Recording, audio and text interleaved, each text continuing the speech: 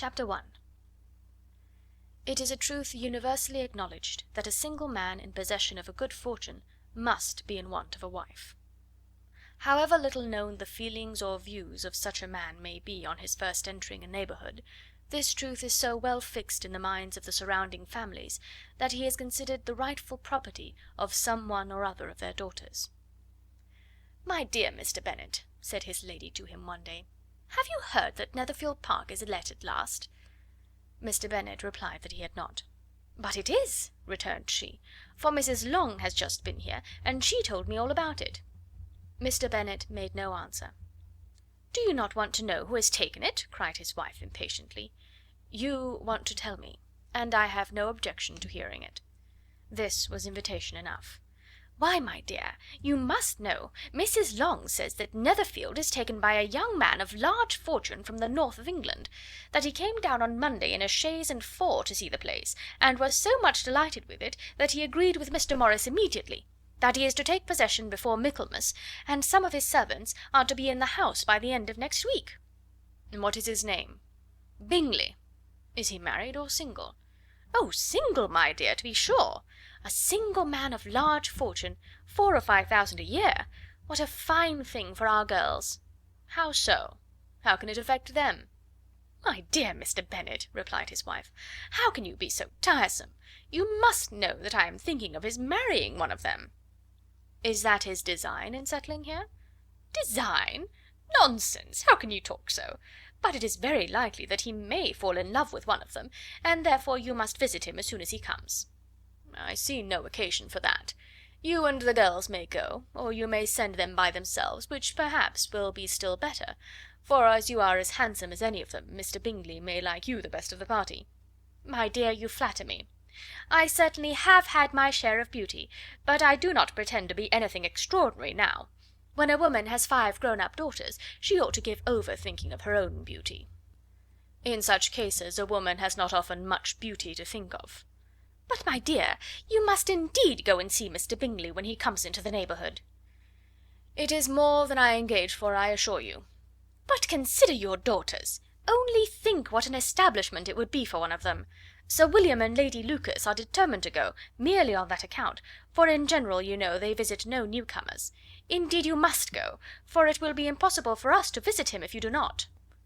"You are over scrupulous, surely. I dare say Mr. Bingley will be very glad to see you, and I will send a few lines by you to assure him of my hearty consent to his marrying whichever he chooses of the girls, though I must throw in a good word for my little Lizzie." "I desire you will do no such thing. Lizzie is not a bit better than the others, and I am sure she is not half so handsome as Jane, no half so good humoured as Lydia. But you are always giving her the preference." "They have none of them much to recommend them," replied he.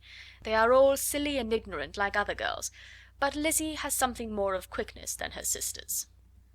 "Mr. Bennet, how can you abuse your own children in such a way? You take delight in vexing me. You have no compassion for my poor nerves." "You mistake me, my dear.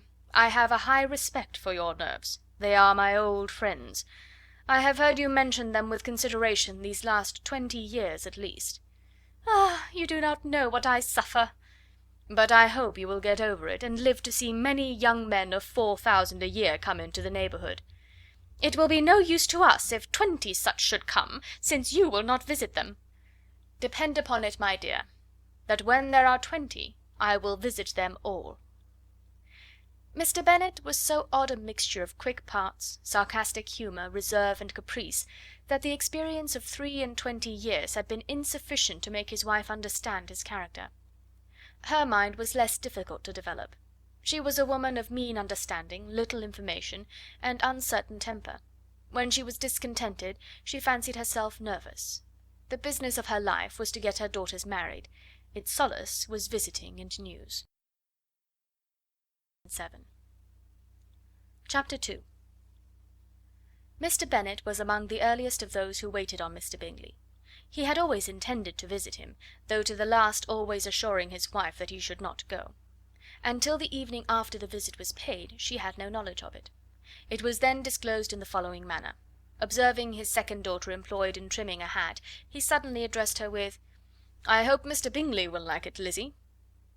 "We are not in a way to know what Mr. Bingley likes," said her mother resentfully, "since we are not to visit." "But you forget, mamma," said Elizabeth, "that we shall meet him at the assemblies, and that Mrs. Long promised to introduce him." "I do not believe Mrs. Long will do any such thing. She has 2 nieces of her own. She is a selfish, hypocritical woman, and I have no opinion of her." "No more have I," said Mr. Bennet, "and I am glad to find that you do not depend on her serving you." Mrs. Bennet deigned not to make any reply, but, unable to contain herself, began scolding one of her daughters. "Don't keep coughing so, Kitty, for heaven's sake! Have a little compassion on my nerves, you tear them to pieces." "Kitty has no discretion in her coughs," said her father; "she times them ill." "I do not cough for my own amusement," replied Kitty fretfully. "When is your next ball to be, Lizzie?" "To-morrow fortnight." "Ay, so it is," cried her mother, "and Mrs. Long does not come back till the day before, so it will be impossible for her to introduce him, for she will not know him herself." "Then, my dear, you may have the advantage of your friend, and introduce Mr. Bingley to her." "Impossible, Mr. Bennet, impossible, when I am not acquainted with him myself. How can you be so teasing?" "I honour your circumspection. A fortnight's acquaintance is certainly very little. One cannot know what a man really is by the end of a fortnight.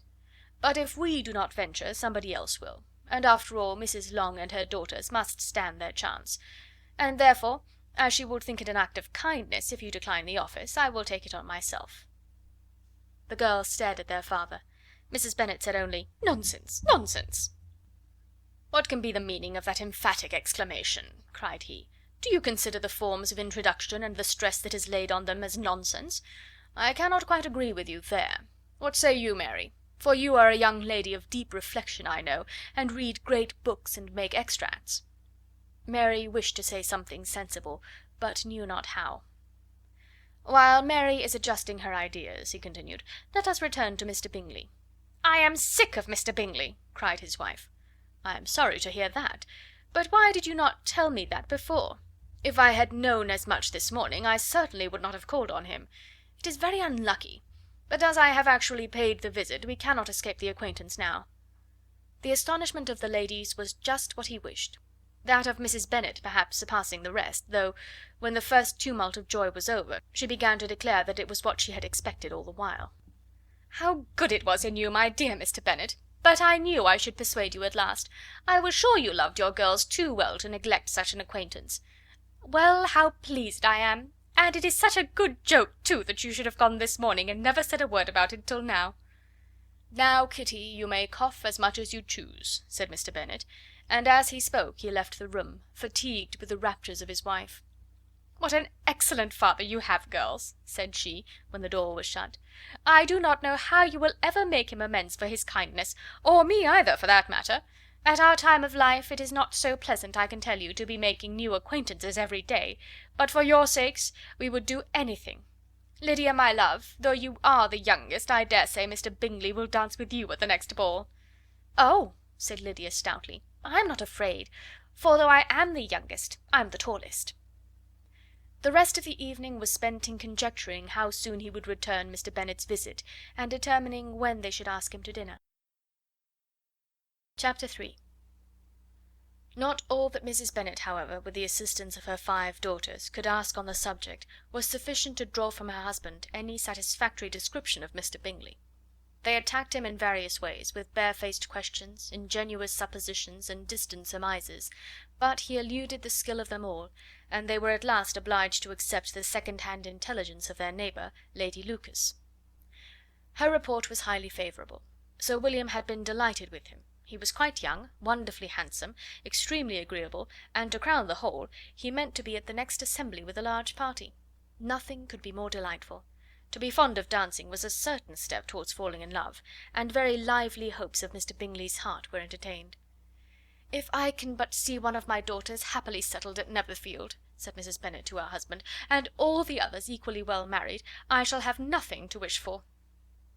In a few days Mr. Bingley returned Mr. Bennet's visit, and sat about 10 minutes with him in his library. He had entertained hopes of being admitted to a sight of the young ladies, of whose beauty he had heard much, but he saw only the father. The ladies were somewhat more fortunate, for they had the advantage of ascertaining from an upper window that he wore a blue coat and rode a black horse. An invitation to dinner was soon afterwards dispatched, and already had Mrs. Bennet planned the courses that were to do credit to her housekeeping, when an answer arrived which deferred it all. Mr. Bingley was obliged to be in town the following day, and consequently unable to accept the honour of their invitation, etc. Mrs. Bennet was quite disconcerted. She could not imagine what business he could have in town so soon after his arrival in Hertfordshire, and she began to fear that he might be always flying about from one place to another, and never settled at Netherfield as he ought to be. Lady Lucas quieted her fears a little by stating the idea of his being gone to London only to get a large party for the ball, and a report soon followed that Mr. Bingley was to bring 12 ladies and 7 gentlemen with him to the assembly. The girls grieved over such a number of ladies, but were comforted the day before the ball by hearing that, instead of 12, he brought only 6 with him from London, his 5 sisters and a cousin; and when the party entered the assembly room it consisted only of 5 altogether, Mr. Bingley, his 2 sisters, the husband of the eldest, and another young man. Mr. Bingley was good looking and gentlemanlike. He had a pleasant countenance and easy unaffected manners. His sisters were fine women, with an air of decided fashion. His brother-in-law, Mr. Hurst, merely looked the gentleman, but his friend Mr. Darcy soon drew the attention of the room by his fine tall person, handsome features, noble mien, and the report which was in general circulation within 5 minutes after his entrance, of his having 10,000 a year. The gentlemen pronounced him to be a fine figure of a man, the ladies declared he was much handsomer than Mr. Bingley, and he was looked at with great admiration for about half the evening, till his manners gave a disgust which turned the tide of his popularity, for he was discovered to be proud, to be above his company, and above being pleased, and not all his large estate in Derbyshire could then save him from having a most forbidding, disagreeable countenance, and being unworthy to be compared with his friend. Mr. Bingley had soon made himself acquainted with all the principal people in the room. He was lively and unreserved, danced every dance, was angry that the ball closed so early, and talked of giving one himself at Netherfield. Such amiable qualities must speak for themselves. What a contrast between him and his friend! Mr. Darcy danced only once with Mrs. Hurst, and once with Miss Bingley, declined being introduced to any other lady, and spent the rest of the evening in walking about the room, speaking occasionally to one of his own party. His character was decided. He was the proudest, most disagreeable man in the world, and everybody hoped that he would never come there again. Amongst the most violent against him was Mrs. Bennet, whose dislike of his general behaviour was sharpened into particular resentment by his having slighted one of her daughters. Elizabeth Bennet had been obliged, by the scarcity of gentlemen, to sit down for 2 dances, and during part of that time Mr. Darcy had been standing near enough for her to hear a conversation between him and Mr. Bingley, who came from the dance for a few minutes to press his friend to join it. "Come, Darcy," said he, "I must have you dance. I hate to see you standing about by yourself in this stupid manner. You had much better dance." "I certainly shall not. You know how I detest it, unless I am particularly acquainted with my partner. At such an assembly as this it would be insupportable. Your sisters are engaged, and there is not another woman in the room whom it would not be a punishment to me to stand up with." "I would not be so fastidious as you are," cried Mr. Bingley, "for a kingdom. Upon my honour, I never met with so many pleasant girls in my life as I have this evening, and there are several of them, you see, uncommonly pretty." "You are dancing with the only handsome girl in the room," said Mr. Darcy, looking at the eldest Miss Bennet. "Oh, she is the most beautiful creature I ever beheld. But there is one of her sisters sitting down just behind you, who is very pretty, and I dare say very agreeable. Do let me ask my partner to introduce you." "Which do you mean?" And turning round, he looked for a moment at Elizabeth, till catching her eye, he withdrew his own and coldly said, "She is tolerable, but not handsome enough to tempt me. I am in no humour at present to give consequence to young ladies who are slighted by other men. You had better return to your partner and enjoy her smiles, for you are wasting your time with me." Mr. Bingley followed his advice. Mr. Darcy walked off, and Elizabeth remained with no very cordial feelings toward him. She told the story, however, with great spirit among her friends, for she had a lively, playful disposition, which delighted in anything ridiculous. The evening altogether passed off pleasantly to the whole family. Mrs. Bennet had seen her eldest daughter much admired by the Netherfield party. Mr. Bingley had danced with her twice, and she had been distinguished by his sisters. Jane was as much gratified by this as her mother could be, though in a quieter way. Elizabeth felt Jane's pleasure. Mary had heard herself mentioned to Miss Bingley as the most accomplished girl in the neighbourhood, and Catherine and Lydia had been fortunate enough never to be without partners, which was all that they had yet learnt to care for at a ball. They returned therefore in good spirits to Longbourn, the village where they lived, and of which they were the principal inhabitants. They found Mr. Bennet still up. With a book he was regardless of time, and on the present occasion he had a good deal of curiosity as to the events of an evening which had raised such splendid expectations. He had rather hoped that his wife's views on the stranger would be disappointed, but he soon found out that he had a different story to hear. "Oh, my dear Mr. Bennet," as she entered the room, "we have had a most delightful evening, a most excellent ball. I wish you had been there. Jane was so admired, nothing could be like it. Everybody said how well she looked, and Mr. Bingley thought her quite beautiful and danced with her twice. Only think of that, my dear! He actually danced with her twice, and she was the only creature in the room that he asked a second time. First of all he asked Miss Lucas. I was so vexed to see him stand up with her. But, however, he did not admire her at all. Indeed, nobody can, you know, and he seemed quite struck with Jane as she was going down the dance. So he inquired who she was, and got introduced, and asked her for the two next. Then the 2/3 he danced with Miss King, and the 2/4 with Maria Lucas, and the 2/5 with Jane again, and the 2/6 with Lizzie, and the Boulanger. If he had had any compassion for me," cried her husband impatiently, "he would not have danced half so much. For God's sake, say no more of his partners. Oh, that he had sprained his ankle in the first place!" "Oh, my dear, I am quite delighted with him. He is so excessively handsome, and his sisters are charming women. I never in my life saw anything more elegant than their dresses. I dare say the lace upon Mrs. Hurst's gown—" Here she was interrupted again. Mr. Bennet protested against any description of finery. She was therefore obliged to seek another branch of the subject, and related, with much bitterness of spirit and some exaggeration, the shocking rudeness of Mr. Darcy. "But I can assure you," she added, "that Lizzie does not lose much by not suiting his fancy, for he is a most disagreeable, horrid man, not at all worth pleasing. So high and so conceited that there was no enduring him. He walked here and he walked there, fancying himself so very great. Not handsome enough to dance with. I wish you had been there, my dear, to have given him one of your set downs. I quite detest the man." Chapter 4. When Jane and Elizabeth were alone, the former, who had been cautious in her praise of Mr. Bingley before, expressed to her sister just how very much she admired him. "He is just what a young man ought to be," said she, "sensible, good-humoured, lively, and I never saw such happy manners. So much ease, with such perfect good breeding." "He is also handsome," replied Elizabeth, "which a young man ought likewise to be, if he possibly can. His character is thereby complete. I was very much flattered by his asking me to dance a second time. I did not expect such a compliment." "Did not you? I did for you. But that is one great difference between us. Compliments always take you by surprise, and me never. What could be more natural than his asking you again? He could not help seeing that you were about 5 times as pretty as every other woman in the room. No thanks to his gallantry for that. Well, he certainly is very agreeable, and I give you leave to like him. You have liked many a stupider person." "Dear Lizzie!" "Oh, you are a great deal too apt, you know, to like people in general. You never see a fault in anybody. All the world are good and agreeable in your eyes. I never heard you speak ill of a human being in your life." "I would not wish to be hasty in censuring anyone, but I always speak what I think." "I know you do, and it is that which makes the wonder. With your good sense, to be so honestly blind to the follies and nonsense of others. Affectation of candour is common enough, one meets with it everywhere, but to be candid without ostentation or design, to take the good of everybody's character and make it still better, and say nothing of the bad, belongs to you alone. And so you like this man's sisters too, do you? Their manners are not equal to his."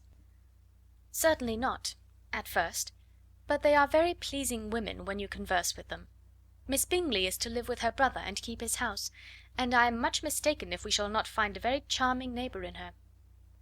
Elizabeth listened in silence, but was not convinced.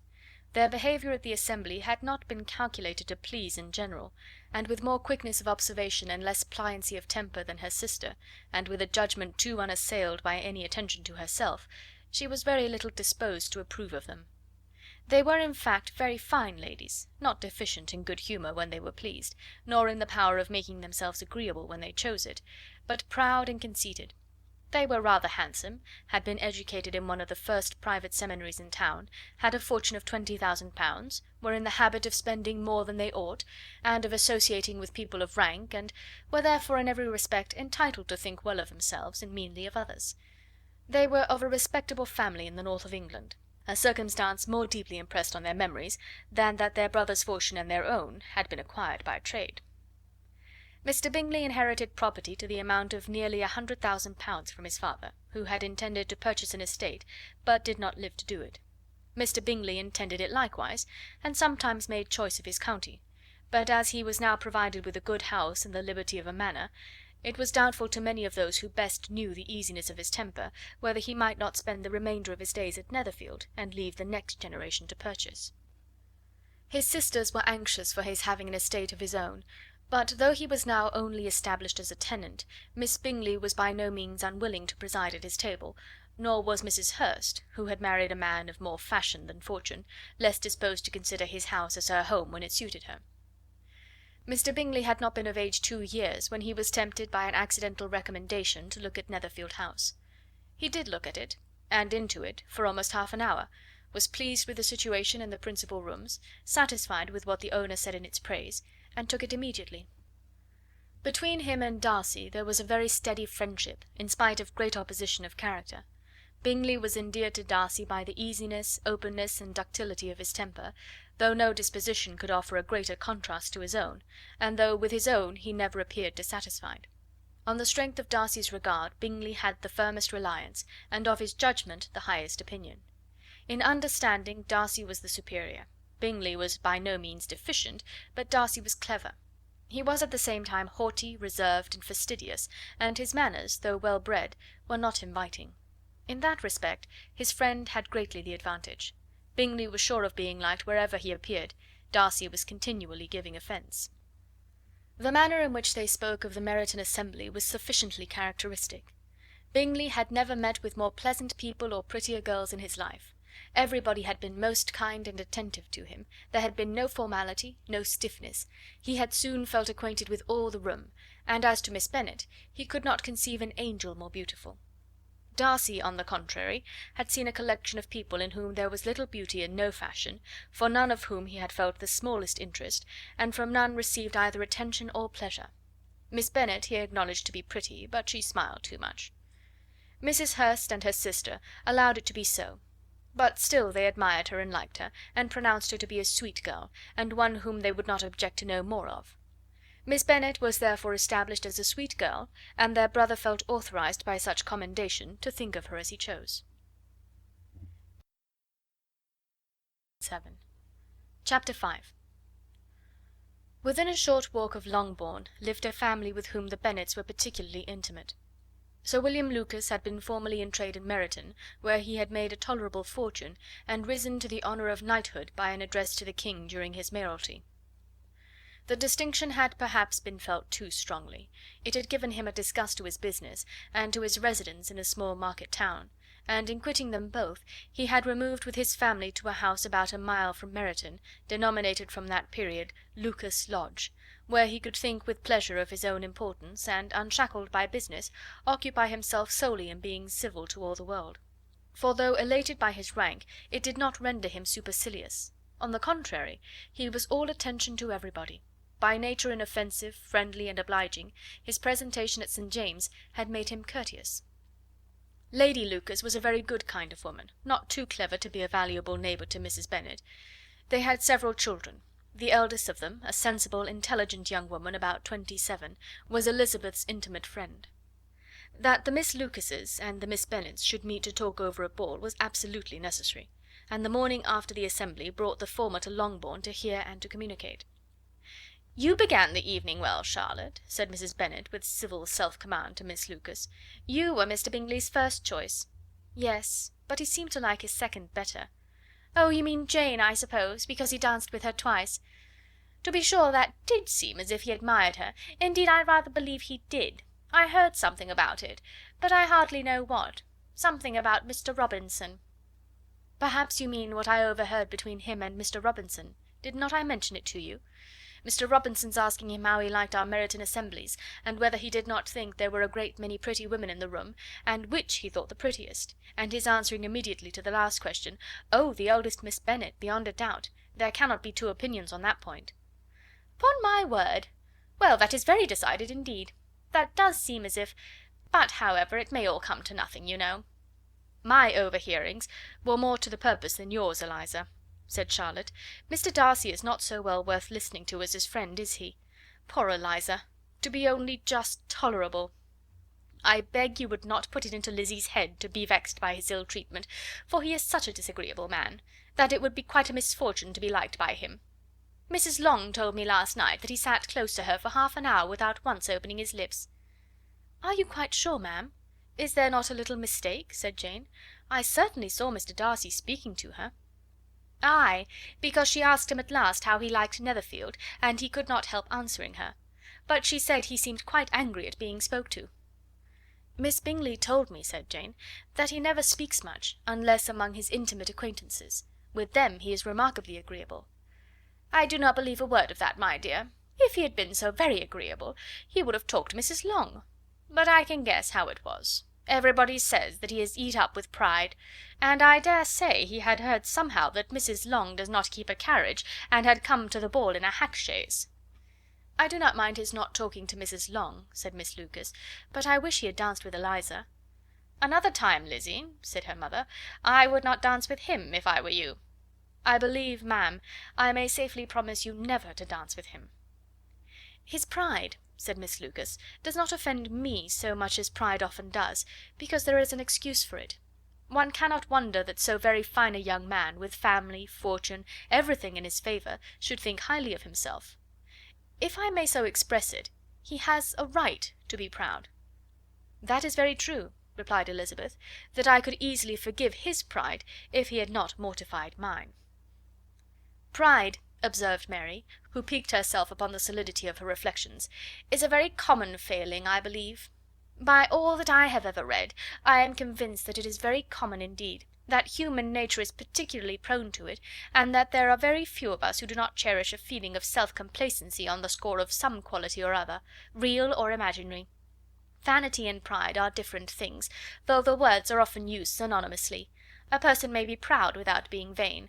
Pride relates more to our opinion of ourselves, vanity to what we would have others think of us." "If I were as rich as Mr. Darcy," cried a young Lucas, who came with his sisters, "I should not care how proud I was. I would keep a pack of foxhounds and drink a bottle of wine a day." "Then you would drink a great deal more than you ought," said Mrs. Bennet, "and if I were to see you at it, I should take away your bottle directly." The boy protested that she should not. She continued to declare that she would, and the argument ended only with the visit. Chapter 6. The ladies of Longbourn soon waited on those of Netherfield. The visit was soon returned in due form. Miss Bennet's pleasing manners grew on the goodwill of Mrs. Hurst and Miss Bingley, and though the mother was found to be intolerable, and the younger sisters not worth speaking to, a wish of being better acquainted with them was expressed towards the two eldest. By Jane this attention was received with the greatest pleasure, but Elizabeth still saw superciliousness in their treatment of everybody, hardly excepting even her sister, and could not like them; though their kindness to Jane, such as it was, had a value as arising in all probability from the influence of their brother's admiration.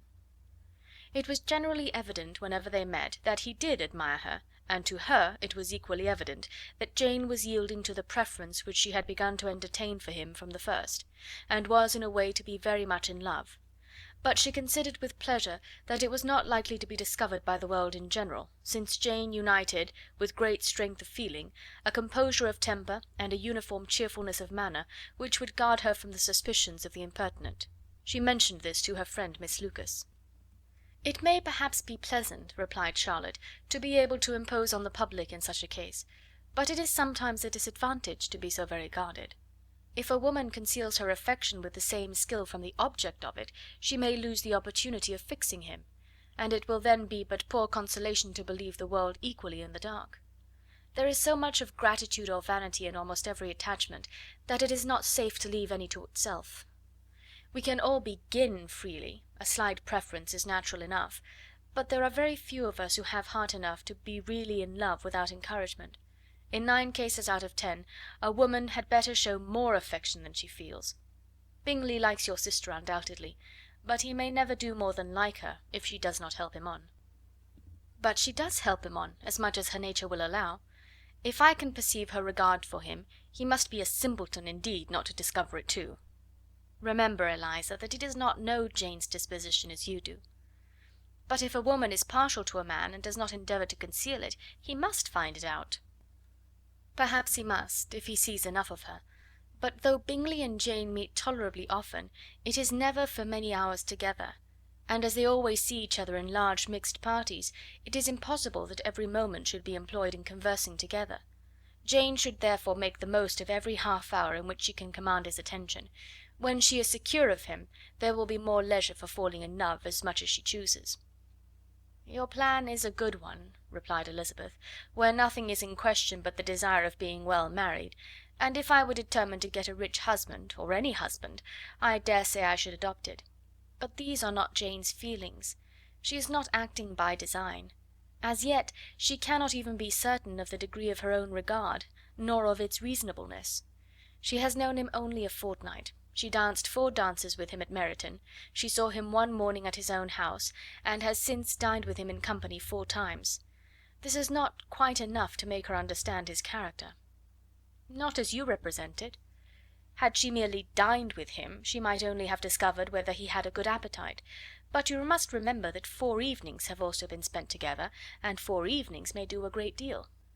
"Yes, these 4 evenings have enabled them to ascertain that they both like Vingt better than commerce, but with respect to any other leading characteristic, I do not imagine that much has been unfolded." "Well," said Charlotte, "I wish Jane success with all my heart, and if she were married to him to morrow, I should think she had as good a chance of happiness as if she were to be studying his character for a 12-month. Happiness in marriage is entirely a matter of chance. If the dispositions of the parties are ever so well known to each other, or ever so similar beforehand, it does not advance their felicity in the least. They always continue to grow sufficiently unlike afterwards to have their share of vexation, and it is better to know as little as possible of the defects of the person with whom you are to pass your life." "You make me laugh, Charlotte, but it is not sound. You know it is not sound, and that you would never act in this way yourself." Occupied in observing Mr. Bingley's attentions to her sister, Elizabeth was far from suspecting that she was herself becoming an object of some interest in the eyes of his friend. Mr. Darcy had at first scarcely allowed her to be pretty. He had looked at her without admiration at the ball, and when they next met he looked at her only to criticise. But no sooner had he made it clear to himself and his friends that she hardly had a good feature in her face, than he began to find it was rendered uncommonly intelligent by the beautiful expression of her dark eyes. To this discovery succeeded some others equally mortifying. Though he had detected with a critical eye more than one failure of perfect symmetry in her form, he was forced to acknowledge her figure to be light and pleasing, and in spite of his asserting that her manners were not those of the fashionable world, he was caught by their easy playfulness. Of this she was perfectly unaware. To her he was only the man who made himself agreeable nowhere, and who had not thought her handsome enough to dance with. He began to wish to know more of her, and as a step towards conversing with her himself, attended to her conversation with others. His doing so drew her notice. It was at Sir William Lucas's, where a large party were assembled. "What does Mr. Darcy mean," said she to Charlotte, "by listening to my conversation with Colonel Forster?" "That is a question which Mr. Darcy only can answer. But if he does it any more, I shall certainly let him know that I see what he is about. He has a very satirical eye, and if I do not begin by being impertinent myself, I shall soon grow afraid of him." On his approaching them soon afterwards, though without seeming to have any intention of speaking, Miss Lucas defied her friend to mention such a subject to him, which immediately provoking Elizabeth to do it, she turned to him and said, "Did you not think, Mr. Darcy, that I expressed myself uncommonly well just now, when I was teasing Colonel Forster to give us a ball at Meryton?" "With great energy, but it is always a subject which makes a lady energetic." "You are severe on us." "It will be her turn soon to be teased," said Miss Lucas. "I am going to open the instrument, Eliza, and you know what follows." "You are a very strange creature by way of a friend, always wanting me to play and sing before anybody and everybody. If my vanity had taken a musical turn, you would have been invaluable; but as it is, I would really rather not sit down before those who must be in the habit of hearing the very best performers." On Miss Lucas's persevering, however, she added, "Very well, if it must be so, it must," and gravely glancing at Mr. Darcy, There is a fine old saying, which everybody here is of course familiar with: keep your breath to cool your porridge, and I shall keep mine to swell my song.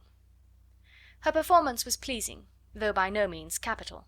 After a song or two, and before she could reply to the entreaties of several that she should sing again, she was eagerly succeeded at the instrument by her sister Mary, who, having in consequence of being the only plain one in the family worked hard for knowledge and accomplishments, was always impatient for display. Mary had neither genius nor taste, and though vanity had given her application, it had given her likewise a pedantic air and conceited manner, which would have injured a higher degree of excellence than she had reached. Elizabeth, easy and unaffected, had been listened to with much more pleasure, though not playing half so well, and Mary, at the end of a long concerto, was glad to purchase praise and gratitude by Scotch and Irish airs, at the request of her younger sisters, who, with some of the Lucases and 2 or 3 officers, joined eagerly in dancing at one end of the room. Mr. Darcy stood near them in silent indignation at such a mode of passing the evening, to the exclusion of all conversation, and was too much engrossed by his thoughts to perceive that Sir William Lucas was his neighbour, till Sir William thus began: "What a charming amusement for young people this is, Mr. Darcy! There is nothing like dancing after all. I consider it as one of the first refinements of polished society." "Certainly, sir, and it has the advantage also of being in vogue amongst the less polished societies of the world. Every savage can dance." Sir William only smiled. "Your friend performs delightfully," he continued after a pause, on seeing Bingley join the group, "and I doubt not that you are an adept in the science yourself, Mr. Darcy." "You saw me dance at Meryton, I believe, sir?" "Yes, indeed, and received no inconsiderable pleasure from the sight. Do you often dance at St. James's?" "Never, sir." "Do you not think it would be a proper compliment to the place?" "It is a compliment which I never pay to any place, if I can avoid it." "You have a house in town, I conclude?" Mr. Darcy bowed. "I had once had some thought of fixing in town myself, for I am fond of superior society, but I did not feel quite certain that the air of London would agree with Lady Lucas." He paused in hopes of an answer, but his companion was not disposed to make any, and Elizabeth at that instant moving towards them, he was struck with the action of doing a very gallant thing, and called out to her: "My dear Miss Eliza, why are you not dancing? Mr. Darcy, you must allow me to present this young lady to you as a very desirable partner. You cannot refuse to dance, I am sure, when so much beauty is before you." And taking her hand, he would have given it to Mr. Darcy, who, though extremely surprised, was not unwilling to receive it, when she instantly drew back, and said with some discomposure to Sir William: "Indeed, sir, I have not the least intention of dancing. I entreat you not to suppose that I moved this way in order to beg for a partner." Mr. Darcy, with grave propriety, requested to be allowed the honour of her hand, but in vain. Elizabeth was determined, nor did Sir William at all shake her purpose by his attempt at persuasion. "You excel so much in the dance, Miss Eliza, that it is cruel to deny me the happiness of seeing you, and though this gentleman dislikes the amusement in general, he can have no objection, I am sure, to oblige us for 1/2 hour." "Mr. Darcy is all politeness," said Elizabeth, smiling. "He is indeed, but considering the inducement, my dear Miss Eliza, we cannot wonder at his complaisance, for who would object to such a partner?" Elizabeth looked archly, and turned away. Her resistance had not injured her with the gentleman, and he was thinking of her with some complacency, when thus accosted by Miss Bingley. "I can guess the subject of your reverie." "I should imagine not." "You are considering how insupportable it would be to pass many evenings in this matter, in such society, and indeed I am quite sure of your opinion. I was never more annoyed. The insipidity, and yet the noise, the nothingness, and yet the self-importance of all these people. What would I give to hear your strictures on them?" "Your conjecture is totally wrong, I assure you. My mind was more agreeably engaged. I have been meditating on the very great pleasure which a pair of fine eyes in the face of a pretty woman can bestow." Miss Bingley immediately fixed her eyes on his face, and desired he would tell her what lady had the credit of inspiring such reflections. Mr. Darcy replied with great intrepidity: "Miss Elizabeth Bennet." "Miss Elizabeth Bennet?" repeated Miss Bingley. "I am all astonishment. How long has she been such a favourite? And pray, when am I to wish you joy?" "That is exactly the question which I expected you to ask. A lady's imagination is very rapid. It jumps from admiration to love, from love to matrimony, in a moment. I knew you would be wishing me joy. Nay, if you are serious about it, I shall consider the matter as absolutely settled.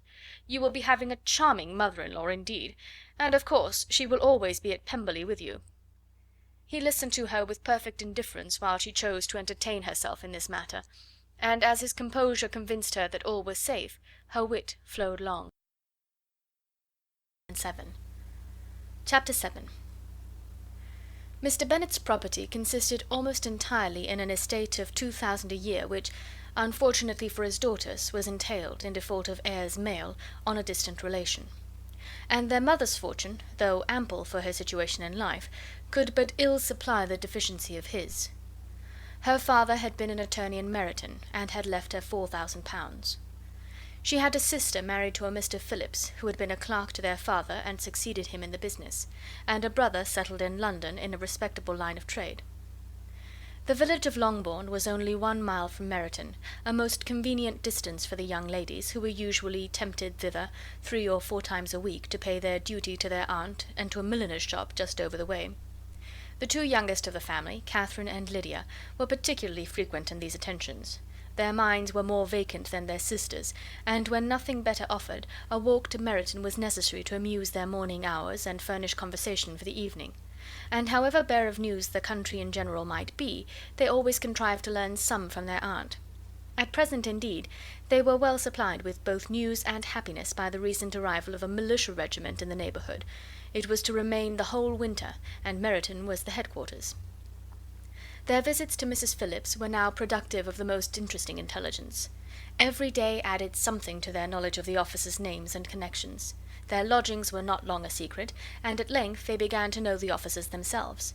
Mr. Phillips visited them all, and this opened to his nieces a store of felicity unknown before.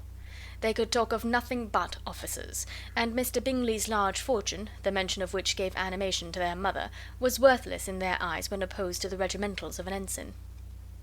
After listening one morning to their effusions on this subject, Mr. Bennet coolly observed, "From all that I can collect by your manner of talking, you must be 2 of the silliest girls in the country. I have suspected it some time, but I am now convinced." Catherine was disconcerted and made no answer, but Lydia, with perfect indifference, continued to express her admiration of Captain Carter, and her hope of seeing him in the course of the day, as he was going the next morning to London. "I am astonished, my dear," said Mrs. Bennet, "that you should be so ready to think your own children silly. If I wished to think slightingly of anybody's children, it should not be my own, however. If my children are silly, I must hope to always be sensible of it." "Yes, but as it happens, they are all of them very clever." "This is the only point, I flatter myself, on which we do not agree. I had hoped that our sentiments coincided in every particular, but I must so far differ from you as to think our 2 youngest daughters uncommonly foolish." "My dear Mr. Bennet, you must not expect such girls to have the sense of their father and mother. When they get to our age, I dare say they will not think about officers any more than we do. I remember the time when I liked a red coat myself very well, and indeed so I do still at my heart. And if a smart young colonel with 5,000 or 6,000 a year should want one of my girls, I shall not say nay to him. And I thought Colonel Forster looked very becoming the other night at Sir William's in his regimentals." "Mamma," cried Lydia, "my aunt says that Colonel Forster and Captain Carter do not go so often to Miss Watson's as they did when they first came. She sees them now very often standing in Clark's library." Mrs. Bennet was prevented replying by the entrance of the footman with a note for Miss Bennet. It came from Netherfield, and the servant waited for an answer. Mrs. Bennet's eyes sparkled with pleasure, and she was eagerly calling out while her daughter read, "Well, Jane, who is it from? What is it about? What does he say? Well, Jane, make haste and tell us. Make haste, my love." "It is from Miss Bingley," said Jane, and then read it aloud. "My dear friend, if you are not so compassionate as to dine to-day with Louisa and me, we shall be in danger of hating each other for the rest of our lives, for a whole day's tete-a-tete between 2 women can never end without a quarrel. Come as soon as you can on receipt of this. My brother and the gentlemen are to dine with the officers. Yours ever, Caroline Bingley." "With the officers?" cried Lydia. "I wonder my aunt did not tell us of that." "Dining out," said Mrs. Bennet. "That is very unlucky." "Can I have the carriage?" said Jane. "No, my dear, you had better go on horseback, because it seems likely to rain, and then you must stay all night." "That would be a good scheme," said Elizabeth, "if you were sure that they would not offer to send her home." "Oh, but the gentlemen will have Mr. Bingley's chaise to go to Meryton, and the Hursts have no horses to theirs." "I had much rather go in the coach." "But, my dear, your father cannot spare the horses, I am sure. They are wanted in the farm, Mr. Bennet, are they not?" They are wanted in the farm much oftener than I can get them."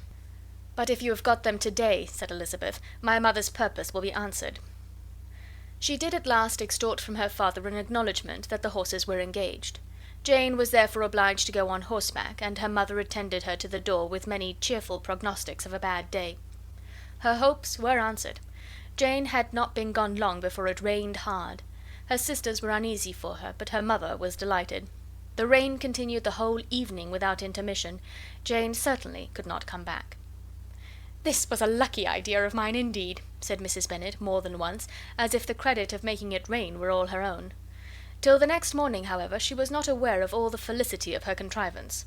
Breakfast was scarcely over when a servant from Netherfield brought the following note for Elizabeth.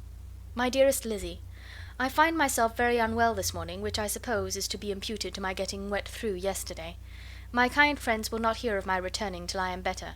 They insist also on my seeing Mr. Jones, therefore do not be alarmed if you should hear of his having been to me, and, excepting a sore throat and headache, there is not much the matter with me. Yours, etc." "Well, my dear," said Mr. Bennet, when Elizabeth had read the note aloud, "if your daughter should have a dangerous fit of illness, if she should die, it would be a comfort to know that it was all in pursuit of Mr. Bingley and under your orders." "Oh, I am not afraid of her dying. People do not die of little trifling colds. She will be taken good care of. As long as she stays there, it is all very well. I would go and see her if I could have the carriage." Elizabeth, feeling really anxious, was determined to go to her, though the carriage was not to be had, and as she was no horsewoman, walking was her only alternative. She declared her resolution. "How can you be so silly," cried her mother, "as to think of such a thing, in all this dirt?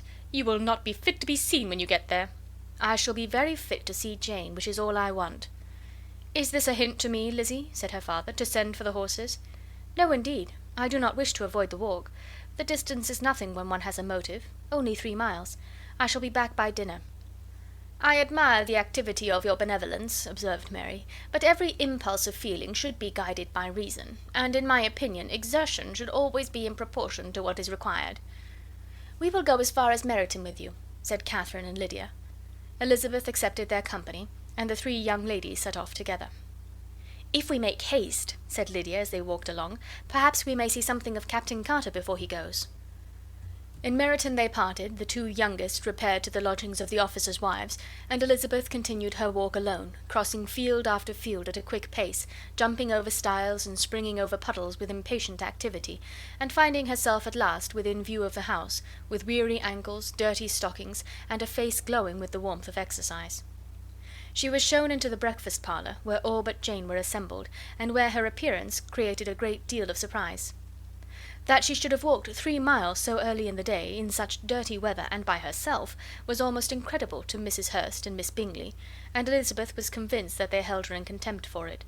She was received, however, very politely by them, and in their brother's manners there was something better than politeness, there was good humour and kindness. Mr. Darcy said very little, and Mr. Hurst nothing at all. The former was divided between admiration of the brilliancy which exercise had given to her complexion, and doubt as to the occasions justifying her coming so far alone. The latter was thinking only of his breakfast. Her inquiries after his sister were not very favourably answered. Miss Bennet had slept ill, and though up, was very feverish, and not well enough to leave her room. Elizabeth was glad to be taken to her immediately, and Jane, who had only been withheld by the fear of giving alarm or inconvenience from expressing in her note how much she longed for such a visit, was delighted at her entrance. She was not equal, however, to much conversation, and when Miss Bingley left them together, could attempt little beside expressions of gratitude for the extraordinary kindness she was treated with. Elizabeth silently attended her. When breakfast was over they were joined by the sisters, and Elizabeth began to like them herself, when she saw how much affection and solicitude they showed for Jane. The apothecary came, and having examined his patient, said, as might be supposed, that she had caught a violent cold, and that they must endeavour to get the better of it, advised her to return to bed, and promised her some draughts. The advice was followed readily, for the feverish symptoms increased, and her head ached acutely. Elizabeth did not quit her room for a moment, nor were the other ladies often absent. The gentlemen being out, they had, in fact, nothing to do elsewhere. When the clock struck 3, Elizabeth felt that she must go, and very unwillingly said so.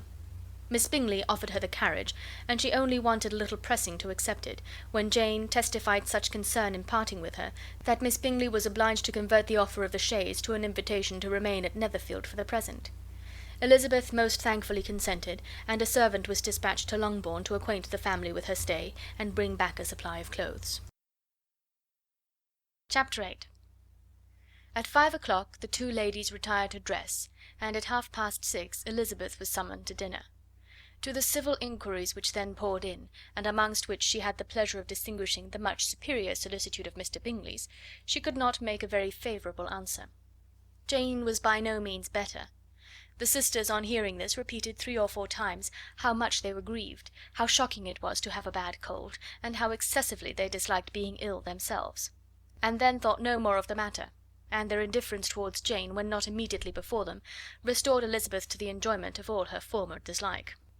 Their brother, indeed, was the only one of the party whom she could regard with any complacency. His anxiety for Jane was evident, and his attentions to herself most pleasing, and they prevented her feeling herself so much an intruder as she believed she was considered by the others. She had very little notice from any but him. Miss Bingley was engrossed by Mr. Darcy, her sister scarcely less so, and as for Mr. Hurst, by whom Elizabeth sat, he was an indolent man, who lived only to eat, drink, and play at cards, who, when he found her to prefer a plain dish to a ragout, had nothing to say to her. When dinner was over, she returned directly to Jane, and Miss Bingley began abusing her as soon as she was out of the room. Her manners were pronounced to be very bad indeed, a mixture of pride and impertinence. She had no conversation, no style, no beauty. Mrs. Hurst thought the same, and added, "She has nothing, in short, to recommend her but being an excellent walker. I shall never forget her appearance this morning. She really looked almost wild." "She did indeed, Louisa. I could hardly keep my countenance. Very nonsensical to come at all. Why must she be scampering about the country because her sister had a cold? Her hair, so untidy, so blousy! Yes, and her petticoat, I hope you saw her petticoat, 6 inches deep in mud, I am absolutely certain, and the gown which had been let down to hide it not doing its office." "Your picture may be very exact, Louisa," said Bingley, "but this was all lost upon me. I thought Miss Elizabeth Bennet looked remarkably well when she came into the room this morning. Her dirty petticoat quite escaped my notice." "You observed it, Mr. Darcy, I am sure," said Miss Bingley, "and I am inclined to think that you would not wish to see your sister make such an exhibition." "Certainly not." "To walk 3 miles, or 4 miles, or 5 miles, or whatever it is, above her ankles in dirt, and alone, quite alone! What could she mean by it? It seems to me to show an abominable sort of conceited independence, a most country town indifference to decorum." "It shows an affection for her sister that is very pleasing," said Bingley. "I am afraid, Mr. Darcy," observed Miss Bingley in a half whisper, "that this adventure has rather affected your admiration of her fine eyes." "Not at all," he replied, "they were brightened by the exercise." A short pause followed this speech, and Mrs. Hurst began again. "I have an excessive regard for Miss Jane Bennet. She is really a very sweet girl, and I wish with all my heart she were well settled; but with such a father and mother, and such low connections, I am afraid there is no chance of it." "I think I have heard you say that their uncle is an attorney on Meryton." "Yes, and they have another who lives somewhere near Cheapside." "That is capital," added her sister, and they both laughed heartily. "If they had uncles enough to fill all Cheapside," cried Bingley, "it would not make them one jot less agreeable." "But it must very materially lessen their chance of marrying men of any consideration in the world," replied Darcy. To this speech Bingley made no answer, but his sisters gave it their hearty assent, and indulged their mirth for some time at the expense of their dear friend's vulgar relations. With the renewal of tenderness, however, they returned to her room on leaving the dining parlour, and sat with her till summoned to coffee. She was still very poorly, and Elizabeth would not quit her at all till late in the evening, when she had the comfort of seeing her sleep, and when it seemed to her rather right than pleasant that she should go downstairs herself. On entering the drawing room she found the whole party at loo, and was immediately invited to join them, but suspecting them to be playing high she declined it, and making her sister the excuse, said she would amuse herself for the short time she could stay below with a book. Mr. Hurst looked at her with astonishment. "Do you prefer reading to cards?" said he. "That is rather singular." "Miss Eliza Bennet," said Miss Bingley, "despises cards. She is a great reader, and has no pleasure in anything else." "I deserve neither such praise nor such censure," cried Elizabeth. "I am not a great reader, and I have pleasure in many things." "In nursing your sister I am sure you have pleasure," said Bingley, "and I hope it will soon be increased by seeing her quite well." Elizabeth thanked him from her heart, and then walked towards the table where a few books were lying. He immediately offered to fetch her others, all that his library afforded. "And I wish my collection were larger for your benefit and my own credit, but I am an idle fellow, and though I have not many, I have more than I have ever looked into." Elizabeth assured him that she could suit herself perfectly with those in the room. "I am astonished," said Miss Bingley, "that my father should have left so small a collection of books. What a delightful library you have at Pemberley, Mr. Darcy." "It ought to be good," he replied. "It has been the work of many generations." "And then you have added so many to it yourself. You are always buying books." "I cannot comprehend the neglect of a family library in such days as these." "Neglect? I am sure you neglect nothing that can add to the beauties of that noble place. Charles, when you build your house, I wish it may be half as delightful as Pemberley." "I wish it may." "But I would really advise you to make your purchase in that neighbourhood, and take Pemberley for a kind of model. There is not a finer county in England than Derbyshire." "With all my heart. I will buy Pemberley itself if Darcy will sell it." "I am talking of possibilities, Charles. Upon my word, Caroline, I should think it more possible to get Pemberley by purchase than by imitation." Elizabeth was so much caught with what passed as to leave her very little attention for her book, and soon laying it wholly aside, she drew near the card table, and stationed herself between Mr. Bingley and his eldest sister to observe the game. "Is Miss Darcy much grown since this spring?" said Miss Bingley. "Will she be as tall as I am?" "I think she will. She is now about Miss Elizabeth Bennet's height, or rather taller. How I long to see her again! I never met with anybody who delighted me so much. Such a countenance, such manners, and so extremely accomplished for her age. Her performance on the pianoforte is exquisite." "It is amazing to me," said Bingley, "how young ladies can have patience to be so very accomplished as they all are." "All young ladies accomplished? My dear Charles, what do you mean?" "Yes, all of them, I think. They all paint tables, cover screens, and net purses. I scarcely know any one who cannot do all this, and I am sure I never heard a young lady spoken of for the first time without being informed that she was very accomplished." "Your list of the common extent of accomplishments," said Darcy, "has too much truth. The word is applied to many a woman who deserves it no otherwise than by netting a purse or covering a screen. But I am very far from agreeing with you in your estimation of ladies in general. I cannot boast of knowing more than half a dozen, in the whole range of my acquaintance, that are really accomplished." "Nor I am sure," said Miss Bingley. "Then," observed Elizabeth, "you must comprehend a great deal in your idea of an accomplished woman." "Yes, I do comprehend a great deal in it." "Oh, certainly," cried his faithful assistant. "No one can be really esteemed accomplished who does not greatly surpass what is usually met with. A woman must have a thorough knowledge of music, singing, drawing, dancing, and the modern languages, to deserve the word; and besides all this, she must possess a certain something in her air and manner of walking, the tone of her voice, her address and expressions, or the word will be but half deserved." "All this she must possess," added Darcy, "and to all this she must yet add something more substantial, in the improvement of her mind by extensive reading." "I am no longer surprised at your knowing only 6 accomplished women. I rather wonder now at your knowing any." "Are you so severe upon your own sex as to doubt the possibility of all this?" "I never saw such a woman. I never saw such capacity and taste and application and elegance as you describe united." Mrs. Hurst and Miss Bingley both cried out against the injustice of her implied doubt, and both were protesting that they knew many women who answered this description, when Mr. Hurst called them to order, with bitter complaints of their inattention to what was going forward. As all conversation was thereby at an end, Elizabeth soon afterwards left the room. "Elizabeth Bennet," said Miss Bingley, when the door was closed on her, "is one of those young ladies who seek to recommend themselves to the other sex by undervaluing their own, and with many men, I dare say, it succeeds; but, in my opinion, it is a paltry device, a very mean art." "Undoubtedly," replied Darcy, to whom this remark was chiefly addressed, "there is a meanness in all the arts which ladies sometimes condescend to employ for captivation. Whatever bears affinity to cunning is despicable." Miss Bingley was not so entirely satisfied with this reply as to continue the subject. Elizabeth joined them again only to say that her sister was worse, and that she could not leave her. Bingley urged Mr. Jones being sent for immediately, while his sisters, convinced that no country advice could be of any service, recommended an express to town for one of the most eminent physicians. This she would not hear of. but she was not so unwilling to comply with their brother's proposal, and it was settled that Mr Jones should be sent for early in the morning, if Miss Bennet were not decidedly better. Bingley was quite uncomfortable. His sisters declared that they were miserable.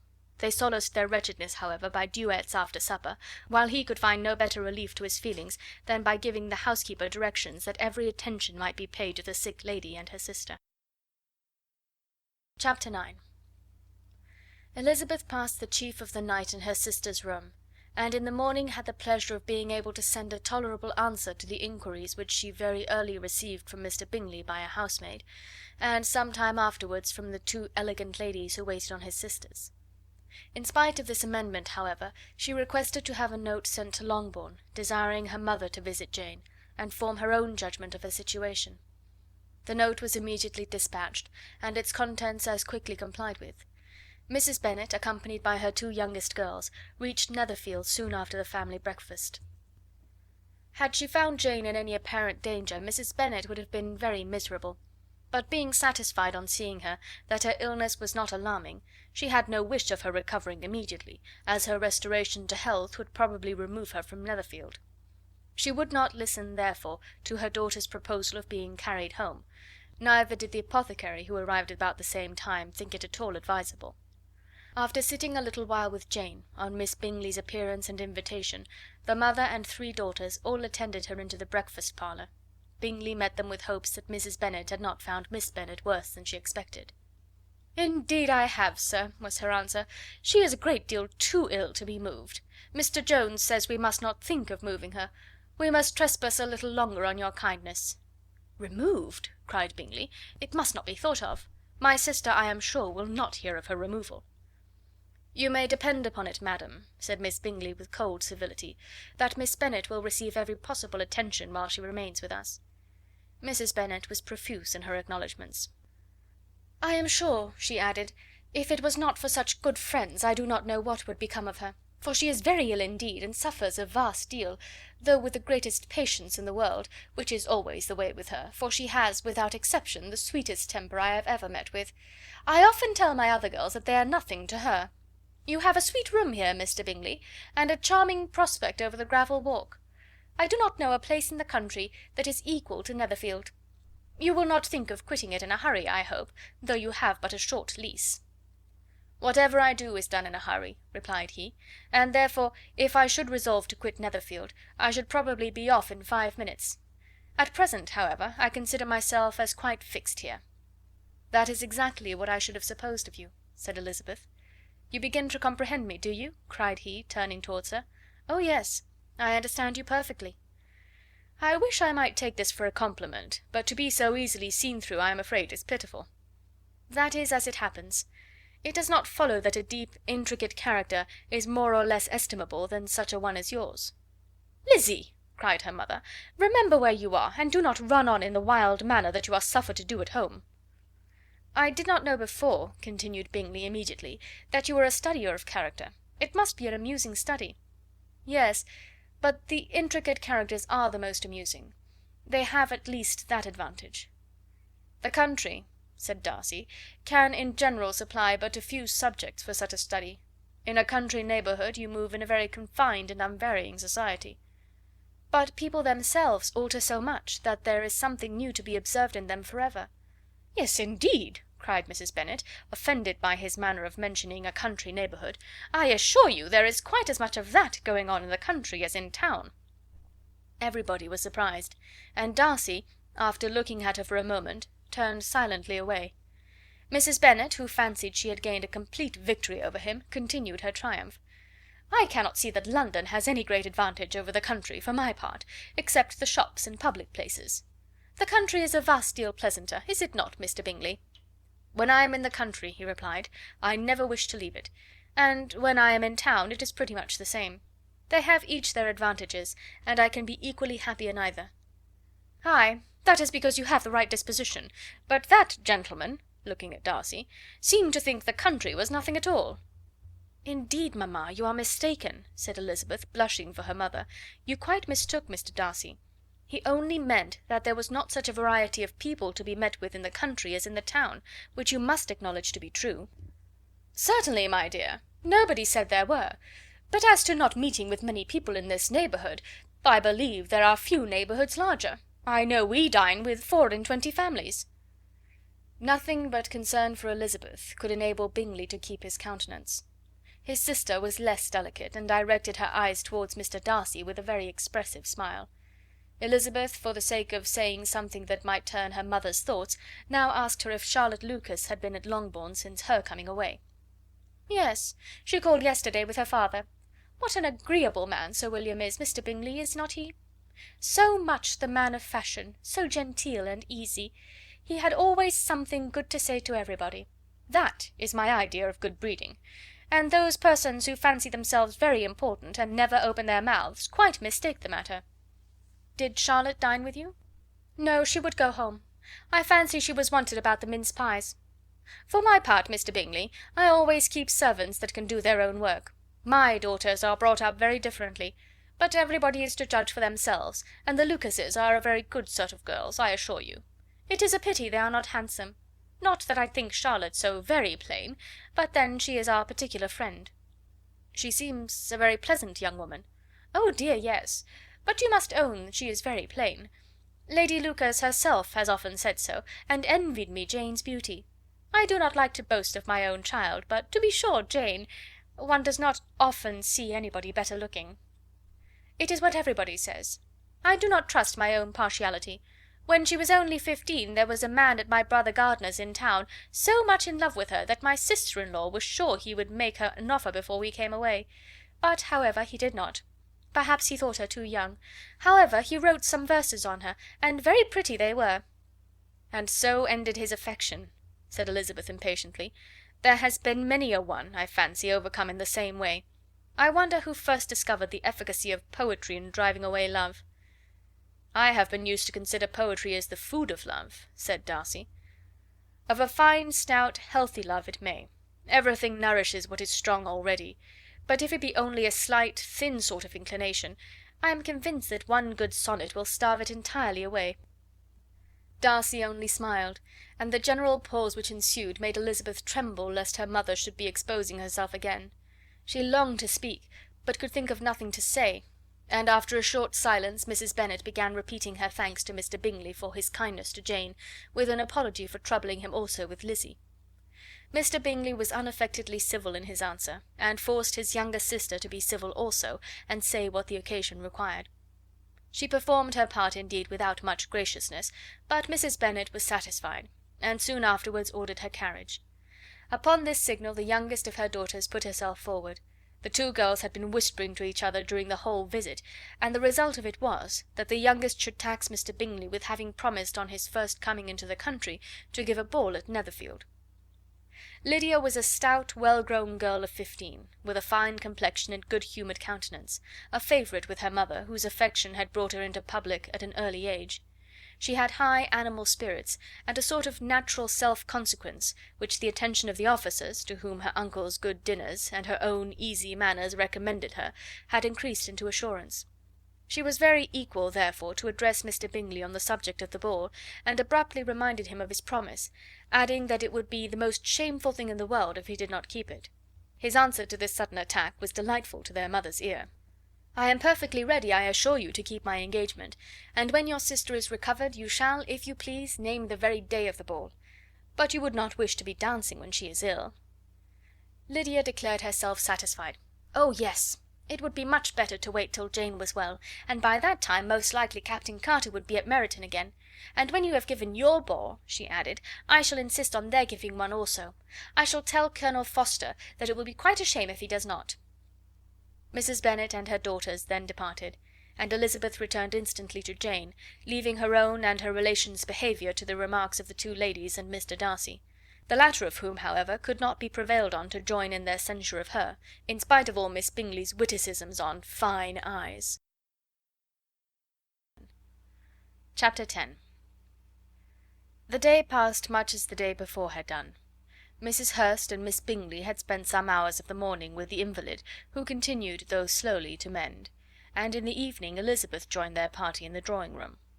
The loo table, however, did not appear.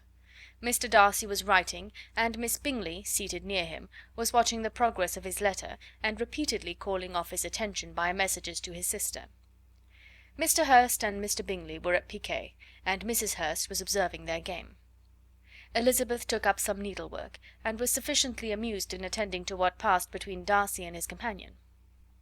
The perpetual commendations of the lady, either on his handwriting, or on the evenness of his lines, or on the length of his letter, with the perfect unconcern with which her praises were received, formed a curious dialogue, and was exactly in union with her opinion of each.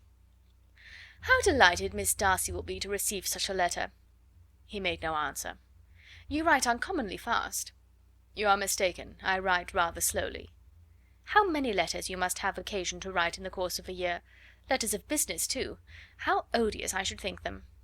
"It is fortunate, then, that they fall to my lot instead of yours." "Pray tell your sister that I long to see her." "I have already told her so once, by your desire."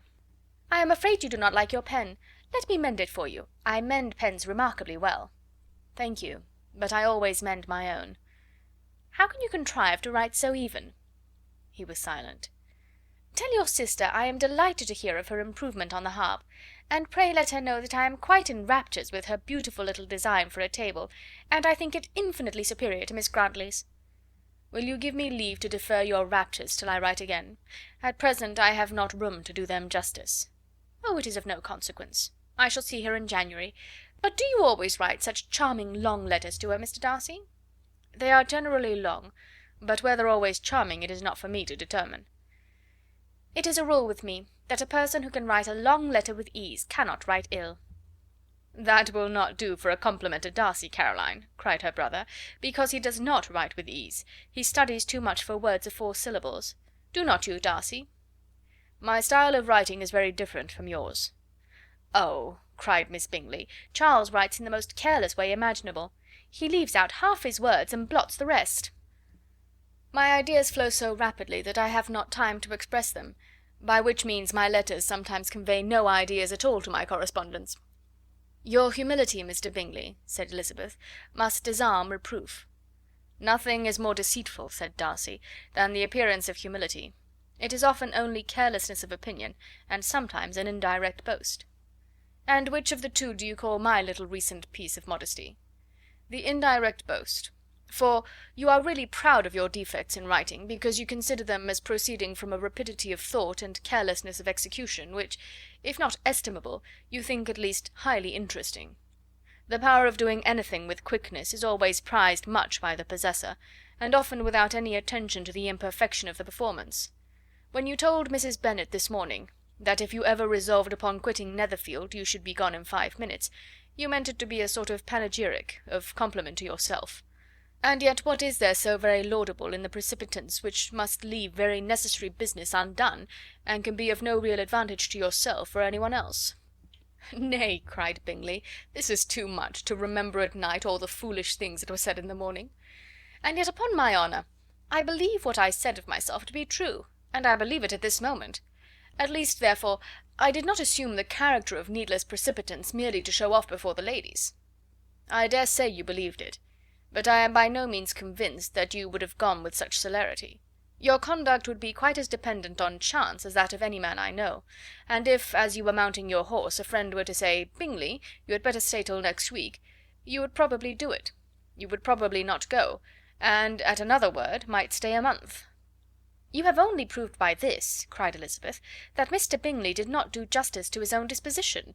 You have shown him off now much more than he did himself." "I am exceedingly gratified," said Bingley, "by your converting what my friend says into a compliment on the sweetness of my temper, but I am afraid you are giving it a turn which that gentleman did by no means intend; for he would certainly think better of me if under such a circumstance I were to give a flat denial, and ride off as fast as I could." "Would Mr. Darcy then consider the rashness of your original intentions as atoned for by your obstinacy in adhering to it?" "Upon my word, I cannot exactly explain the matter. Darcy must speak for himself." "You expect me to account for opinions which you choose to call mine, but which I have never acknowledged.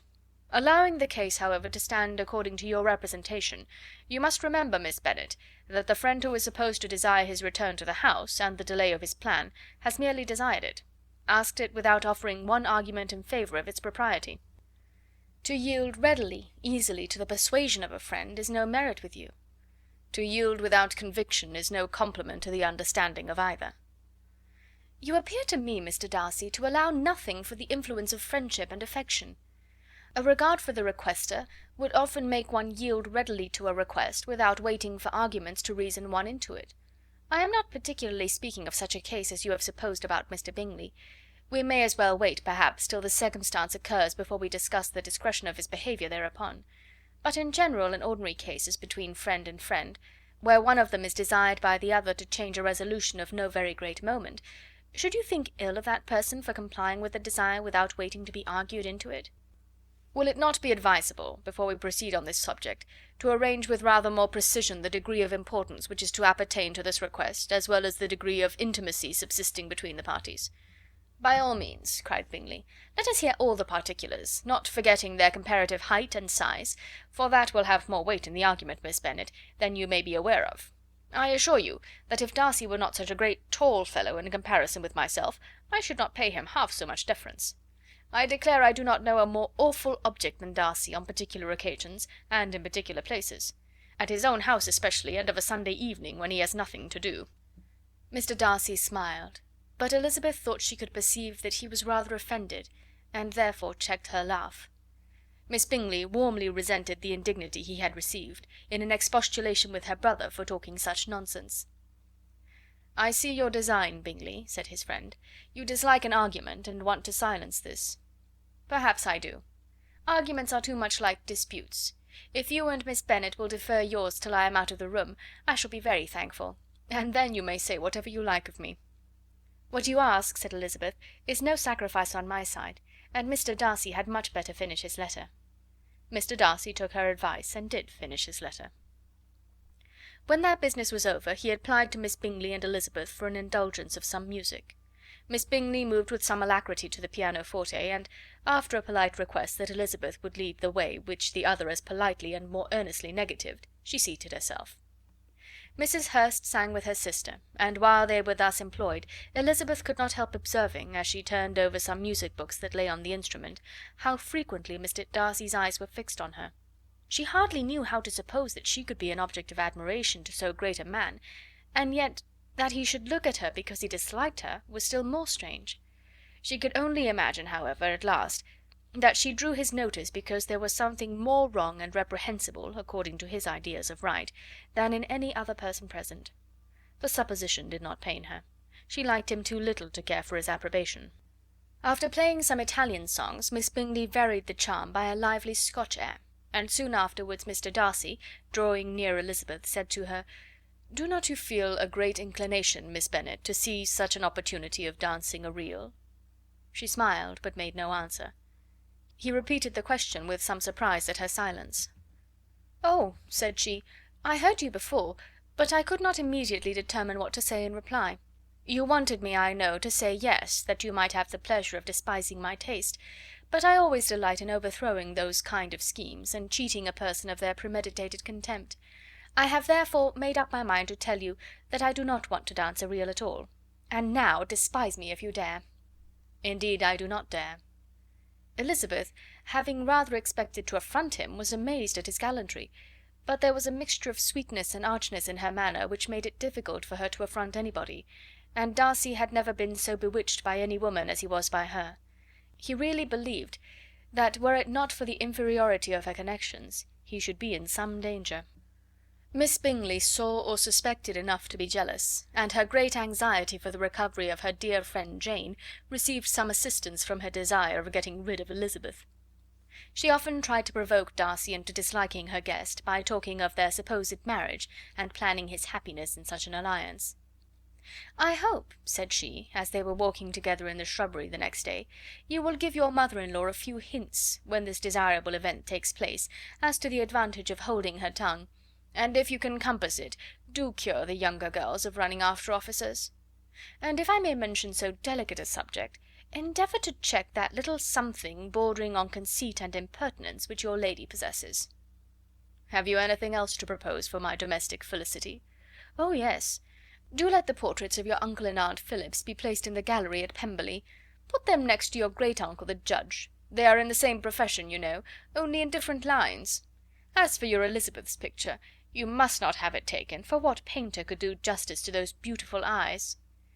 It would not be easy, indeed, to catch their expression, but their colour and shape, and the eyelashes, so remarkably fine, might be copied. At that moment they were met from another walk by Mrs. Hurst and Elizabeth herself. "I did not know that you intended to walk," said Miss Bingley, in some confusion, lest they had been overheard. "You used us abominably ill," answered Mrs. Hurst, "running away without telling us that you were coming out." Then, taking the disengaged arm of Mr. Darcy, she left Elizabeth to walk by herself. The path just admitted three. Mr. Darcy felt their rudeness, and immediately said, "This walk is not wide enough for our party. We had better go into the avenue." But Elizabeth, who had not the least inclination to remain with them, laughingly answered, "No, no, stay where you are. You are charmingly grouped, and appear to uncommon advantage. The picturesque would be spoiled by admitting a fourth. Good bye." She then ran gaily off, rejoicing, as she rambled about, in the hope of being at home again in a day or two. Jane was already so much recovered as to intend leaving her room for a couple of hours that evening. Chapter 11. When the ladies removed after dinner, Elizabeth ran up to her sister, and seeing her well guarded from cold, attended her into the drawing room, where she was welcomed by her two friends with many professions of pleasure. And Elizabeth had never seen them so agreeable as they were during the hour which passed before the gentlemen appeared. Their powers of conversation were considerable. They could describe an entertainment with accuracy, relate an anecdote with humour, and laugh at their acquaintance with spirit. But when the gentlemen entered, Jane was no longer the first object. Miss Bingley's eyes were instantly turned toward Darcy, and she had something to say to him before he had advanced many steps. He addressed himself to Miss Bennet with a polite congratulation. Mr. Hurst also made her a slight bow, and said he was very glad, but diffuseness and warmth remained for Bingley's salutation. He was full of joy and attention. The first half-hour was spent in piling up the fire, lest she should suffer from the change of room, and she removed at his desire to the other side of the fireplace, that she might be further from the door. He then sat down by her, and talked scarcely to anyone else. Elizabeth, at work in the opposite corner, saw it all with great delight. When tea was over, Mr. Hurst reminded his sister-in-law of the card-table, but in vain. She had obtained private intelligence that Mr. Darcy did not wish for cards, and Mr. Hurst soon found even his open petition rejected. She assured him that no one intended to play, and the silence of the whole party on the subject seemed to justify her. Mr. Hurst had therefore nothing to do but to stretch himself on one of the sofas and go to sleep. Darcy took up a book, Miss Bingley did the same, and Mrs. Hurst, principally occupied in playing with her bracelets and rings, joined now and then in her brother's conversation with Miss Bennet. Miss Bingley's attention was quite as much engaged in watching Mr. Darcy's progress through his book as in reading her own, and she was perpetually either making some inquiry or looking at his page. She could not win him, however, to any conversation. He merely answered her question and read on. At length, quite exhausted by the attempt to be amused with her own book, which she had only chosen because it was the second volume of his, she gave a great yawn and said, "How pleasant it is to spend an evening in this way! I declare, after all, there is no enjoyment like reading.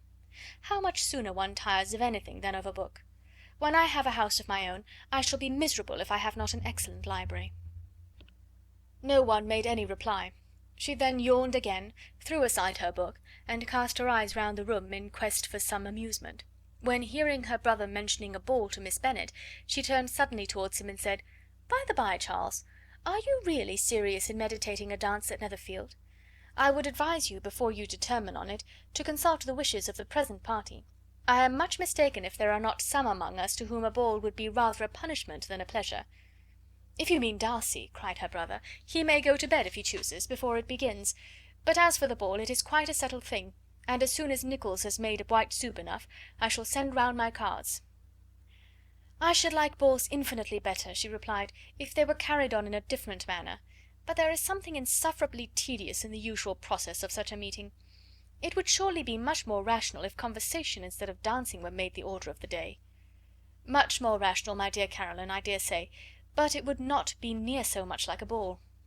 Miss Bingley made no answer, and soon afterwards she got up and walked about the room. Her figure was elegant, and she walked well, but Darcy, at whom it was all aimed, was still inflexibly studious. In the desperation of her feelings she resolved on one effort more, and turning to Elizabeth, said, "Miss Eliza Bennet, let me persuade you to follow my example and take a turn about the room. I assure you it is very refreshing after sitting so long in one attitude." Elizabeth was surprised, but agreed to it immediately. Miss Bingley succeeded no less in the real object of her civility. Mr. Darcy looked up. He was as much awake to the novelty of attention in that quarter as Elizabeth herself could be, and unconsciously closed his book. He was directly invited to join their party, but he declined it, observing that he could imagine but two motives for their choosing to walk up and down the room together, with either of which motives his joining them would interfere. What could he mean? She was dying to know what could be his meaning, and asked Elizabeth whether she could at all understand him. "Not at all," was her answer, "but depend upon it, he means to be severe on us, and our surest way of disappointing him will be to ask nothing about it." Miss Bingley, however, was incapable of disappointing Mr. Darcy in anything, and persevered therefore in requiring an explanation of his two motives. "I have not the smallest objection to explaining them," said he, as soon as she allowed him to speak. "You either choose this method of passing the evening because you are in each other's confidence, and have secret affairs to discuss, or because you are conscious that your figures appear to the greatest advantage in walking. If the first, I would be completely in your way, and if the second, I can admire you much better as I sit by the fire." "Oh, shocking!" cried Miss Bingley. "I never heard anything so abominable. How shall we punish him for such a speech?" "Nothing so easy, if you have but the inclination," said Elizabeth. "We can all plague and punish one another. Tease him, laugh at him. Intimate as you are, you must know how it is to be done." "But upon my honour I do not. I do assure you that my intimacy has not yet taught me that. Tease calmness of temper and presence of mind? No, no, I feel he may defy us there. And as to laughter, we will not expose ourselves, if you please, by attempting to laugh without a subject. Mr. Darcy may hug himself." "Mr. Darcy is not to be laughed at?" cried Elizabeth. "That is an uncommon advantage, and uncommon I hope it will continue, for it would be a great loss to me to have many such acquaintances. I dearly love a laugh." "Miss Bingley," said he, "has given me credit for more than can be. The wisest and the best of men, nay, the wisest and the best of their actions, may be rendered ridiculous by a person whose first object in life is a joke." "Certainly," replied Elizabeth, "there are such people, but I hope I am not one of them. I hope I never ridicule what is wise or good. Follies and nonsense, whims and inconsistencies, do divert me, I own, and I laugh at them whenever I can; but these, I suppose, are precisely what you are without." "Perhaps that is not possible for anyone. But it has been the study of my life to avoid those weaknesses which often expose a strong understanding to ridicule." "Such as vanity and pride?" "Yes, vanity is a weakness indeed, but pride, where there is a real superiority of mind, pride will always be under good resolution." Elizabeth turned away to hide a smile. "Your examination of Mr. Darcy is over, I presume," said Miss Bingley, "and pray what is the result?" "I am perfectly convinced by it that Mr. Darcy has no defect. He owns it to himself without disguise." "No," said Darcy, "I have made no such pretension. I have faults enough, but they are not, I hope, of understanding. My temper I dare not vouch for. It is, I believe, too little yielding, certainly too little for the convenience of the world. I cannot forget the follies and vices of others so soon as I ought, nor their offences against myself. My feelings are not puffed about with every attempt to move them. My temper would perhaps be called resentful. My good opinion, once lost, is lost for ever." "That is a failing indeed," cried Elizabeth. "Implacable resentment is a shade in a character. But you have chosen your fault well. I really cannot laugh at it. You are safe from me." "There is, I believe, in every disposition a tendency to some particular evil, a natural defect which not even the best education can overcome." "And your defect is a propensity to hate everybody." "And yours," he replied with a smile, "is wilfully to misunderstand them." "Do let us have a little music," cried Miss Bingley, tired of a conversation in which she had no share. "Louisa, you will not mind my waking Mr. Hurst?" Her sister made not the slightest objection, and the pianoforte was opened, and Darcy, after a few moments' recollection, was not sorry for it. He began to feel the danger of paying Elizabeth too much attention. Chapter 12. In consequence of an agreement between the sisters, Elizabeth wrote the next morning to her mother to beg that the carriage might be sent for them in the course of the day. But Mrs. Bennet, who had calculated on her daughters remaining at Netherfield till the following Tuesday, which would exactly finish Jane's week, could not bring herself to receive them with pleasure before. Her answer, therefore, was not propitious, at least not to Elizabeth's wishes, for she was impatient to get home. Mrs. Bennet sent them word that they could not possibly have the carriage before Tuesday, and in her postscript it was added that if Mr. Bingley and his sister pressed them to stay longer, she could spare them very well. Against staying longer, however, Elizabeth was positively resolved, nor did she much expect it would be asked, and fearful, on the contrary, as being considered as intruding themselves needlessly long, she urged Jane to borrow Mr. Bingley's carriage immediately, and at length it was settled that their original design of leaving Netherfield that morning should be mentioned, and the request made. The communication excited many professions of concern, and enough was said of wishing them to stay at least until the following day, to work on Jane. Until the morrow their going was deferred. Miss Bingley was then sorry that she had proposed the delay, for her jealousy and dislike of one sister much exceeded her affection for the other. The master of the house heard with real sorrow that they were to go so soon, and repeatedly tried to persuade Miss Bennet that it would not be safe for her, that she was not enough recovered, but Jane was firm where she felt herself to be right. To Mr. Darcy it was welcome intelligence. Elizabeth had been at Netherfield long enough. She attracted him more than he liked, and Miss Bingley was uncivil to her, and more teasing than usual to himself.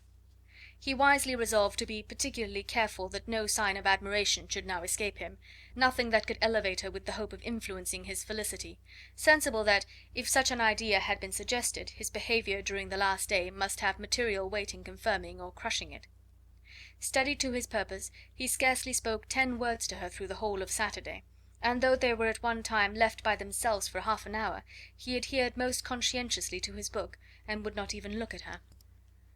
On Sunday, after morning service, the separation, so agreeable to almost all, took place.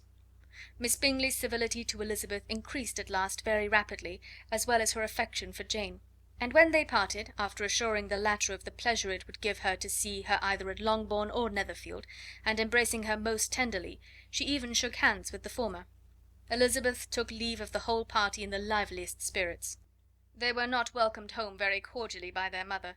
Mrs. Bennet wondered at their coming, and thought them very wrong to give so much trouble, and was sure Jane would have caught cold again. But their father, though very laconic in his expressions of pleasure, was really glad to see them. He had felt their importance in the family circle. The evening conversation, when they were all assembled, had lost much of its animation, and almost all its sense, by the absence of Jane and Elizabeth. They found Mary, as usual, deep in the study of thorough base and human nature, and had some new extracts to admire, and some new observations of threadbare morality to listen to. Catherine and Lydia had information for them of a different sort. Much had been done, and much had been said in the regiment since the preceding Wednesday. Several of the officers had dined lately with their uncle, a private had been flogged, and it had actually been hinted that Colonel Forster was going to be married. Chapter 13. "I hope, my dear," said Mr. Bennet to his wife, as they were at breakfast the next morning, "that you have ordered a good dinner to-day, because I have reason to expect an addition to our family party." "Who do you mean, my dear? I know of nobody that is coming, I am sure, unless Charlotte Lucas should happen to call in, and I am sure my dinners are good enough for her. I do not believe she often sees such at home." "The person of whom I speak is a gentleman and a stranger." Mrs. Bennet's eyes sparkled. "A gentleman and a stranger! It is Mr. Bingley, I am sure. Well, I am sure I shall be extremely glad to see Mr. Bingley. But, good Lord, how unlucky! There is not a bit of fish to be got to-day. Lydia, my love, ring the bell. I must speak to Hill this moment." "It is not Mr. Bingley," said her husband. "It is a person whom I never saw in the whole course of my life." This roused a general astonishment, and he had the pleasure of being eagerly questioned by his wife and his 5 daughters at once. After amusing himself some time with their curiosity, he thus explained: "About a month ago I received this letter, and about a fortnight ago I answered it, for I thought it a cause of some delicacy, and requiring early attention.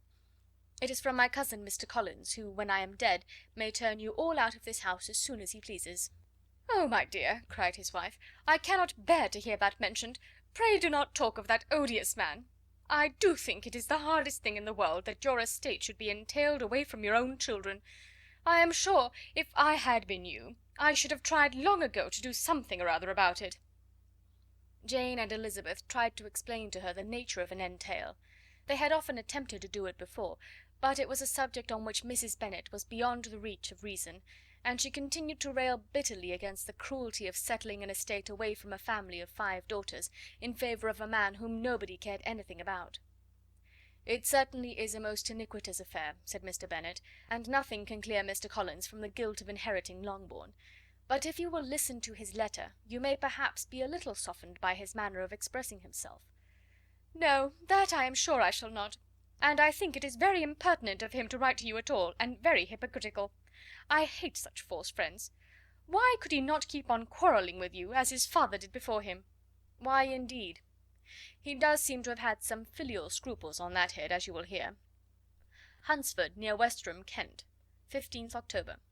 Dear Sir, the disagreement subsisting between yourself and my late honoured father always gave me much uneasiness, and since I have had the misfortune to lose him, I have frequently wished to heal the breach, but for some time I was kept back by my own doubts, fearing lest it might seem disrespectful to his memory for me to be on good terms with any one with whom it had always pleased him to be at variance. There, Mrs. Bennet. My mind, however, is now made up on the subject, for having received ordination at Easter, I have been so fortunate as to be distinguished by the patronage of the Right Honourable Lady Catherine de Bourgh, widow of Sir Lewis de Bourgh, whose bounty and beneficence has preferred me to the valuable rectory of this parish, where it shall be my earnest endeavour to demean myself with grateful respect towards her ladyship, and be ever ready to perform those rites and ceremonies which are instituted by the Church of England. As a clergyman, moreover, I feel it my duty to promote and establish the blessing of peace in all families within the reach of my influence, and on these grounds I flatter myself that my present overtures are highly recommendable, and that the circumstance of my being next in the entail of Longbourn estate will be kindly overlooked on your side, and not lead you to reject the offered olive branch. I cannot be otherwise than concerned at being the means of injuring your amiable daughters, and beg leave to apologize for it, as well as to assure you of my readiness to make them every possible amends, but of this hereafter. If you should have no objection to receive me into your house, I propose myself the satisfaction of waiting on you and your family, Monday, November 18th, by 4 o'clock, and shall probably trespass on your hospitality till the Saturday sennight following, which I can do without any inconvenience, as Lady Catherine is far from objecting to my occasional absence on a Sunday, provided that some other clergyman is engaged to do the duty of the day. I remain, dear sir, with respectful compliments to your lady and daughters, your well-wisher and friend, William Collins. At 4 o'clock, therefore, we may expect this peace-making gentleman, said Mr. Bennet, as he folded up the letter. He seems to be a most conscientious and polite young man, upon my word, and I doubt not will prove a valuable acquaintance, especially if Lady Catherine should be so indulgent as to let him come to us again. There is some sense in what he says about the girls, however, and if he is disposed to make them any amends, I shall not be the person to discourage him. Though it is difficult, said Jane, to guess in what way he can mean to make us the atonement he thinks our due, the wish is certainly to his credit. Elizabeth was chiefly struck by his extraordinary deference for Lady Catherine, and his kind intention of christening, marrying, and burying his parishioners whenever it were required. "He must be an oddity, I think," said she. "I cannot make him out. There is something very pompous in his style. And what can he mean by apologizing for being next in the entail? We cannot suppose he would help it if he could. Could he be a sensible man, sir?" "No, my dear, I think not. I have great hopes of finding him quite the reverse. There is a mixture of servility and self-importance in his letter, which promises well. I am impatient to see him." "In point of composition," said Mary, "the letter does not seem defective. The idea of the olive branch perhaps is not wholly new, yet I think it is well expressed." To Catherine and Lydia neither the letter nor its writer were in any degree interesting. It was next to impossible that their cousin should come in a scarlet coat, and it was now some weeks since they had received pleasure from the society of a man in any other colour. As for their mother, Mr. Collins's letter had done away with much of her ill will, and she was preparing to see him with a degree of composure which astonished her husband and daughters. Mr. Collins was punctual to his time, and was received with great politeness by the whole family. Mr. Bennet, indeed, said little, but the ladies were ready enough to talk, and Mr. Collins seemed neither in need of encouragement nor inclined to be silent himself.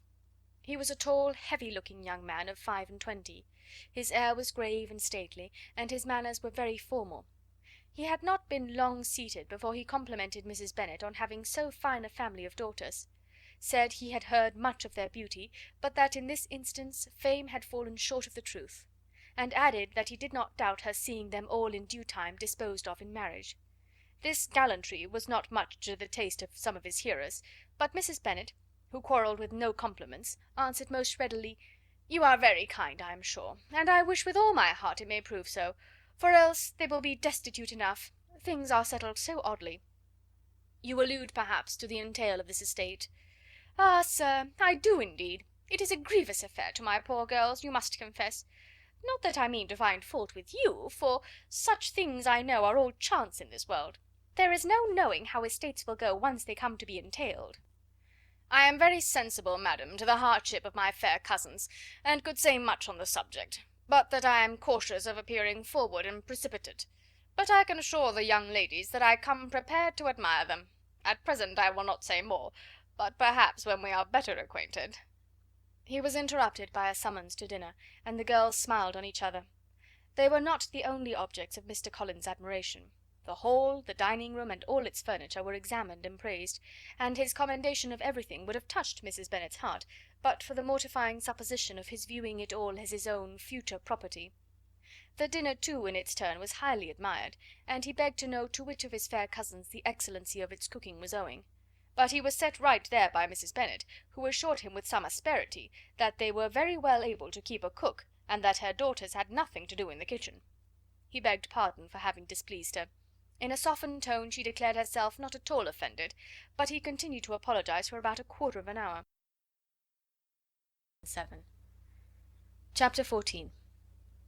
During dinner Mr. Bennet scarcely spoke at all, but when the servants were withdrawn he thought it time to have some conversation with his guest, and therefore started a subject in which he expected him to shine, by observing that he seemed very fortunate in his patroness.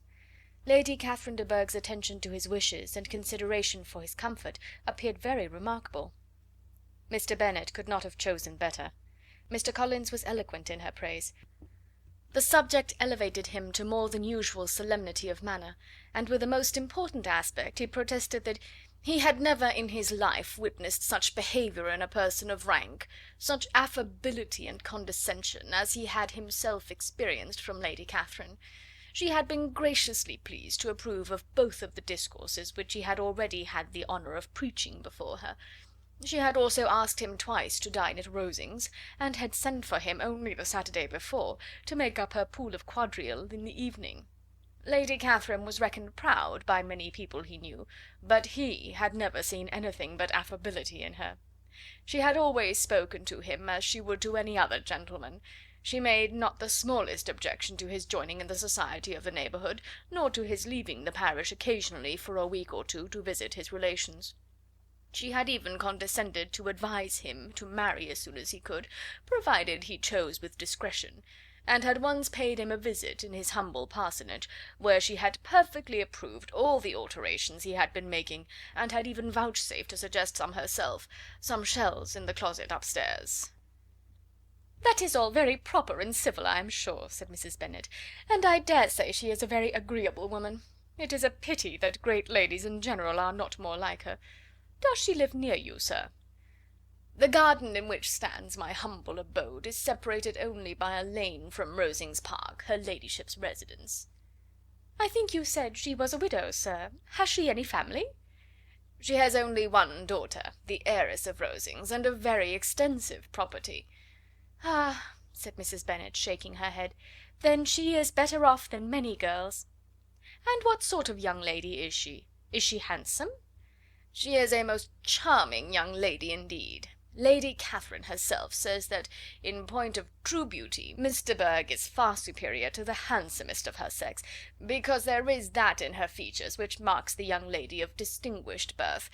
She is unfortunately of a sickly constitution, which has prevented her from making that progress in many accomplishments which she could not have otherwise failed of, as I am informed by the lady who superintended her education, and who still resides with them. But she is perfectly amiable, and often condescends to drive by my humble abode in her little phaeton and ponies."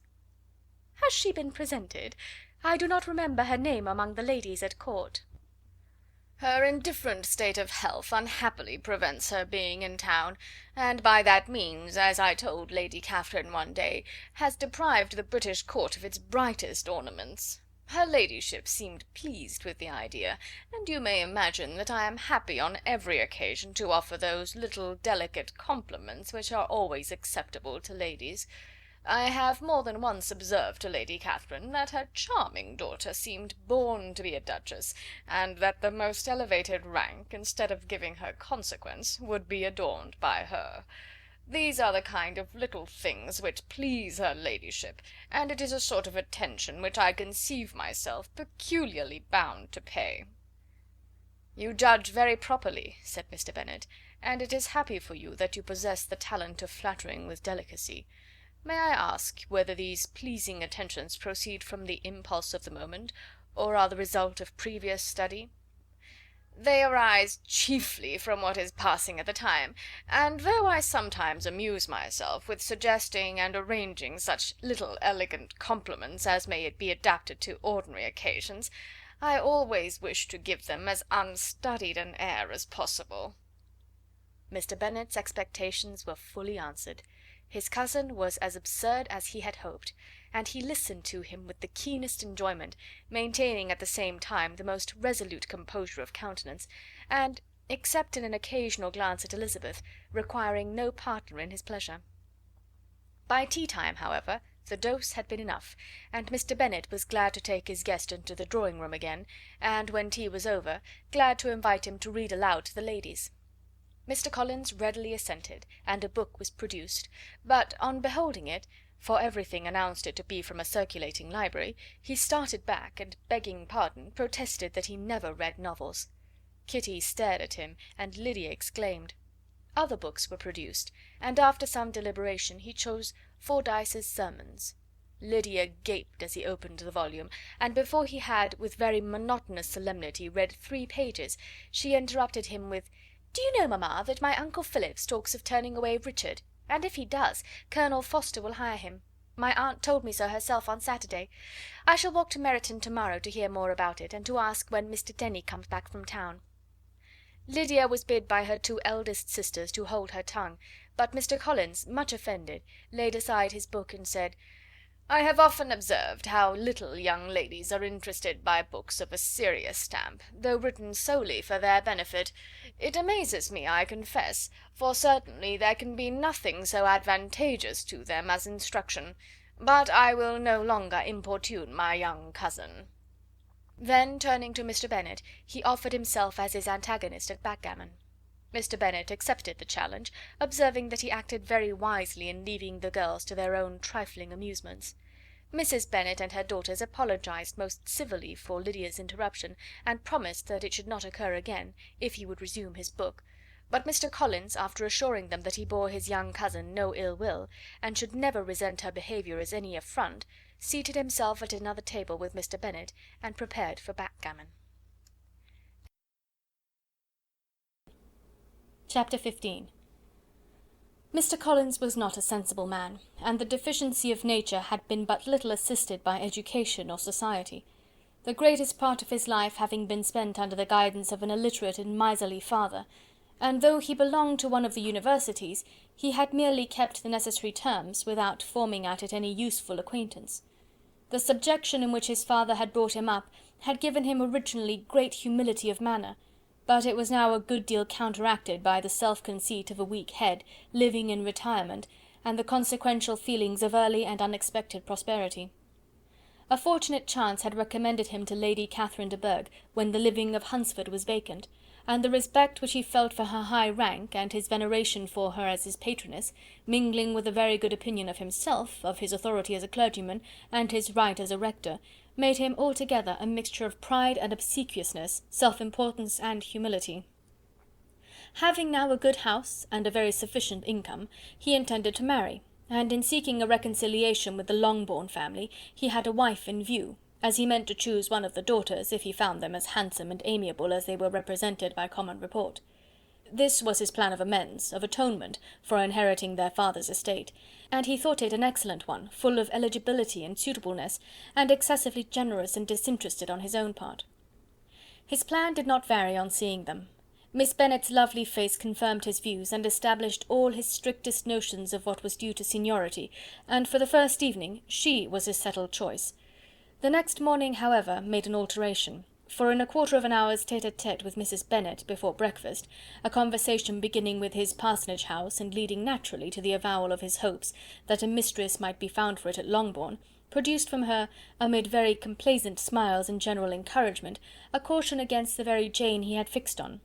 As to her younger daughters, she could not take upon her to say, she could not positively answer, but she did not know of any prepossession. Her eldest daughter, she must just mention, she felt it incumbent on her to hint, was likely to be very soon engaged.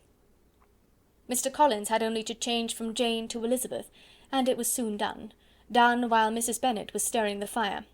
Elizabeth, equal next to Jane in birth and beauty, succeeded her, of course. Mrs. Bennet treasured up the hint, and trusted that she might soon have 2 daughters married, and the man whom she could not bear to speak of the day before was now high in her good graces. Lydia's intention of walking to Meryton was not forgotten. Every sister except Mary agreed to go with her, and Mr. Collins was to attend them, at the request of Mr. Bennet, who was most anxious to get rid of him, and have his library to himself. For thither Mr. Collins had followed him after breakfast, and there he would continue, nominally engaged with one of the largest folios in the collection, but really talking to Mr. Bennet with little cessation of his house and garden at Hunsford. Such doings discomposed Mr. Bennet exceedingly. In his library he had been always sure of leisure and tranquillity, and though prepared, as he told Elizabeth, to meet with folly and conceit in every other room of the house, he was used to be free from them there. His civility, therefore, was most prompt in inviting Mr. Collins to join his daughters in their walk, and Mr. Collins, being in fact much better fitted for a walker than a reader, was extremely pleased to close his large book and go. In pompous nothings on his side, and civil assents on that of his cousins, their time passed till they entered Meryton. The attention of the younger ones was then no longer to be gained by him. Their eyes were immediately wandering up in the street in quest of the officers, and nothing less than a very smart bonnet indeed, or a really new muslin in a shop window, could recall them. But the attention of every lady was soon caught by a young man whom they had never seen before, of most gentlemanlike appearance, walking with another officer on the other side of the way. The officer was the very Mr. Denny concerning whose return from London Lydia came to inquire, and he bowed as they passed. All were struck with the stranger's air. All wondered who he could be, and Kitty and Lydia, determined if possible to find out, led the way across the street, under pretence of wanting something in an opposite shop, and fortunately had just gained the pavement when the 2 gentlemen, turning back, had reached the same spot. Mr. Denny addressed them directly, and entreated permission to introduce his friend Mr. Wickham, who had returned with him the day before from town, and he was happy to say had accepted a commission in their corps. This was exactly as it should be, for the young man wanted only regimentals to make him completely charming. His appearance was greatly in his favour. He had all the best part of beauty, a fine countenance, a good figure, and very pleasing address. The introduction was followed up on his side by a happy readiness of conversation, a readiness at the same time perfectly correct and unassuming, and the whole party was still standing and talking together very agreeably when the sound of horses drew their notice, and Darcy and Bingley were seen riding down the street. On distinguishing the ladies of the group, the 2 gentlemen came directly towards them, and began the usual civilities. Bingley was the principal spokesman, and Miss Bennet the principal object. He was then, he said, on his way to Longbourn on purpose to inquire after her. Mr. Darcy corroborated it with a bow, and was beginning to determine not to fix his eyes on Elizabeth, when they were suddenly arrested by the sight of the stranger, and Elizabeth, happening to see the countenance of both as they looked at each other, was all astonishment at the effect of the meeting. Both changed colour. One looked white, the other red. Mr. Wickham, after a few moments, touched his hat, a salutation which Mr. Darcy just deigned to return. What could be the meaning of it? It was impossible to imagine. It was impossible not to long to know. In another minute Mr. Bingley, but without seeming to have noticed what passed, took leave and rode on with his friend. Mr. Denny and Mr. Wickham walked with the young ladies to the door of Mr. Phillips's house, and then made their bows, in spite of Miss Lydia's pressing entreaties that they should come in, and even in spite of Mrs. Phillips throwing up the parlour window and loudly seconding the invitation. Mrs. Phillips was always glad to see her nieces, and the two eldest, from their recent absence, were particularly welcome, and she was eagerly expressing her surprise at their sudden return home, which, as their own carriage had not fetched them, she should have known nothing about, if she had not happened to see Mr. Jones' shop-boy in the street, who had told her that they were not to send any more drafts to Netherfield because the Miss Bennets were come away, when her civility was claimed towards Mr. Collins by Jane's introduction of him. She received him with her very best politeness, which he returned with as much more, apologizing for his intrusion without any previous acquaintance with her, which he could not help flattering himself, however, might be justified by his relationship to the young ladies who introduced him to her notice. Mrs. Phillips was quite awed by such an excess of good breeding, but her contemplation of one stranger was soon put to an end by exclamations and inquiries about the other, of whom, however, she could only tell her nieces what they already knew, that Mr. Denny had brought him from London, and that he was to have a lieutenant's commission in the shire. She had been watching him the last hour, she said, as he walked up and down the street, and had Mr. Wickham appeared, Kitty and Lydia would certainly have continued the occupation, but unluckily no one passed the windows now except a few of the officers, who, in comparison with the stranger, were become stupid, disagreeable fellows. Some of them were to dine with the Phillipses the next day, and their aunt promised to make her husband call on Mr. Wickham, and give him an invitation also, if the family from Longbourn would come in the evening. This was agreed to, and Mrs. Phillips protested that they would have a nice, comfortable, noisy game of lottery tickets, and a little bit of hot supper afterwards. The prospect of such delights was very cheering, and they parted in mutual good spirits. Mr. Collins repeated his apologies in quitting the room, and was assured with unwearying civility that they were perfectly needless. As they walked home, Elizabeth related to Jane what she had seen pass between the two gentlemen, but though Jane would have defended either or both had they appeared to be in the wrong, she could no more explain such behaviour than her sister. Mr. Collins, on his return, highly gratified Mrs. Bennet by admiring Mrs. Phillips's manners and politeness. He protested that, except Lady Catherine and her daughter, he had never seen a more elegant woman, for she had not only received him with the utmost civility, but even pointedly included him in her invitation for the next evening, although utterly unknown to her before. Something, he supposed, might be attributed to his connection with them, but yet he had never met with so much attention in the whole course of his life. Chapter 16. As no objection was made to the young people's engagement with their aunt, and all Mr. Collins' scruples of leaving Mr. and Mrs. Bennet for a single evening during his visit were most steadily resisted, the coach conveyed him and his 5 cousins at a suitable hour to Meryton, and the girls had the pleasure of hearing, as they entered the drawing-room, that Mr. Wickham had accepted their uncle's invitation, and was then in the house. When this information was given, and they had all taken their seats, Mr. Collins was at leisure to look around him and admire, and he was so much struck with the size and furniture of the apartment, that he declared he might almost have supposed himself in the small summer breakfast parlour at Rosings, a comparison that did not at first convey much gratification, but when Mrs. Phillips understood from him what Rosings was, and who was its proprietor, when she had listened to the description of only one of Lady Catherine's drawing-rooms, and found that the chimney-piece alone had cost £800, she felt all the force of the compliment, and would hardly have resented a comparison with the housekeeper's room. In describing to her all the grandeur of Lady Catherine and her mansion, with occasional digressions in praise of his own humble abode, and the improvements it was receiving, he was happily employed until the gentlemen joined them, and he found in Mrs. Phillips a very attentive listener, whose opinion of his consequence increased with what she heard, and who was resolving to retail it all among her neighbours as soon as she could. To the girls, who could not listen to their cousin, and who had nothing to do but to wish for an instrument, and examine their own indifferent imitations of china on the mantelpiece, the interval of waiting appeared very long. It was over at last, however. The gentlemen did approach, and when Mr. Wickham walked into the room, Elizabeth felt that she had neither been seeing him before, nor thinking of him since, with the smallest degree of unreasonable admiration. The officers of the shire were in general a very creditable, gentlemanlike set, and the best of them were of the present party, but Mr. Wickham was as far beyond them all in person, countenance, air, and walk, as they were superior to the broad-faced, stuffy Uncle Phillips, breathing port wine, who followed them into the room.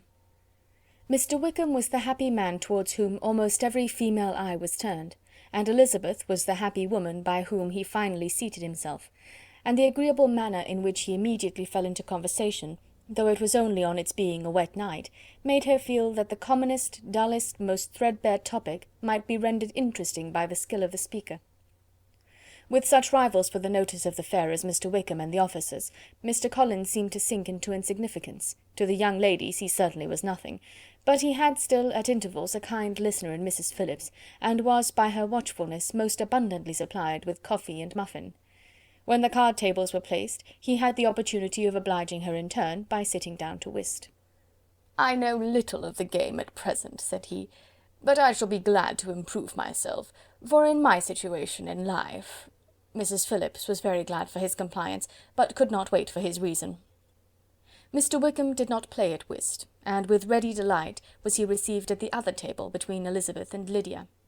At first there seemed danger of Lydia's engrossing him entirely, for she was a most determined talker, but being likewise extremely fond of lottery tickets, she soon grew too much interested in the game, too eager in making bets and exclaiming after prizes to have attention for anyone in particular. Allowing for the common demands of the game, Mr. Wickham was therefore at leisure to talk to Elizabeth, and she was very willing to hear him, though what she chiefly wished to hear she could not hope to be told, the history of his acquaintance with Mr. Darcy. She dared not even mention that gentleman. Her curiosity, however, was unexpectedly relieved. Mr. Wickham began the subject himself. He inquired how far Netherfield was from Meryton, and after receiving her answer, asked in a hesitating manner how long Mr. Darcy had been staying there. "About a month," said Elizabeth, and then, unwilling to let the subject drop, added, "He is a man of very large property in Derbyshire, I understand." "Yes," replied Mr. Wickham, "his estate there is a noble one. A clear 10,000 per annum. You could not have met with a person more capable of giving you certain information on that head than myself, for I have been connected with his family in a particular manner from my infancy." Elizabeth could not but look surprised. "You may well be surprised, Miss Bennet, at such an assertion, after seeing, as you probably might, the very cold manner of our meeting yesterday. Are you much acquainted with Mr. Darcy?" "As much as I ever wished to be," cried Elizabeth very warmly. "I have spent 4 days in the same house with him, and I think him very disagreeable."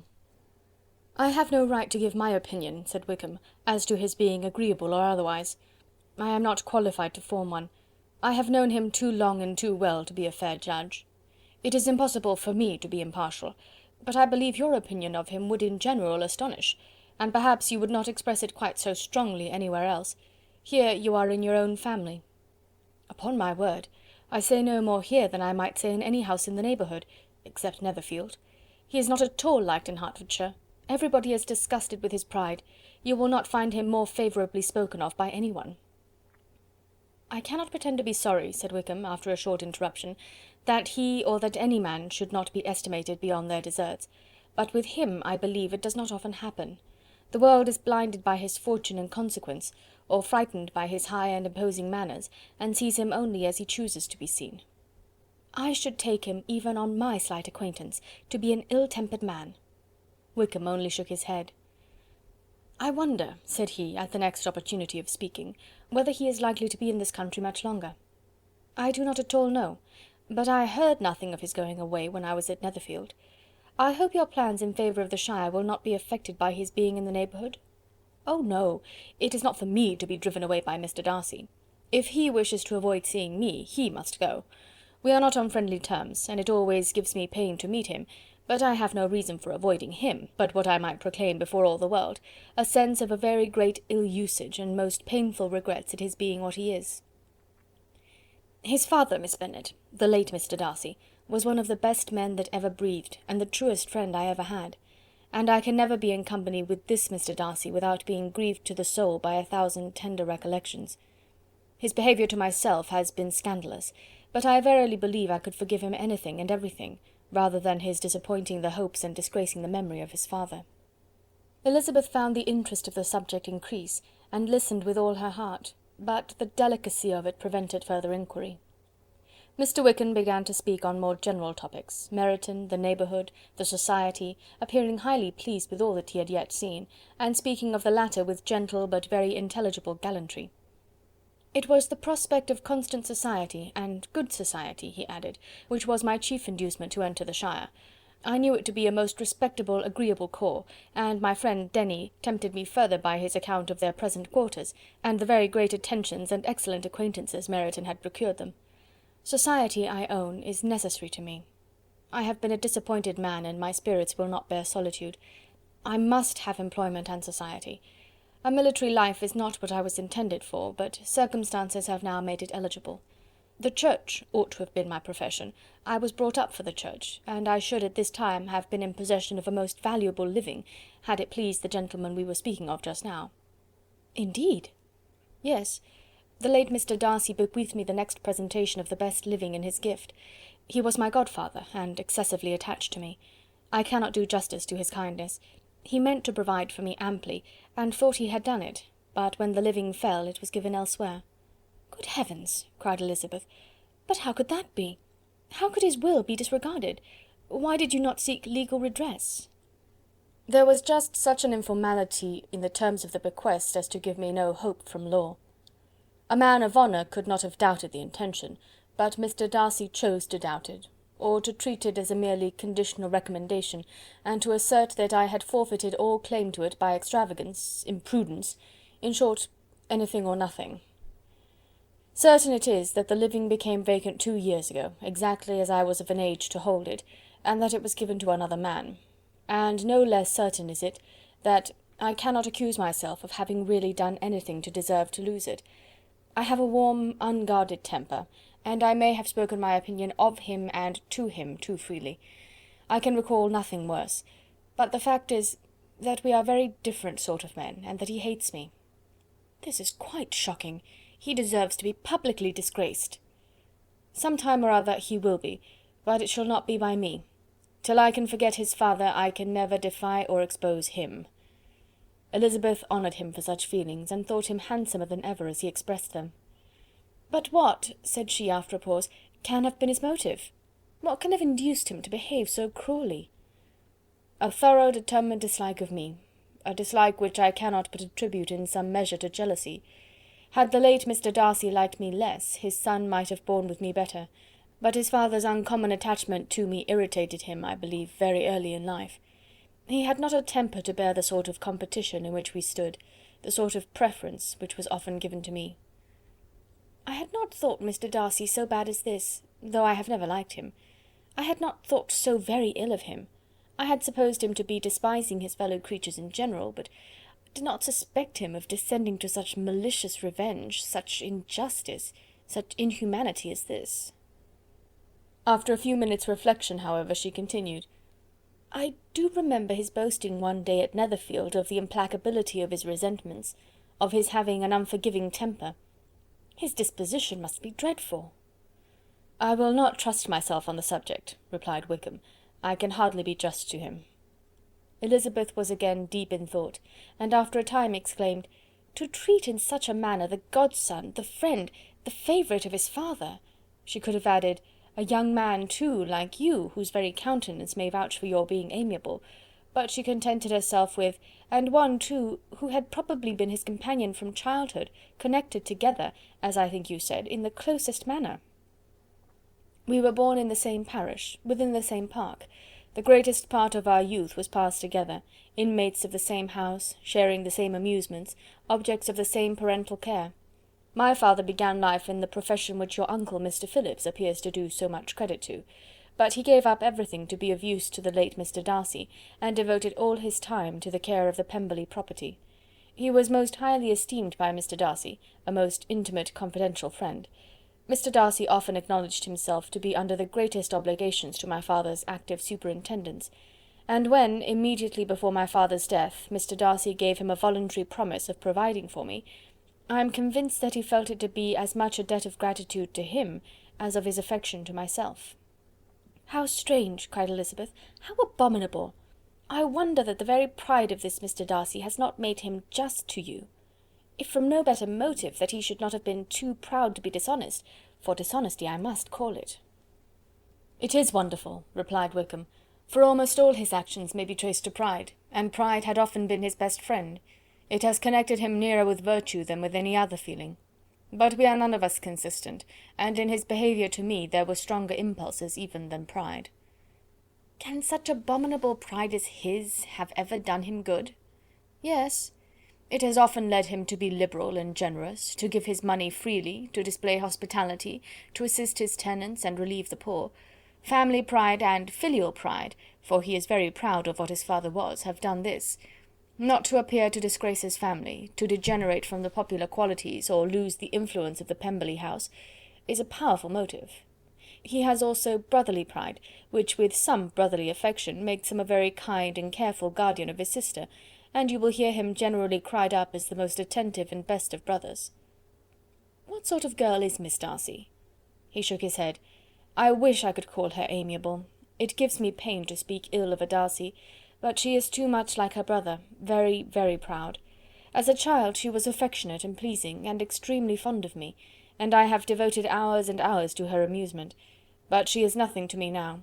She is a handsome girl, about 15 or 16, and I understand highly accomplished. Since her father's death her home has been London, where a lady lives with her and superintends her education." After many pauses and many trials of other subjects, Elizabeth could not help reverting once more to the first, and saying, "I am astonished at his intimacy with Mr. Bingley. How can Mr. Bingley, who seems good humour itself, and is, I really believe, truly amiable, be in friendship with such a man? How can they suit each other?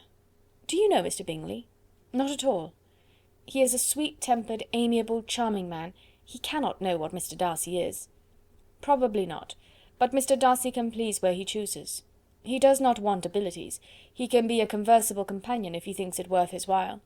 Among those who are at all his equals in consequence, he is a very different man from what he is to the less prosperous. His pride never deserts him, but with the rich he is liberal-minded, just, sincere, rational, honourable, and perhaps agreeable, allowing something for fortune and figure." The whist party soon afterwards breaking up, the players gathered round the other table, and Mr. Collins took his station between his cousin Elizabeth and Mrs. Phillips. The usual inquiries as to his success were made by the latter. It had not been very great. He had lost every point, but when Mrs. Phillips began to express her concern thereupon, he assured her with much earnest gravity that it was not of the least importance, that he considered the money as a mere trifle, and begged that she would not make herself uneasy.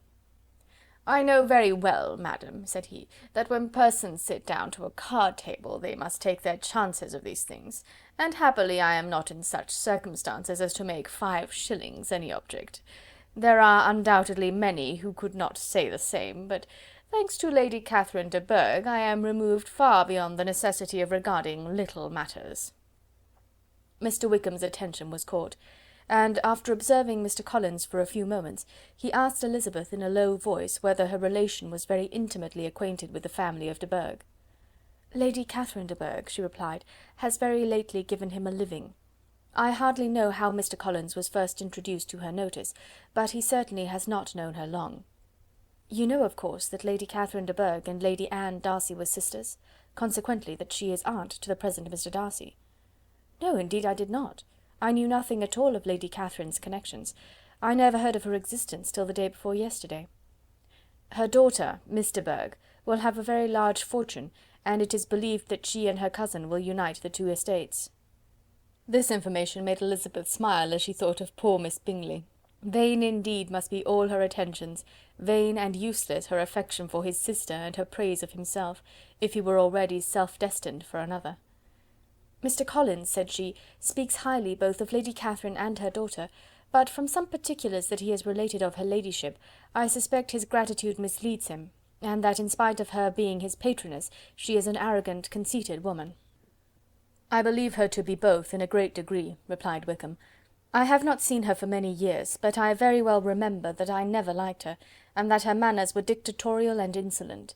She has the reputation of being remarkably sensible and clever, but I rather believe she derives part of her abilities from her rank and fortune, part from her authoritative manner, and the rest from the pride for her nephew, who chooses that every one connected with him should have an understanding of the first class." Elizabeth allowed that he had given a very rational account of it, and they continued talking together with mutual satisfaction till supper put an end to cards, and gave the rest of the ladies their share of Mr. Wickham's attentions. There could be no conversation in the noise of Mrs. Phillips's supper party, but his manners recommended him to everybody. Whatever he said was said well, and whatever he did, done gracefully. Elizabeth went away with her head full of him. She could think of nothing but of Mr. Wickham, and of what he had told her, all the way home. But there was not time for her even to mention his name as they went, for neither Lydia nor Mr. Collins were once silent. Lydia talked incessantly of lottery tickets, of the fish she had lost and the fish she had won, and Mr. Collins, in describing the civility of Mr. and Mrs. Phillips, protesting that he did not in the least regard his losses at whist, enumerating all the dishes at supper, and repeatedly fearing that he crowded his cousins, had more to say than he could well manage before the carriage stopped at Longbourn House. Chapter 17. Elizabeth related to Jane the next day what had passed between Mr. Wickham and herself. Jane listened with astonishment and concern. She knew not how to believe that Mr. Darcy could be so unworthy of Mr. Bingley's regard, and yet it was not in her nature to question the veracity of a young man of such amiable appearance as Wickham. The possibility of his having endured such unkindness was enough to interest all her tender feelings, and nothing remained therefore to be done but to think well of them both, to defend the conduct of each, and throw into the account of accident or mistake whatever could not be otherwise explained. "They have both," said she, "been deceived, I dare say, in some way or other, of which we can form no idea. Interested people have perhaps misrepresented each to the other. It is, in short, impossible for us to conjecture the causes or circumstances which may have alienated them, without actual blame on either side." "Very true indeed. And now, my dear Jane, what have you got to say on behalf of the interested people who have probably been concerned in the business? Do clear them too, or we shall be obliged to think ill of somebody." "Laugh as much as you choose, but you will not laugh me out of my opinion. My dearest Lizzy, do but consider in what a disgraceful light it places Mr. Darcy, to be treating his father's favourite in such a manner, one whom his father had promised to provide for.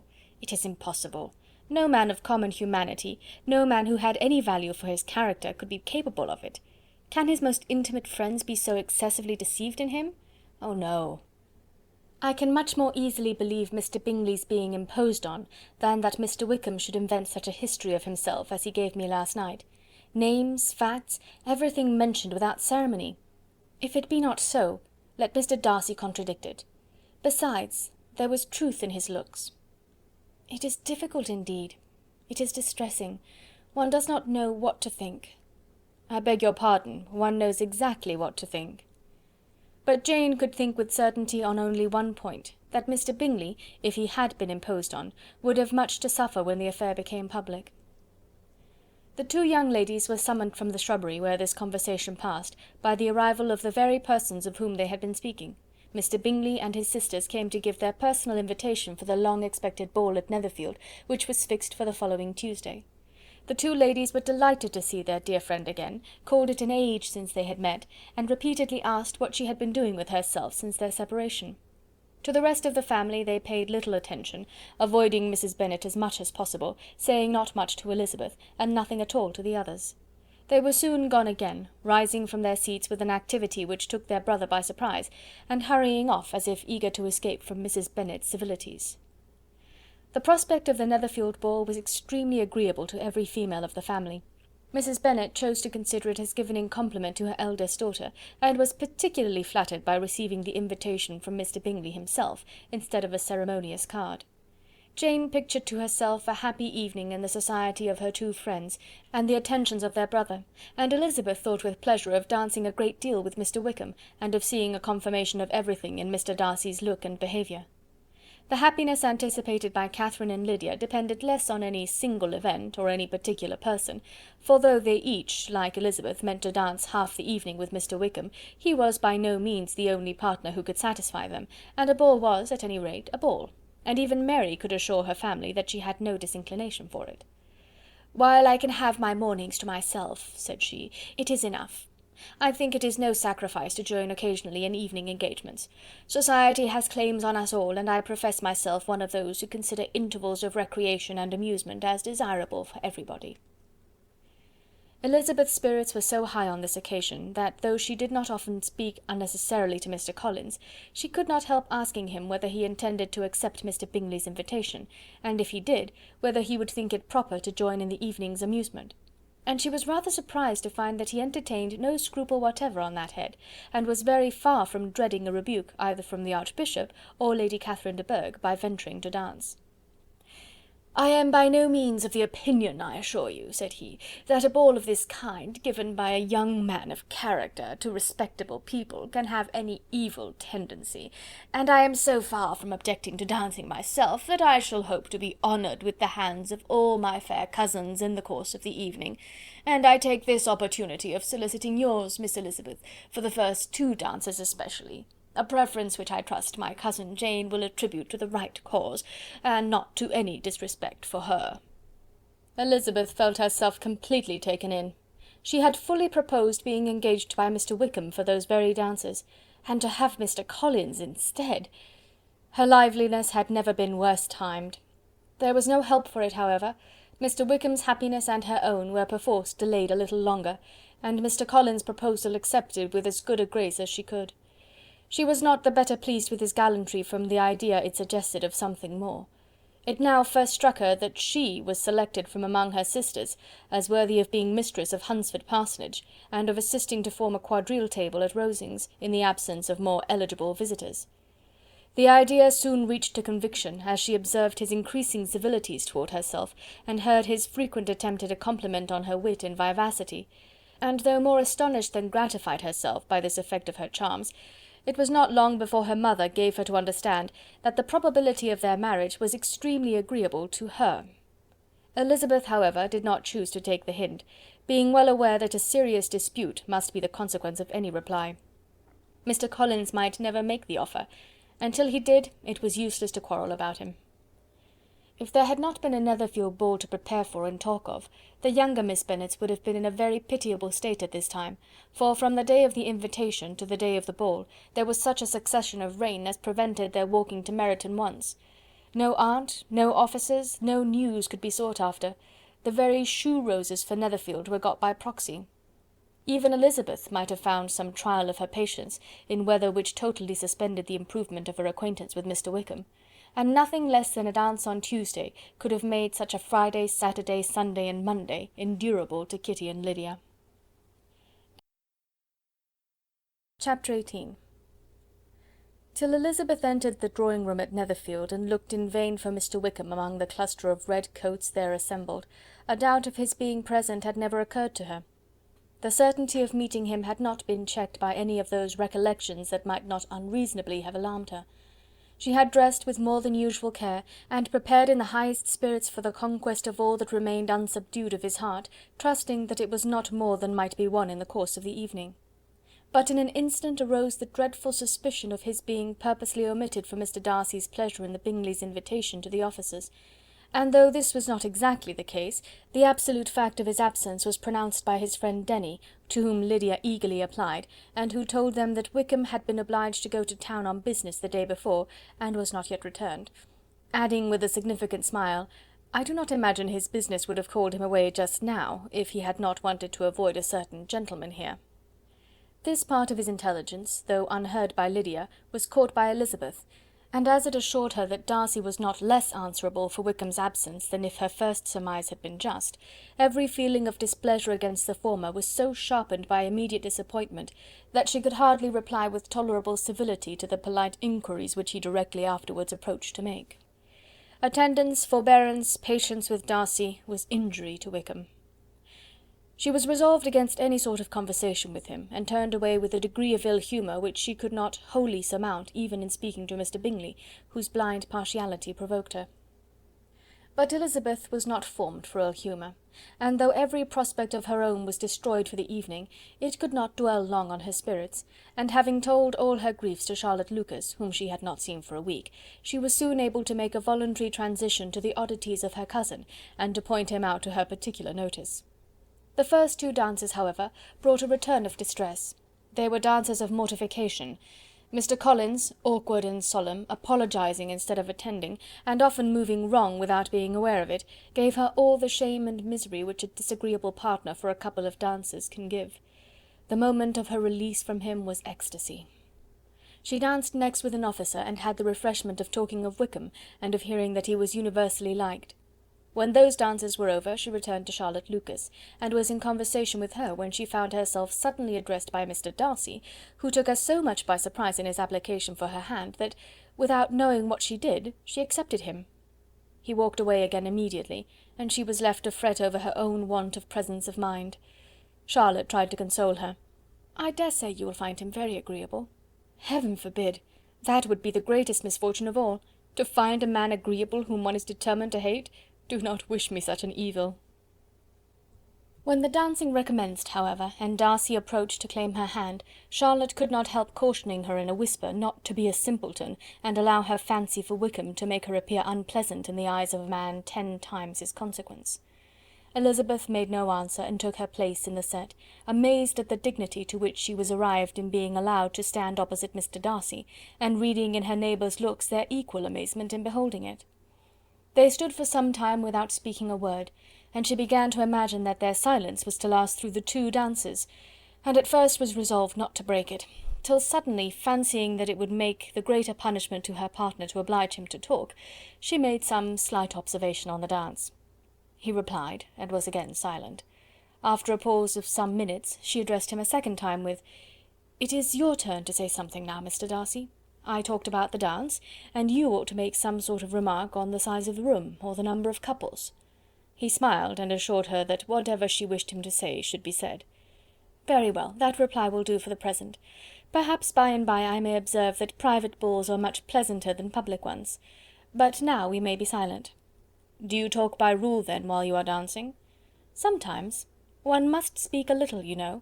It would look odd to be entirely silent for half an hour together, and yet for the advantage of some, conversation ought to be so arranged as that they might have the trouble of saying as little as possible." "Are you consulting your own feelings in the present case, or do you imagine that you are gratifying mine?" "Both," replied Elizabeth archly, "for I have always seen a great similarity in the turn of our minds. We are each of an unsocial, taciturn disposition, unwilling to speak unless we expect to say something that will amaze the whole room, and be handed down to posterity with all the eclat of a proverb." "This is no very striking resemblance of your own character, I am sure," said he. "How near it may be to mine, I cannot pretend to say. You think it a faithful portrait, undoubtedly." "I must not decide on my own performance." He made no answer, and they were again silent till they had gone down the dance, when he asked her if she and her sisters did not very often walk to Meryton. She answered in the affirmative, and, unable to resist the temptation, added: "When you met us there the other day, we had just been forming a new acquaintance." The effect was immediate. A deeper shade of hauteur overspread his features, but he said not a word, and Elizabeth, though blaming herself for her own weakness, could not go on. At length Darcy spoke, and in a constrained manner said: "Mr. Wickham is blessed with such happy manners as may ensure his making friends. Whether he may be equally capable of retaining them is less certain." "He has been so unlucky as to lose your friendship," replied Elizabeth with emphasis, "and in a manner which he is likely to suffer from all his life." Darcy made no answer, and seemed desirous of changing the subject. At that moment Sir William Lucas appeared close to them, meaning to pass through the set to the other side of the room, but on perceiving Mr. Darcy, he stopped with a bow of superior courtesy to compliment him on his dancing and his partner. "I have been most highly gratified indeed, my dear sir. Such very superior dancing is not often seen. It is evident that you belong to the first circles. Allow me to say, however, that your fair partner does not disgrace you, and that I must hope to have this pleasure often repeated, especially when a certain desirable event, my dear Eliza," glancing at her sister in Bingley, "shall take place. What congratulations will then flow in! I appeal to Mr. Darcy... But let me not interrupt you, sir. You will not thank me for detaining you from the bewitching converse of that young lady, whose bright eyes are also upbraiding me." The latter part of this address was scarcely heard by Darcy, but Sir William's allusion to his friend seemed to strike him forcibly, and his eyes were directed with a very serious expression towards Bingley and Jane, who were dancing together. Recovering himself, however, shortly, he turned to his partner and said: "Sir William's interruption has made me forget what we were talking of." "I do not think we were speaking at all. Sir William could not have interrupted 2 people in the room who had less to say for themselves. We have tried 2 or 3 subjects already without success, and what we are to talk of next I cannot imagine." "What think you of books?" said he, smiling. "Books? Oh no! I am sure we never read the same, or not with the same feelings." "I am sorry you think so.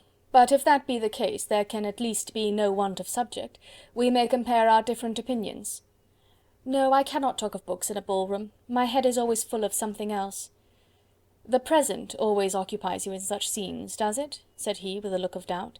"Yes, always," she replied, without knowing what she said, for her thoughts had wandered far from the subject, as soon afterwards appeared by her suddenly exclaiming, "I remember hearing you once say, Mr. Darcy, that you hardly ever forgave, that your resentment once created was unappeasable.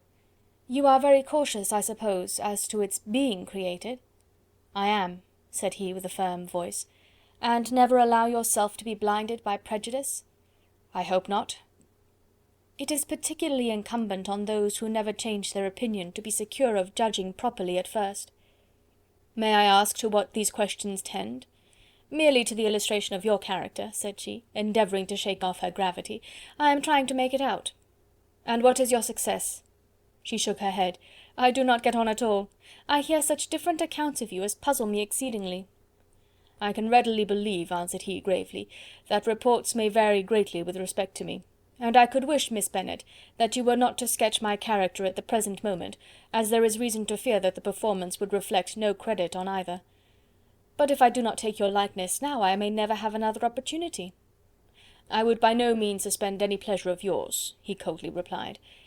She said no more, and they went down the other dance and parted in silence, and on each side dissatisfied, though not to an equal degree, for in Darcy's breast there was a tolerable powerful feeling towards her, which soon procured her pardon, and directed all his anger against another. They had not long separated when Miss Bingley came towards her, and with an expression of civil disdain accosted her.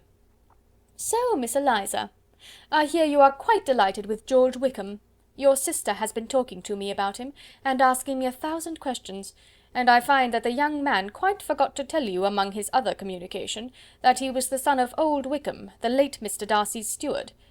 Let me recommend you, however, as a friend, not to give implicit confidence to all his assertions, for as to Mr. Darcy's using him ill, it is perfectly false, for on the contrary, he has always been remarkably kind to him, though George Wickham has treated Mr. Darcy in a most infamous manner.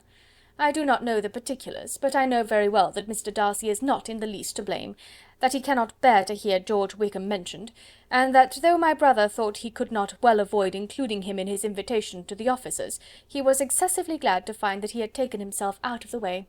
His coming into the country at all is a most insolent thing indeed, and I wonder how he could presume to do it.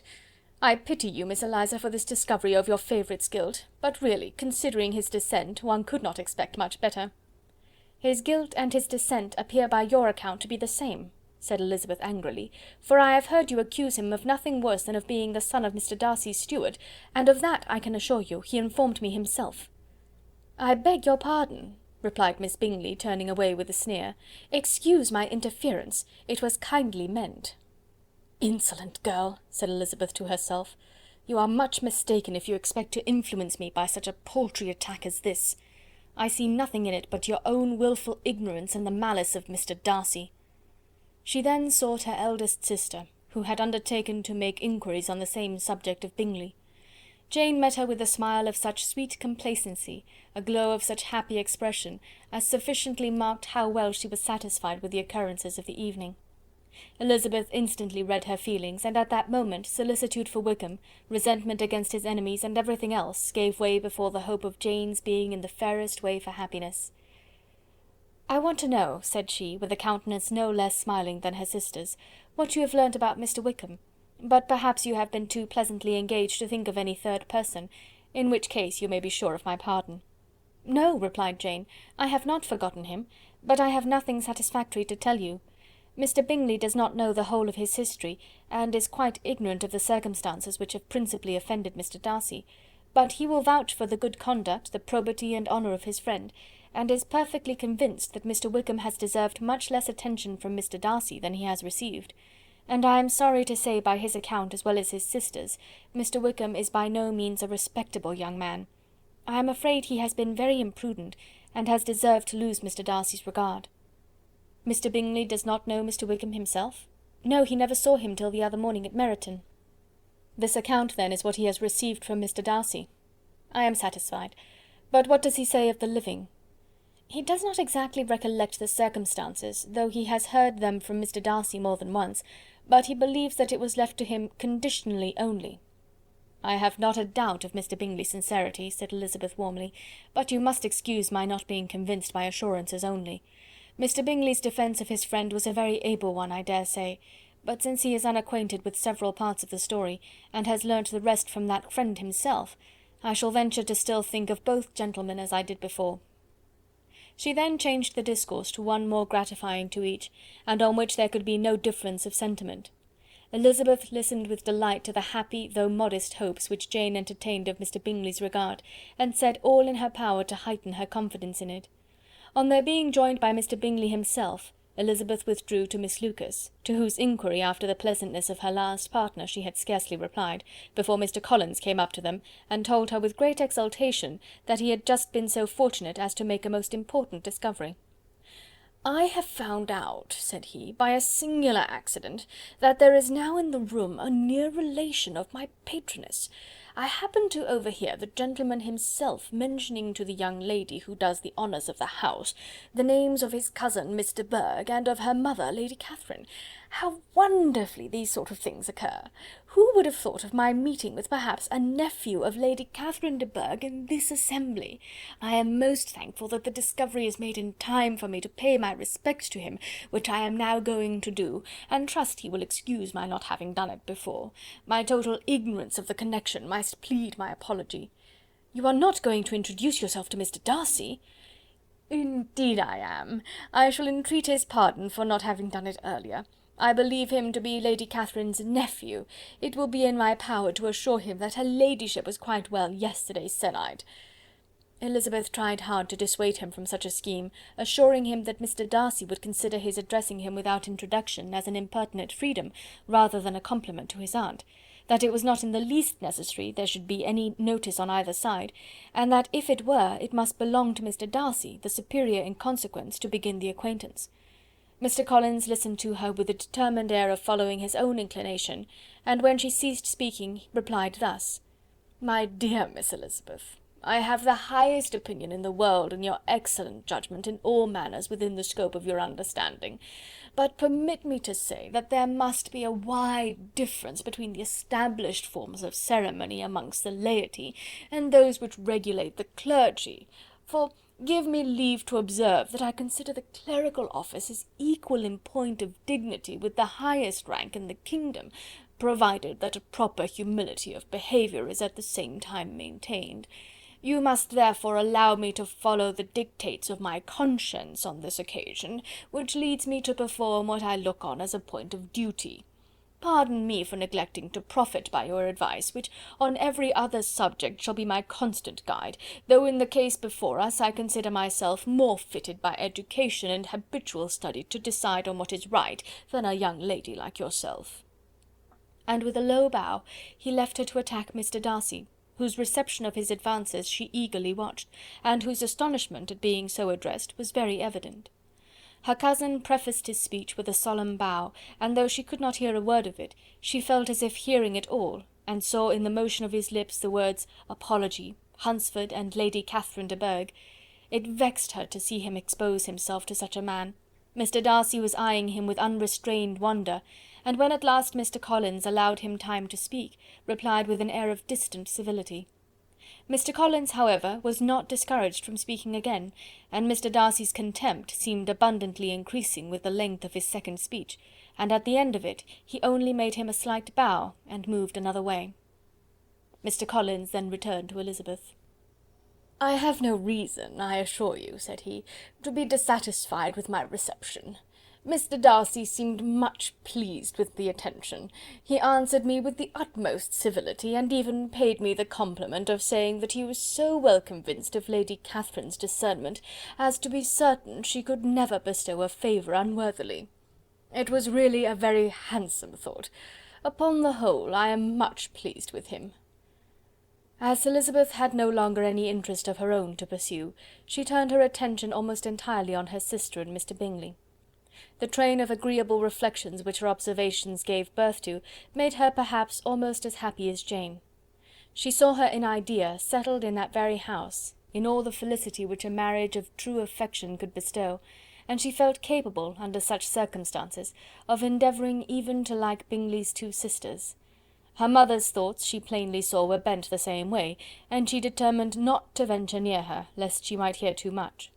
When they sat down to supper, therefore, she considered it a most unlucky perverseness which placed them within one of each other, and deeply was she vexed to find that her mother was talking to that one person, Lady Lucas, freely, openly, and of nothing else but her expectation that Jane would soon be married to Mr. Bingley. It was an animating subject, and Mrs. Bennet seemed incapable of fatigue while enumerating the advantages of the match. His being such a charming young man, and so rich, and living but 3 miles from them, were the first points of self-gratulation. And then it was such a comfort to think how fond the two sisters were of Jane, and to be certain that they must desire the connection as much as she could do. It was, moreover, such a promising thing for her younger daughters, as Jane's marrying so greatly must throw them in the way of other rich men. And lastly, it was so pleasant at her time of life to be able to consign her single daughters to the care of their sister, that she might not be obliged to go into company more than she liked. It was necessary to make this circumstance a matter of pleasure, because on such occasions it is the etiquette, but no one was less likely than Mrs. Bennet to find comfort in staying home at any period of her life. She concluded with many good wishes that Lady Lucas might soon be equally fortunate, though evidently and triumphantly believing there was no chance of it.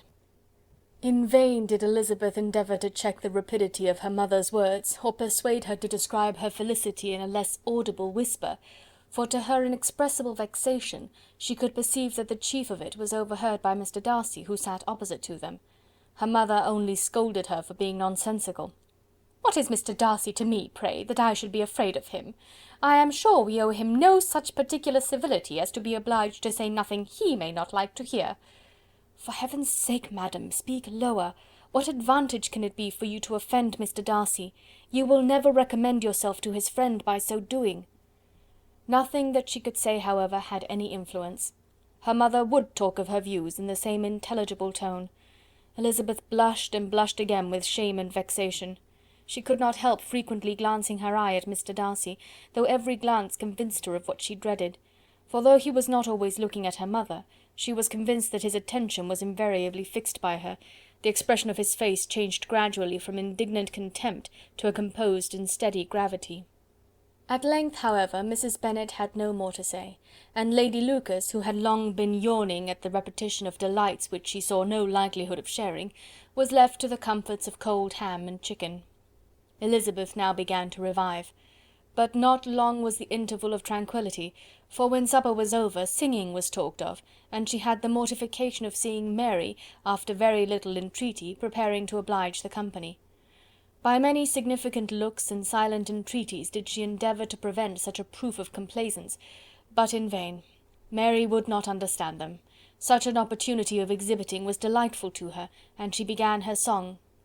Elizabeth's eyes were fixed on her with most painful sensations, and she watched her progress through the several stanzas with an impatience which was very ill rewarded at their close, for Mary, on receiving amongst the thanks of the table the hint of a hope that she might be prevailed on to favour them again, after the pause of half a minute began another.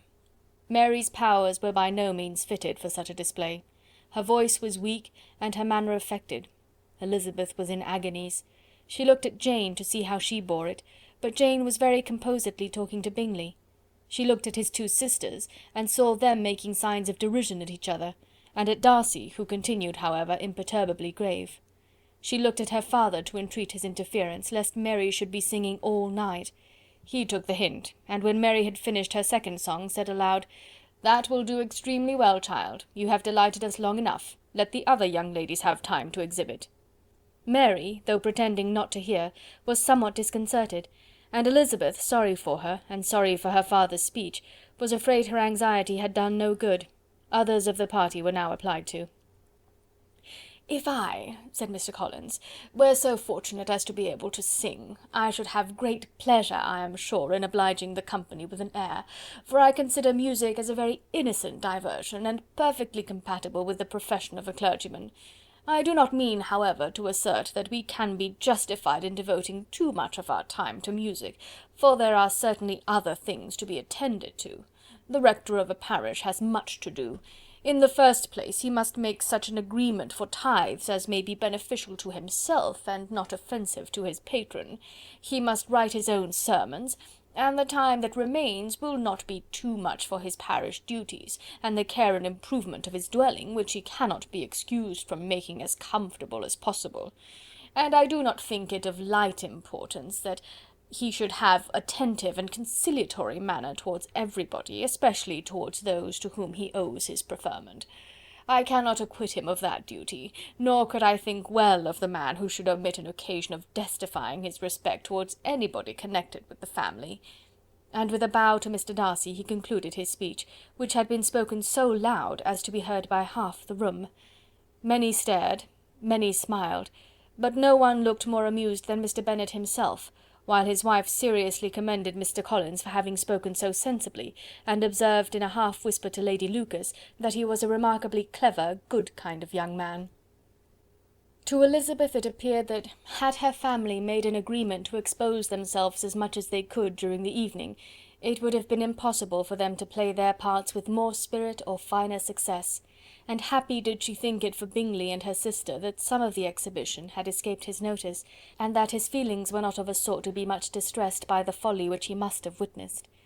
That his two sisters and Mr. Darcy, however, should have such an opportunity of ridiculing her relations was bad enough, and she could not determine whether the silent contempt of the gentlemen or the insolent smiles of the ladies were more intolerable. The rest of the evening brought her little amusement. She was teased by Mr. Collins, who continued most perseveringly by her side, and though he could not prevail on her to dance with him again, put it out of her power to dance with others. In vain did she entreat him to stand up with somebody else, and offered to introduce him to any young lady in the room. He assured her that as to dancing he was perfectly indifferent to it, that his chief object was by delicate attentions to recommend himself to her, and that he should therefore make a point of remaining close to her the whole evening. There was no arguing upon such a project. She owed her greatest relief to her friend Miss Lucas, who often joined them, and good-naturedly engaged Mr. Collins' conversation to herself. She was at least free from the offence of Mr. Darcy's further notice, though often standing within a very short distance of her, quite disengaged, he never came near enough to speak. She felt it to be the probable consequence of her allusions to Mr. Wickham, and rejoiced in it. The Longbourn party were the last of all the company to depart, and by a manoeuvre of Mrs. Bennet had to wait for their carriage a quarter of an hour after everybody else was gone, which gave them time to see how heartily they were wished away by some of the family. Mrs. Hurst and her sister scarcely opened their mouths except to complain of fatigue, and were evidently impatient to have the house to themselves. They repulsed every attempt of Mrs. Bennet at conversation, and by so doing threw a languor over the whole party, which was very little relieved by the long speeches of Mr. Collins, who was complimenting Mr. Bingley and his sisters on the elegance of their entertainment, and the hospitality and politeness which had marked their behaviour to their guests. Darcy said nothing at all. Mr. Bennet, in equal silence, was enjoying the scene. Mr. Bingley and Jane were standing together, a little detached from the rest, and talked only to each other. Elizabeth preserved as steady a silence as either Mrs. Hurst or Miss Bingley, and even Lydia was too much fatigued to utter more than the occasional exclamation of "Lord, how tired I am!" accompanied by a violent yawn. When at length they arose to take leave, Mrs. Bennet was most pressingly civil in her hope of seeing the whole family soon at Longbourn, and addressed herself especially to Mr. Bingley, to assure him how happy he would make them by eating a family dinner with them at any time, without the ceremony of a formal invitation. Bingley was all grateful pleasure, and he readily engaged for taking the earliest opportunity of waiting on her, after his return from London, whither he was obliged to go the next day for a short time. Mrs. Bennet was perfectly satisfied, and quitted the house under the delightful persuasion that, allowing for the necessary preparations of settlements, new carriages, and wedding clothes, she should undoubtedly see her daughter settled at Netherfield in the course of 3 or 4 months. Of having another daughter married to Mr. Collins, she thought with equal certainty, and with considerable though not equal pleasure.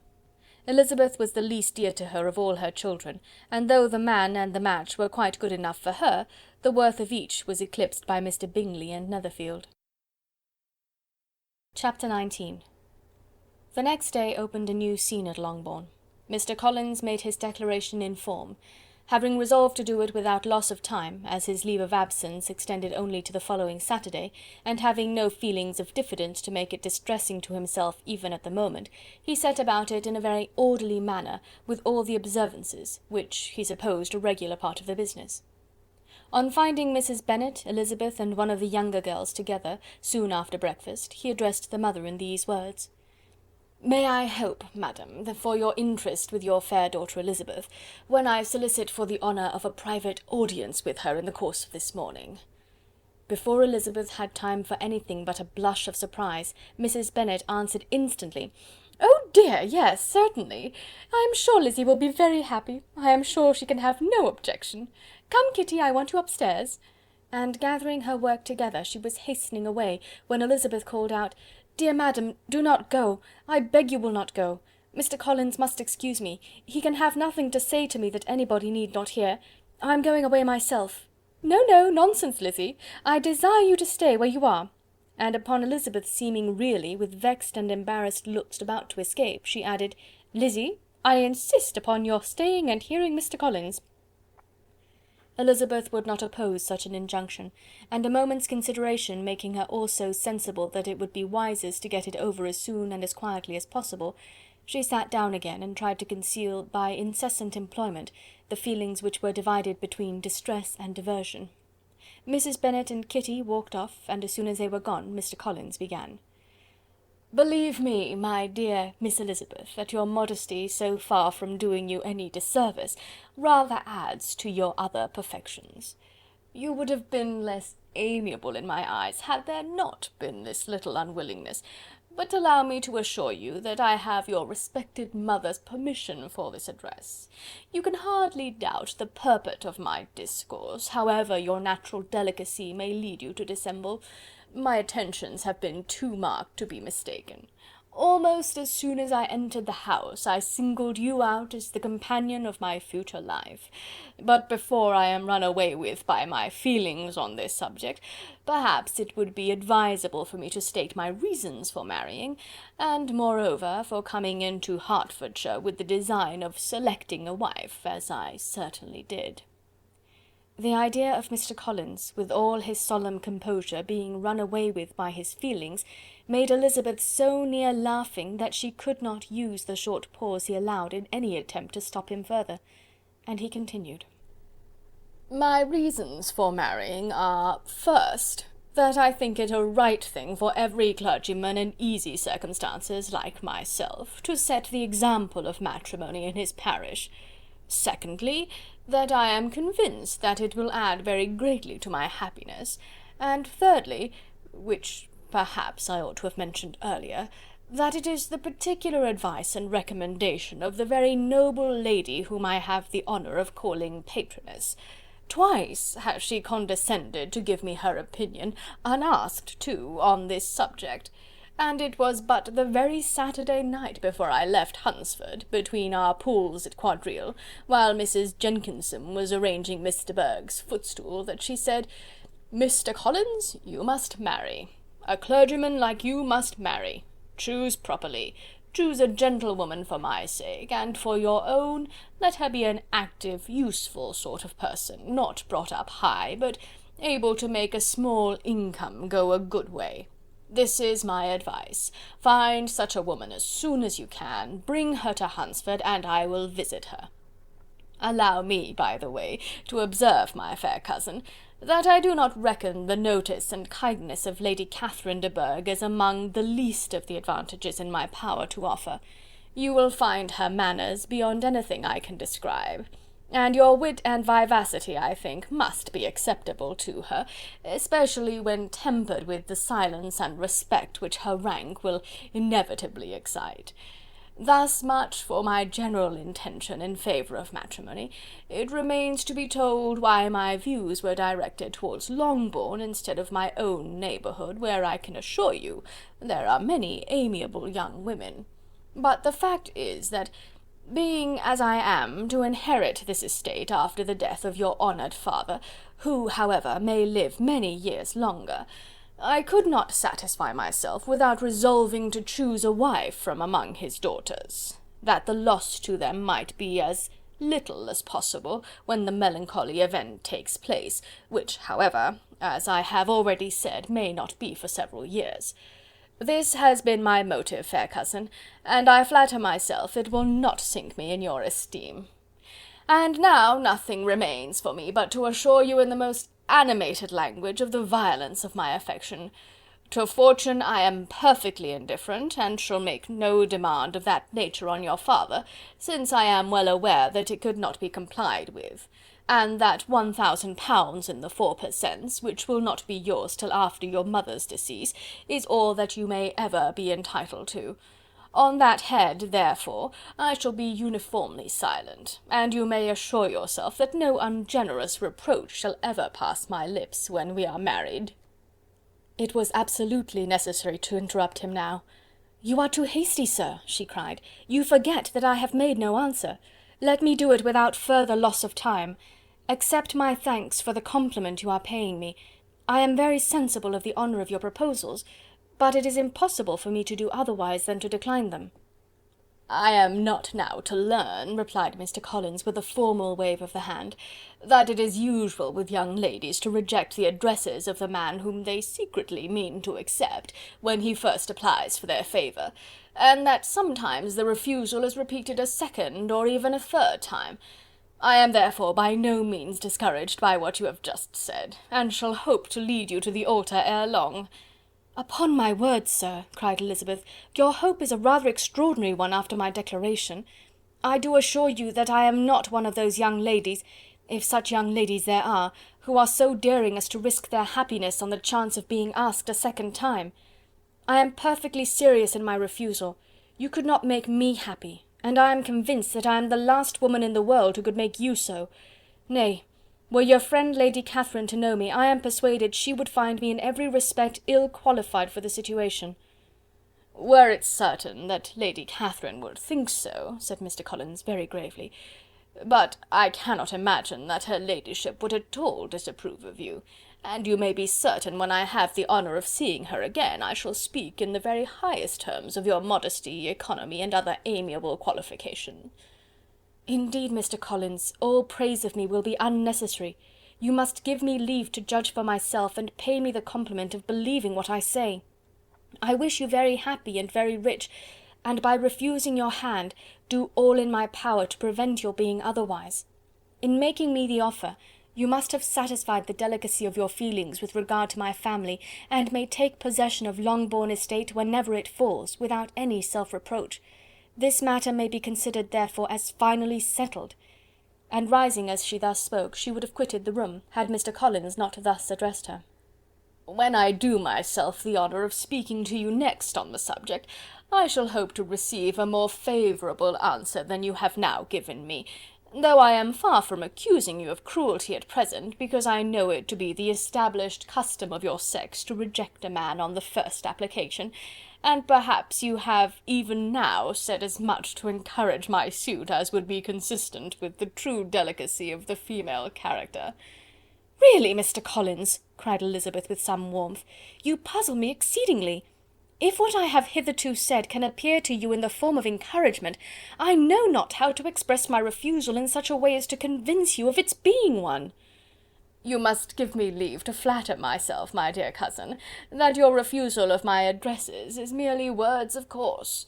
My reasons for believing it are briefly these. It does not appear to me that my hand is unworthy of your acceptance, or that the establishment I can offer would be any other than highly desirable.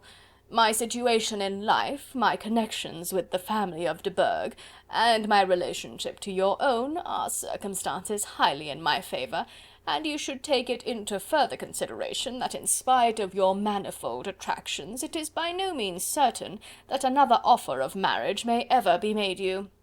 Your portion is unhappily so small that it will in all likelihood undo the effects of your loveliness and amiable qualifications. As I must therefore conclude that you are not serious in your rejection of me, I shall choose to attribute it to your wish of increasing my love by suspense, according to the usual practice of elegant females." "I do assure you, sir, that I have no pretensions whatever to that kind of elegance which consists in tormenting a respectable man. I would rather be paid the compliment of being believed sincere. I thank you again and again for the honour you have done me in your proposals, but to accept them is absolutely impossible. My feelings in every respect forbid it. Can I speak plainer?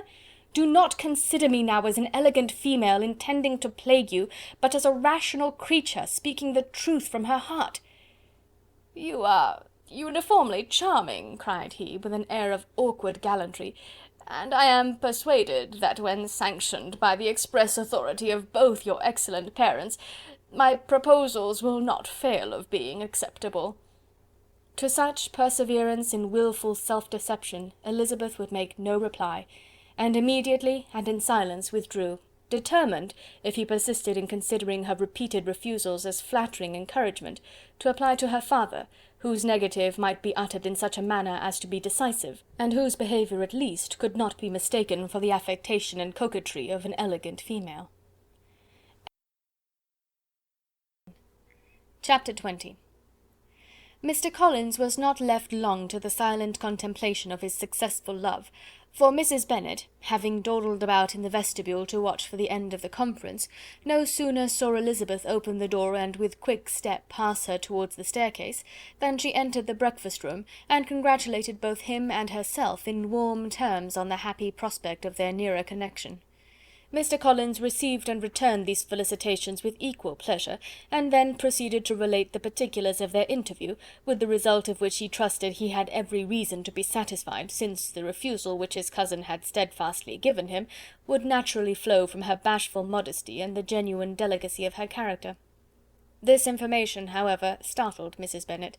She would have been glad to be equally satisfied that her daughter had meant to encourage him by protesting against his proposals, but she dared not believe it, and could not help saying so.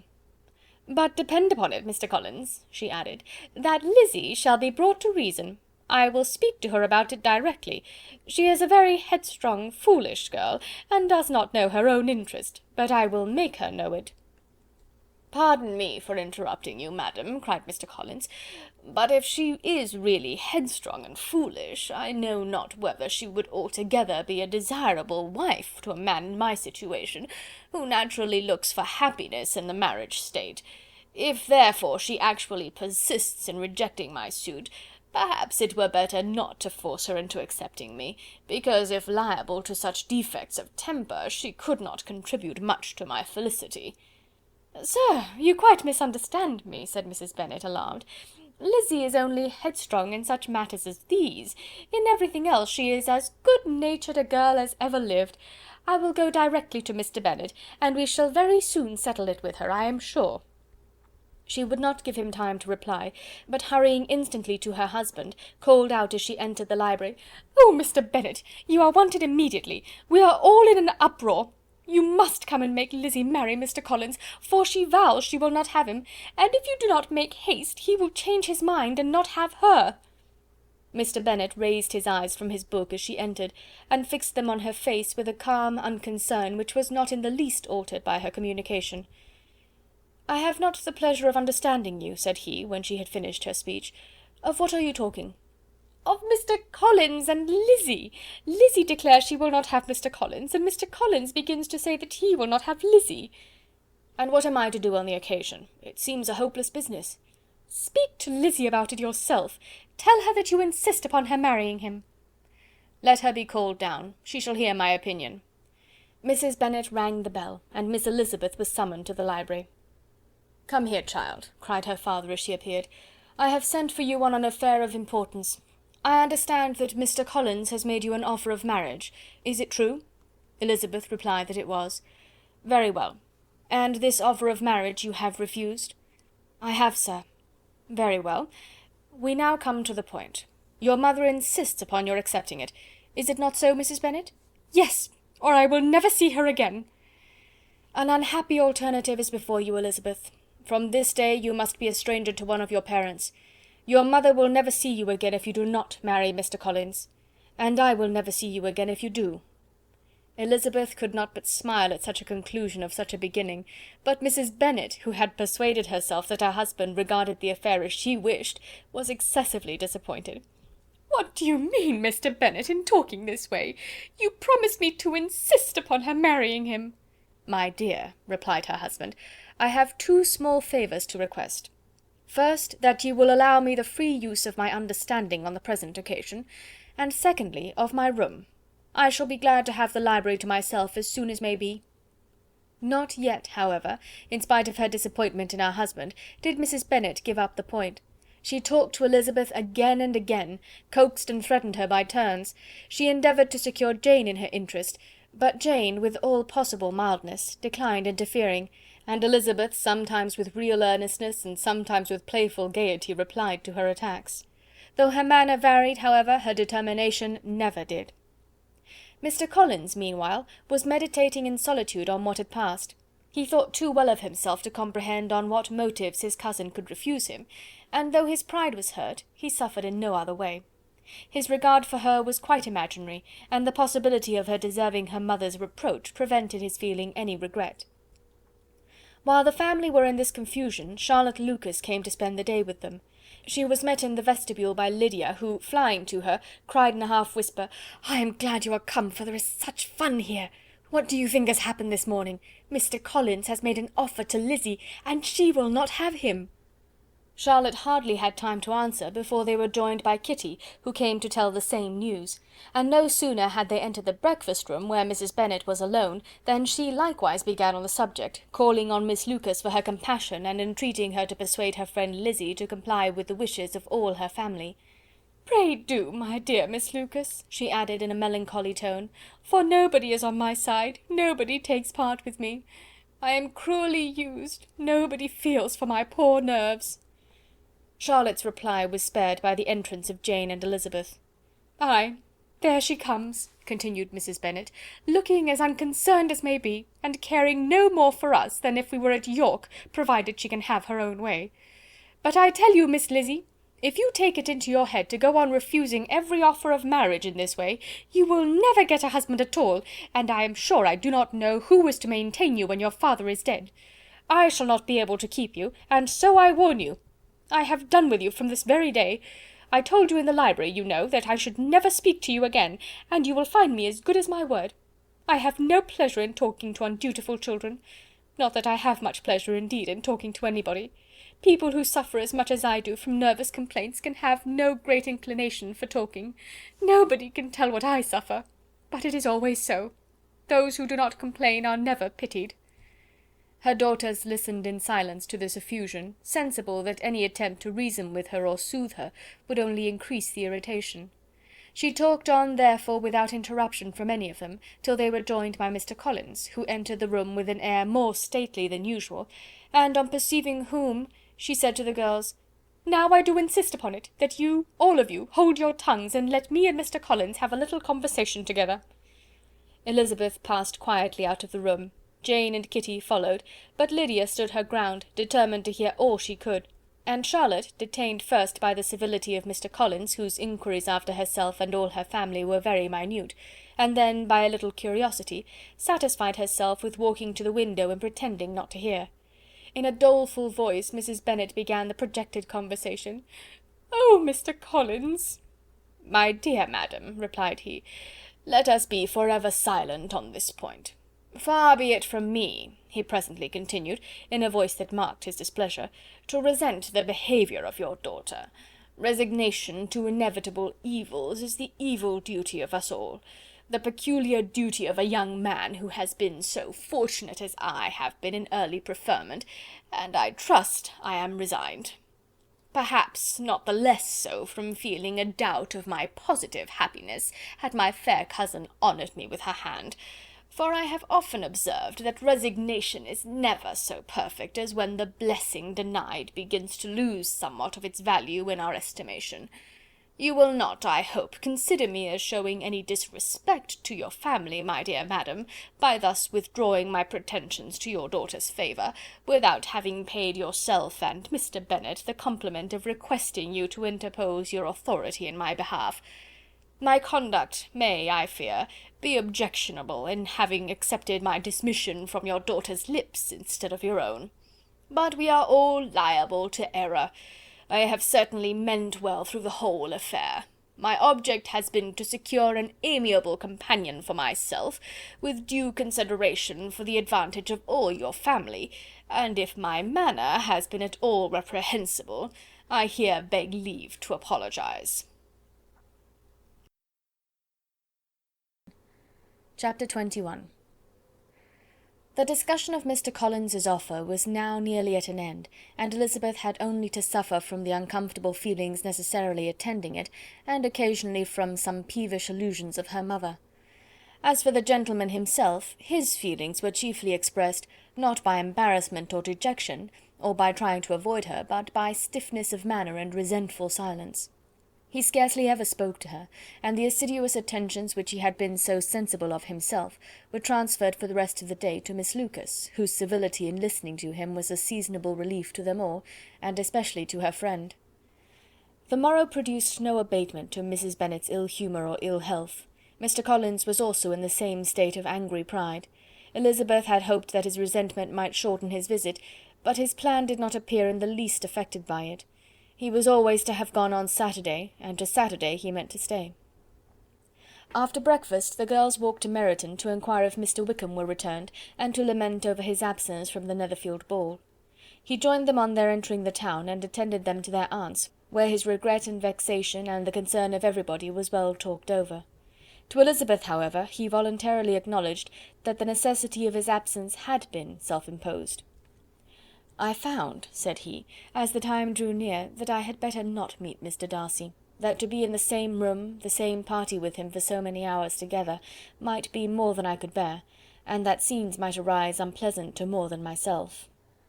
She highly approved his forbearance, and they had leisure for a full discussion of it, and for all the commendation which they civilly bestowed on each other, as Wickham and another officer walked back with them to Longbourn, and during the walk he particularly attended to her. His accompanying them was a double advantage. She felt all the compliment it offered to herself, and it was most acceptable as an occasion of introducing him to her father and mother. Soon after their return a letter was delivered to Miss Bennet. It came from Netherfield. The envelope contained a sheet of elegant, little hot-pressed paper, well covered with the lady's fair flowing hand, and Elizabeth saw her sister's countenance change as she read it, and saw her dwelling intently on some particular passages. Jane recollected herself soon, and putting the letter away tried to join with her usual cheerfulness in the general conversation, but Elizabeth felt an anxiety on the subject which drew off her attention even from Wickham, and no sooner had he and his companion taken leave than a glance from Jane invited her to follow her upstairs. When they had gained their own room, Jane, taking out the letter, said, "This is from Caroline Bingley. What it contains has surprised me a good deal. The whole party have left Netherfield by this time, and are on their way back to town, and without any intention of coming back again. You shall hear what she says."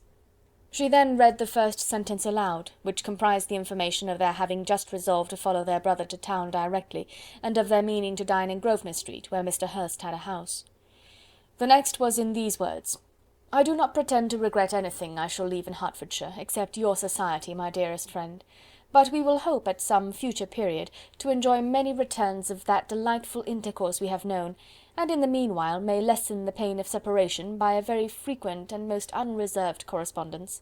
I depend on you for that."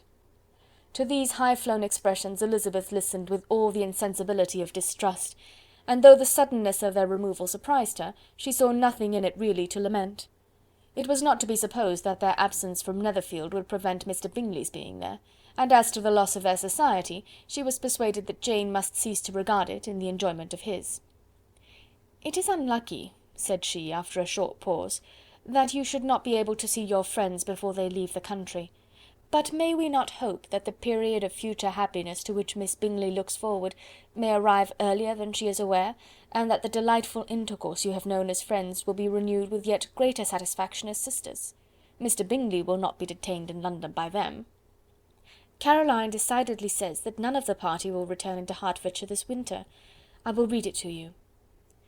When my brother left us yesterday, he imagined that the business which took him to London might be concluded in 3 or 4 days, but as we are certain it cannot be so, and at the same time convinced that when Charles gets to town he will be in no hurry to leave it again, we have determined on following him thither, that he may not be obliged to spend his vacant hours in a comfortless hotel.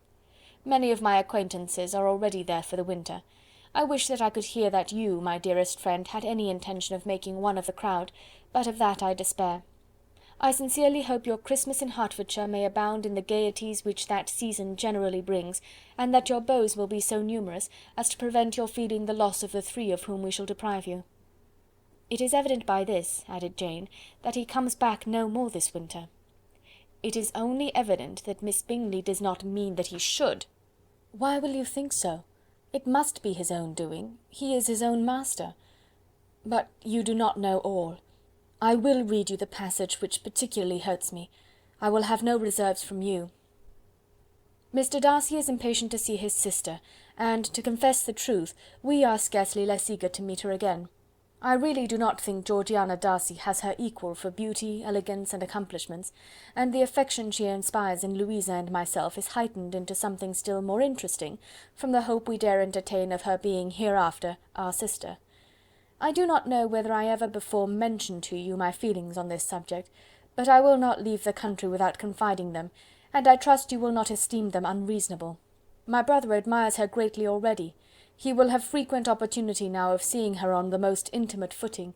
Her relations all wish the connection as much as his own, and a sister's partiality is not misleading me, I think, when I call Charles most capable of engaging any woman's heart. With all these circumstances to favour an attachment, and nothing to prevent it, am I wrong, my dearest Jane, in indulging the hope of an event which will secure the happiness of so many? What do you think of this sentence, my dear Lizzy? Said Jane as she finished it. Is it not clear enough? Does it not expressly declare that Caroline neither expects nor wishes me to be her sister, that she is perfectly convinced of her brother's indifference, and that, if she suspects the nature of my feelings for him, she means most kindly to put me on my guard? Can there be any other opinion on the subject? Yes, there can, for mine is totally different. Will you hear it?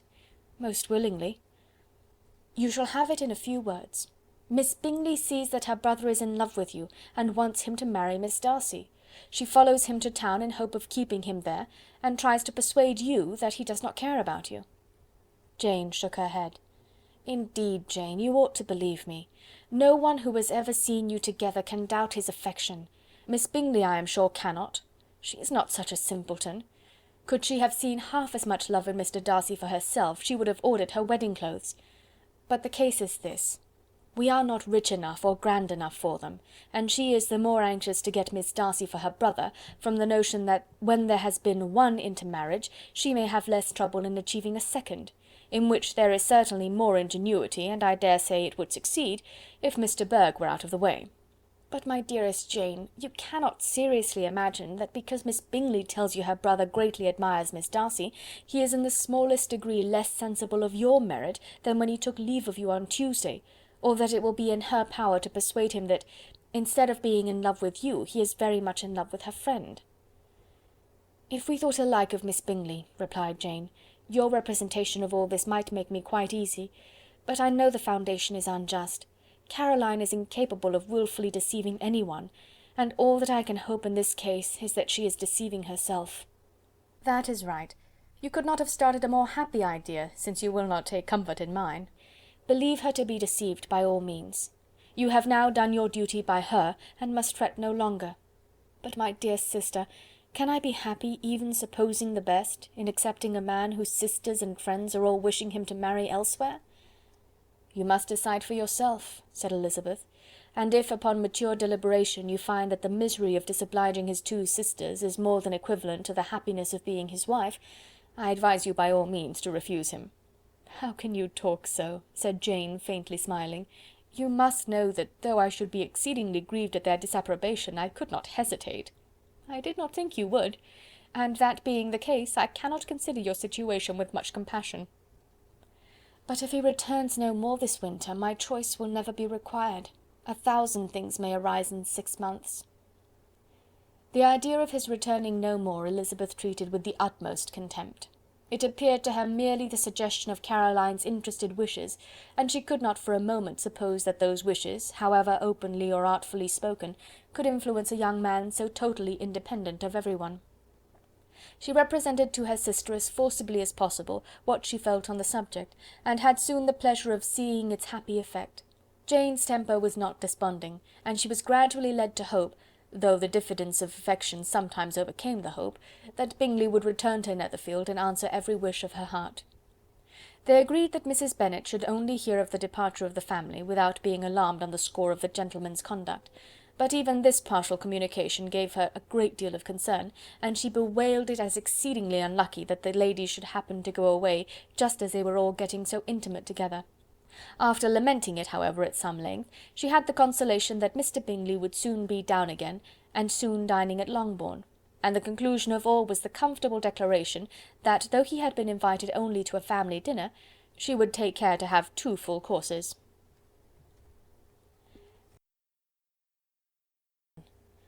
Chapter 22. The Bennets were engaged to dine with the Lucases, and again during the chief of the day was Miss Lucas so kind as to listen to Mr. Collins. Elizabeth took an opportunity of thanking her. "It keeps him in good humour," said she, "and I am more obliged to you than I can express." Charlotte assured her friend of her satisfaction in being useful, and that it amply repaid her for the little sacrifice of her time. This was very amiable, but Charlotte's kindness extended farther than Elizabeth had any conception of. Its object was nothing else than to secure her from any return of Mr. Collins's addresses, by engaging them towards herself. Such was Miss Lucas's scheme, and appearances were so favourable that when they parted at night she would have felt almost secure of success if he had not been to leave Hertfordshire so very soon. But here she did injustice to the fire and independence of his character, for it led him to escape out of Longbourn House the next morning with admirable slyness, and to hasten to Lucas Lodge to throw himself at her feet. He was anxious to avoid the notice of his cousins, from a conviction that if they saw him depart, they could not fail to conjecture his design, and he was not willing to have the attempt known till its success might be known likewise; for though feeling almost secure, and with reason, for Charlotte had been tolerably encouraging, he was Miss Lucas perceived him from an upper window as he walked towards the house, and instantly set out to meet him accidentally in the lane. But little had she dared to hope that so much love and eloquence awaited her there. In as short a time as Mr. Collins's long speeches would allow, everything was settled between them to the satisfaction of both, and as they entered the house, he earnestly entreated her to name the day that was to make him the happiest of men, and though such a solicitation must be waived for the present, the lady felt no inclination to trifle with his happiness.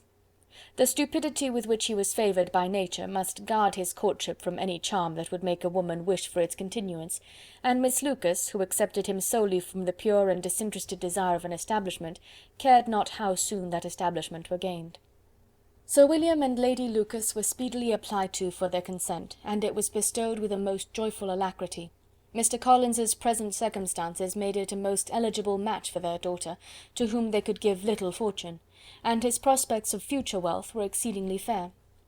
Lady Lucas began directly to calculate, with more interest than the matter had ever excited before, how many years longer Mr. Bennet was likely to live, and Sir William gave it as his decided opinion that whenever Mr. Collins should be in possession of the Longbourn estate, it would be highly expedient that both he and his wife should make their appearance at St. James's. The whole family, in short, were properly overjoyed on the occasion.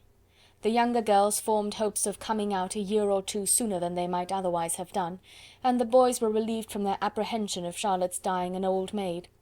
Charlotte herself was tolerably composed; she had gained her point, and had time to consider of it. Her reflections were in general satisfactory. Mr. Collins, to be sure, was neither sensible nor agreeable, his society was irksome, and his attachment to her must be imaginary, but still he would be her husband. Without thinking highly either of men or matrimony, marriage had always been her object. It was the only provision for well-educated young women of small fortune, and however uncertain of giving happiness, must be their pleasantest preservative from want. This preservative she had now obtained, and at the age of 27, without having ever been handsome, she felt all the good luck of it. The least agreeable circumstance in the business was the surprise it must occasion to Elizabeth Bennet, whose friendship she valued beyond that of any other person. Elizabeth would wonder and probably would blame her, and though her resolution was not to be shaken, her feelings must be hurt by such a disapprobation. She resolved to give her the information herself, and therefore charged Mr. Collins, when he returned to Longbourn to dinner, to drop no hint of what had passed before any of the family. A promise of secrecy was of course very dutifully given, but it could not be kept without difficulty, for the curiosity excited by his long absence burst forth in such very direct questions on his return as required some ingenuity to evade, and he was at the same time exercising great self-denial, for he was longing to publish his prosperous love. As he was to begin his journey too early on the morrow to see any of the family, the ceremony of leave-taking was performed when the ladies moved for the night, and Mrs. Bennet, with great politeness and cordiality, said how happy they should be to see him at Longbourn again, whenever his engagements might allow him to visit them. "My dear madam," he replied, "this invitation is particularly gratifying, because it is what I have been hoping to receive, and you may be very certain that I shall avail myself of it as soon as possible." They were all astonished, and Mr. Bennet, who could by no means wish for so speedy a return, immediately said, "But is there not danger of Lady Catherine's disapprobation here, my good sir? You had better neglect your relations than run the risk of offending your patroness." "My dear sir," replied Mr. Collins, "I am particularly obliged to you for this friendly caution, and you may depend upon my not taking so material a step without her ladyship's concurrence." "You cannot be too much upon your guard. Risk anything rather than her displeasure. And if you find it likely to be raised by your coming to us again, which I should think exceedingly probable, stay quietly at home, and be satisfied that we shall take no offence." "Believe me, my dear sir, my gratitude is warmly excited by such affectionate attention, and depend upon it, you will speedily receive from me a letter of thanks for this, and for every other mark of your regard during my stay in Hertfordshire.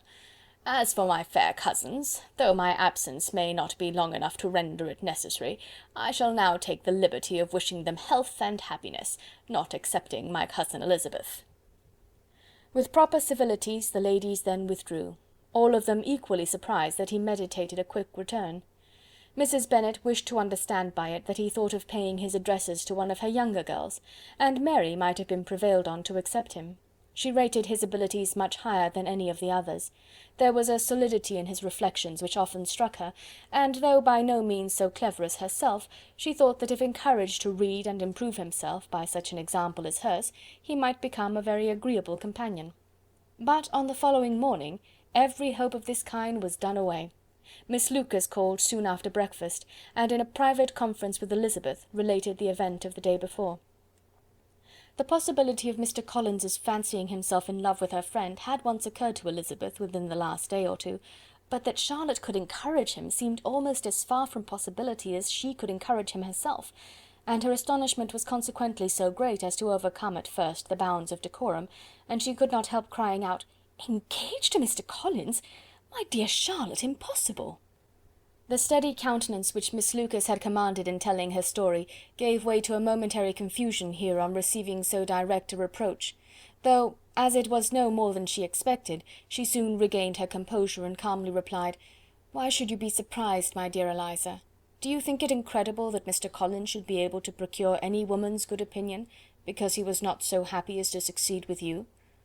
But Elizabeth had now recollected herself, and making a strong effort for it, was able to assure with tolerable firmness that the prospect of their relationship was highly grateful to her, and that she wished her all imaginable happiness. "I see what you are feeling," replied Charlotte. "You must be surprised, very much surprised, so lately as Mr. Collins was wishing to marry you. But when you have had time to think it over, I hope you will be satisfied with what I have done. I am not romantic, you know, I never was.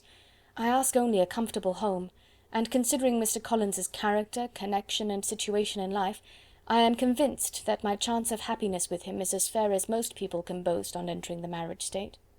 Elizabeth quietly answered, "Undoubtedly," and after an awkward pause they returned to the rest of the family. Charlotte did not stay much longer, and Elizabeth was then left to reflect on what she had heard. It was a long time before she became at all reconciled to the idea of so unsuitable a match. The strangeness of Mr. Collins's making 2 offers of marriage within 3 days was nothing in comparison of his being now accepted. She had always felt that Charlotte's opinion of matrimony was not exactly like her own, but she had not supposed it to be possible that, when called into action, she would have sacrificed every better feeling to worldly advantage. Charlotte, the wife of Mr. Collins, was a most humiliating picture, and to the pang of a friend disgracing herself and sunk in her esteem, was added the distressing conviction that it was impossible for that friend to be tolerably happy in the lot she had chosen. Chapter 23.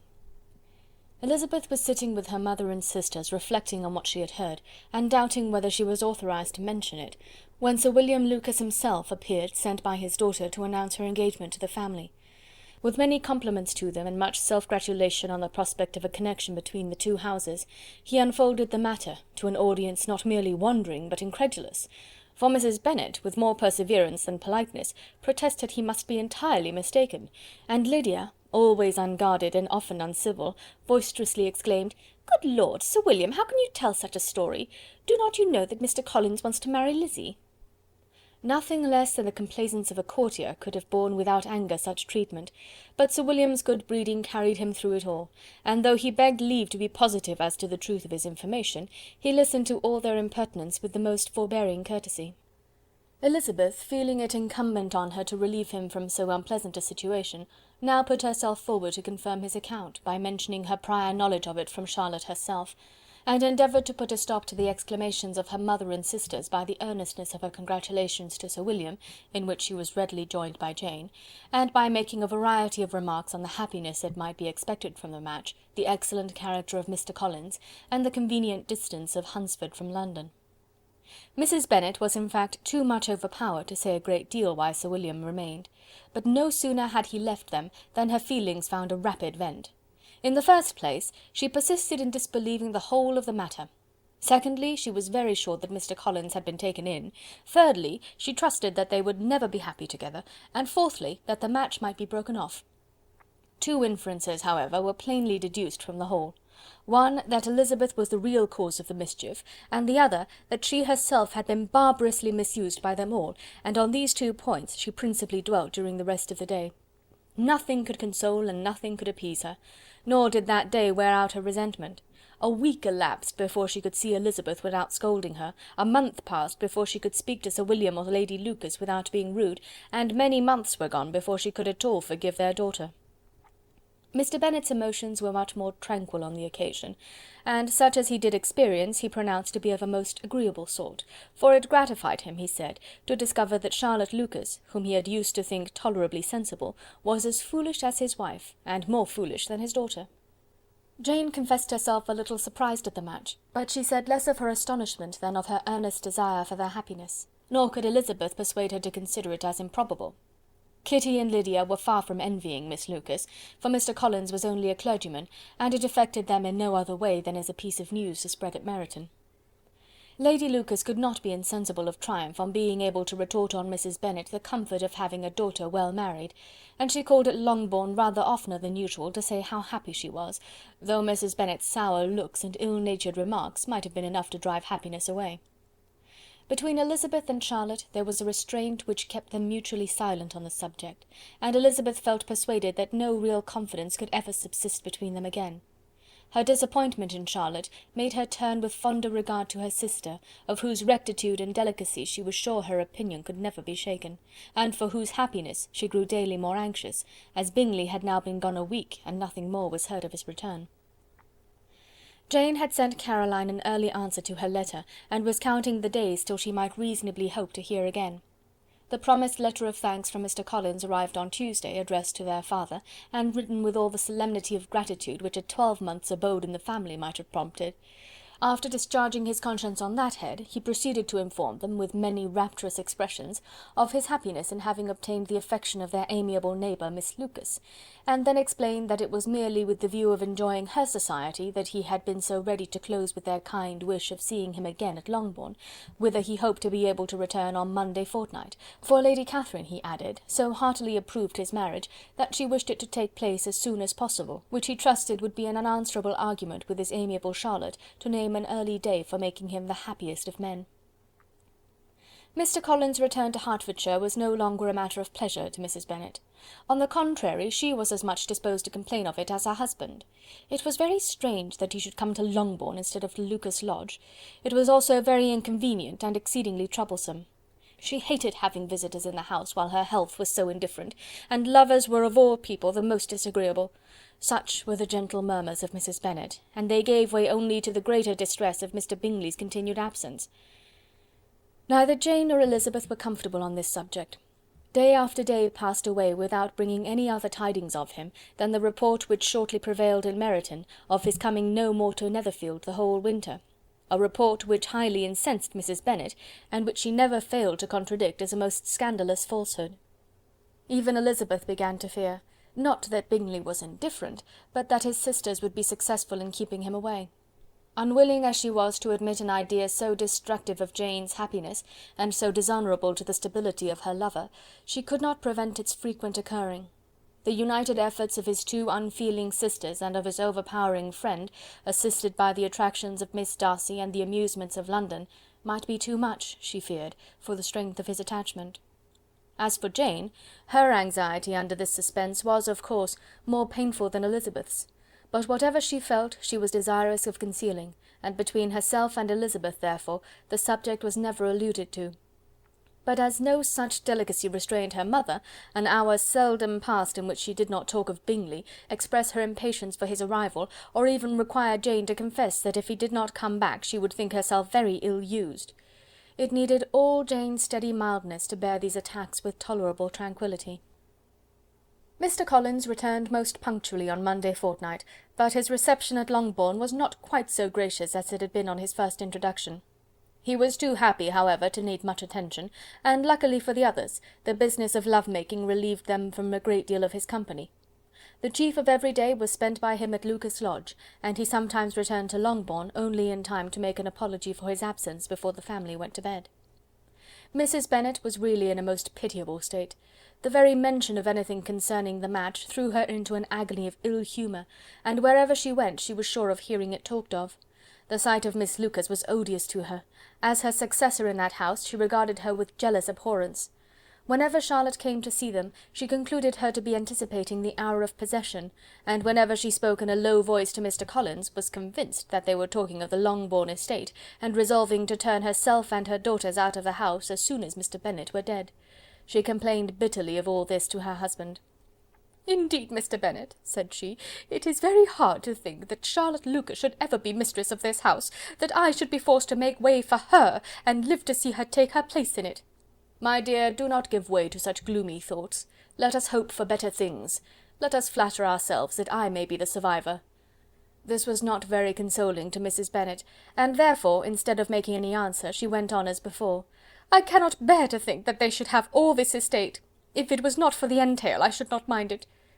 "What should not you mind?" "I should not mind anything at all." "Let us be thankful that you are preserved from a state of such insensibility." "I never can be thankful, Mr. Bennet, for anything about the entail. How anyone could have the conscience to entail away an estate from one's own daughters, I cannot understand, and all for the sake of Mr. Collins, too. Why should he have it more than anybody else?" "I leave it to yourself to determine," said Mr. Bennet. Chapter 24.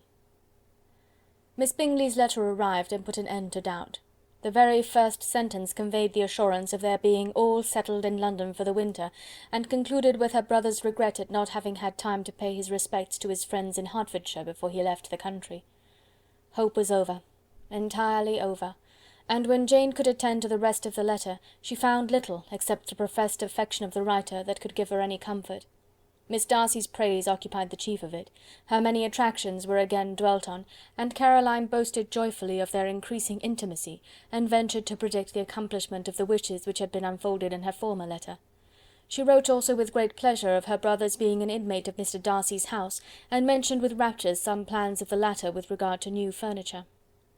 Elizabeth, to whom Jane very soon communicated the chief of all this, heard it in silent indignation. Her heart was divided between concern for her sister and resentment against all others. To Caroline's assertion of her brother's being partial to Miss Darcy she paid no credit. That he was really fond of Jane she doubted no more than she had ever done, and much as she had always been disposed to like him, she could not think without anger, hardly without contempt, on that easiness of temper, that want of proper resolution which now made him the slave of his designing friends, and led him to sacrifice his own happiness to the caprice of their inclination. Had his own happiness, however, been the only sacrifice, he might have been allowed to sport with it in whatever manner he thought best, but her sister's was involved in it, as she thought he must be sensible himself. It was a subject, in short, on which reflection would be long indulged, and must be unavailing. She could think of nothing else, and yet, whether Bingley's regard had really died away, or were suppressed by his friend's interference, whether he had been aware of Jane's attachment, or whether it had escaped his observation, whatever were the case, though her opinion of him must be materially affected by the difference, her sister's situation remained the same, her peace equally wounded. A day or two passed before Jane had the courage to speak of her feelings to Elizabeth, but at last, on Mrs. Bennet's leaving them together, after a longer irritation than usual about Netherfield and its master, she could not help saying, "Oh, that my dear mother had more command over herself! She can have no idea of the pain she gives me by her continual reflections on him. But I will not repine, it cannot last long.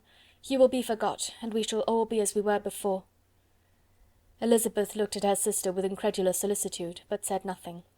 "You doubt me," cried Jane, slightly colouring. "Indeed, you have no reason.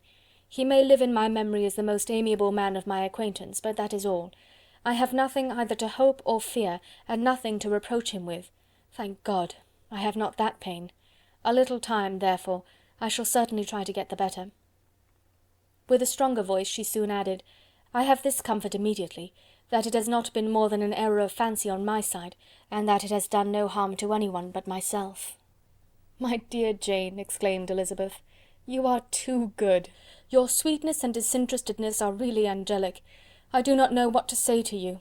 I feel as if I had never done you justice, or loved you as you deserve." Miss Bennet eagerly disclaimed all extraordinary merit, and threw back the praise on her sister's warm affection. "Nay," said Elizabeth, "this is not fair. You wish to think all the world respectable, and are hurt if I speak ill of anybody. I only want to think you perfect, and you set yourself against it. Do not be afraid of my running into any excess, of my encroaching on your privilege of universal goodwill. You need not. There are few people whom I really love, and still fewer of whom I think well. The more I see of the world, the more I am dissatisfied with it, and every day confirms my belief of the inconsistency of all human characters, and of the little dependence that can be placed on the appearance of merit or sense. I have met with 2 instances lately, one I will not mention, the other is Charlotte's marriage. It is unaccountable, in every view it is unaccountable. My dear Lizzy, do not give way to such feelings as these, they will ruin your happiness. You do not make allowance enough for difference of situation and temper. Consider Mr. Collins's respectability, and Charlotte's steady, prudent character. Remember that she is one of a large family, that as to fortune it is a most eligible match, and be ready to believe, for everybody's sake, that she may feel something like regard and esteem for our cousin. To oblige you, I would try to believe almost anything, but no one else could be benefited by such a belief as this, for were I persuaded that Charlotte had any regard for him, I should only think worse of her understanding than I do now of her heart. My dear Jane, Mr. Collins is a conceited, pompous, narrow-minded, silly man. You know he is, as well as I do, and you must feel as well as I do, that the woman who married him cannot have a proper way of thinking. You shall not defend her, though it is Charlotte Lucas. You shall not, for the sake of one individual, change the meaning of principle and integrity, nor endeavour to persuade yourself or me that selfishness is prudence, and insensibility of danger security for happiness." "I must think your language too strong in speaking of both," replied Jane, "and I hope you will be convinced of it by seeing them happy together. But enough of this. You alluded to something else. You mentioned 2 instances. I cannot misunderstand you, but I entreat you, dear Lizzy, not to pain me by thinking that person to blame, and saying your opinion of him is sunk. We must not be so ready to fancy ourselves intentionally injured. We must not expect a lively young man to be always so guarded and circumspect. It is very often nothing but our own vanity that deceives us. Women fancy admiration means more than it does. And men take care that they should. If it is designedly done, they cannot be justified, but I have no idea of there being so much design in the world as some persons imagine."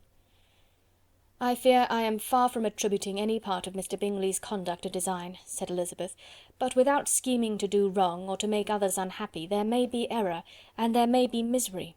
Thoughtlessness, want of attention to other people's feelings, and want of resolution will do the business." "And do you impute it to either of those?" "Yes, to the last. But if I go on, I shall displease you by saying what I think of persons you esteem, Stop me whilst you can." "You persist, then, in supposing his sisters influence him?" "Yes, in conjunction with his friend." "I cannot believe it. Why should they try to influence him? They can only wish his happiness, and if he is attached to me, no other woman can secure it." "Your first position is false. They may wish many things besides his happiness. They may wish his increase of wealth and consequence.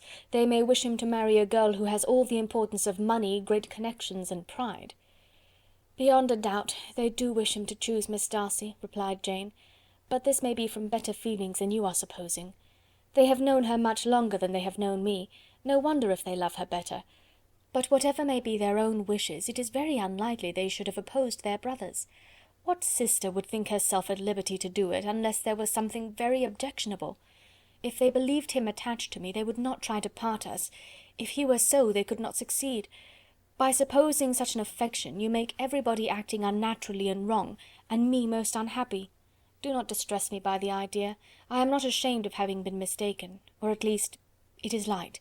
It is nothing in comparison of what I should feel in thinking ill of him or his sisters. Let me take it in the best light, in the light in which it may be understood." Elizabeth could not oppose such a wish, and from this time Mr. Bingley's name was scarcely ever mentioned between them. Mrs. Bennet still continued to wonder and repine at his returning no more, and though a day seldom passed in which Elizabeth did not account for it clearly, there was little chance of her ever considering it with less perplexity.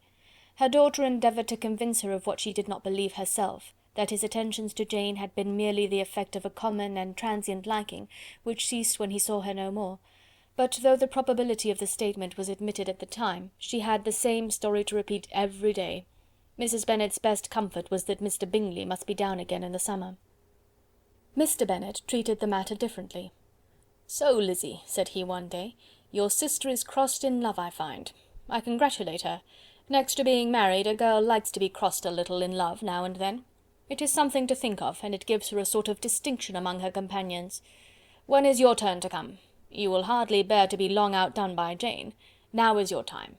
Here are officers enough in Meryton to disappoint all the young ladies in the country. Let Wickham be your man. He is a pleasant fellow, and would jilt you creditably." "Thank you, sir, but a less agreeable man would satisfy me. We must not all expect Jane's good fortune."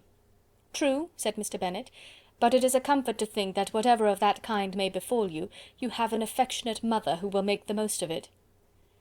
Mr. Wickham's society was of material service in dispelling the gloom which the late perverse occurrences had thrown on many of the Longbourn family. They saw him often, and to his other recommendations was now added that of general unreserve. The whole of what Elizabeth had already heard, his claims on Mr. Darcy, and all that he had suffered from him, was now openly acknowledged and publicly canvassed, and everybody was pleased to know how much they had always disliked Mr. Darcy before they had known anything of the matter. Miss Bennet was the only creature who could suppose there might be any extenuating circumstances in the case, unknown to the society of Hertfordshire. Her mild and steady candour always pleaded for allowances, and urged the possibility of mistakes; but by everybody else Mr. Darcy was condemned as the worst of men. Chapter 25. After a week spent in professions of love and schemes of felicity, Mr. Collins was called from his amiable Charlotte by the arrival of Saturday. The pain of separation, however, might be alleviated on his side by preparations for the reception of his bride, as he had reason to hope that shortly after his return into Hertfordshire the day would be fixed that was to make him the happiest of men. He took leave of his relations at Longbourn with as much solemnity as before, wished his fair cousins health and happiness again, and promised their father another letter of thanks. On the following Monday Mrs. Bennet had the pleasure of receiving her brother and his wife, who came as usual to spend the Christmas at Longbourn. Mr. Gardiner was a sensible, gentlemanlike man, greatly superior to his sister, as well by nature as education. The Netherfield ladies would have had difficulty in believing that a man who lived by trade and within view of his own warehouses could have been so well bred and agreeable. Mrs. Gardiner, who was several years younger than Mrs. Bennet and Mrs. Phillips, was an amiable, intelligent, elegant woman, and a great favourite with all her Longbourn nieces. Between the two eldest and herself especially there subsisted a particular regard. They had frequently been staying with her in town. The first part of Mrs. Gardiner's business on her arrival was to distribute her presents and describe the newest fashions. When this was done, she had a less active part to play. It became her turn to listen. Mrs. Bennet had many grievances to relate, and much to complain of. They had all been very ill used since she last saw her sister. 2 of her girls had been upon the point of marriage, and after all there was nothing in it. "I do not blame Jane," she continued, "for Jane would have got Mr. Bingley if she could. But Lizzy! Oh, sister, it is very hard to think that she might have been Mr. Collins's wife by this time, had it not been for her own perverseness. He made her an offer in this very room, and she refused him. The consequence of it is, that Lady Lucas will have a daughter married before I have, and that the Longbourn estate is just as much entailed as ever.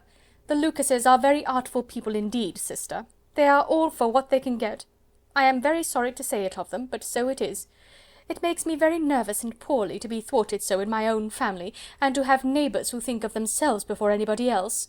However, your coming just at this time is the greatest of comforts, and I am very glad to hear what you tell us of long sleeves."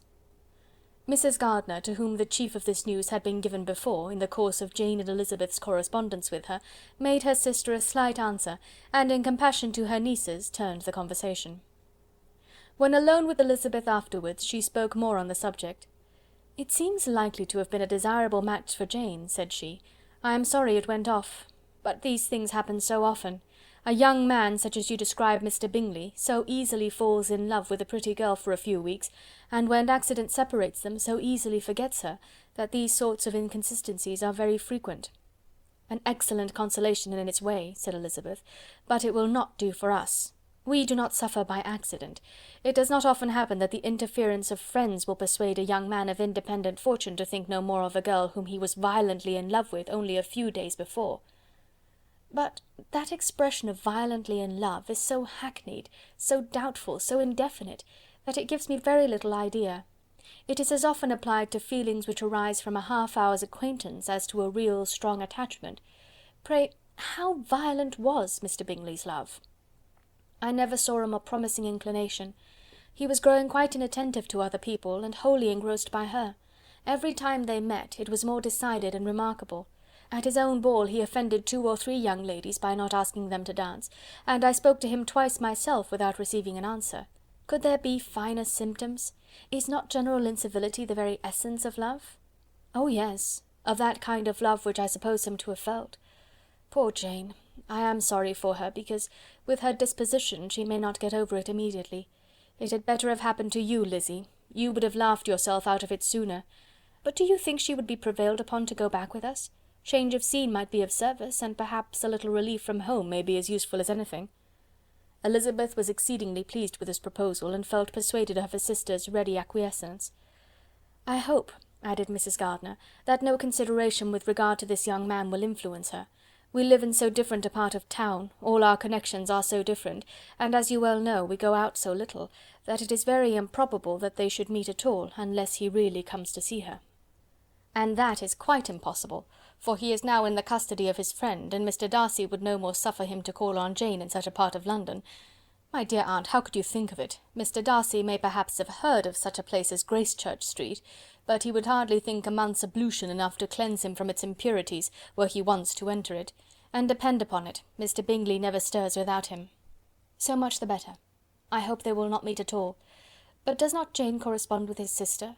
She will not be able to help calling." "She will drop the acquaintance entirely." But in spite of the certainty in which Elizabeth affected to place this point, as well as the still more interesting one of Bingley's being withheld from seeing Jane, she felt a solicitude on the subject which convinced her, on examination, that she did not consider it entirely hopeless.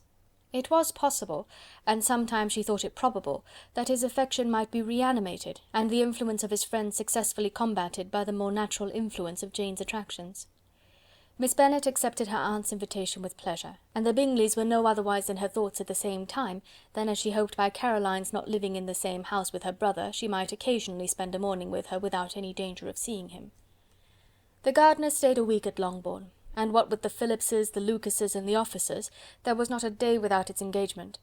Mrs. Bennet had so carefully provided for the entertainment of her brother and sister that they did not once sit down to a family dinner. When the engagement was for home, some of the officers always made part of it, of which officers Mr. Wickham was sure to be one, and on these occasions Mrs. Gardiner, rendered suspicious by Elizabeth's warm commendation, narrowly observed them both. Without supposing them, from what she saw, to be very seriously in love, their preference of each other was plain enough to make her a little uneasy, and she resolved to speak to Elizabeth on the subject before she left Hertfordshire, and represent to her the imprudence of encouraging such an attachment. To Mrs. Gardiner, Wickham had one means of affording pleasure, unconnected with his general powers. About 10 or a dozen years ago, before her marriage, she had spent a considerable time in that very part of Derbyshire to which he belonged. They had, therefore, many acquaintances in common, and though Wickham had been little there since the death of Darcy's father, it was yet in his power to give her fresher intelligence of her former friends than she had been in the way of procuring. Mrs. Gardiner had seen Pemberley, and known the late Mr. Darcy by character perfectly well. Here, consequently, was an inexhaustible subject of discourse, in comparing her recollection of Pemberley with the minute description which Wickham could give, and in bestowing her tribute of praise on the character of its late possessor, she was delighting both him and herself. On being made acquainted with the present Mr. Darcy's treatment of him, she tried to remember some of that gentleman's reputed disposition when quite a lad, which might agree with it, and was confident at last that she recollected having heard Mr. Fitzwilliam Darcy formerly spoken of as a very proud, ill-natured boy. Chapter 26. Mrs. Gardiner's caution to Elizabeth was punctually and kindly given on the first favourable opportunity of speaking to her alone. After honestly telling her what she thought, she thus went on. "You are too sensible a girl, Lizzy, to fall in love merely because you are warned against it, and therefore I am not afraid of speaking openly. Seriously, I would have you be on your guard. Do not involve yourself, or endeavour to involve him in an affection which the want of fortune would make so very imprudent. I have nothing to say against him. He is a most interesting young man, and if he had the fortune he ought to have, I should think you could not do better. But as it is, you must not let your fancy run away with you.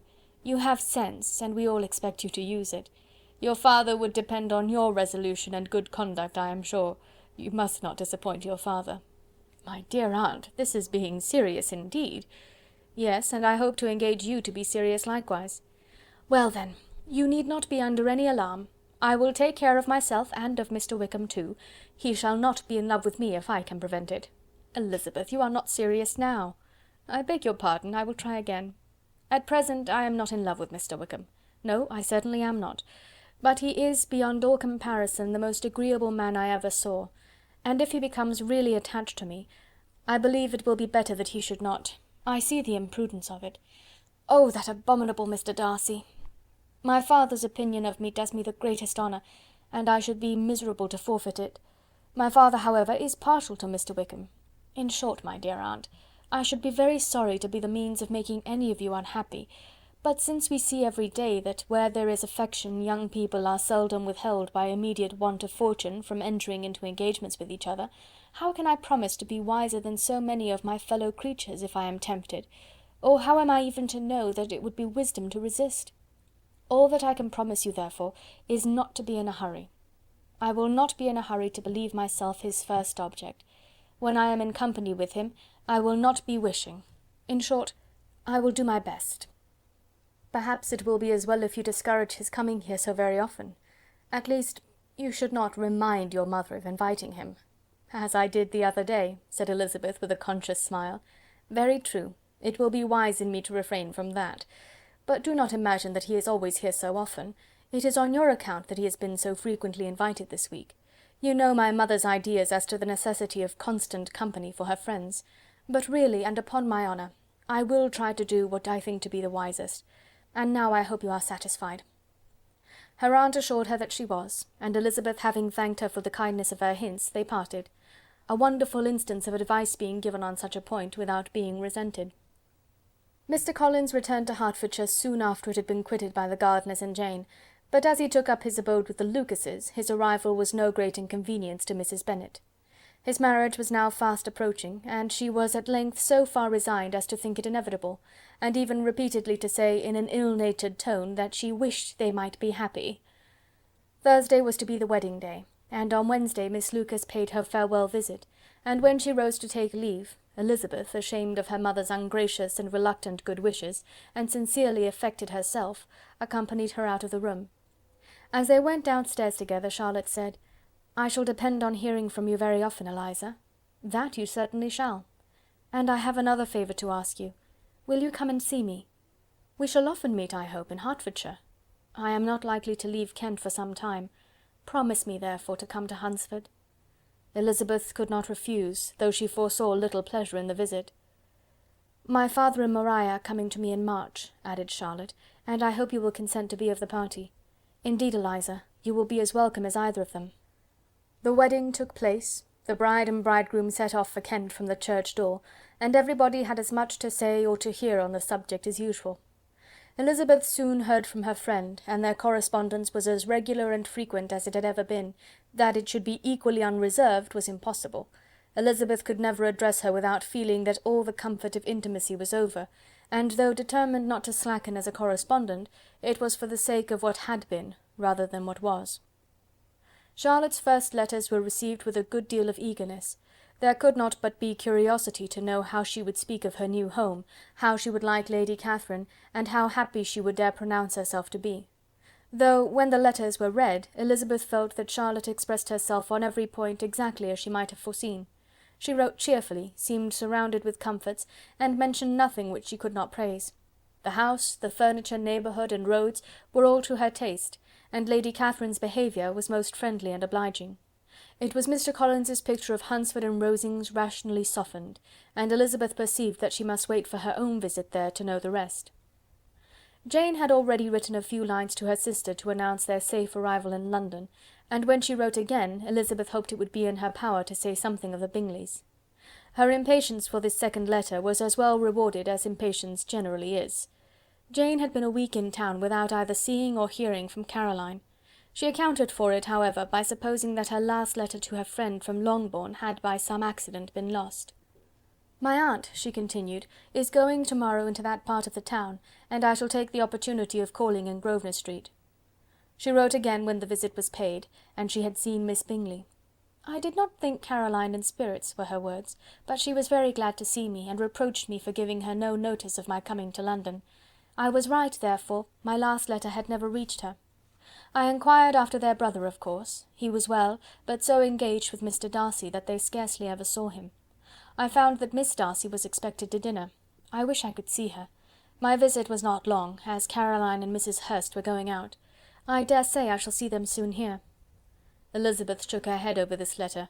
It convinced her that accident only could discover to Mr. Bingley her sister's being in town. 4 weeks passed away, and Jane saw nothing of him. She endeavoured to persuade herself that she did not regret it, but she could no longer be blind to Miss Bingley's inattention.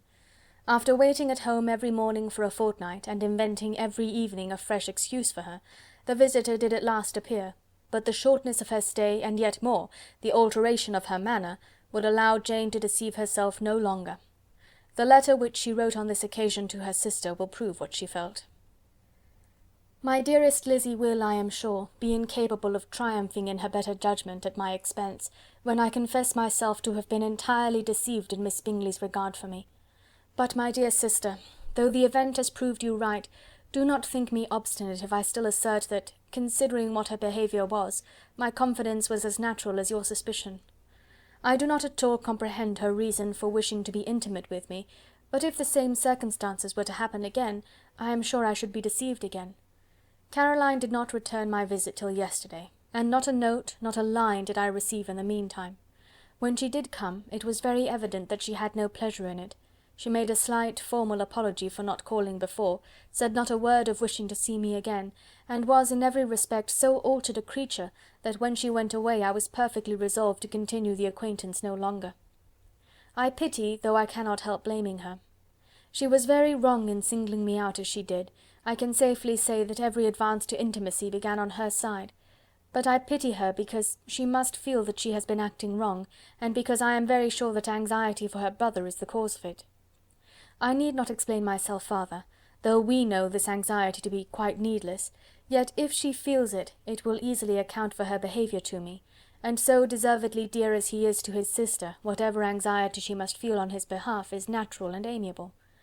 I cannot but wonder, however, at her having any such fears now, because, if he had at all cared about me, we must have met long ago. He knows of my being in town, I am certain, from something she said herself, and yet it would seem, by her manner of talking, as if she wanted to persuade herself that he is really partial to Miss Darcy. I cannot understand it. If I were not afraid of judging harshly, I should be almost tempted to say that there is a strong appearance of duplicity in all this. But I will endeavour to banish every painful thought, and think only of what will make me happy. Your affection, and the invariable kindness of my dear uncle and aunt. Let me hear from you very soon. Miss Bingley said something of his never returning to Netherfield again, of giving up the house, but not with any certainty. We had better not mention it. I am extremely glad that you have such pleasant accounts from our friends at Hunsford. Pray go to see them with Sir William and Maria. I am sure you will be very comfortable there. Yours, etc. This letter gave Elizabeth some pain, but her spirits returned as she considered that Jane would no longer be duped, by the sister at least. All expectation from the brother was now absolutely over. She could not even wish for a renewal of his attentions. His character sunk on every review of it, and as a punishment for him, as well as a possible advantage to Jane, she seriously hoped that he might really soon marry Mr. Darcy's sister, as, by Wickham's account, she would make him abundantly regret what he had thrown away. Mrs. Gardiner about this time reminded Elizabeth of her promise concerning that gentleman, and required information, and Elizabeth had such to send as might rather give contentment to her aunt than to herself. His apparent partiality had subsided, his attentions were over, he was the admirer of someone else. Elizabeth was watchful enough to see it all, but she could see it and write of it without material pain. Her heart had been but slightly touched, and her vanity was satisfied with believing that she would have been his only choice, had fortune permitted it. The sudden acquisition of £10,000 was the most remarkable charm of the young lady to whom he was now rendering himself agreeable, but Elizabeth, less clear-sighted perhaps in this case than in Charlotte's, did not quarrel with him for his wish of independence. Nothing, on the contrary, could be more natural, and while able to suppose that it cost him a few struggles to relinquish her, she was ready to allow it a wise and desirable measure for both, and could very sincerely wish him happy. All this was acknowledged to Mrs. Gardiner, and after relating the circumstances, she thus went on. "I am now convinced, my dear aunt, that I have never been much in love, for had I really experienced that pure and elevating passion, I should at present detest his very name, and wish him all manner of evil. But my feelings are not only cordial towards him, they are even impartial towards Miss King. I cannot find out that I hate her at all, or that I am in the least unwilling to think her a very good sort of girl. There can be no love in all this. My watchfulness has been effectual, and though I certainly should be a more interesting object to all my acquaintances were I distractedly in love with him, I cannot say that I regret my comparative insignificance. Importance may sometimes be purchased too dearly. Kitty and Lydia take his defection much more to heart than I do. They are young in the ways of the world, and not yet open to the mortifying conviction that handsome young men must have something to live on as well as the plain." Chapter 27. With no greater events than these in the Longbourn family, and otherwise diversified by little beyond the walks to Meryton, sometimes dirty and sometimes cold, did January and February pass away. March was to take Elizabeth to Hunsford. She had not at first thought very seriously of going thither, but Charlotte, she soon found, was depending on the plan, and she gradually learned to consider it herself with greater pleasure as well as greater certainty. Absence had increased her desire of seeing Charlotte again, and weakened her disgust of Mr. Collins. There was novelty in the scheme, and as with such a mother and such uncompanionable sisters, home could not be faultless, a little change was not unwelcome for its own sake. The journey would, moreover, give her a peep at Jane, and in short, as the time drew near, she would have been very sorry for any delay. Everything, however, went on smoothly, and was finally settled according to Charlotte's first sketch. She was to accompany Sir William and his second daughter. The improvement of spending a night in London was added in time, and the plan became as perfect as plan could be.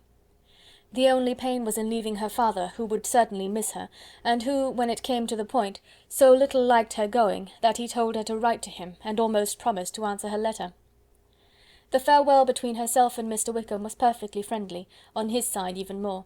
His present pursuit could not make him forget that Elizabeth had been the first to excite and to deserve his attention, the first to listen and to pity, the first to be admired; and in his manner of bidding her adieu, wishing her every enjoyment, reminding her of what she was to expect in Lady Catherine de Bourgh, and trusting their opinion of her, their opinion of everybody, would always coincide, there was a solicitude, an interest, which she felt must ever attach her to him with a most sincere regard, and she parted from him convinced that, whether married or single, he must always be her model of the amiable and pleasing.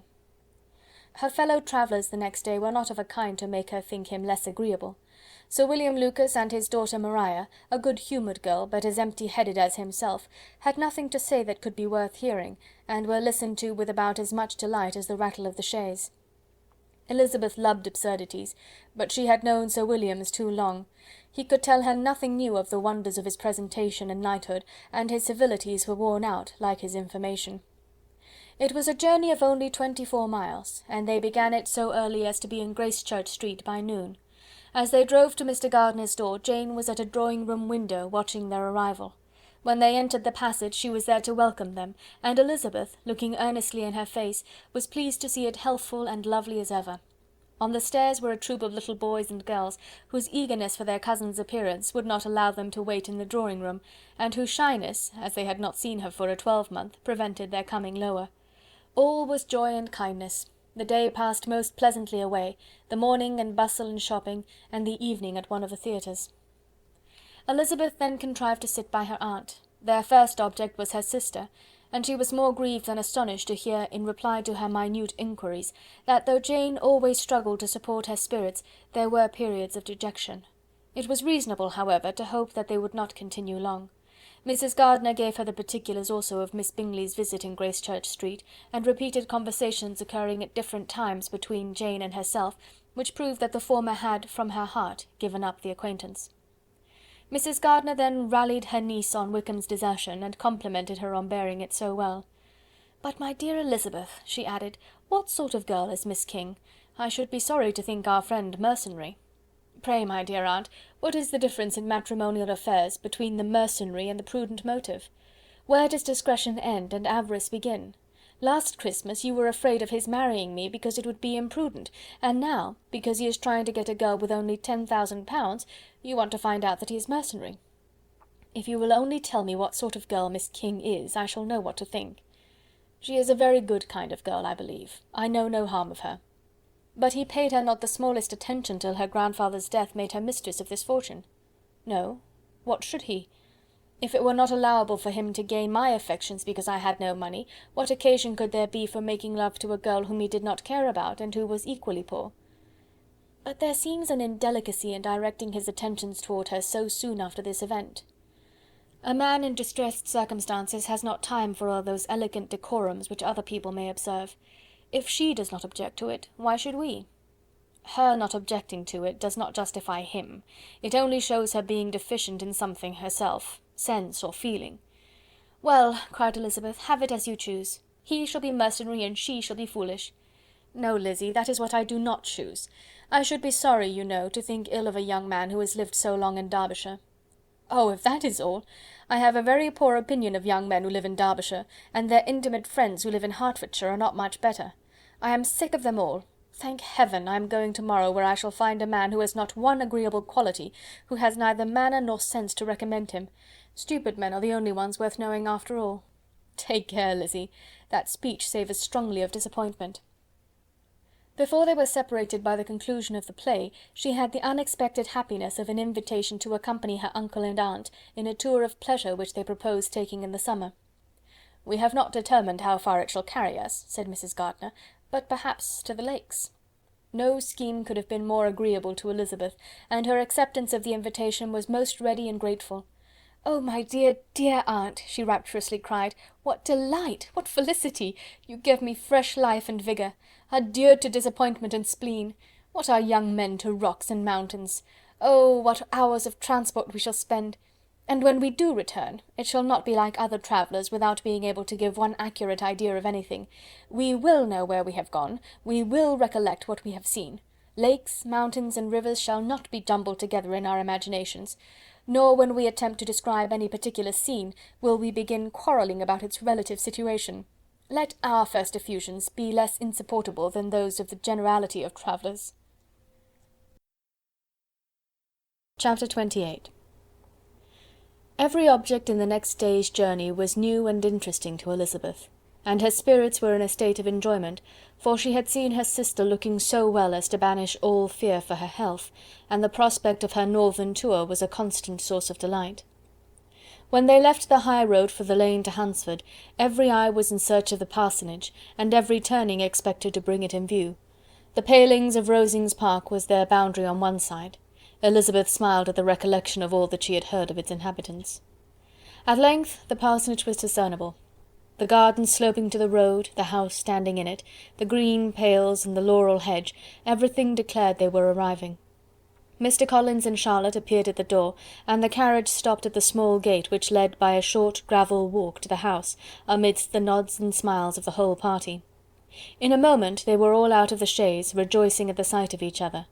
Mrs. Collins welcomed her friend with the liveliest pleasure, and Elizabeth was more and more satisfied with coming when she found herself so affectionately received. She saw instantly that her cousin's manners were not altered by his marriage.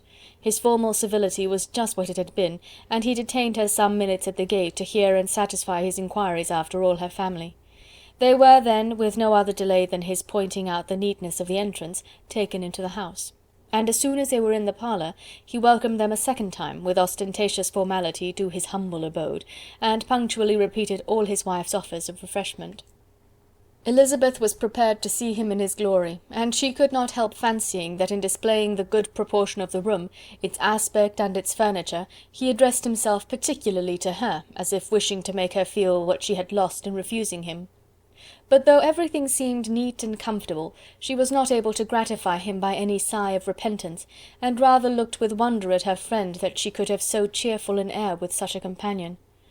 When Mr. Collins said anything of which his wife might reasonably be ashamed, which certainly was not unseldom, she involuntarily turned her eye on Charlotte. Once or twice she could discern a faint blush, but in general Charlotte wisely did not hear.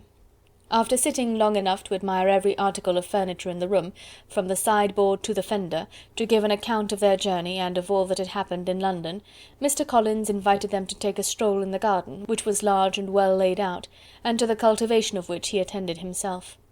To work in this garden was one of his most respectable pleasures, and Elizabeth admired the command of countenance with which Charlotte talked of the healthfulness of the exercise, and owned she encouraged it as much as possible. Here, leading the way through every walk and cross-walk, and scarcely allowing them an interval to utter the praises he asked for, every view was pointed out with a minuteness which left beauty entirely behind. He could number the fields in every direction, and could tell how many trees there were in the most distant clump. But of all the views which his garden, or which the country or kingdom could boast, none were to be compared with the prospect of Rosings, afforded by an opening in the trees that bordered the park nearly opposite the front of his house. It was a handsome modern building, well situated on rising ground. From his garden Mr. Collins would have led them round his 2 meadows, but the ladies, not having shoes to encounter the remains of a white frost, turned back, and while Sir William accompanied him, Charlotte took her sister and friend over the house, extremely well pleased probably to have the opportunity of showing it without her husband's help. It was rather small, but well built and convenient, and everything was fitted up and arranged with a neatness and consistency of which Elizabeth gave Charlotte all the credit. When Mr. Collins could be forgotten, there was really an air of great comfort throughout, and by Charlotte's evident enjoyment of it, Elizabeth supposed he must be often forgotten. She had already learnt that Lady Catherine was still in the country. It was spoken of again while they were at dinner, when Mr. Collins, joining in, observed, "Yes, Miss Elizabeth, you will have the honour of seeing Lady Catherine de Bourgh on the ensuing Sunday at church, and I need not say you will be delighted with her. She is all affability and condescension, and I doubt not but you will be honoured with some portion of her notice when service is over. I have scarcely any hesitation in saying she will include you and my sister Maria in every invitation with which she honours us during your stay here. Her behaviour to my dear Charlotte is charming. We dine at Rosings twice every week, and are never allowed to walk home. Her ladyship's carriage is regularly ordered for us. I should say one of her ladyship's carriages, for she has several." "Lady Catherine is a very respectable, sensible woman indeed," added Charlotte, "and a most attentive neighbour." "Very true, my dear, that is exactly what I say. She is the sort of woman whom one cannot regard with too much deference." The evening was spent chiefly in talking over Hertfordshire news, and telling again what had already been written, and when it closed, Elizabeth, in the solitude of her chamber, had to meditate upon Charlotte's degree of contentment, to understand her address in guiding, and composure in bearing with, her husband, and to acknowledge that it was all done very well. She also had to anticipate how her visit would pass: the quiet tenor of their usual employments, the vexatious interruptions of Mr. Collins, and the gaieties of their intercourse with Rosings. A lively imagination soon settled it all. About the middle of the next day, as she was in her room getting ready for a walk, a sudden noise below seemed to speak the whole house in confusion, and after listening a moment, she heard somebody running upstairs in a violent hurry, and calling loudly after her. She opened the door and met Maria in the landing-place, who, breathless with agitation, cried out, "Oh, my dear Eliza! Pray make haste and come into the dining-room, for there is such a sight to be seen! I will not tell you what it is. Make haste and come down this moment." Elizabeth asked questions in vain. Maria would tell her nothing more, and down they ran into the dining-room, which fronted the lane, in quest of this wonder. It was two ladies stopping in a low phaeton in the garden gate. "And is this all?" cried Elizabeth. "I expected at least that the pigs were got into the garden, and here is nothing but Lady Catherine and her daughter." "La, my dear," said Maria, quite shocked at the mistake, "it is not Lady Catherine. The old lady is Mrs. Jenkinson, who lives with them. The other is Mr. Burgh. Only look at her! She is quite a little creature. Who would have thought that she could be so thin and small? She is abominably rude to keep Charlotte out of doors in all this wind. Why does she not come in?" "Oh, Charlotte says she hardly ever does. It is the greatest of favours when Mr. Burgh comes in." "I like her appearance," said Elizabeth, struck with other ideas.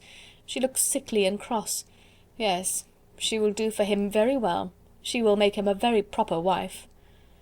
Mr. Collins and Charlotte were both standing at the gate in conversation with the ladies, and Sir William, to Elizabeth's high diversion, was stationed in the doorway, in earnest contemplation of the greatness before him, and constantly bowing whenever Mr. Burgh looked that way. At length there was nothing more to be said. The ladies drove on, and the others returned into the house. Mr. Collins no sooner saw the two girls than he began to congratulate them on their good fortune, which Charlotte explained by letting them know that the whole party was asked to dine at Rosings the next day. Chapter 29. Mr. Collins's triumph in consequence of this invitation was complete.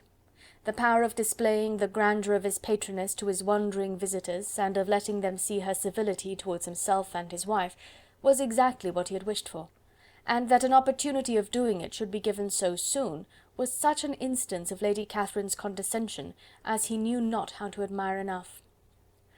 "I confess," said he, "that I should not have been at all surprised by her ladyship's asking us on Sunday to drink tea and spend the evening at Rosings. I rather expected, from my knowledge of her affability, that it would happen. But who could have foreseen such an attention as this?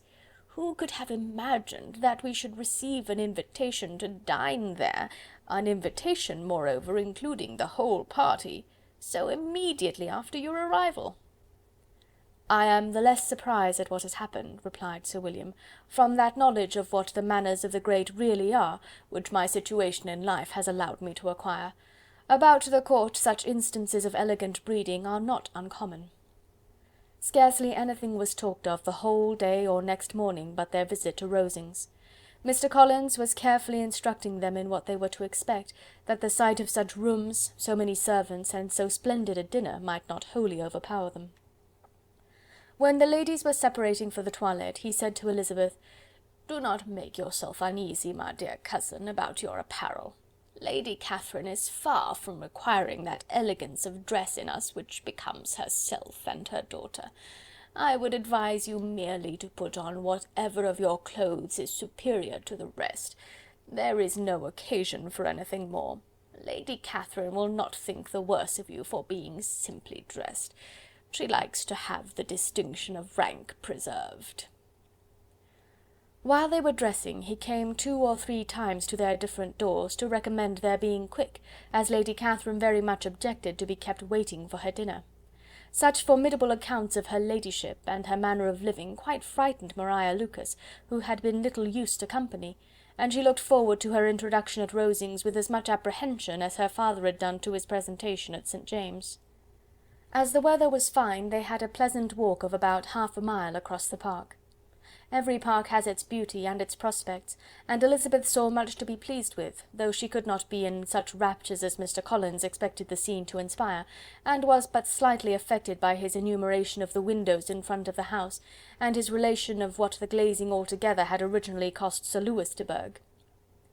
When they ascended the steps to the hall, Maria's alarm was every moment increasing, and even Sir William did not look perfectly calm.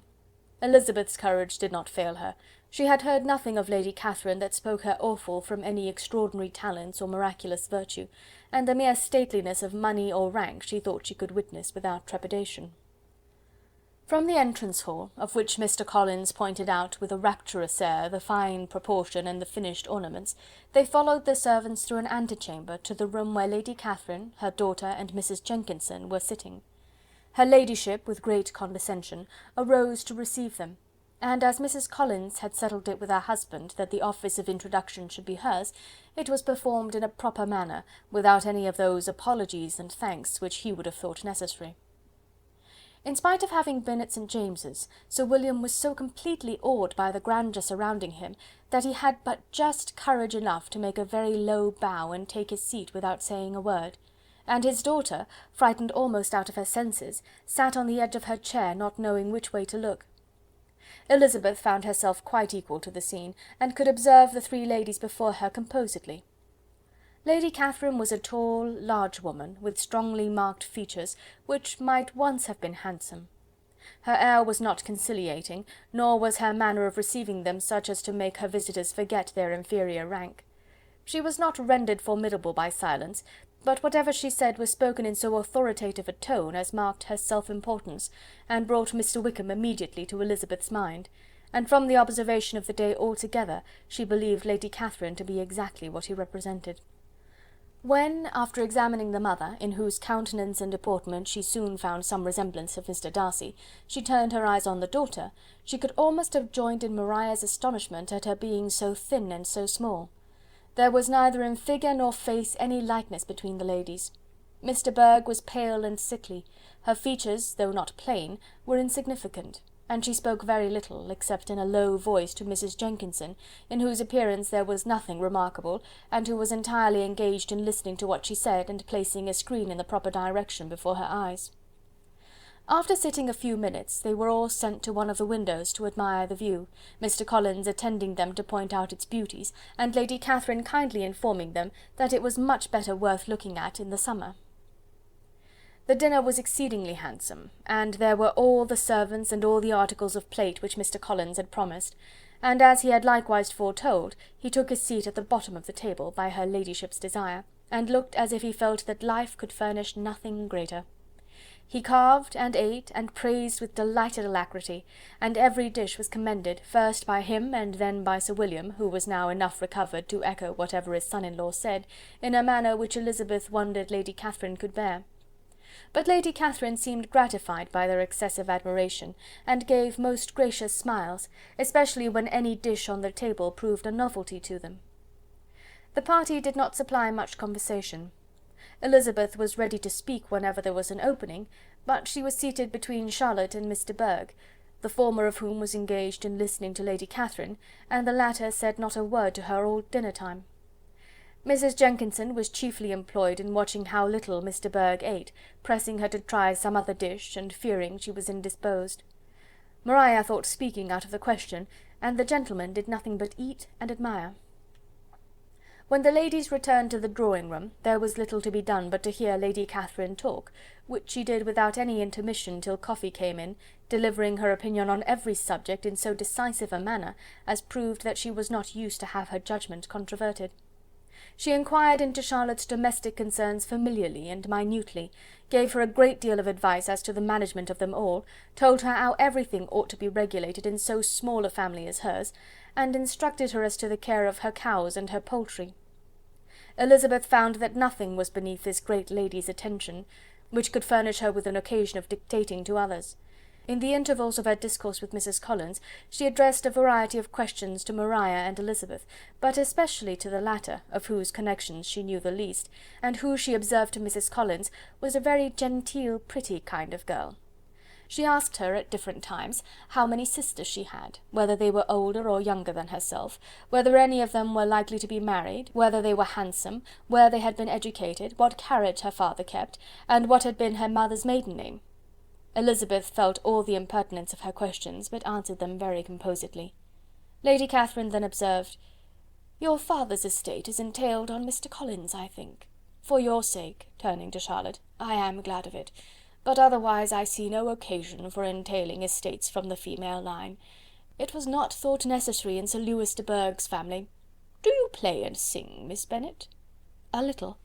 "Oh, then some time or other we shall be happy to hear you. Our instrument is a capital one, probably superior to... You shall try it some day. Do your sisters play and sing?" "One of them does." "Why did not you all learn? You ought all to have learned. The Miss Webbs all play, and their father has not so good an income as yours. Do you draw?" "No, not at all." "What, none of you?" "Not one." "That is very strange. But I suppose you had no opportunity. Your mother should have taken you to town every spring for the benefit of masters." "My mother would have had no objection, but my father hates London." "Has your governess left you?" "We never had a governess." "No governess? How was that possible? 5 daughters brought up at home without a governess! I never heard of such a thing. Your mother must have been quite a slave to your education." Elizabeth could hardly help smiling as she assured her that had not been the case. "Then who taught you? Who attended to you? Without a governess you must have been neglected." "Compared with some families, I believe we were, but such of us as wished to learn never wanted the means. We were always encouraged to read, and had all the masters that were necessary. Those who chose to be idle certainly might." "Ay, no doubt, but that is what a governess will prevent, and if I had known your mother, I should have advised her most strenuously to engage one. I always say that nothing is to be done in education without steady and regular instruction, and nobody but a governess can give it. It is wonderful how many families I have been the means of supplying in that way. I am always glad to get a young person well placed out.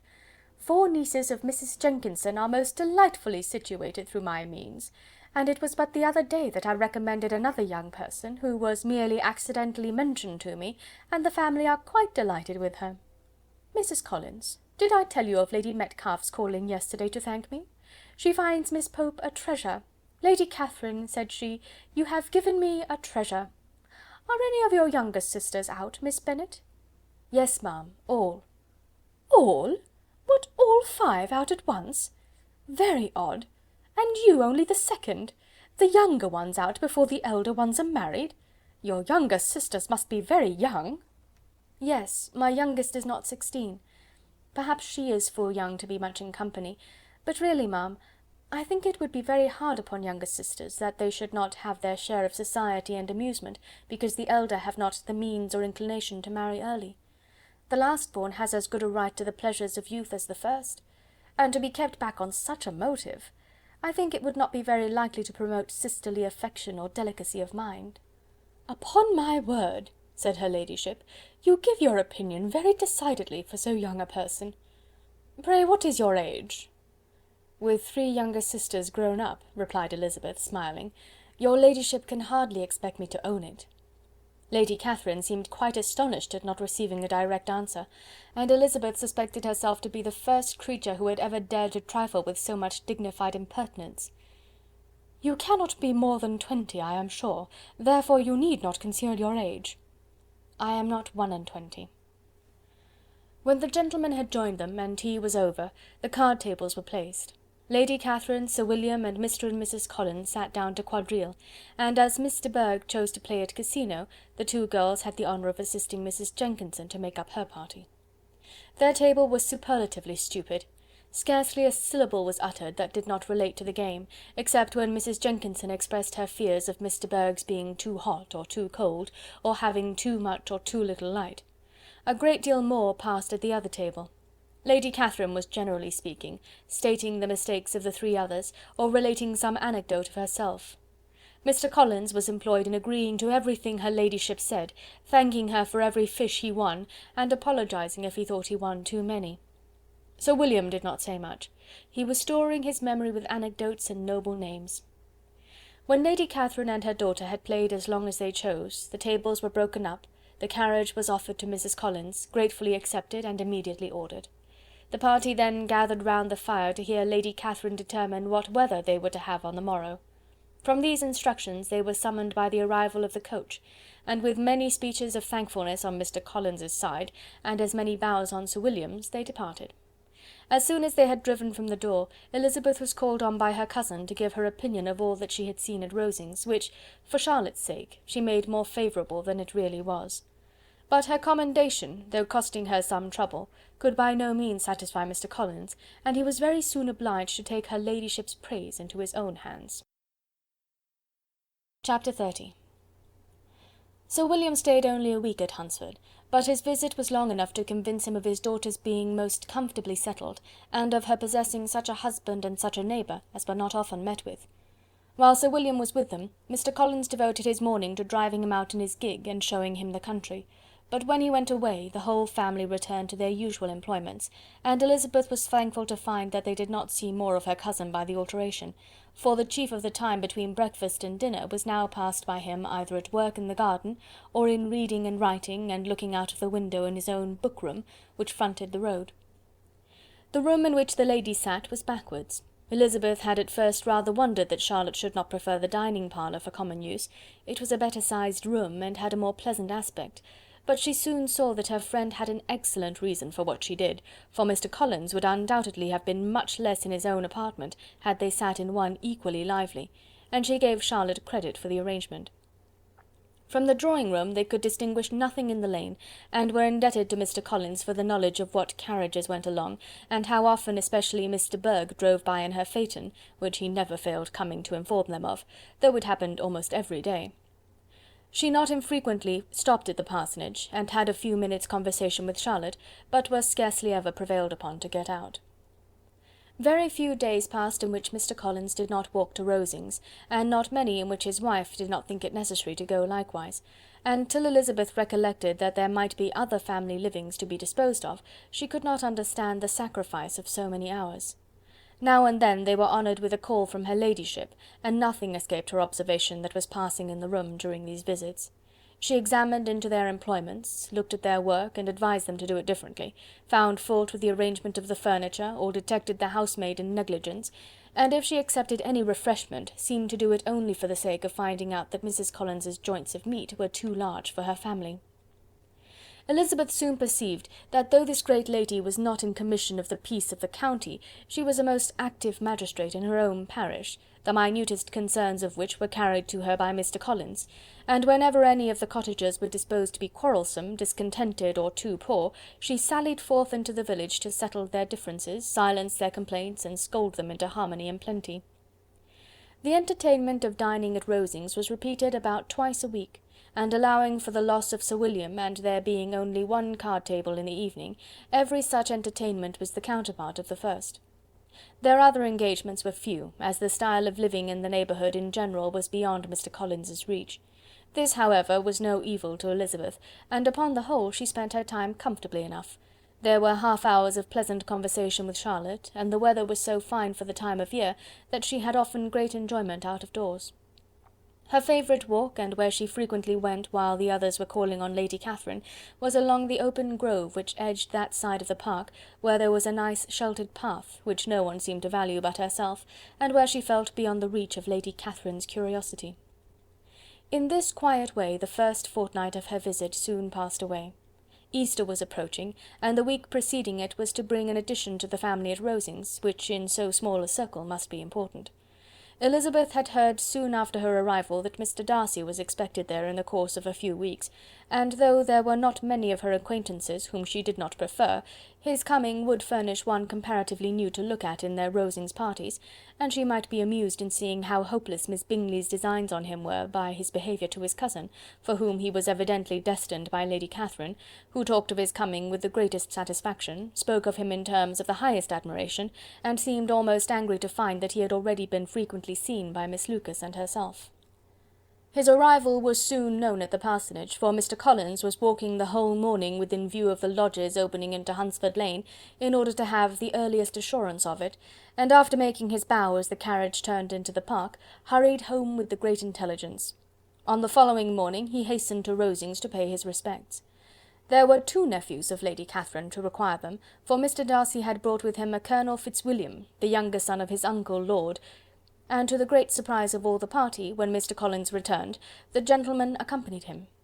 Charlotte had seen them from her husband's room, crossing the road, and immediately running into the other, told the girls what an honour they might expect, adding, "I may thank you, Eliza, for this piece of civility. Mr. Darcy would never have come so soon to wait upon me." Elizabeth had scarcely time to disclaim all right to the compliment, before their approach was announced by the door-bell, and shortly afterwards the three gentlemen entered the room. Colonel Fitzwilliam, who led the way, was about 30, not handsome, but in person and address most truly the gentleman. Mr. Darcy looked just as he had been used to look in Hertfordshire, paid his compliments with his usual reserve to Mrs. Collins, and whatever might be his feelings toward her friend, met her with every appearance of composure. Elizabeth merely curtsied to him without saying a word. Colonel Fitzwilliam entered into conversation directly with the readiness and ease of a well-bred man, and talked very pleasantly, but his cousin, after having addressed a slight observation on the house and garden to Mrs. Collins, sat for some time without speaking to anybody. At length, however, his civility was so far awakened as to inquire of Elizabeth after the health of her family. She answered him in the usual way, and after a moment's pause added, "My eldest sister has been in town these 3 months. Have you never happened to see her there?" She was perfectly sensible that he never had, but she wished to see whether he would betray any consciousness of what had passed between the Bingleys and Jane, and she thought he looked a little confused as he answered that he had never been so fortunate as to meet Miss Bennet. The subject was pursued no farther, and the gentlemen soon afterwards went away. Chapter 31. Colonel Fitzwilliam's manners were very much admired at the parsonage, and the ladies all felt that he must add considerably to the pleasures of their engagements at Rosings. It was some days, however, before they received any invitation thither, for while there were visitors in the house, they could not be necessary, and it was not till Easter Day, almost a week after the gentlemen's arrival, that they were honoured by such an attention, and then they were merely asked on leaving church to come there in the evening. For the last week they had seen very little of Lady Catherine or her daughter. Colonel Fitzwilliam had called at the parsonage more than once during the time, but Mr. Darcy they had seen only at church. The invitation was accepted, of course, and at a proper hour they joined the party in Lady Catherine's drawing-room. Her ladyship received them civilly, but it was plain that their company was by no means so acceptable as when she could get nobody else, and she was, in fact, almost engrossed by her nephews, speaking to them, especially to Darcy, much more than any other person in the room. Colonel Fitzwilliam seemed really glad to see them. Anything was a welcome relief to him at Rosings, and Mrs. Collins's pretty friend had moreover caught his fancy very much. He now seated himself by her, and talked so agreeably of Kent and Hertfordshire, of travelling and staying at home, of new books and music, that Elizabeth had never been half so well entertained in that room before, and they conversed with so much spirit and flow as to draw the attention of Lady Catherine herself, as well as of Mr. Darcy. His eyes had been soon and repeatedly turned towards them with a look of curiosity, and that her ladyship after a while shared the feeling was more openly acknowledged, for she did not scruple to call out, "What is it that you are saying, Fitzwilliam? What is it that you are talking of? What are you telling Miss Bennet? Let me hear what it is." "We are speaking of music, madam," said he, when no longer able to avoid a reply. "Of music? Then pray speak aloud. It is of all subjects my delight. I must have my share in the conversation, if you are speaking of music. There are few people in England, I suppose, who have more true enjoyment of music than myself, or a better natural taste. If I had ever learned, I should have been a great proficient, and so would Anne, if her health had allowed her to apply. I am confident that she would have performed delightfully. How does Georgiana get on, Darcy?" Mr. Darcy spoke with affectionate praise of his sister's proficiency. "I am very glad to hear such a good account of her," said Lady Catherine, "and pray tell her from me that she cannot expect to excel if she does not practise a good deal." "I assure you, madam," he replied, "that she does not need such advice. She practises very constantly." "So much the better. It cannot be done too much, and when I next write to her, I shall charge her not to neglect it on any account. I often tell young ladies that no excellence in music is to be acquired without constant practice. I have told Miss Bennet several times that she will never play really well unless she practises more, and though Mrs. Collins has no instrument, she is very welcome, as I have often told her, to come to Rosings every day and play on the pianoforte in Mrs. Jenkinson's room. She would be in nobody's way, you know, in that part of the house." Mr. Darcy looked a little ashamed of his aunt's ill-breeding, and made no answer. When coffee was over, Colonel Fitzwilliam reminded Elizabeth of having promised to play to him, and she sat down directly to the instrument. He drew a chair near her. Lady Catherine listened to half a song, and then talked, as before, to her other nephew, till the latter walked away from her, and making with his usual deliberation towards the pianoforte, stationed himself so as to command a full view of the fair performer's countenance. Elizabeth saw what he was doing, and at the first convenient pause turned to him with an arch smile, and said, "You mean to frighten me, Mr. Darcy, by coming in all this state to hear me? I will not be alarmed, though your sister does play so well. There is a stubbornness about me that can never bear to be frightened at the will of others. My courage always rises at every attempt to intimidate me." "I shall not say you are mistaken," he replied, "because you could not really believe me to entertain any design of alarming you, and I have had the pleasure of your acquaintance long enough to know that you find great enjoyment in occasionally professing opinions which, in fact, are not your own." Elizabeth laughed heartily at this picture of herself, and said to Colonel Fitzwilliam, "Your cousin will give you a very pretty notion of me, and teach you not to believe a word I say. I am particularly unlucky in meeting with a person so able to expose my real character in a part of the world where I had hoped to pass myself off with some degree of credit. Indeed, Mr. Darcy, it is very ungenerous in you to mention all that you knew to my disadvantage in Hertfordshire, and, give me leave to say, very impolitic too, for it is provoking me to retaliate, and such things may come out as will shock your relations to hear." "I am not afraid of you," said he, smilingly. "Pray let me hear what you have to accuse him of," cried Colonel Fitzwilliam. "I should like to know how he behaves among strangers." "You shall hear then, but prepare yourself for something very dreadful. The first time of my ever seeing him in Hertfordshire, you must know, was at a ball, and at this ball, what do you think he did? He danced only 4 dances, though gentlemen were scarce, and to my certain knowledge more than one young lady was sitting down in want of a partner. Mr. Darcy, you cannot deny the fact." "I had not at that time the honour of knowing any lady in the assembly beyond my own party." "True, and nobody can ever be introduced in a ballroom. Well, Colonel Fitzwilliam, what do I play next? My fingers wait your orders." "Perhaps," said Darcy, "I should have judged better, had I sought an introduction, but I am ill qualified to recommend myself to strangers." "Shall we ask your cousin the reason of this?" said Elizabeth, still addressing Colonel Fitzwilliam. "Shall we ask him why a man of sense and education, and who has lived in the world, is ill qualified to recommend himself to strangers?" "I can answer your question," said Fitzwilliam, without applying to him. "It is because he will not give himself the trouble." "I certainly have not the talent which some people possess," said Darcy, "of conversing easily with those I have never seen before. I cannot catch their tone of conversation, or appear interested in their concerns, as I often see done." "My fingers," said Elizabeth, "do not move over this instrument in the masterly manner which I see many women's do. They have not the same force or rapidity, and do not produce the same expression. But then I have always supposed it to be my own fault, because I will not take the trouble of practising. It is not that I do not believe my fingers as capable as any other woman's of superior execution." Darcy smiled and said, "You are perfectly right. You have employed your time much better. No one admitted to the privilege of hearing you can think anything wanting. We neither of us perform to strangers." Here they were interrupted by Lady Catherine, who called out to know what they were talking of. Elizabeth immediately began playing again. Lady Catherine approached, and after listening for a few minutes, said to Darcy, "Miss Bennet would not play at all amiss if she practised more, and could have the advantage of a London master. She has a very good notion of fingering, though her taste is not equal to Anne's. Anne would have been a delightful performer, had her health allowed her to learn." Elizabeth looked at Darcy to see how cordially he assented to his cousin's praise, but neither at that moment, nor at any other, could she discern any symptom of love, and from the whole of his behaviour to Miss de Bourgh she derived this comfort for Miss Bingley, that he might have been just as likely to marry her had she been his relation. Lady Catherine continued her remarks on Elizabeth's performance, mixing them with many instructions on execution and taste. Elizabeth received them with all the forbearance of civility, and at the request of the gentleman, remained at the instrument till her ladyship's carriage was ready to take them all home. Chapter 32.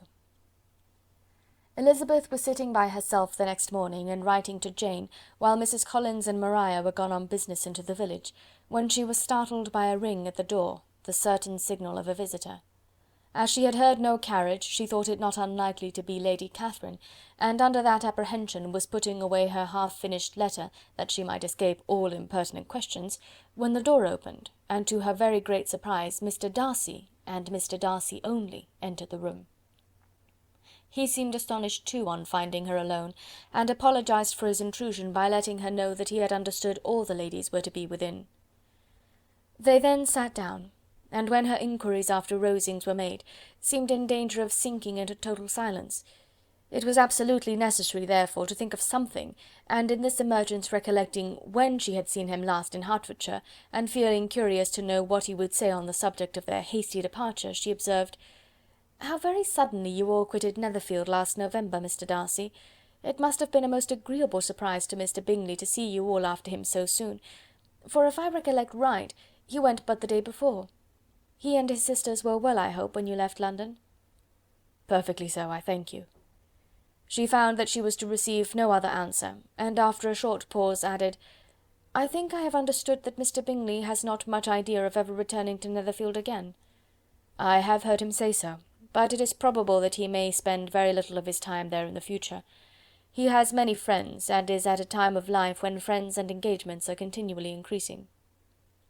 "If he means to be but little at Netherfield, it would be better for the neighbourhood that he should give up the place entirely, for then we might possibly get a settled family there. But perhaps Mr. Bingley did not take the house so much for the convenience of the neighbourhood as for his own, and we must expect him to keep it or quit it on the same principle." "I should not be surprised," said Darcy, "if he were to give it up as soon as any eligible purchase offers." Elizabeth made no answer. She was afraid of talking longer of his friend, and having nothing else to say, was now determined to leave the trouble of finding a subject to him. He took the hint, and soon began with, "This seems a very comfortable house. Lady Catherine, I believe, did a great deal to it when Mr. Collins first came to Hunsford." "I believe she did, and I am sure she could not have bestowed her kindness on a more grateful object." "Mr. Collins appears to be very fortunate in his choice of a wife." "Yes, indeed. His friends may well rejoice in his having met with one of the very few sensible women who would have accepted him, or have made him happy if they had. My friend has an excellent understanding, though I am not certain that I consider her marrying Mr. Collins as the wisest thing she ever did. She seems perfectly happy, however, and in a prudential light it is certainly a very good match for her." "It must be very agreeable for her to be settled within so easy a distance of her own family and friends." "An easy distance, do you call it? It is nearly 50 miles." "And what is 50 miles of good road? Little more than half a day's journey. Yes, I call it a very easy distance." "I should never have considered the distance as one of the advantages of the match," cried Elizabeth. "I should never have said Mrs. Collins was settled near her family." "It is a proof of your own attachment to Hertfordshire. Anything beyond the neighbourhood of Longbourn, I suppose, would appear far." As he spoke, there was a sort of smile which Elizabeth fancied she understood. He must be supposing her to be thinking of Jane and Netherfield, and she blushed as she answered, "I do not mean to say that a woman may not be settled too near her family. The far and the near must be relative, and depend on many varying circumstances. Where there is fortune to make the expenses of travelling unimportant, distance becomes no evil. But that is not the case here. Mr. and Mrs. Collins have a comfortable income, but not such a one as will allow of frequent journeys, and I am persuaded my friend would not call herself near her family under less than half the present distance." Mr. Darcy drew his chair a little towards her, and said, "You cannot have a right to such very strong local attachment. You cannot have been always at Longbourn." Elizabeth looked surprised. The gentleman experienced some change of feeling. He drew back his chair, took a newspaper from the table, and glancing over it, said in a colder voice, "Are you pleased with Kent?" A short dialogue on the subject of the country ensued, on either side calm and concise, and soon put an end to by the entrance of Charlotte and her sister, just returned from her walk. The tete-a-tete surprised them. Mr. Darcy related the mistake which had occasioned his intruding on Miss Bennet, and after sitting a few minutes longer without saying much to anybody, went away. "What can be the meaning of this?" said Charlotte, as soon as he was gone. "My dear Eliza, he must be in love with you, or he would never have called on us in this familiar way." But when Elizabeth told of his silence, it did not seem very likely, even to Charlotte's wishes, to be the case, and after various conjectures they could at last only suppose his visit to proceed from the difficulty of finding anything to do, which was the more probable from the time of year. All field sports were over. Within doors there was Lady Catherine, books, and a billiard table, but gentlemen cannot always be within doors, and in the nearness of the parsonage, or the pleasantness of the walk to it, or of the people who lived in it, the two cousins found a temptation from this period of walking thither almost every day. They called at various times of the morning, sometimes separately, sometimes together, and now and then accompanied by their aunt. It was plain to them all that Colonel Fitzwilliam came because he had pleasure in their society, a persuasion which of course recommended him still more, and Elizabeth was reminded by her own satisfaction in being with him, as well as by his evident admiration of her former favourite, George Wickham, and though, in comparing them, she saw there was less captivating softness in Colonel Fitzwilliam's manners, she believed he might have the best informed mind. But why Mr. Darcy came so often to the parsonage, it was more difficult to understand. It could not be for society, as he frequently sat there 10 minutes together without opening his lips, and when he did speak, it seemed the effect of necessity rather than of choice, a sacrifice to propriety, not a pleasure to himself. He seldom appeared really animated. Mrs. Collins knew not what to make of him. Colonel Fitzwilliam's occasionally laughing at his stupidity proved that he was generally different, which her own knowledge of him could not have told her, and as she would like to have believed this change the effect of love, and the object of that love her friend Eliza, she set herself seriously to work to find it out. She watched him whenever they were at Rosings, and whenever he came to Hunsford, but without much success. He certainly looked at her friend a great deal, but the expression of that look was disputable. It was an earnest, steadfast gaze, but she often doubted whether there were much admiration in it, and sometimes it seemed nothing but absence of mind. She had once or twice suggested to Elizabeth the possibility of his being partial to her, but Elizabeth always laughed at the idea, and Mrs. Collins did not think it right to press the subject, from the danger of raising expectations which might only end in disappointment, for in her opinion it admitted not of a doubt that all her friend's dislike would vanish if she could suppose him to be in her power. In her kind schemes for Elizabeth, she sometimes planned her marrying Colonel Fitzwilliam. He was beyond comparison the most pleasant man. He certainly admired her, and his situation in life was most eligible. But to counterbalance these advantages, Mr. Darcy had considerable patronage in the church, and his cousin could have none at all. Chapter 33. More than once did Elizabeth, in her rambles within the park, unexpectedly meet Mr. Darcy. She felt all the perverseness of the mischance that should bring him where no one else was brought, and, to prevent its ever happening again, took care to inform him at first that it was a favourite haunt of hers. How it could occur a second time, therefore, was very odd. Yet it did, and even a third. It seemed like wilful ill nature, or a voluntary penance, for on these occasions it was not merely a few formal inquiries and an awkward pause and then away, but he actually thought it necessary to turn back and walk with her. He never said a great deal, nor did she give herself the trouble of talking or of listening much, but it struck her in the course of their third rencontre that he was asking some odd, unconnected questions about her pleasure in being at Hunsford, her love of solitary walks, and her opinion of Mr. and Mrs. Collins's happiness, and that in speaking of Rosings and her not perfectly understanding the house, he seemed to expect that whenever she came into Kent again she would be staying there too. His words seemed to imply it. Could he have Colonel Fitzwilliam in his thoughts? She supposed, if he meant anything, he must mean an allusion to what might arise in that quarter. It distressed her a little, and she was quite glad to find herself at the gate in the Pales opposite the parsonage. She was engaged one day as she walked, in perusing Jane's last letter, and dwelling on some passages which proved that Jane had not written in spirits, when, instead of being again surprised by Mr. Darcy, she saw on looking up that Colonel Fitzwilliam was meeting her. Putting away the letter immediately, and forcing a smile, she said, "I did not know before that you ever walked this way." "I have been making the tour of the park," he replied, "as I generally do every year, and intend to close it with a call at the parsonage. Are you going much farther?" "No, I should have turned in a moment."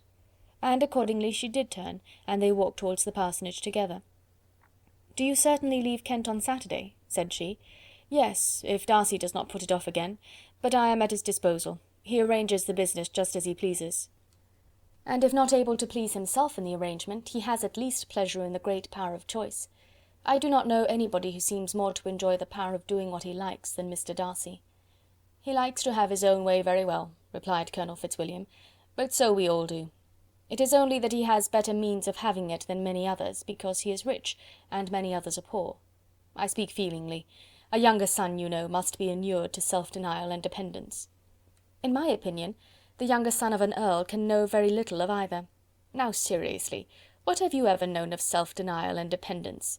When have you been prevented by want of money from going wherever you chose, or procuring anything you had a fancy for?" "These are home questions, and perhaps I cannot say that I have experienced many hardships of that nature. But in matters of greater weight I may suffer from want of money. Younger sons cannot marry where they like." "Unless they like women of fortune, which I think they very often do." "Our habits of expense make us too dependent, and there are not many in my rank of life who can afford to marry without some attention to money." "Is this," thought Elizabeth, "meant for me?" And she coloured at the idea, but recovering herself, said in a lively tone, "And pray, what is the usual price of an earl's younger son? Unless the elder brother is very sickly, I suppose you would not ask above £50,000? He answered her in the same style, and the subject dropped. To interrupt a silence which might make him fancy her affected with what had passed, she soon afterwards said, "I imagine your cousin brought you down with him chiefly for the sake of having some one at his disposal. I wonder he does not marry, to secure a lasting convenience of that kind. But perhaps his sister does as well for the present, and, as she is under his sole care, he may do what he likes with her." "No," said Colonel Fitzwilliam, "that is an advantage which he must divide with me. I am joined with him in the guardianship of Miss Darcy." "Are you indeed? And pray what sort of guardians do you make? Does your charge give you much trouble? Young ladies of her age are sometimes a little difficult to manage, and if she has the true Darcy spirit, she may like to have her own way." As she spoke she observed him looking at her earnestly, and the manner in which he immediately asked her why she supposed Miss Darcy likely to give them any uneasiness, convinced her that she had somehow or other got pretty near the truth. She replied directly, "You need not be frightened. I never heard any harm of her, and I dare say she is one of the most tractable creatures in the world. She is a very great favourite with some ladies of my acquaintance, Mrs. Hurst and Miss Bingley. I think I have heard you say that you know them?" "I know them a little. Their brother is a pleasant gentlemanlike man. He is a great friend of Darcy's." "Oh yes," said Elizabeth drily. "Mr. Darcy is uncommonly kind to Mr. Bingley, and takes a prodigious deal of care of him." "Care of him?" "Yes, I really believe Darcy does take care of him in those points where he most wants care. From something that he told me in our journey hither, I have reason to think Bingley very much indebted to him. But I ought to beg his pardon, for I have no right to suppose that Bingley was the person meant. It was all conjecture." "What is it you mean?" "It is a circumstance which Darcy could not wish to be generally known, because if it were to get round to the lady's family it would be an unpleasant thing." "You may depend upon my not mentioning it." "And remember that I have not much reason for supposing it to be Bingley. What he told me was merely this, that he congratulated himself on having lately saved a friend from the inconveniences of a most imprudent marriage, but without mentioning names or any other particulars, and I only suspected it to be Bingley from believing him the kind of young man to get into a scrape of that sort, and from knowing them to have been together the whole of last summer." "Did Mr. Darcy give you reasons for this interference?" "I understood that there were some very strong objections against the lady." "And what arts did he use to separate them?" "He did not talk to me of his own arts," said Fitzwilliam, smiling. "He only told me what I have now told you." Elizabeth made no answer, and walked on, her heart swelling with indignation. After watching her a little, Fitzwilliam asked her why she was so thoughtful. "I am thinking of what you have been telling me," said she. "Your cousin's conduct does not suit my feelings. Why was he to be the judge?" "You are rather disposed to call his interference officious?" "I do not see what right Mr. Darcy had to decide on the propriety of his friend's inclination, or why, upon his own judgment alone, he was to determine and direct in what manner his friend was to be happy. But," she continued, recollecting herself, "as we know none of the particulars, it is not fair to condemn him. It is not to be supposed that there was much affection in the case." "That is not an unnatural surmise," said Fitzwilliam, "but it is a lessening of the honour of my cousin's triumph very sadly." This was spoken jestingly, but it appeared to her so just a picture of Mr. Darcy, that she would not trust herself with an answer, and therefore abruptly changing the conversation, talked on indifferent matters until they reached the parsonage. There, shut into her own room, as soon as their visitor left them, she could think without interruption of all that she had heard. It was not to be supposed that any other people could be meant than those with whom she was connected. There could not exist in the world two men over whom Mr. Darcy could have such boundless influence. That he had been concerned in the measures taken to separate Bingley and Jane she had never doubted, but she had always attributed to Miss Bingley the principal design and arrangement of them. If his own vanity, however, did not mislead him, he was the cause, his pride and caprice were the cause, of all that Jane had suffered and still continued to suffer. He had ruined for a while every hope of happiness for the most affectionate, generous heart in the world, and no one could say how lasting an evil he might have inflicted. There were some very strong objections against the lady, were Colonel Fitzwilliam's words, and those strong objections probably were her having one uncle who was a country attorney, and another who was in business in London. To Jane herself, she exclaimed, there could be no possibility of objection. All loveliness and goodness as she is, her understanding excellent, her mind improved, and her manners captivating. Neither could anything be urged against my father, who, though with some peculiarities, has abilities Mr. Darcy himself need not disdain, and respectability which he will probably never reach. When she thought of her mother, her confidence gave way a little, but she would not allow that any objections there had material weight with Mr. Darcy, whose pride, she was convinced, would receive a deeper wound from the want of importance in his friends' connections, than from their want of sense, and she was quite decided at last that he had been partly governed by this worst kind of pride, and partly by the wish of retaining Mr. Bingley for his sister. The agitation and tears which the subject occasioned brought on a headache, and it grew so much worse towards the evening that, added to her unwillingness to see Mr. Darcy, it determined her not to attend her cousins to Rosings, where they were engaged to drink tea. Mrs. Collins, seeing that she was really unwell, did not press her to go, and as much as possible prevented her husband from pressing her, but Mr. Collins could not conceal his apprehension of Lady Catherine's being rather displeased by her staying at home. Chapter 34.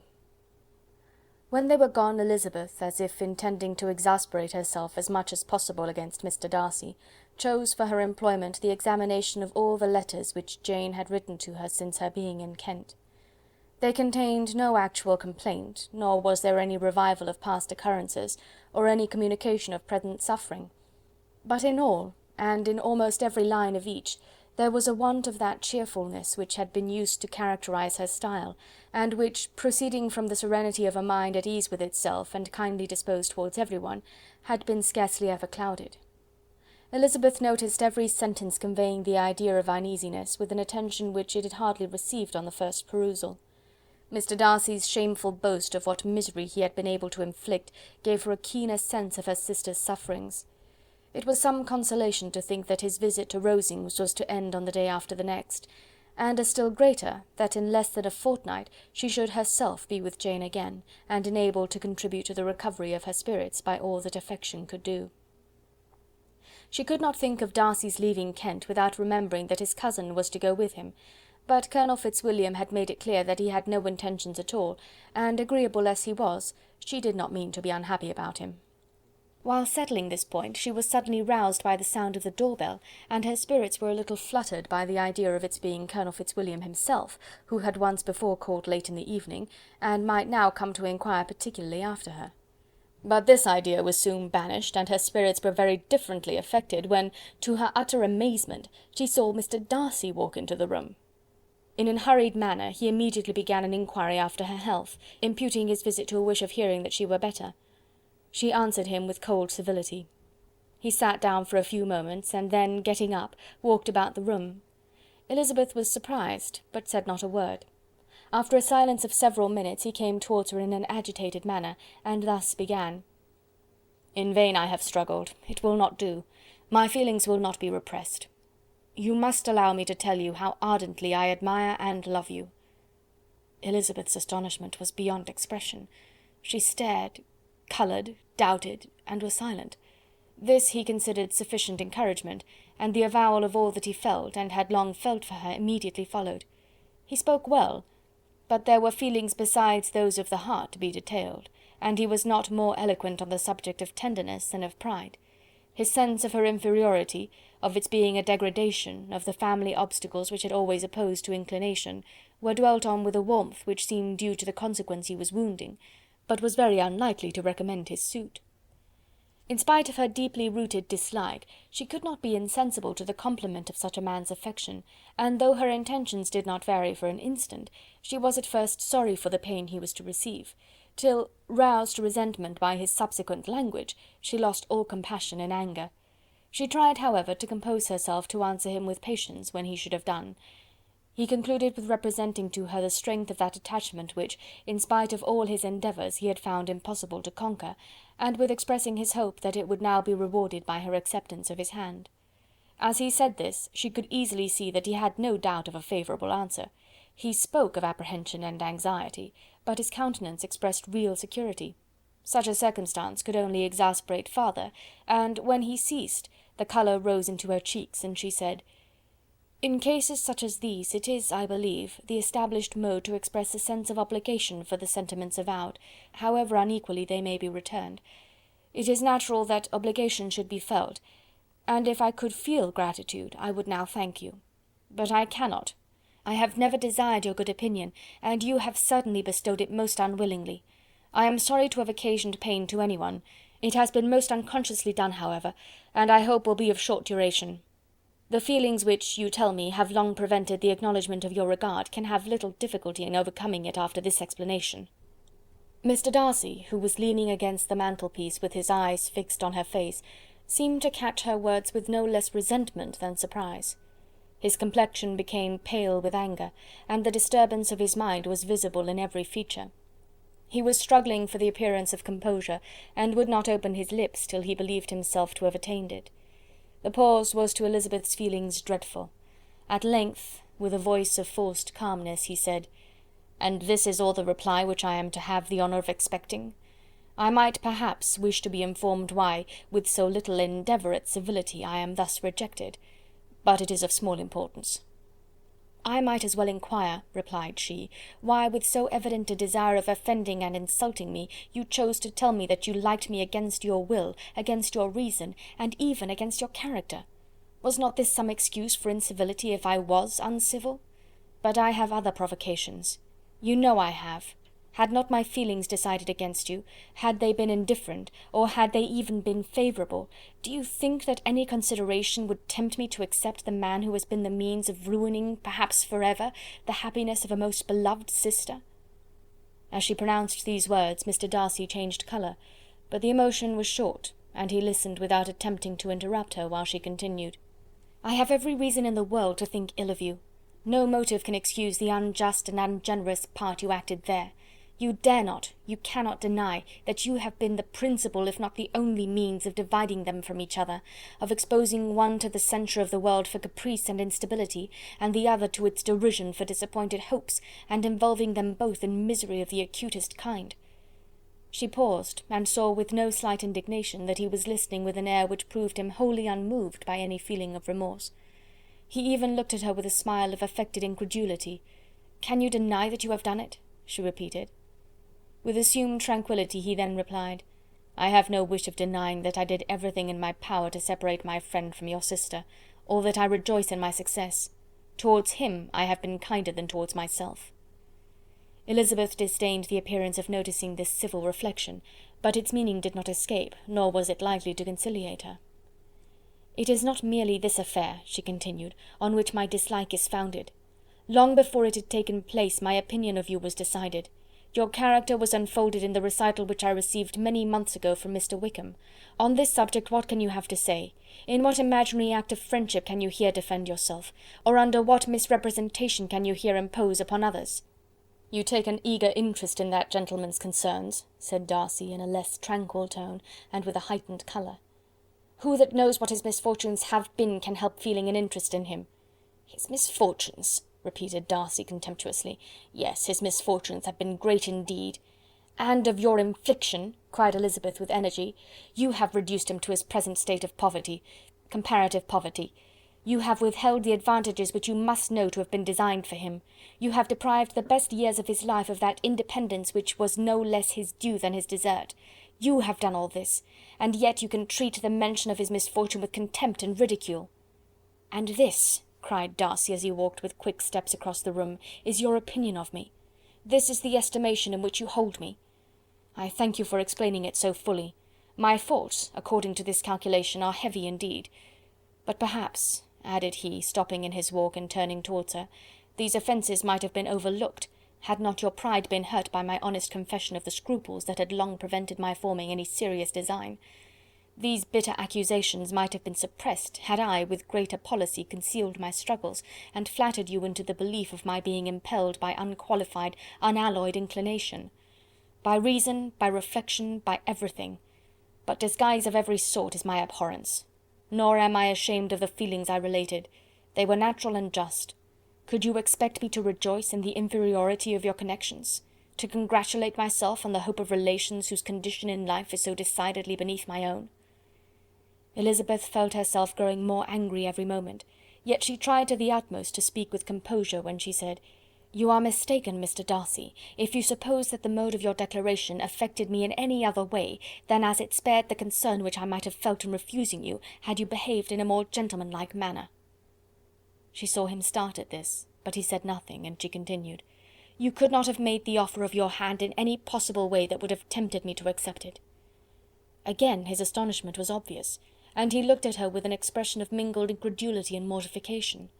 She went on, "From the very beginning, from the first moment, I may almost say, of my acquaintance with you, your manners, impressing me with the fullest belief of your arrogance, your conceit, and your selfish disdain of the feelings of others, were such as to form the groundwork of disapprobation on which succeeding events have built so immovable a dislike.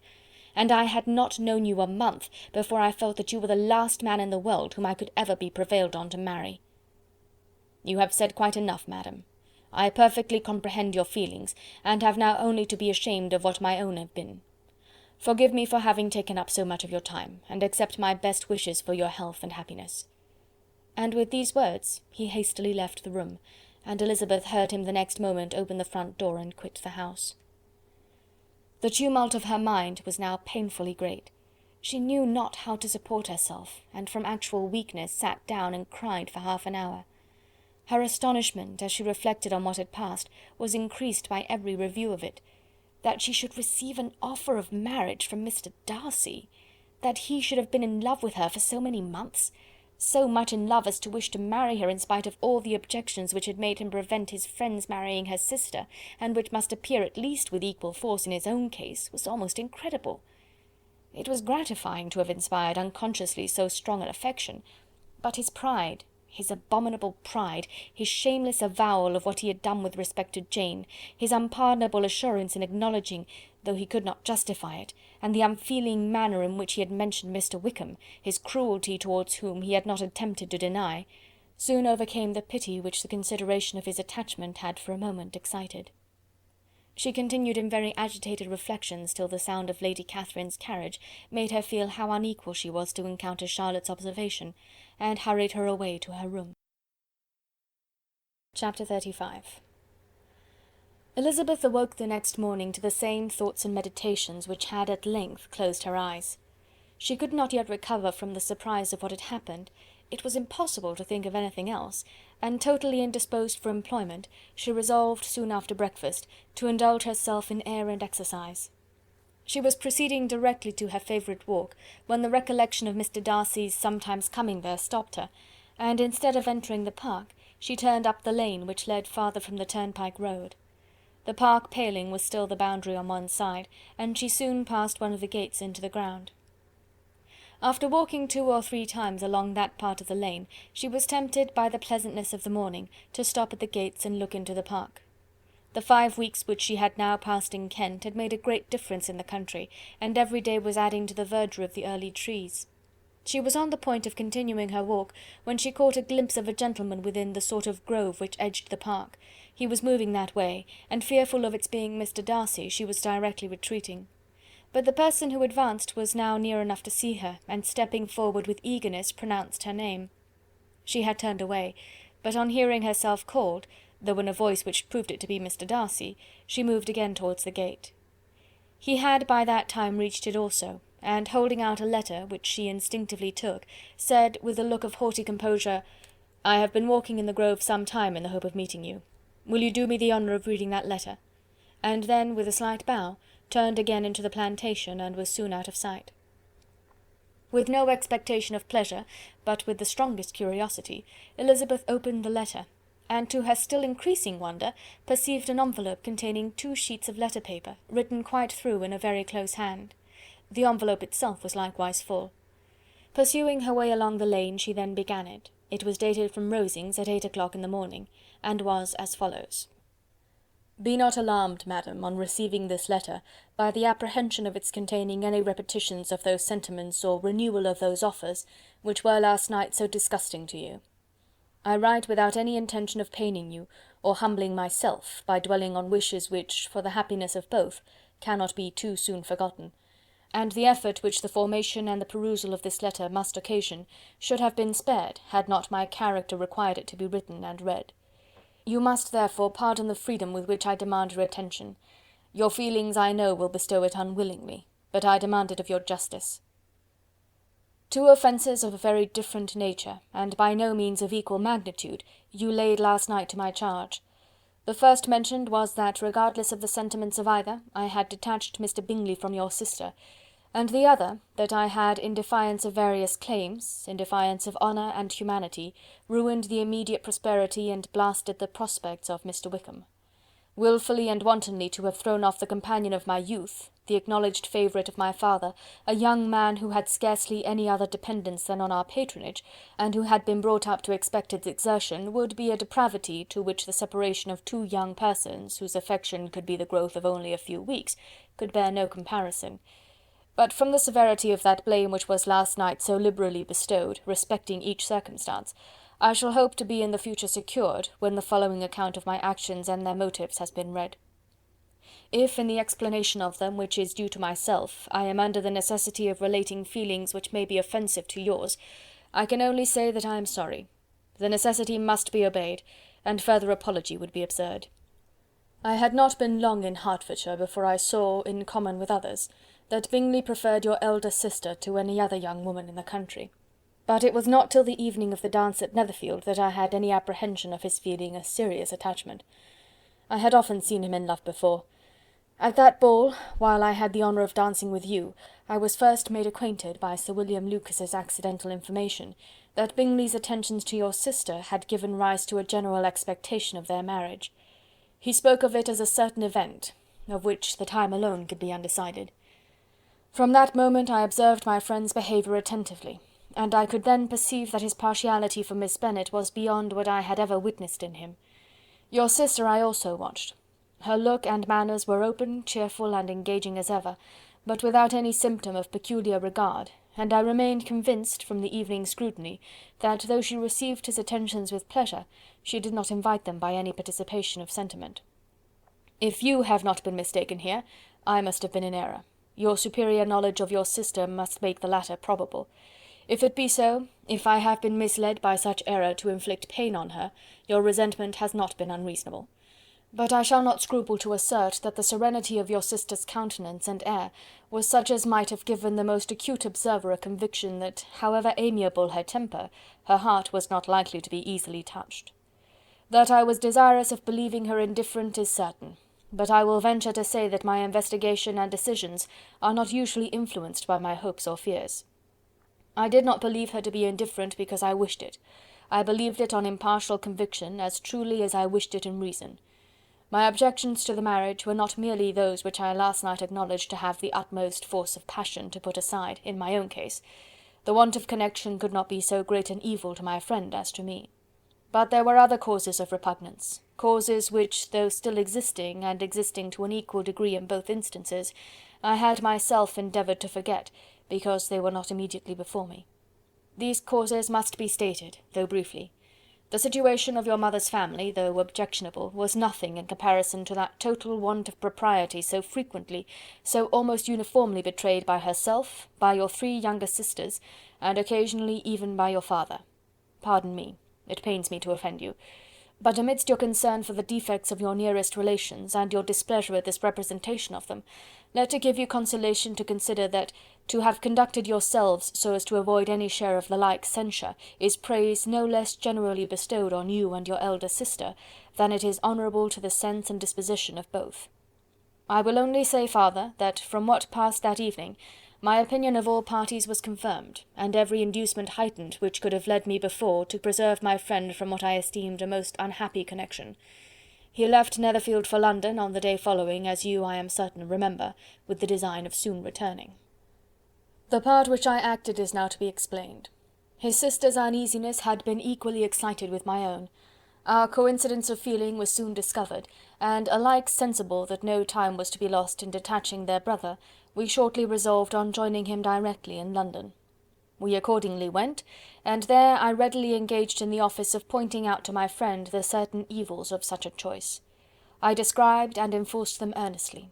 But however this remonstrance might have staggered or delayed his determination, I do not suppose that it would ultimately have prevented the marriage, had it not been seconded by the assurance that I hesitated not in giving, of your sister's indifference. He had before believed her to return his affection with sincere, if not with equal regard. But Bingley has great natural modesty, with a stronger dependence on my judgment than on his own. To convince him, therefore, that he had deceived himself was no very difficult point. To persuade him against returning to Hertfordshire, when that conviction had been given, was scarcely the work of a moment. I cannot blame myself for having done thus much. There is but one part of my conduct in the whole affair on which I do not reflect with satisfaction. It is that I condescended to adopt the measures of art so far as to conceal from him your sister's being in town. I knew it myself, as it was known to Miss Bingley, but her brother is even yet ignorant of it. That they might have met without ill consequence is perhaps probable, but his regard did not appear to me enough extinguished for him to see her without some danger. Perhaps this concealment, this disguise, was beneath me. It is done, however, and it was done for the best. On this subject I have nothing more to say, no other apology to offer. If I have wounded your sister's feelings, it was unknowingly done, and though the motives which governed me may to you very naturally appear insufficient, I have not yet learned to condemn them. With respect to that other more weighty accusation, of having injured Mr. Wickham, I can only refute it by laying before you the whole of his connection with my family. Of what he has particularly accused me I am ignorant, but of the truth of what I shall relate I can summon more than one witness of undoubted veracity. Mr. Wickham is the son of a very respectable man, who had for many years the management of all the Pemberley estates, and whose good conduct in the discharge of his trust naturally inclined my father to be of service to him. And on George Wickham, who was his godson, his kindness was therefore liberally bestowed.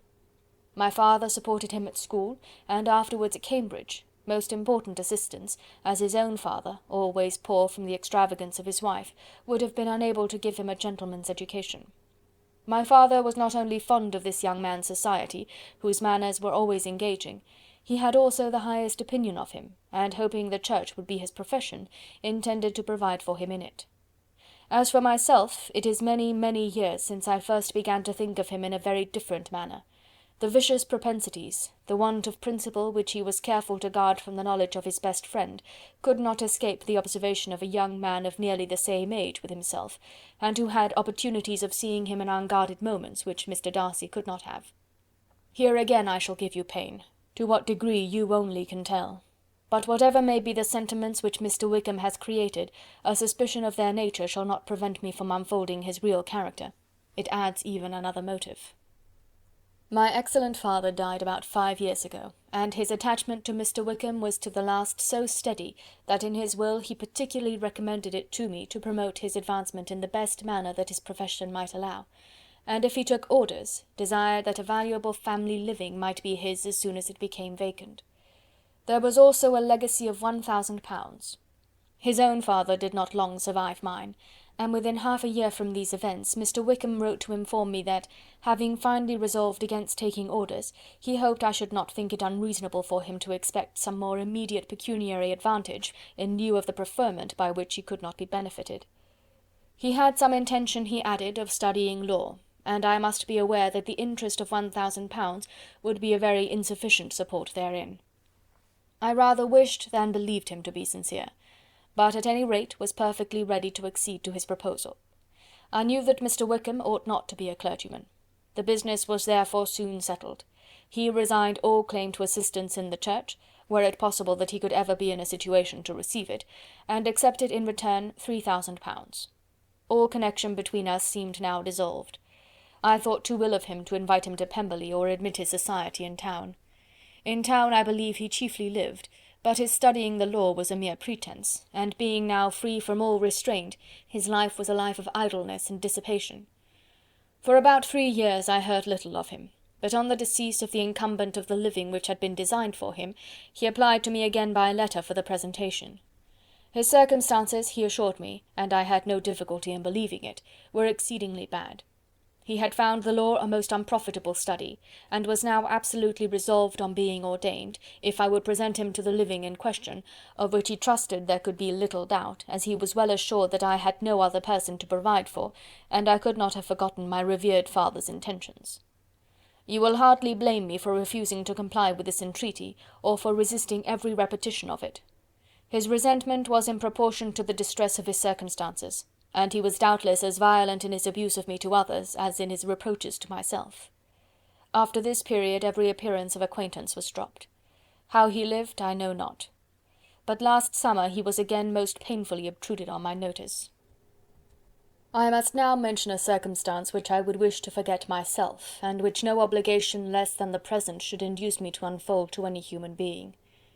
Having said thus much, I feel no doubt of your secrecy. My sister, who is more than 10 years my junior, was left to the guardianship of my mother's nephew, Colonel Fitzwilliam, and myself. About a year ago she was taken from school, and an establishment formed for her in London, and last summer she went with the lady who presided over it to Ramsgate, and thither also went Mr. Wickham, undoubtedly by design, for there proved to have been a prior acquaintance between him and Mrs. Young, in whose character we were most unhappily deceived. And by her connivance and aid, he so far recommended himself to Georgiana, whose affectionate heart retained a strong impression of his kindness to her as a child, that she was persuaded to believe herself in love, and to consent to an elopement. She was then but 15, which must be her excuse, and after stating her imprudence, I am happy to add, that I owed the knowledge of it to herself. I joined them unexpectedly a day or two before the intended elopement, and then Georgiana, unable to support the idea of grieving and offending a brother whom she almost looked up to as a father, acknowledged the whole to me. You may imagine what I felt and how I acted. Regard for my sister's credit and feelings prevented any public exposure, but I wrote to Mr. Wickham, who left the place immediately, and Mrs. Young was of course removed from her charge. Mr. Wickham's chief object was unquestionably my sister's fortune, which is £30,000, but I cannot help supposing that the hope of revenging himself on me was a strong inducement. His revenge would have been complete indeed. This, madam, is a faithful narrative of every event in which we have been concerned together, and if you do not absolutely reject it as false, you will, I hope, acquit me henceforth of cruelty towards Mr. Wickham. I know not in what manner, under what form of falsehood he had imposed on you, but his success is not perhaps to be wondered at. Ignorant as you previously were of everything concerning either, detection could not be in your power, and suspicion certainly not in your inclination. You may possibly wonder why all this was not told you last night, but I was not then master enough of myself to know what could or ought to be revealed. For the truth of everything here related, I can appeal more particularly to the testimony of Colonel Fitzwilliam, who, from our near relationship and constant intimacy, and still more, as one of the executors of my father's will, has been unavoidably acquainted with every particular of these transactions. If your abhorrence of me should make my assertions valueless, you cannot be prevented by the same course from confiding in my cousin, and that there may be the possibility of consulting him, I shall endeavour to find some opportunity of putting this letter in your hands in the course of the morning. I will only add, God bless you. Fitzwilliam Darcy. Chapter 36. If Elizabeth, when Mr. Darcy gave her the letter, did not expect it to contain a renewal of his offers, she had formed no expectation at all of its contents. But such as they were, it may well be supposed how eagerly she went through them, and what a contrariety of emotion they excited. Her feelings as she read were scarcely to be defined. With amazement did she first understand that he believed any apology to be in his power, and steadfastly was she persuaded that he could have no explanation to give, which a just sense of shame would not conceal. With a strong prejudice against everything he might say, she began his account of what had happened at Netherfield. She read with an eagerness which hardly left her power of comprehension, and from impatience of knowing what the next sentence might bring, was incapable of attending to the sense of the one before her eyes. His belief of her sister's insensibility she instantly resolved to be false, and his account of the real, the worst objections to the match, made her too angry to have any wish of doing him justice. He expressed no regret for what he had done, which satisfied her. His style was not penitent, but haughty. It was all pride and insolence. But when this subject was succeeded by his account of Mr. Wickham, when she read with somewhat clearer attention a relation of events which, if true, must overthrow every cherished opinion of his worth, and which bore so alarming an affinity to his own history of himself, her feelings were yet more acutely painful and more difficult of definition. Astonishment, apprehension, and even horror oppressed her. She wished to discredit it entirely, repeatedly exclaiming, "This must be false, this cannot be, this must be the grossest falsehood," and when she had gone through the whole letter, though scarcely knowing anything of the last page or two, put it hastily away, protesting that she would not regard it, that she would never look in it again. In this perturbed state of mind, with thoughts that could rest on nothing, she walked on, but it would not do. In half a minute the letter was unfolded again, and collecting herself as well as she could, she again began the mortifying perusal of all that related to Wickham, and commanded herself so far as to examine the meaning of every sentence. The account of his connection with the Pemberley family was exactly what he had related himself, and the kindness of the late Mr. Darcy, though she had not before known its extent, agreed equally well with his own words. So far each recital confirmed the other. But when she came to the will, the difference was great. What Wickham had said of the living was fresh in her memory, and as she recalled his very words, it was impossible not to feel that there was gross duplicity on one side or the other, and for a few moments she flattered herself that her wishes did not err. But when she read and re-read with the closest attention the particulars immediately following, of Wickham's resigning all pretensions to the living, of his receiving in lieu so considerable a sum as £3,000, again she was forced to hesitate.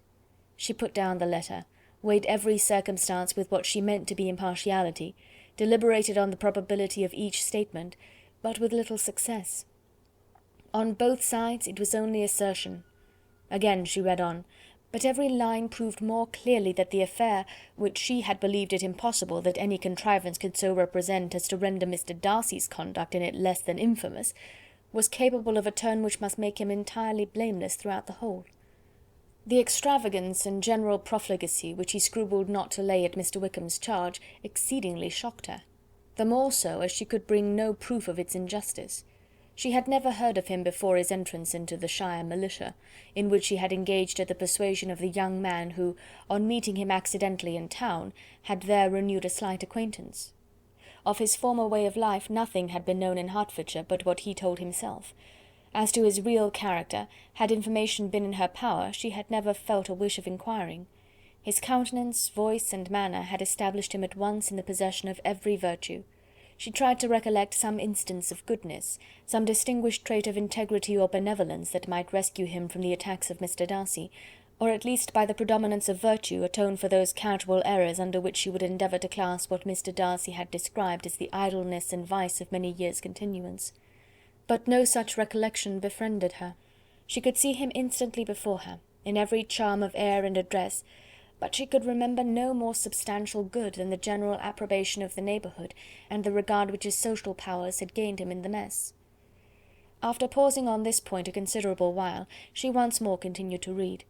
But alas! the story which followed of his designs on Miss Darcy received some confirmation from what had passed between Colonel Fitzwilliam and herself only the morning before, and at last she was referred for the truth of every particular to Colonel Fitzwilliam himself, from whom she had previously received the information of his near concern in all his cousin's affairs, and whose character she had no reason to question.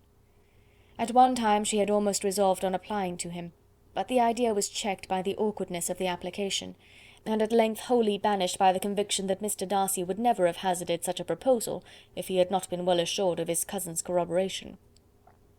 She perfectly remembered everything that had passed in conversation between Wickham and herself in their first evening at Mr. Phillips's.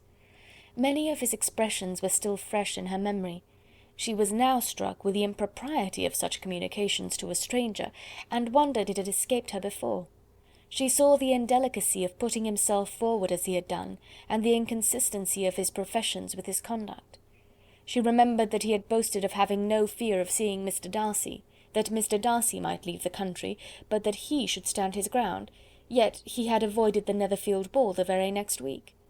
She remembered also that, till the Netherfield family had quitted the country, he had told his story to no one but herself, but that after their removal it had been everywhere discussed, that he had then no reserves, no scruples in sinking Mr. Darcy's character, though he had assured her that respect for the father would always prevent his exposing the son. How differently did everything now appear in which he was concerned! His attentions to Miss King were now the consequence of views solely and hatefully mercenary, and the mediocrity of her fortune proved no longer the moderation of his wishes, but his eagerness to grasp at anything. His behaviour to herself could now have had no tolerable motive. He had either been deceived with regard to her fortune, or had been gratifying his vanity by encouraging the preference which she believed she had most incautiously shown.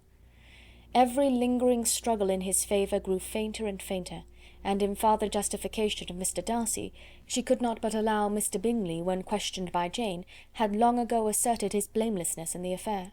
That proud and repulsive as were his manners, she had never, in the whole course of their acquaintance, an acquaintance which had latterly brought them much together, and given her a sort of intimacy with his ways, seen anything that betrayed him to be unprincipled or unjust, anything that spoke him of irreligious or immoral habits, that among his own connections he was esteemed and valued, that even Wickham had allowed him merit as a brother, and that she had often heard him speak so affectionately of his sister as to prove him capable of some amiable feeling. That, had his actions been what Mr. Wickham represented them, so gross a violation of everything right could hardly have been concealed from the world, and that friendship between a person capable of it and such an amiable man as Mr. Bingley was incomprehensible. She grew absolutely ashamed of herself. Of neither Darcy nor Wickham could she think without feeling she had been blind, partial, prejudiced, absurd. "How despicably I have acted!" she cried. "I, who have prided myself on my discernment, I, who have valued myself on my abilities, who have often disdained the generous candour of my sister, and gratified my vanity in useless or blameable mistrust. How humiliating is this discovery! Yet how just a humiliation! Had I been in love, I could not have been more wretchedly blind. But vanity, not love, has been my folly. Pleased with the preference of one, and offended by the neglect of the other on the very beginning of our acquaintance, I have courted prepossession and ignorance, and driven reason away where either were concerned. Till this moment I never knew myself."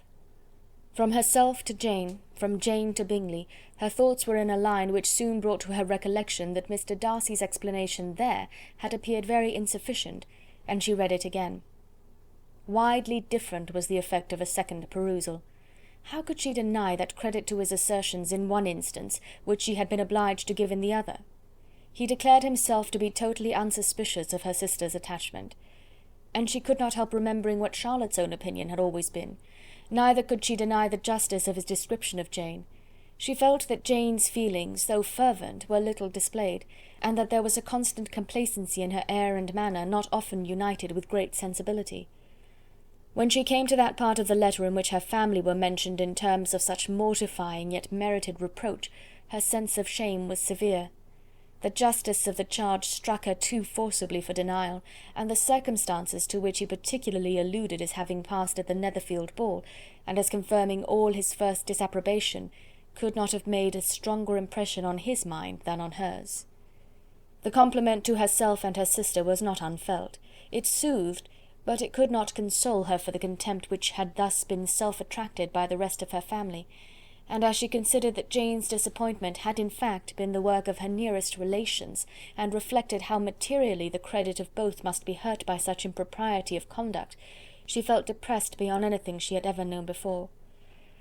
After wandering along the lane for 2 hours, giving way to every variety of thought, reconsidering events, determining probabilities, and reconciling herself as well as she could to a change so sudden and so important, Fatigue and a recollection of her long absence made her at length return home, and she entered the house with the wish of appearing cheerful as usual, and the resolution of repressing such reflections as must make her unfit for conversation.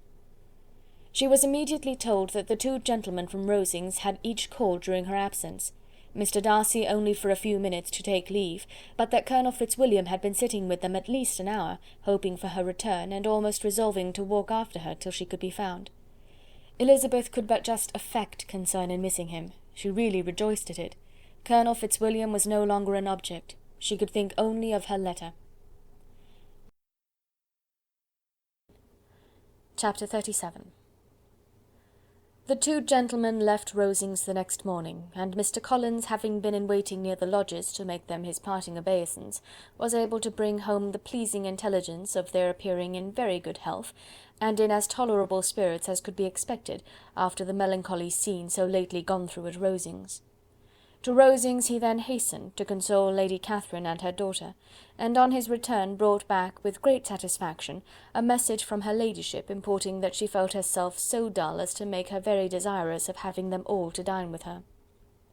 Elizabeth could not see Lady Catherine without recollecting that, had she chosen it, she might by this time have been presented to her as her future niece, nor could she think without a smile of what her ladyship's indignation would have been.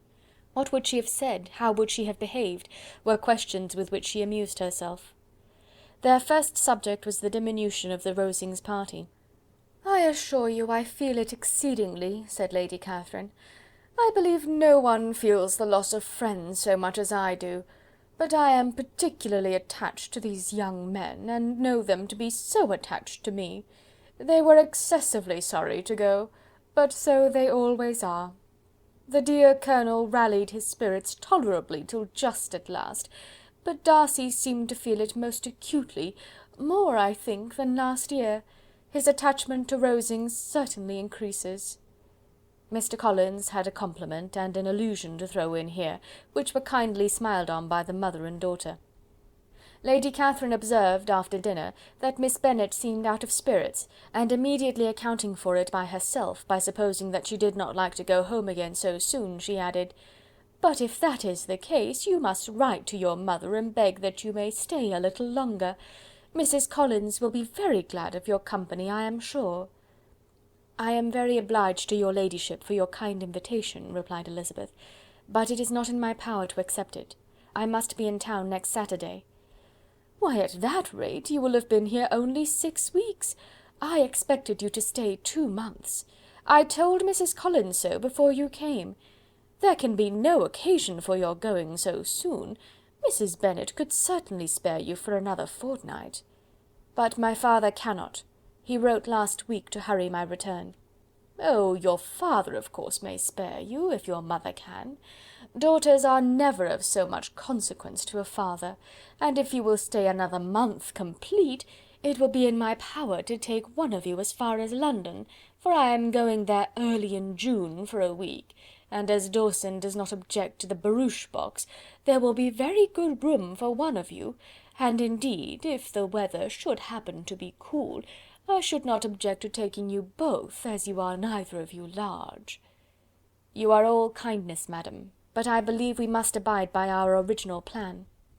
Lady Catherine seemed resigned. "Mrs. Collins, you must send a servant with them. You know I always speak my mind, and I cannot bear the idea of 2 young women travelling post by themselves. It is highly improper. You must contrive to send somebody. I have the greatest dislike in the world to that sort of thing.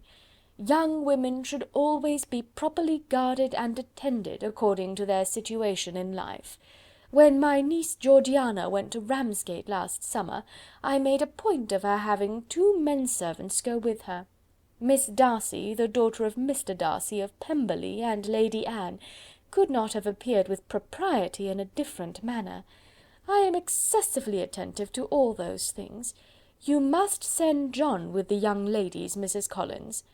I am glad it occurred to me to mention it, for it would really be discreditable to you to let them go alone." "My uncle is to send a servant for us." "Oh, your uncle! He keeps a manservant, does he? "I am very glad you have somebody who thinks of these things. Where shall you change horses? Oh, Bromley, of course. If you mention my name at the bell, you will be attended to." Lady Catherine had many other questions to ask respecting their journey, and as she did not answer them all herself, attention was necessary, which Elizabeth believed to be lucky for her, or with a mind so occupied she might have forgotten where she was. Reflection must be reserved for solitary hours.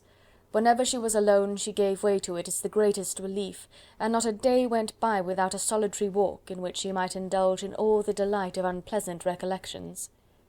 Mr. Darcy's letter she was in a fair way of soon knowing by heart. She studied every sentence, and her feelings towards its writer were at times widely different.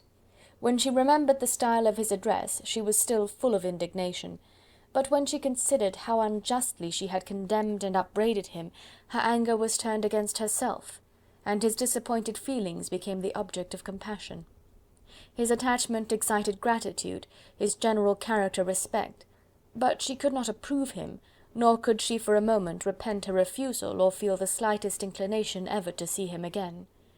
In her own past behaviour there was a constant source of vexation and regret, and in the unhappy defects of her family a subject of yet heavier chagrin. They were hopeless of remedy. Her father, contented with laughing at them, would never exert himself to restrain the wild giddiness of his youngest daughters, and her mother, with manners so far from right herself, was entirely insensible of the evil. Elizabeth had frequently united with Jane in an endeavour to check the imprudence of Catherine and Lydia, but while they were supported by their mother's indulgence, what chance could there be of improvement? Catherine, weak-spirited, irritable, and completely under Lydia's guidance, had always been affronted by their advice, and Lydia, self-willed and careless, would scarcely give them a hearing. They were ignorant, idle, and vain. While there was an officer in Meryton, they would flirt with him, and while Meryton was within a walk of Longbourn, they would be going there for ever. Anxiety on Jane's behalf was another prevailing concern, and Mr. Darcy's explanation, by restoring Bingley to all her former good opinion, heightened the sense of what Jane had lost.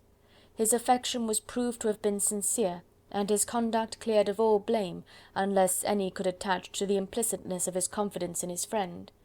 How grievous, then, was the thought that, of a situation so desirable in every respect, so replete with advantage, so promising for happiness, Jane had been deprived by the folly and indecorum of her own family. When to these recollections was added the development of Wickham's character, it may be easily believed that the happy spirits which had seldom been depressed before were now so much affected as to make it almost impossible for her to appear tolerably cheerful. Their engagements at Rosings were as frequent during the last week of her stay as they had been at first. The very last evening was spent there, and her ladyship again inquired minutely into the particulars of their journey, gave them directions as to the best method of packing, and was so urgent on the necessity of placing gowns in the only right way, that Maria thought herself obliged, on her return, to undo all the work of the morning, and pack her trunk afresh. When they parted, Lady Catherine, with great condescension, wished them a good journey, and invited them to come to Hunsford again next year, and Miss de Bourgh exerted herself so far as to curtsy and hold out her hand to both. Chapter 38. On Saturday morning Elizabeth and Mr. Collins met for breakfast a few minutes before the others appeared, and he took the opportunity of paying the parting civilities which he deemed indispensably necessary.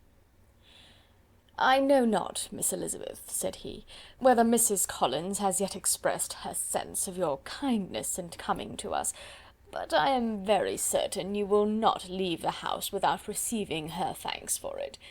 The favour of your company has been much felt, I assure you. We know how little there is to tempt anyone to our humble abode.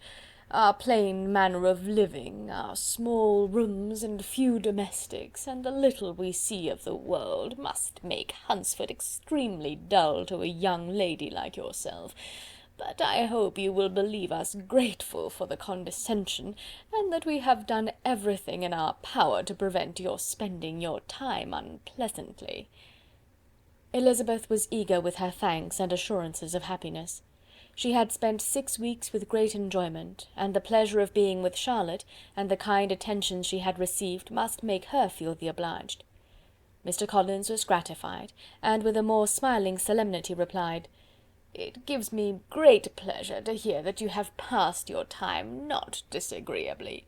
We have certainly done our best, and most fortunately having it in our power to introduce you to very superior society, and from our connection with Rosings, the frequent means of varying the humble home scene, I think we may flatter ourselves that your Hunsford visit cannot have been entirely irksome.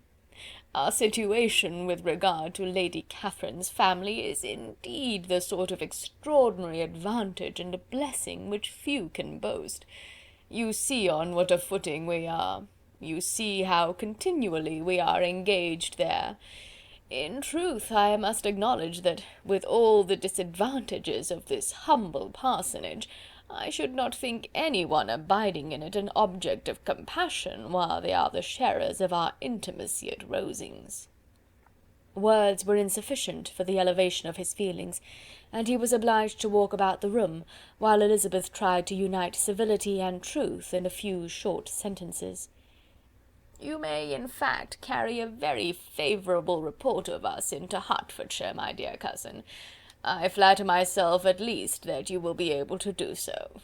Lady Catherine's great attentions to Mrs. Collins have been a daily witness of, and altogether, I trust, it does not appear that your friend has drawn an unfortunate... but on this point it will be as well to be silent. Only let me assure you, my dear Miss Elizabeth, that I can from my heart most cordially wish you equal felicity in marriage. My dear Charlotte and I have but one mind and one way of thinking. There is in everything a most remarkable resemblance of character and ideas between us. We seem to have been designed for each other." Elizabeth could safely say that it was a great happiness where that was the case, and with equal sincerity could add, that she firmly believed and rejoiced in his domestic comforts. She was not sorry, however, to have the recital of them interrupted by the lady from whom they sprang. Poor Charlotte! It was melancholy to leave her to such society, but she had chosen it with her eyes open, and though evidently regretting that her visitors were to go, she did not seem to ask for compassion. Her home and her housekeeping, her parish and her poultry, and all their dependent concerns, had not yet lost their charms. At length the chaise arrived, the trunks were fastened on, the parcels placed within, and it was pronounced to be ready. After an affectionate parting between the friends, Elizabeth was attended to the carriage by Mr. Collins, and as they walked down the garden he was commissioning her with his best respects to all her family, not forgetting his thanks for the kindness he had received at Longbourn in the winter, and his compliments to Mr. and Mrs. Gardiner, though unknown. He then handed her in, Maria followed, and the door was on the point of being closed, when he suddenly reminded them, with some consternation, that they had hitherto forgotten to leave any message for the ladies at Rosings. "But," he added, "you will of course wish to have your humble respects delivered to them, with your grateful thanks for their kindness to you while you have been here." Elizabeth made no objection, the door was then allowed to be shut, and the carriage drove off. "Good gracious!" cried Maria, after a few minutes' silence. "It seems but a day or two since we first came, and yet how many things have happened!" "A great many indeed," said her companion with a sigh. "We have dined 9 times at Rosings, besides drinking tea there twice. How much I shall have to tell!" Elizabeth added privately, "and how much I shall have to conceal."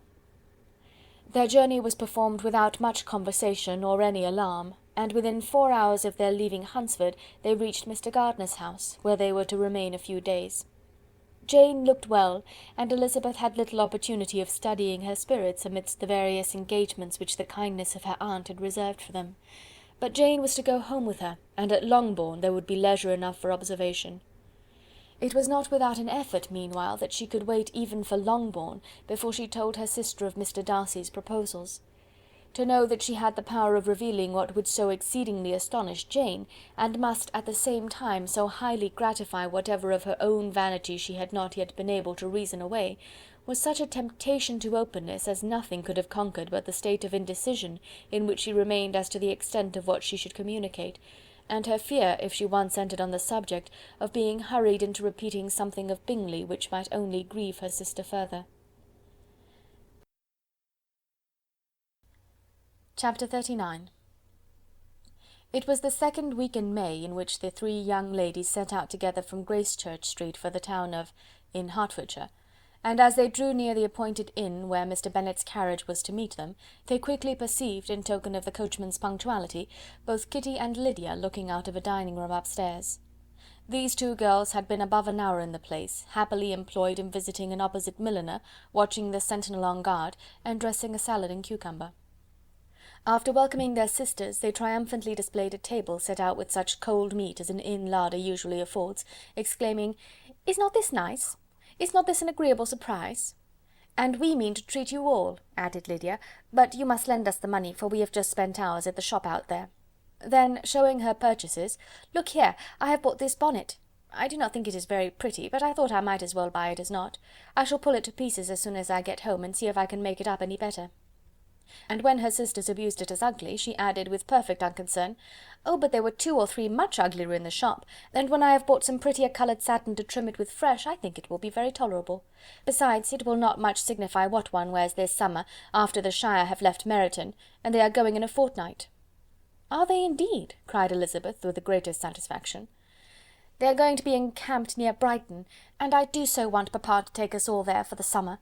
It would be such a delicious scheme, and I dare say would hardly cost anything at all. Mamma would like to go too, of all things. Only think what a miserable summer else we shall have." "Yes," thought Elizabeth, "that would be a delightful scheme indeed, and completely do for us at once. Good heaven!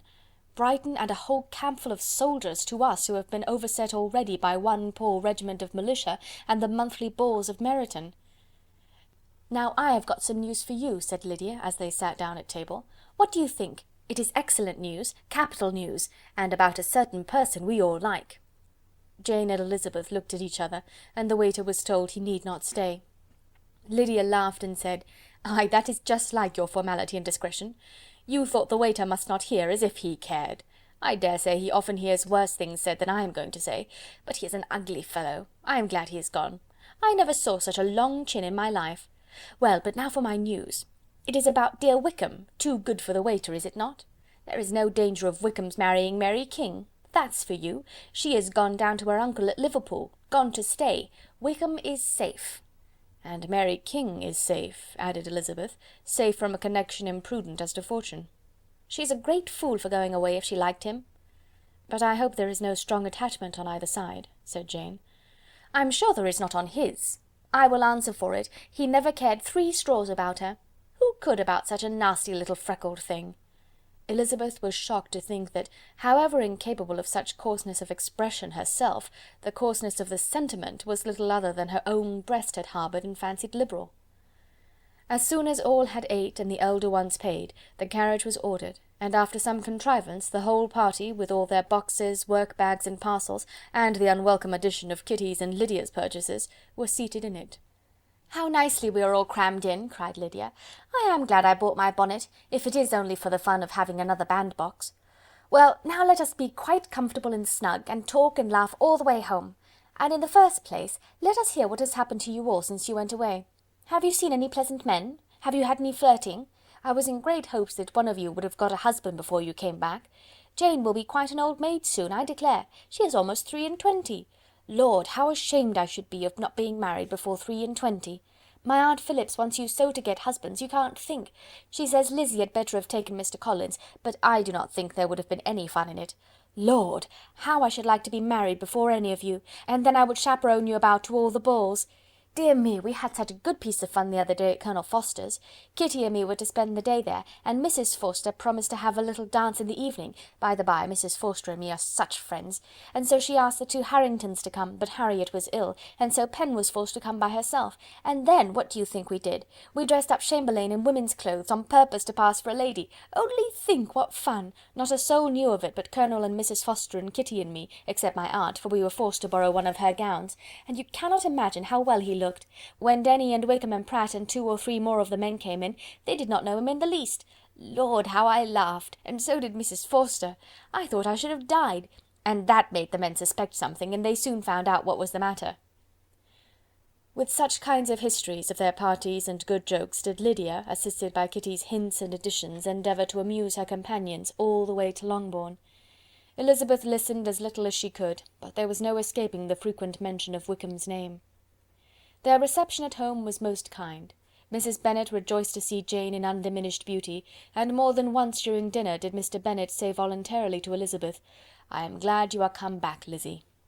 Their party in the dining-room was large, for almost all the Lucases came to meet Maria and hear the news, and various were the subjects that occupied them.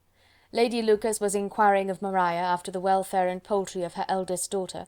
Mrs. Bennet was doubly engaged, on one hand collecting an account of the present fashions from Jane, who sat some way below her, and on the other retailing them to all the younger Lucases, and Lydia, in a voice rather louder than any other person's, was enumerating the various pleasures of the morning to anybody who would hear her.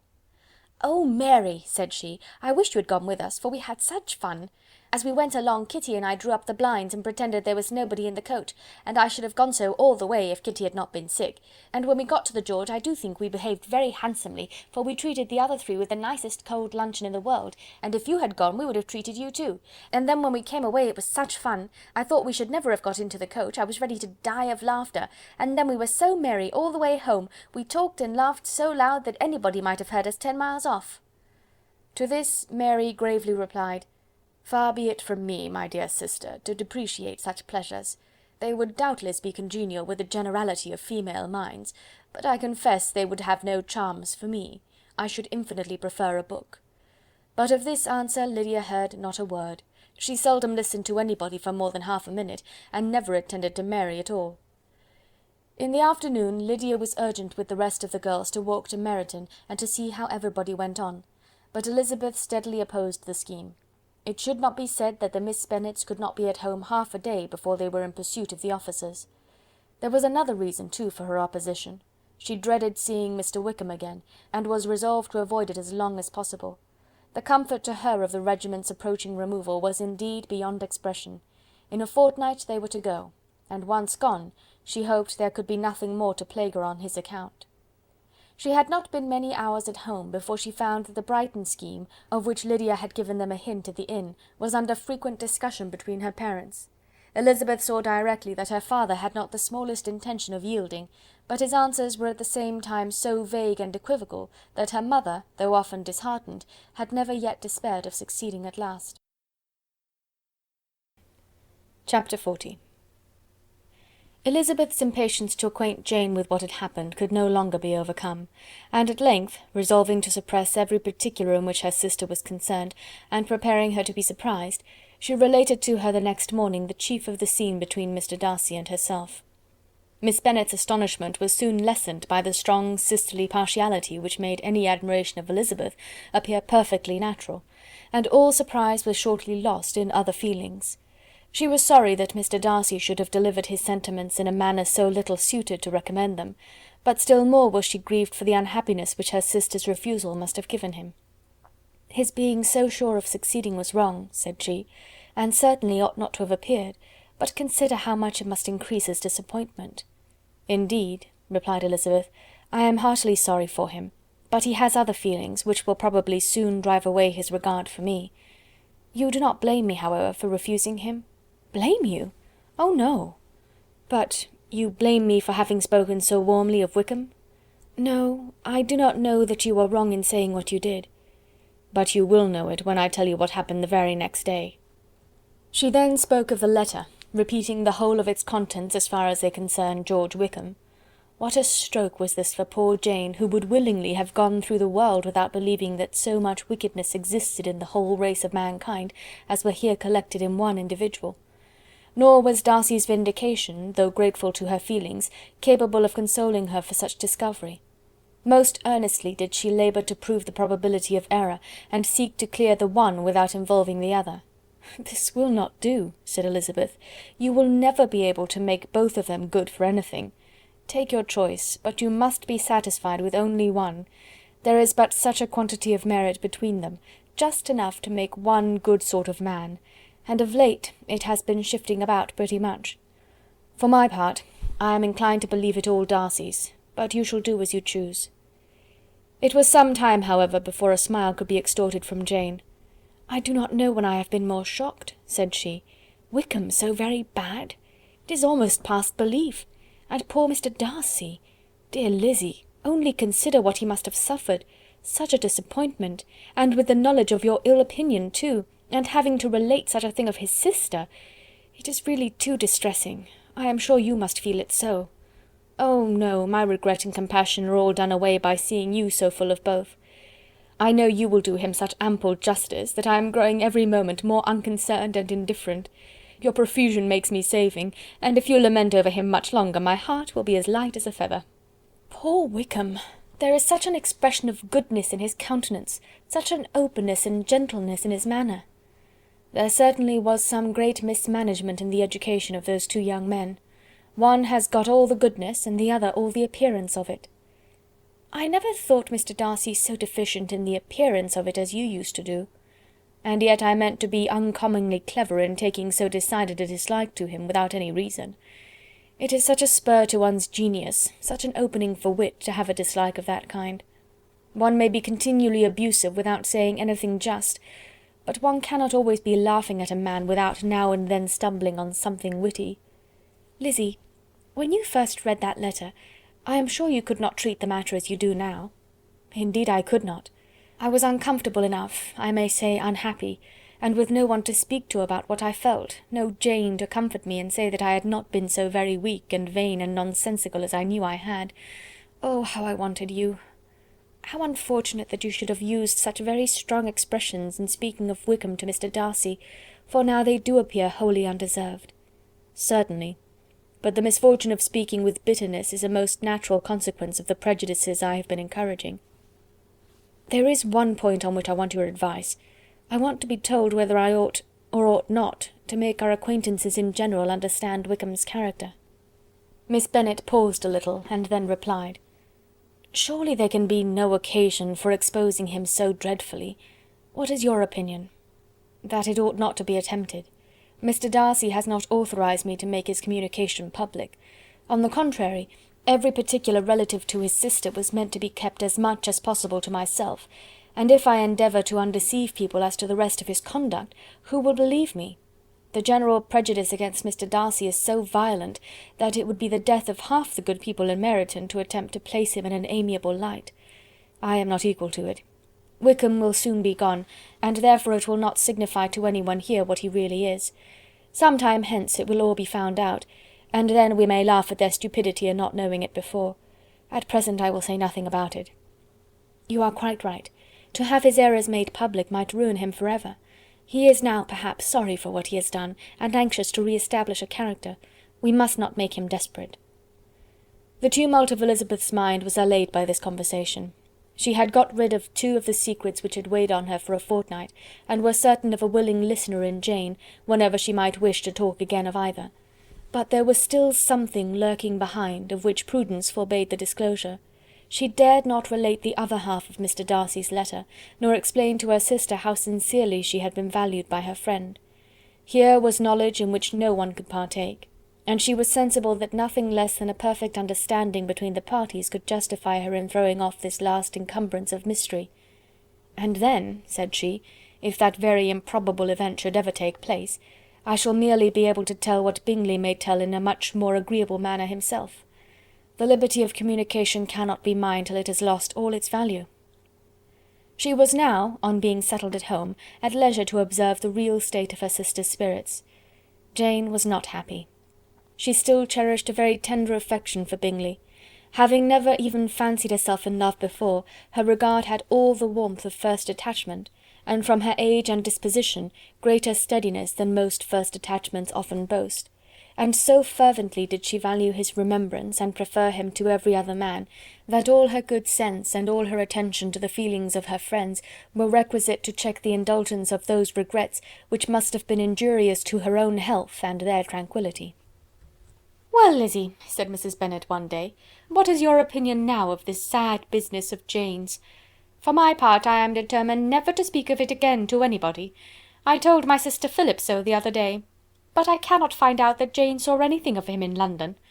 Well, he is a very undeserving young man, and I do not suppose there's the least chance in the world of her ever getting him now. There is no talk of his coming to Netherfield again in the summer, and I have inquired of everybody, too, who is likely to know. I do not believe he will ever live at Netherfield any more. Oh, well, it is just as he chooses. Nobody wants him to come, though I shall always say he used my daughter extremely ill, and if I was her, I would not have put up with it.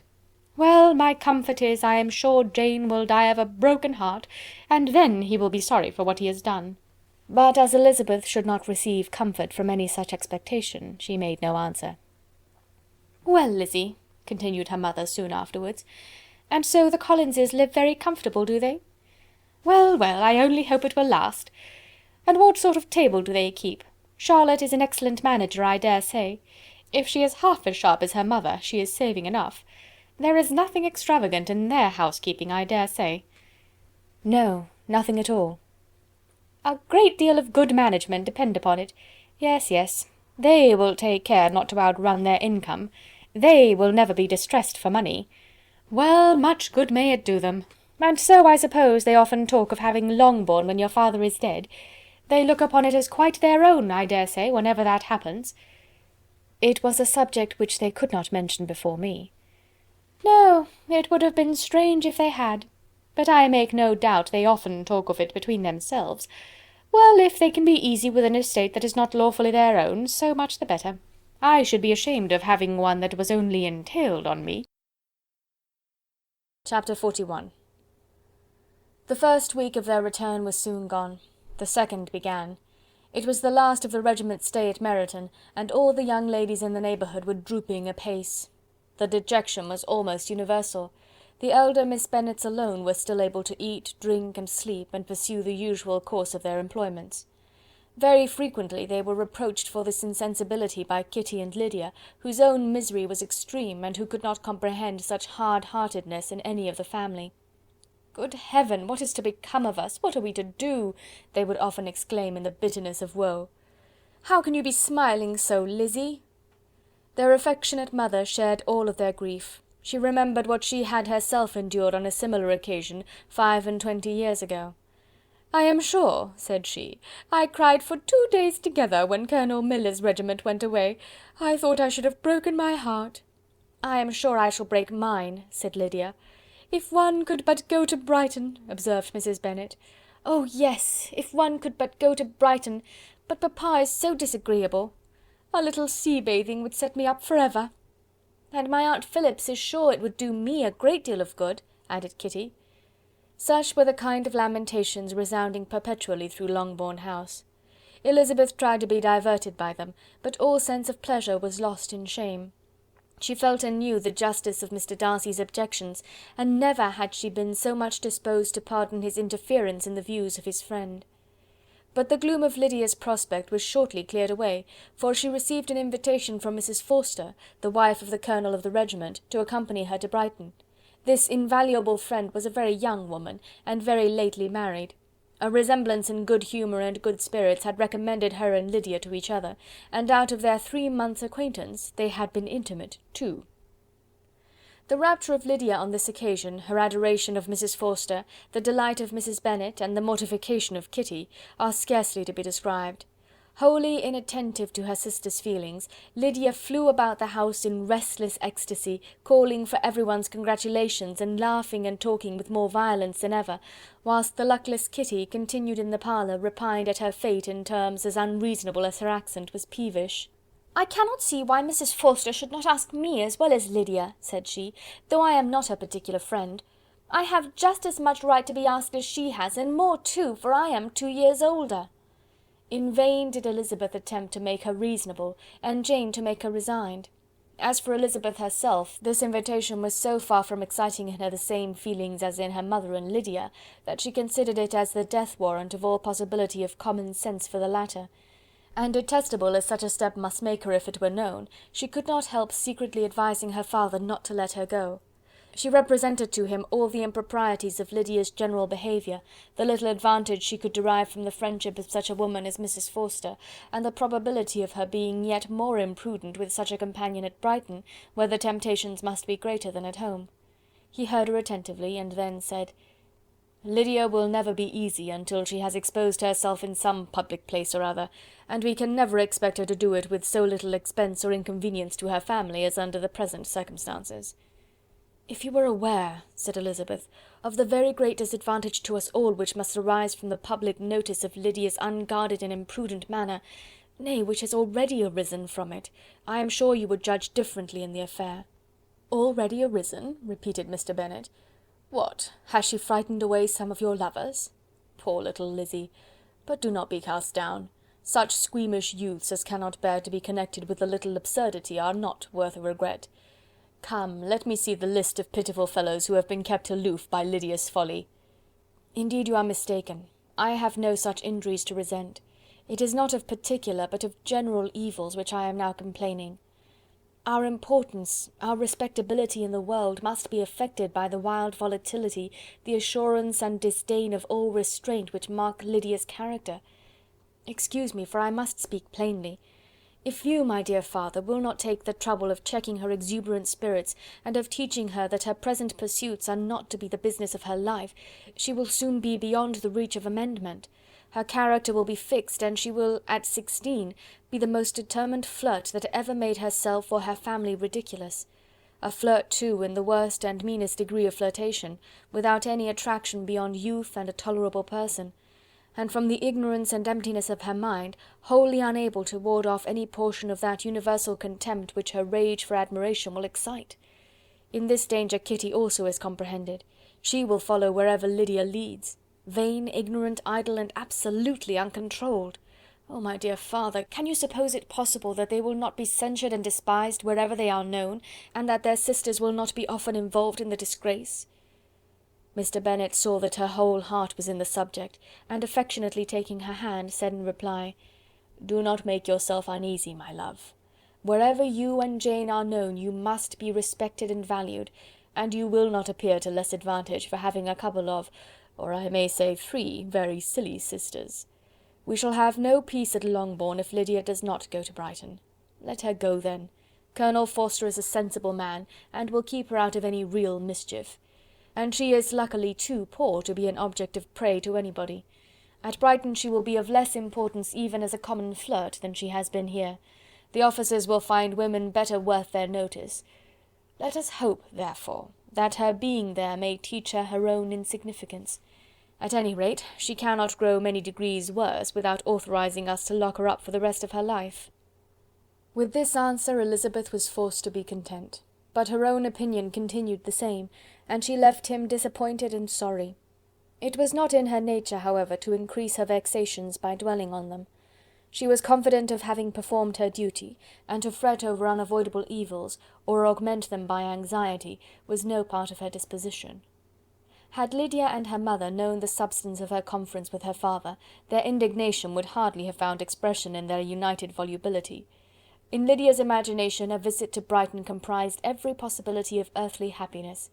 She saw, with the creative eye of fancy, the streets of that gay bathing place covered with officers.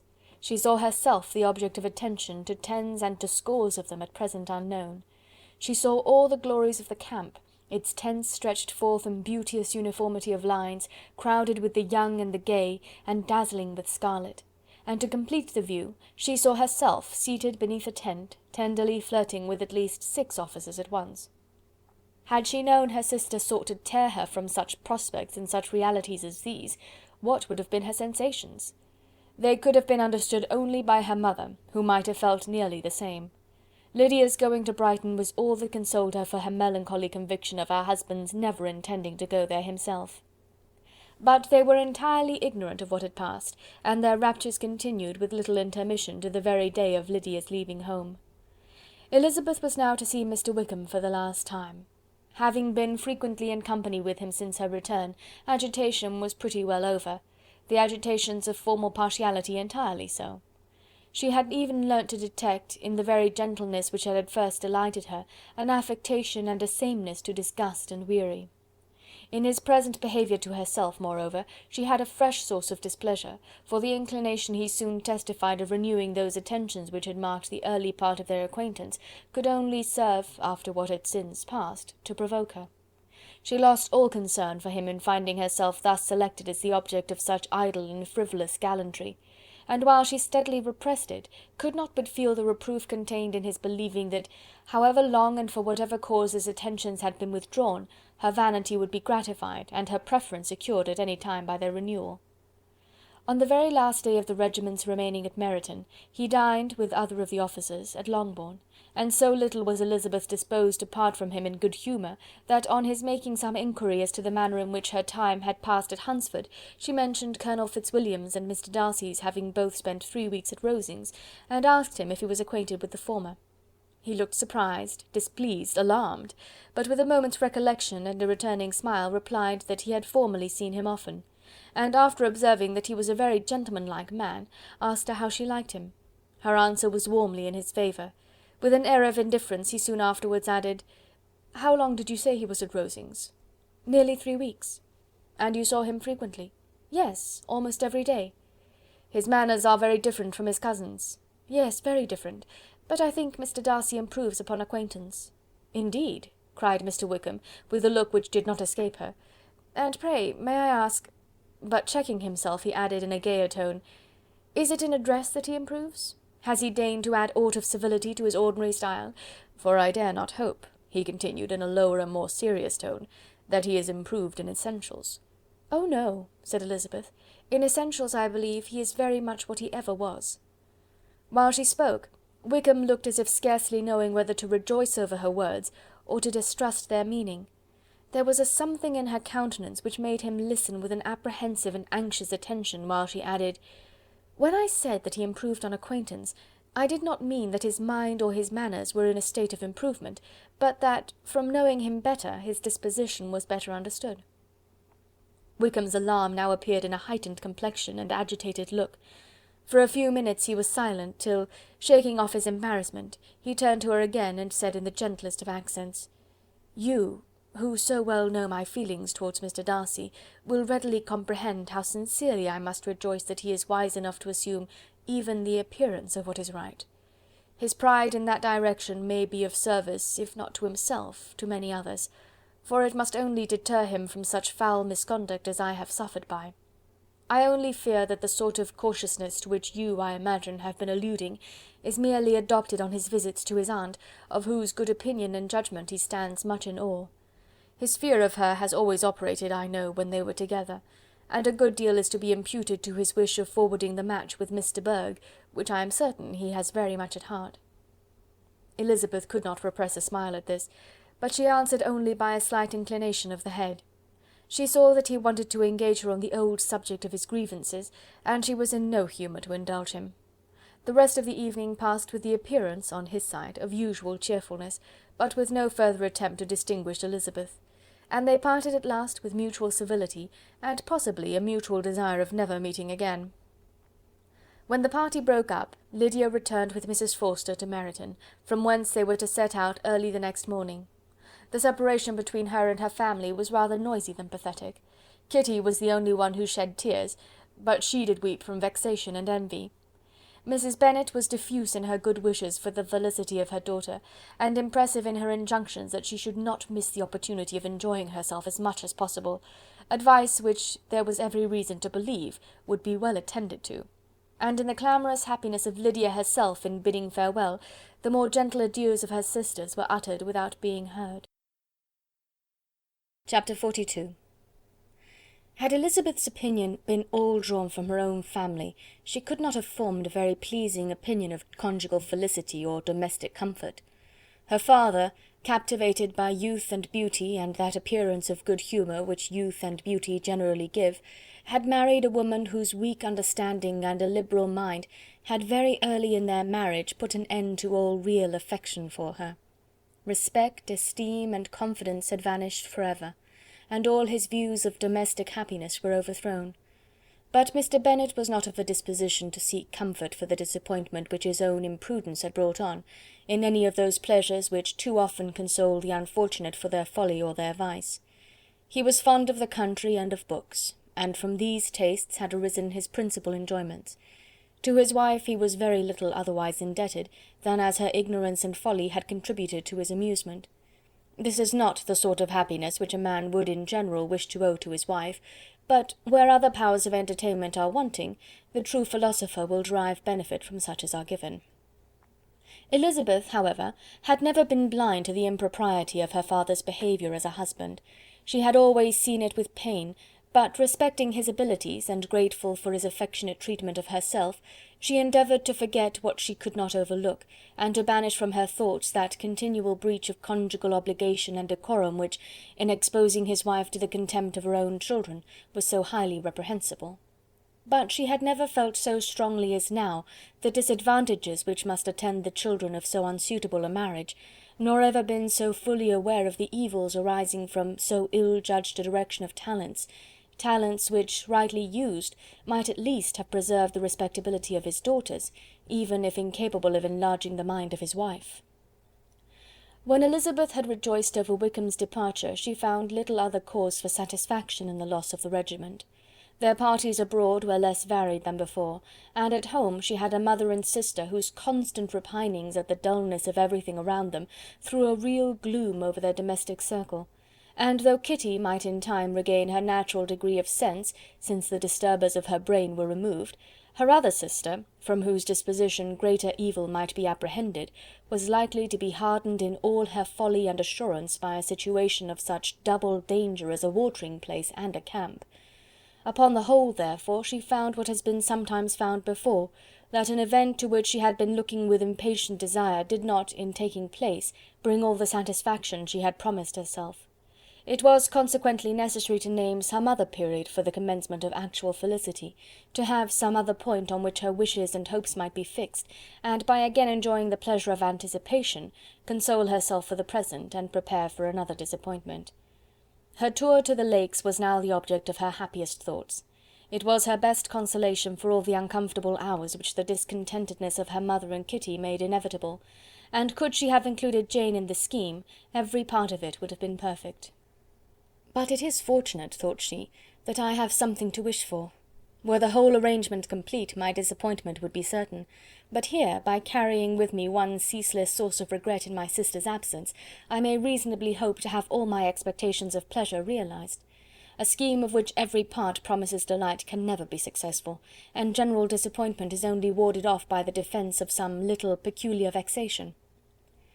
When Lydia went away, she promised to write very often, and very minutely, to her mother and Kitty, but her letters were always long expected and always very short. Those to her mother contained little else than that they were just returned from the library, where such and such officers had attended them, and where she had seen such beautiful ornaments as made her quite wild, that she had a new gown, or a new parasol, which she would have described more fully, but was obliged to leave off in a violent hurry, as Mrs. Forster called her, and they were going off to the camp. And from her correspondence with her sister, there was still less to be learnt, for her letters to Kitty, though rather longer, were much too full of lines under the words to be made public. After the first fortnight or 3 weeks of her absence, health, good humour and cheerfulness began to reappear at Longbourn. Everything wore a happier aspect. The families who had been in town for the winter came back again, and summer finery and summer engagements arose.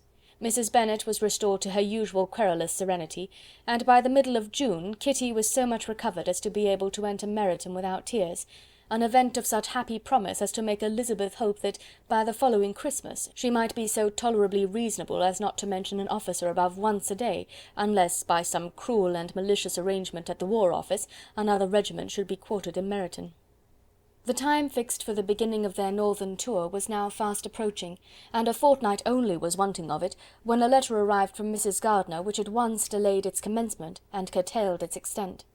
Mr. Gardiner would be prevented by business from setting out till a fortnight later in July, and must be in London again within a month, and as that left too short a period for them to go so far and see so much as they had proposed, or at least to see it with the leisure and comfort they had built on, they were obliged to give up the Lakes, and substitute a more contracted tour, and according to the present plan, were to go no farther northwards than Derbyshire. In that county there was enough to be seen to occupy the chief of their 3 weeks, and to Mrs. Gardiner it had a peculiarly strong attraction. The town where she had formerly passed some years of her life, and where they were now to spend a few days, was probably as great an object of her curiosity as all the celebrated beauties of Matlock, Chatsworth, Dovedale, or the Peak. Elizabeth was excessively disappointed. She had set her heart on seeing the Lakes, and still thought there might have been time enough. But it was her business to be satisfied, and certainly her temper to be happy, and all was soon right again. With the mention of Derbyshire there were many ideas connected. It was impossible for her to see the word without thinking of Pemberley and its owner. "But surely," said she, "I may enter his county without impunity, and rob it of a few petrified spars without his perceiving me." The period of expectation was now doubled. 4 weeks were to pass away before her uncle and aunt's arrival. But they did pass away, and Mr. and Mrs. Gardiner, with their 4 children, did at length appear at Longbourn. The children, 2 girls of 6 and 8 years old, and 2 younger boys, were to be left under the particular care of their cousin Jane, who was the general favourite, and whose steady sense and sweetness of temper exactly adapted her for attending to them in every way, teaching them, playing with them, and loving them. The Gardiners stayed only 1 night at Longbourn, and set off the next morning with Elizabeth in pursuit of novelty and amusement. One enjoyment was certain, that of suitableness of companions, a suitableness which comprehended health and temper to bear inconveniences, cheerfulness to enhance every pleasure, and affection and intelligence, which might supply it among themselves if there were disappointments abroad. It is not the object of this work to give a description of Derbyshire, nor of any of the remarkable places through which their route thither lay. Oxford, Blenheim, Warwick, Kenilworth, Birmingham, etc., are sufficiently known. A small part of Derbyshire is all the present concern. To the little town of Lambton, the scene of Mrs. Gardiner's former residence, and where she had lately learned some acquaintance still remained, they bent their steps, after having seen all the principal wonders of the country, and within 5 miles of Lambton, Elizabeth found from her aunt that Pemberley was situated. It was not in their direct road, nor more than a mile or 2 out of it. In talking over their route the evening before, Mrs. Gardiner expressed an inclination to see the place again. Mr. Gardiner declared his willingness, and Elizabeth was applied to for her approbation. "My love, should you not like to see a place of which you have heard so much?" said her aunt. "A place, too, with which so many of your acquaintances are connected. Wickham passed all his youth there, you know." Elizabeth was distressed. She felt that she had no business at Pemberley, and was obliged to assume a disinclination for seeing it. She must own that she was tired of seeing great houses. After going over so many, she really had no pleasure in fine carpets or satin curtains. Mrs. Gardiner abused her stupidity. "If it were merely a fine house, richly furnished," said she, "I should not care about it myself, but the grounds are delightful. They have some of the finest woods in the country." Elizabeth said no more, but her mind could not acquiesce. The possibility of meeting Mr. Darcy while viewing the place instantly occurred. It would be dreadful. She blushed at the very idea, and thought it would be better to speak openly to her aunt than to run such a risk. But against this there were objections, and she finally resolved that it could be the last resource if her private inquiries to the absence of the family were unfavourably answered. Accordingly, when she retired at night, she asked the chambermaid whether Pemberley were not a very fine place. What was the name of its proprietor? And, with no little alarm, whether the family were down for the summer. A most welcome negative followed the last question, and her alarms now being removed, she was at leisure to feel a great deal of curiosity to see the house herself, and when the subject was revived the next morning, and she was again applied to, could readily answer, and with a proper air of indifference, that she had not really any dislike to the scheme. To Pemberley, therefore, they were to go. Chapter 43. Elizabeth, as they drove along, watched for the first appearance of Pemberley Woods with some perturbation, and when at length they turned in at the lodge, her spirits were in a high flutter. The park was very large, and contained great variety of ground. They entered it in one of its lowest points, and drove for some time through a beautiful wood, stretching over a wide extent. Elizabeth's mind was too full for conversation, but she saw and admired every remarkable spot and point of view. They gradually ascended for half a mile, and then found themselves at the top of a considerable eminence, where the wood ceased, and the eye was instantly caught by Pemberley House, situated on the opposite side of a valley, into which the road with some abruptness wound. It was a large, handsome stone building, standing well on rising ground, and backed by a ridge of high woody hills, and in front a stream of some natural importance was swelled into greater, but without any artificial appearance. Its banks were neither formal nor falsely adorned. Elizabeth was delighted. She had never seen a place for which nature had done more, or where natural beauty had been so little counteracted by an awkward taste. They were all of them warm in their admiration, and at that moment she felt that to be mistress of Pemberley might be something. They descended the hill, crossed the bridge, and drove to the door, and while examining the nearer aspect of the house, all her apprehension of meeting its owner returned. She dreaded lest the chambermaid had been mistaken. On applying to see the place, they were admitted into the hall, and Elizabeth, as they waited for the housekeeper, had leisure to wonder at her being where she was. The housekeeper came, a respectable-looking elderly woman, much less fine and more civil than she had any notion of finding her. They followed her into the dining parlour. It was a large, well-proportioned room, handsomely fitted up. Elizabeth, after slightly surveying it, went to a window to enjoy its prospect. The hill, crowned with wood, which they had descended, receiving increased abruptness from the distance, was a beautiful object. Every disposition of the ground was good, and she looked on the whole scene, the river, the trees scattered on its banks, and the winding of the valley, as far as she could trace it, with delight. As they passed into other rooms, these objects were taking different positions, but from every window there were beauties to be seen. The rooms were lofty and handsome, and their furniture suitable to the fortune of its proprietor, but Elizabeth saw, with admiration of his taste, that it was neither gaudy nor uselessly fine, with less splendour and more real elegance than the furniture of Rosings. "And of this place," thought she, "I might have been mistress. With these rooms I might now have been familiarly acquainted. Instead of viewing them as a stranger, I might have rejoiced in them as my own, and welcomed to them as visitors my uncle and aunt. But no," recollecting herself, "that could never be. My uncle and aunt would have been lost to me. I should not have been allowed to invite them." This was a lucky recollection. It saved her from something very like regret. She longed to inquire of the housekeeper whether her master was really absent, but had not the courage for it.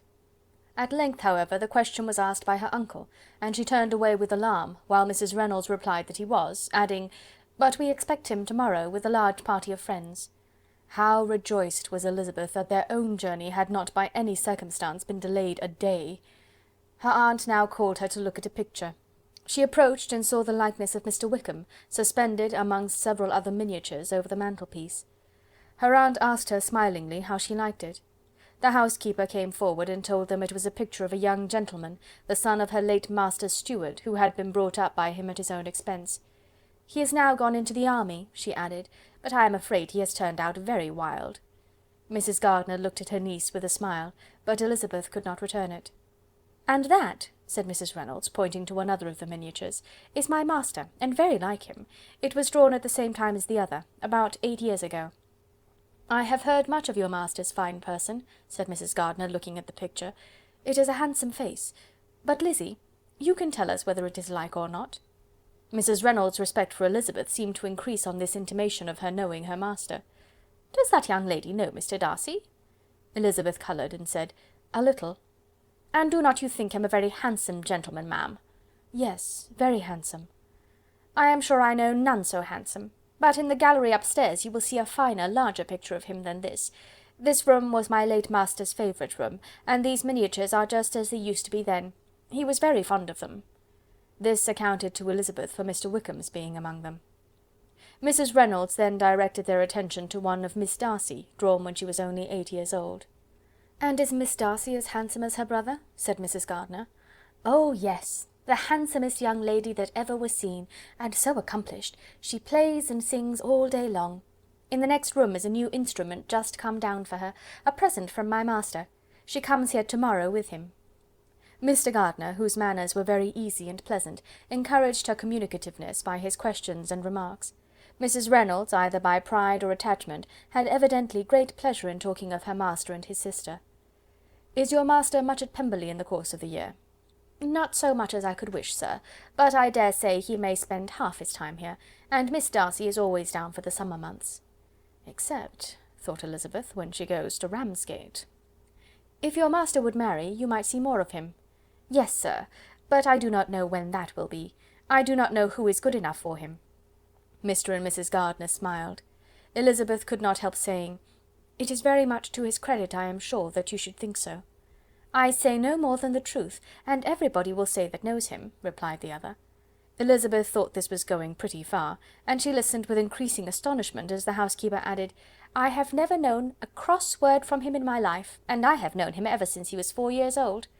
This was praise, of all others most extraordinary, most opposite to her ideas. That he was not a good-tempered man had been her firmest opinion. Her keenest attention was awakened. She longed to hear more, and was grateful to her uncle for saying, "There are several people of whom so much can be said. You are lucky in having such a master." "Yes, sir, I know I am. If I were to go through the world, I could not meet with a better.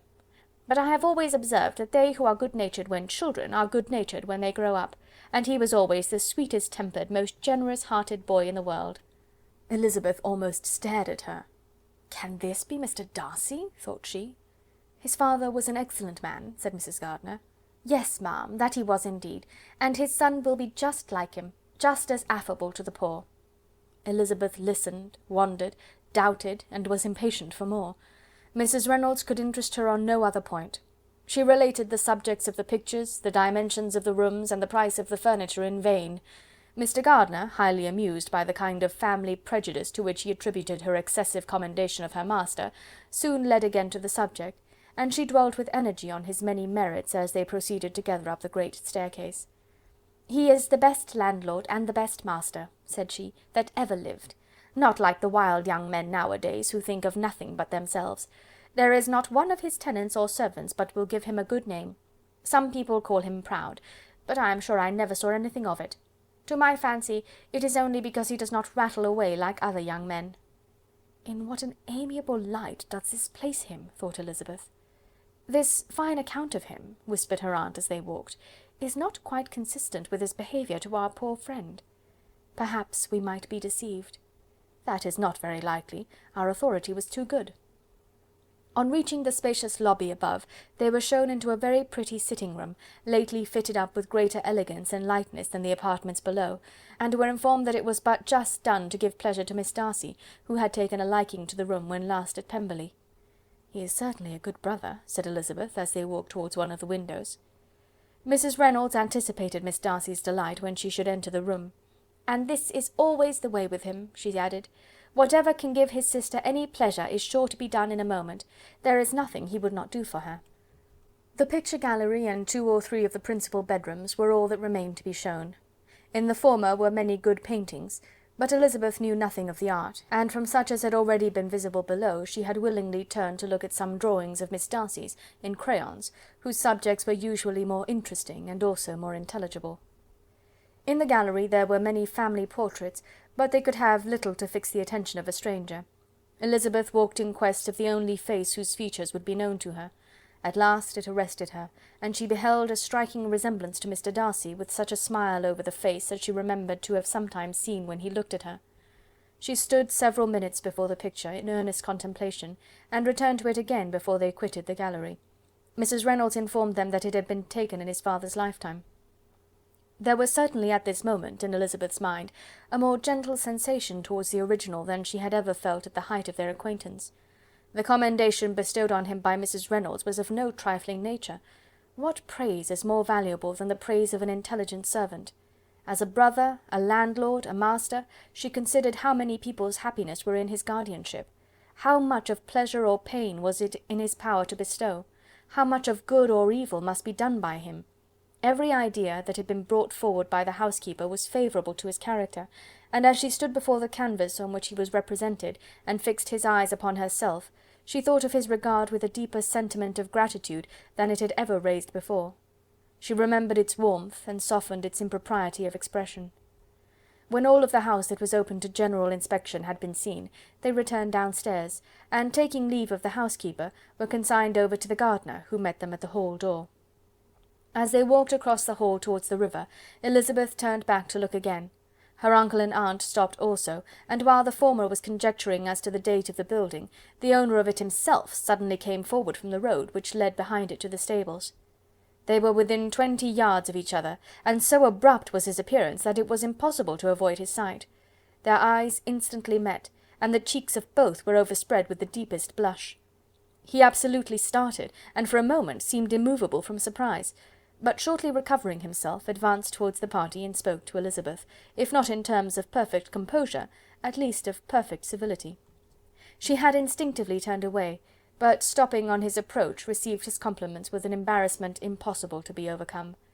Had his first appearance, or his resemblance to the picture they had just been examining, been insufficient to assure the other two that they now saw Mr. Darcy, the gardener's expression of surprise, on beholding his master, must immediately have told it. They stood a little aloof while he was talking to their niece, who, astonished and confused, scarcely dared lift her eyes to his face, and knew not what answer she returned to his civil inquiries after her family. Amazed at the alteration of his manner since they last parted, every sentence that he uttered was increasing her embarrassment, and every idea of the impropriety of her being found there recurring to her mind, the few minutes in which they continued were some of the most uncomfortable in her life. Nor did he seem much more at ease. When he spoke, his accent had none of its usual sedateness, and he repeated his inquiries as to the time of her having left Longbourn, and of her having stayed in Derbyshire so often, and in so hurried a way, as plainly spoke the distraction of his thoughts. At length every idea seemed to fail him, and after standing a few moments without saying a word, he suddenly recollected himself, and took leave. The others then joined her, and expressed admiration of his figure, but Elizabeth heard not a word, and wholly engrossed by her own feelings, followed them in silence. She was overpowered by shame and vexation. Her coming there was the most unfortunate, the most ill-judged thing in the world. How strange it must appear to him! In what a disgraceful light might it not strike so vain a man! It might seem as if she had purposely thrown herself in his way again. Oh, why did she come? Or why did he thus come a day before he was expected? Had they been only 10 minutes sooner, they could have been beyond the reach of his discrimination, for it was plain that he was that moment arrived, that moment alighted from his horse, or his carriage. She blushed again and again over the perverseness of the meeting, and his behaviour, so strikingly altered, what could it mean? That he should even speak to her was amazing, but to speak with such civility, to inquire after her family, never in her life had she seen his manners so little dignified, never had he spoken with such gentleness as on this unexpected meeting. What a contrast did it offer to his last address in Rosings Park, when he put his letter into her hand! She knew not what to think, or how to account for it.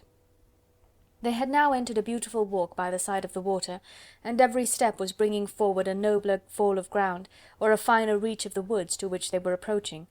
But it was some time before Elizabeth was sensible of any of it, and though she answered mechanically to the repeated appeals of her uncle and aunt, and seemed to direct her eyes to such objects as they pointed out, she distinguished no part of the scene. Her thoughts were all fixed on that one spot of Pemberley House, whichever it might be, where Mr. Darcy then was. She longed to know what at the moment was passing in his mind, in what manner he thought of her, and whether, in defiance of everything, she was still dear to him. Perhaps he had been civil only because he felt himself at ease, yet there had been that in his voice which was not like ease. Whether he had felt more of pain or of pleasure in seeing her she could not tell, but he certainly had not seen her with composure. At length, however, the remarks of her companions on her absence of mind aroused her, and she felt the necessity of appearing more like herself. They entered the woods, and bidding adieu to the river for a while, ascended some of the higher grounds. When in spots where the opening of the trees gave the eye power to wander, were many charming views of the valley, the opposite hills with the long range of woods overspreading many, and occasionally part of the stream. Mr. Gardiner expressed a wish of going round the whole park, but feared it might be beyond a walk. With a triumphant smile they were told that it was 10 miles round. It settled the matter, and they pursued the accustomed circuit, which brought them again, after some time, in a descent among hanging woods to the edge of the water, and one of its narrowest parts.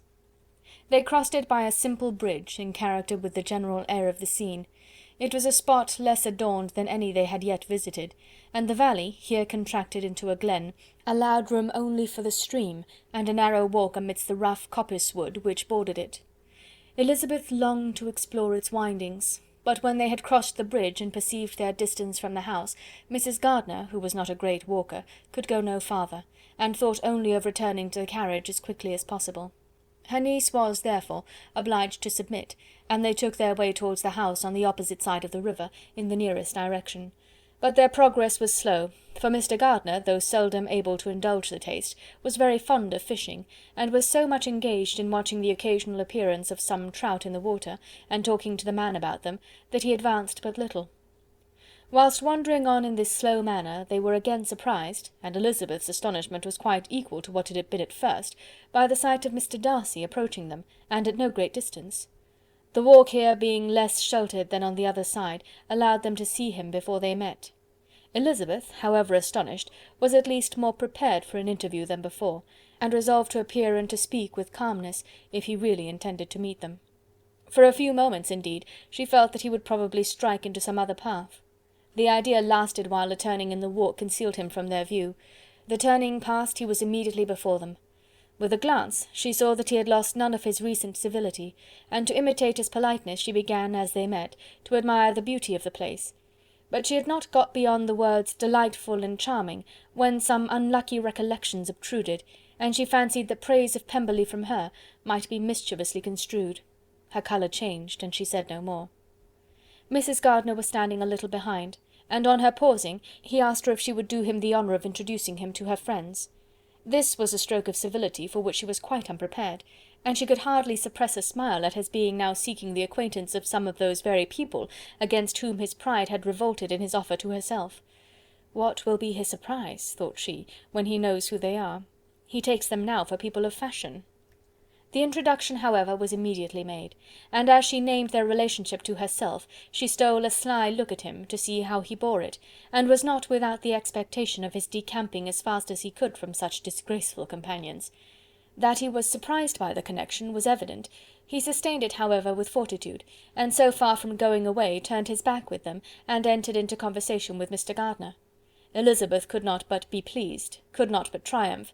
It was consoling that he should know she had some relations for whom there was no need to blush. She listened most attentively to all that passed between them, and gloried in every expression, every sentence of her uncle which marked his intelligence, his taste, or his good manners. The conversation soon turned upon fishing, and she heard Mr. Darcy invite him, with the greatest civility, to fish there as often as he chose while he continued in the neighbourhood, offering at the same time to supply him with fishing tackle, and pointing out those parts of the stream where there was usually most sport. Mrs. Gardiner, who was walking arm in arm with Elizabeth, gave her a look of expressive wonder. Elizabeth said nothing, but it gratified her exceedingly. The compliment must be all for herself. The astonishment, however, was extreme, and continually was she repeating, "Why is he so altered? From what can it proceed? It cannot be for me. It cannot be for my sake that his manners are thus softened. My reproofs at Hunsford could not work such a change as this. It is impossible that he should still love me."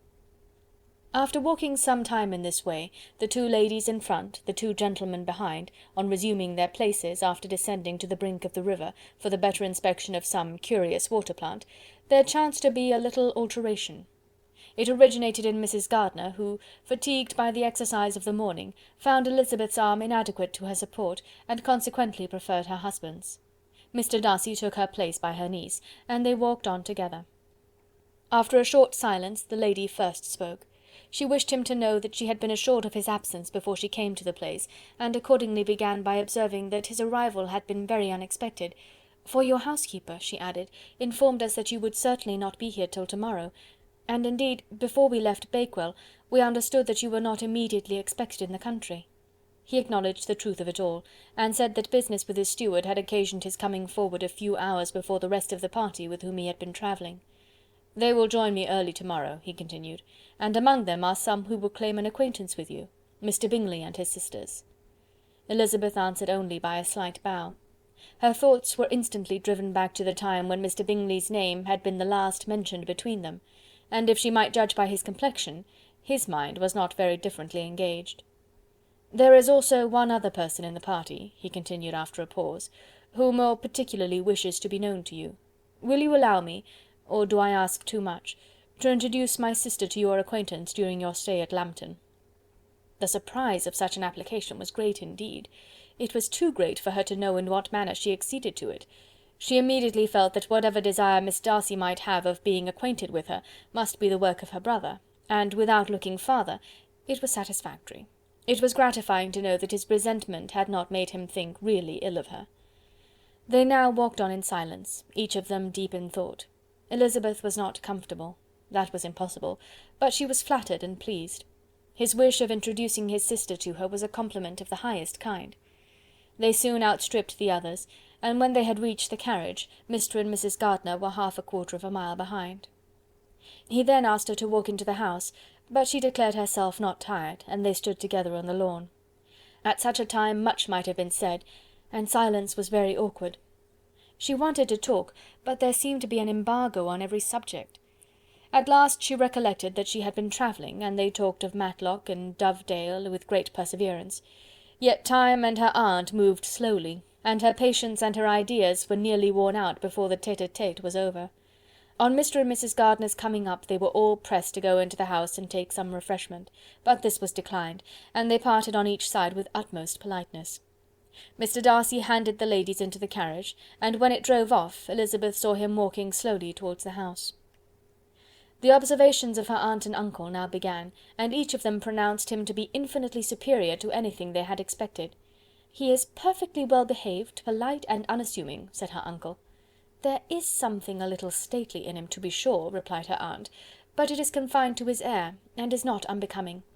I can now say with his housekeeper, that though some people may call him proud, I have seen nothing of it. I was never more surprised by his behaviour to us. It was more than civil, it was really attentive, and there was no necessity for such attention. His acquaintance with Elizabeth was very trifling." "To be sure, Lizzy," said her aunt, "he is not so handsome as Wickham, or rather, he has not Wickham's countenance, for his features are perfectly good. But how came you to tell me that he was so disagreeable?" Elizabeth excused herself as well as she could, said that she had liked him better when they had met in Kent than before, and that she had never seen him so pleasant as this morning. "But perhaps he may be a little whimsical in his civilities," replied her uncle. "Your great men often are, and therefore I shall not take him at his word, as he might change his mind another day and warn me off his grounds." Elizabeth felt that they had entirely misunderstood his character, but said nothing. "From what we have seen of him," continued Mrs. Gardiner, "I really should not have thought that he could have behaved in so cruel a way by anybody as he has done by poor Wickham. He has not an ill-natured look. On the contrary, there is something pleasing about his mouth when he speaks, and there is something of dignity in his countenance that would not give one an unfavourable idea of his heart. But, to be sure, the good lady who showed us his house did give him a most flaming character. I could hardly help laughing aloud sometimes. But he is a liberal master, I suppose, and that, in the eye of a servant, comprehends every virtue." Elizabeth here felt herself called on to say something in vindication of his behaviour to Wickham, and therefore gave them to understand, in as guarded a manner as she could, that, by what she had heard from his relations in Kent, his actions were capable of a very different construction, and that his character was by no means so faulty, nor Wickham's so amiable, as they had been considered in Hertfordshire. In confirmation of this, she related the particulars of all the pecuniary transactions in which they had been connected, without actually naming her authority, but stating it to be such as might be relied on. Mrs. Gardiner was surprised and concerned, but as they were now approaching the scene of her former pleasures, every idea gave way to the charm of recollection, and she was too much engaged in pointing out to her husband all the interesting spots in its environs to think of anything else. Fatigued as she had been by the morning's walk, they had no sooner dined than she set off again in quest of her former acquaintance, and the evening was spent in the satisfactions of an intercourse renewed after many years' discontinuance. The occurrences of the day were too full of interest to leave Elizabeth much attention for any of these new friends, and she could do nothing but think, and think with wonder, of Mr. Darcy's civility, and above all, of his wishing her to be acquainted with his sister. Chapter 44. Elizabeth had settled it that Mr. Darcy would bring his sister to visit her the very day after her reaching Pemberley, and was consequently resolved not to be out of sight of the inn the whole of that morning.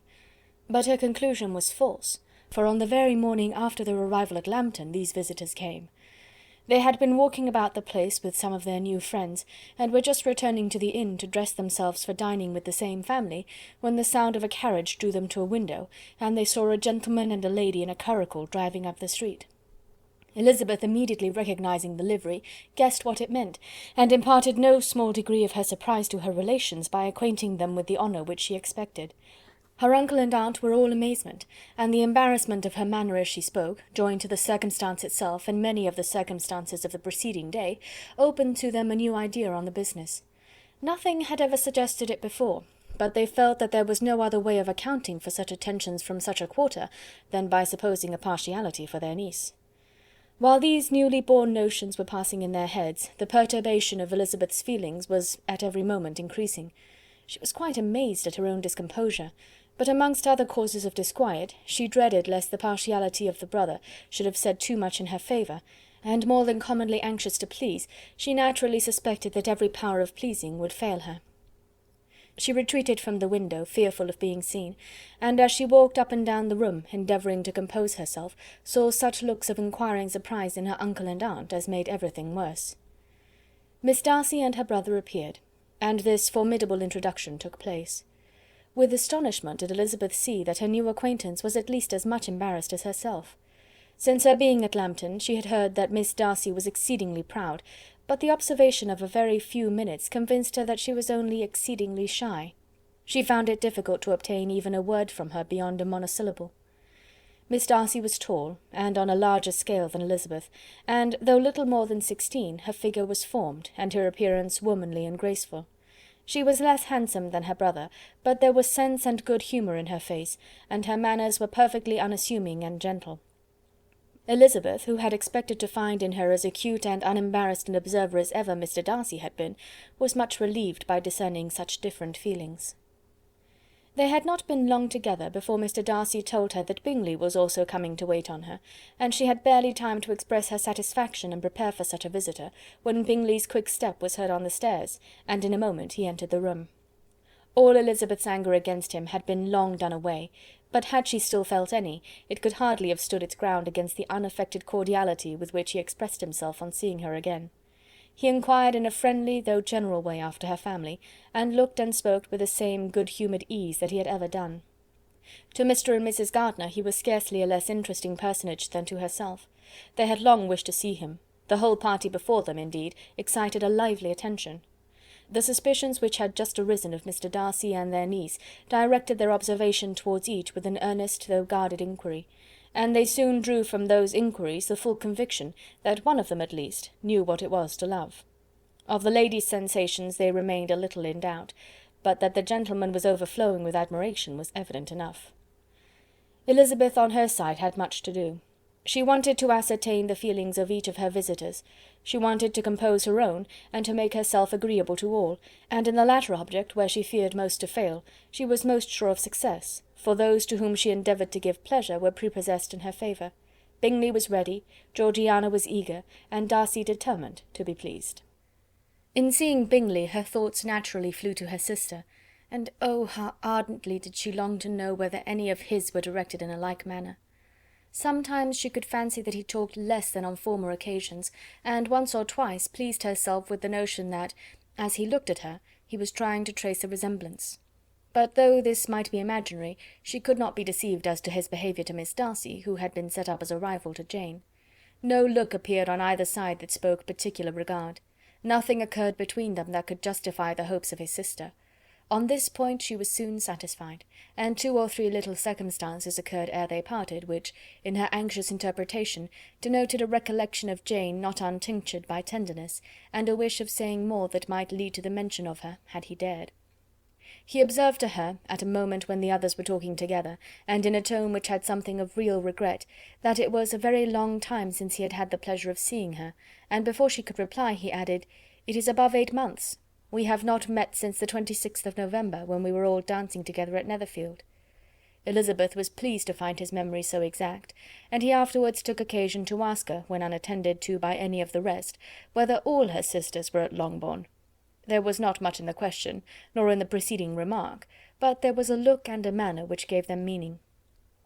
It was not often that she could turn her eyes on Mr. Darcy himself, but whenever she did catch a glimpse, she saw an expression of general complaisance, and in all that he said she heard an accent so removed from hauteur or disdain of his companions, as convinced her that the improvement of manners which she had yesterday witnessed, however temporary its existence might prove, had at least outlived one day. When she saw him thus seeking the acquaintance and courting the good opinion of people with whom any intercourse a few months ago would have been a disgrace, when she saw him thus civil, not only to herself, but to the very relations whom he had openly disdained, and recollected their last lively scene in Hunsford Parsonage, the difference, the change was so great, and struck so forcibly on her mind, that she could hardly restrain her astonishment from being visible. Never, even in the company of his dear friends at Netherfield, or his dignified relations at Rosings, had she seen him so desirous to please, so free from self-consequence or unbending reserve, as now, when no importance could result from the success of his endeavours, and when even the acquaintance of those to whom his attentions were addressed would draw down the ridicule and censure of the ladies both of Netherfield and Rosings. Their visitors stayed with them above half an hour, and when they arose to depart, Mr. Darcy called on his sister to join him in expressing their wish of seeing Mr. and Mrs. Gardiner and Miss Bennet to dinner at Pemberley before they left the country. Miss Darcy, though with a diffidence which marked her little in the habit of giving invitations, readily obeyed. Mrs. Gardiner looked at her niece, desirous of knowing how she, whom the invitation most concerned, felt disposed as to its acceptance, but Elizabeth had turned away her head. Presuming, however, that this studied avoidance spoke rather a momentary embarrassment than any dislike of the proposal, and seeing in her husband, who was fond of society, a perfect willingness to accept it, she ventured to engage for her attendance, and the day after the next was fixed on. Bingley expressed great pleasure in the certainty of seeing Elizabeth again, having still a great deal to say to her, and many inquiries to make after all their Hertfordshire friends. Elizabeth, construing all this into a wish of hearing her speak of her sister, was pleased, and on this account, as well as some others, found herself, when their visitors left them, capable of considering the last half-hour with some satisfaction, though while it was passing, the enjoyment of it had been little. Eager to be alone, and fearful of inquiries or hints from her uncle and aunt, she stayed with them only long enough to hear their favourable opinion of Bingley, and then hurried away to dress. But she had no reason to fear Mr. and Mrs. Gardiner's curiosity. It was not their wish to force her communication. It was evident that she was much better acquainted with Mr. Darcy than they had before any idea of. It was evident that he was very much in love with her. They saw much to interest, but nothing to justify inquiry. Of Mr. Darcy it was now a matter of anxiety to think well, and as far as their acquaintance reached, there was no fault to find. They could not be untouched by his politeness, and had they drawn his character from their own feelings and his servant's report, without any reference to any other account, the circle in Hertfordshire, to which he was known, would not have recognised it for Mr. Darcy. There was now an interest, however, in believing the housekeeper, and they soon became sensible that the authority of a servant who had known him since he was 4 years old, and whose own manners indicated respectability, was not to be hastily rejected. Neither had anything occurred in the intelligence of their Lambton friends that could materially lessen its weight. They had nothing to accuse him of but pride. Pride he probably had, and if not, it would certainly be imputed by the inhabitants of a small market town where the family did not visit. It was acknowledged, however, that he was a liberal man, and did much good among the poor. With respect to Wickham, the travellers soon found that he was not held there in much estimation, for though the chief of his concerns with the son of his patron were imperfectly understood, it was yet a well-known fact that, on his quitting Derbyshire, he had left many debts behind him, which Mr. Darcy afterwards discharged. As for Elizabeth, her thoughts were at Pemberley this evening more than the last, and the evening, though as it passed it seemed long, was not long enough to determine her feelings towards one in that mansion, and she lay awake 2 whole hours endeavouring to make them out. She certainly did not hate him. No, hatred had vanished long ago, and she had almost as long been ashamed of ever feeling a dislike against him that could so be called. The respect created by the conviction of his valuable qualities, though at first unwillingly admitted, had for some time ceased to be repugnant to her feeling, and it was now heightened into somewhat of a friendlier nature by the testimony so highly in his favour, and bringing forward his disposition in so amiable a light, which yesterday had produced. But above all, above respect and esteem, there was a motive within her of goodwill which could not be overlooked. It was gratitude. Gratitude not merely for having once loved her, but for loving her still well enough to forgive all the petulance and acrimony of her manner in rejecting him, and all the unjust accusations accompanying her rejection. He who, she had been persuaded, would avoid her as his greatest enemy, seemed on this accidental meeting most eager to preserve the acquaintance, and without any indelicate display of regard, or any peculiarity of manner, where their two selves only were concerned, was soliciting the good opinion of her friends, and bent on making her known to his sister. Such a change in a man of so much pride excited not only astonishment but gratitude, for to love, ardent love, it must be attributed, and as such its impression on her was of a sort to be encouraged as by no means unpleasing, though it could not be exactly defined. She respected, she esteemed, she was grateful to him, she felt a real interest in his welfare, and she only wanted to know how far she wished that welfare to depend upon herself, and how far it would be for the happiness of both that she should employ the power, which her fancy told her she still possessed, of bringing on the renewal of his addresses. It had been settled in the evening between the aunt and the niece, that such a striking civility as Miss Darcy's in coming to see them on the very day of her arrival at Pemberley, for she had reached it only to a late breakfast, ought to be imitated, though it could not be qualified, by some exertion of politeness on their side, and consequently that it would be highly expedient to wait on her at Pemberley the following morning. They were therefore to go. Elizabeth was pleased, though when she asked herself the reason, she had very little to say in reply. Mr. Gardiner left them soon after breakfast. The fishing scheme had been renewed the day before, and a positive engagement made of his meeting some of the gentlemen at Pemberley before noon. Chapter 45. Convinced as Elizabeth now was that Miss Bingley's dislike of her had originated in jealousy, she could not help feeling how unwelcome her appearance at Pemberley must be to her, and was curious to know with how much civility on that lady's side the acquaintance would now be renewed. On reaching the house, they were shown through the hall into the saloon, whose northern aspect rendered it delightful for summer. Its windows opening to the ground admitted a most refreshing view of the high woody hills behind the house, and of the beautiful oaks and Spanish chestnuts which were scattered over the intermediate lawn.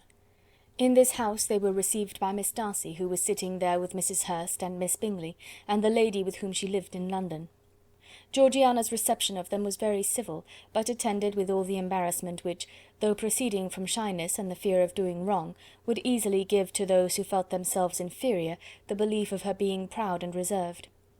Mrs. Gardiner and her niece, however, did her justice, and pitied her. By Mrs. Hurst and Miss Bingley they were noticed only by a curtsy, and on their being seated a pause, awkward as such pauses must always be, succeeded for a few moments. It was first broken by Mrs. Annesley, a genteel, agreeable-looking woman, whose endeavour to introduce some kind of discourse proved her to be more truly well-bred than either of the others, and between her and Mrs. Gardiner, with occasional help from Elizabeth, the conversation was carried on. Miss Darcy looked as if she wished for courage enough to join in it, and sometimes did venture a short sentence when there was least danger of its being heard. Elizabeth soon saw that she was herself closely watched by Miss Bingley, and that she could not speak a word, especially to Miss Darcy, without calling her attention. This observation would not have prevented her from trying to talk to the latter, had they not been seated at an inconvenient distance, but she was not sorry to be spared the necessity of saying much. Her own thoughts were employing her. She expected every moment that some of the gentlemen would enter the room. She wished, she feared, that the master of the house might be amongst them, and whether she wished or feared it most, she could scarcely determine. After sitting in this manner a quarter of an hour without hearing Miss Bingley's voice, Elizabeth was roused by receiving from her a cold inquiry after the health of her family. She answered with equal indifference and brevity, and the others said no more. The next variation which their visit afforded was produced by the entrance of servants with cold meat, cake, and a variety of all the finest fruits in season, but this did not take place till after many a significant look and smile from Mrs. Annesley to Miss Darcy had been given, to remind her of her post. There was now employment for the whole party, for though they could not all talk, they could all eat, and the beautiful pyramids of grapes, nectarines, and peaches soon collected them around the table. While thus engaged, Elizabeth had a fair opportunity of deciding whether she most feared or wished for the appearance of Mr. Darcy, by the feelings which prevailed on his entering the room, and then, though but a moment before she had believed her wishes to predominate, she began to regret that he came. He had been some time with Mr. Gardiner, who, with 2 or 3 other gentlemen from the house, was engaged by the river, and had left him only on learning that the ladies of the family intended a visit to Georgiana that morning. No sooner did he appear than Elizabeth wisely resolved to be perfectly easy and unembarrassed, a resolution the more necessary to be made, but perhaps not the more easily kept, because she saw that the suspicions of the whole party were awakened against them, and that there was scarcely an eye which did not watch his behaviour when he first came into the room. In no countenance was attentive curiosity so strongly marked as in Miss Bingley's, in spite of the smiles which overspread her face whenever she spoke to one of its objects; for jealousy had not yet made her desperate, and her attentions to Mr. Darcy were by no means over.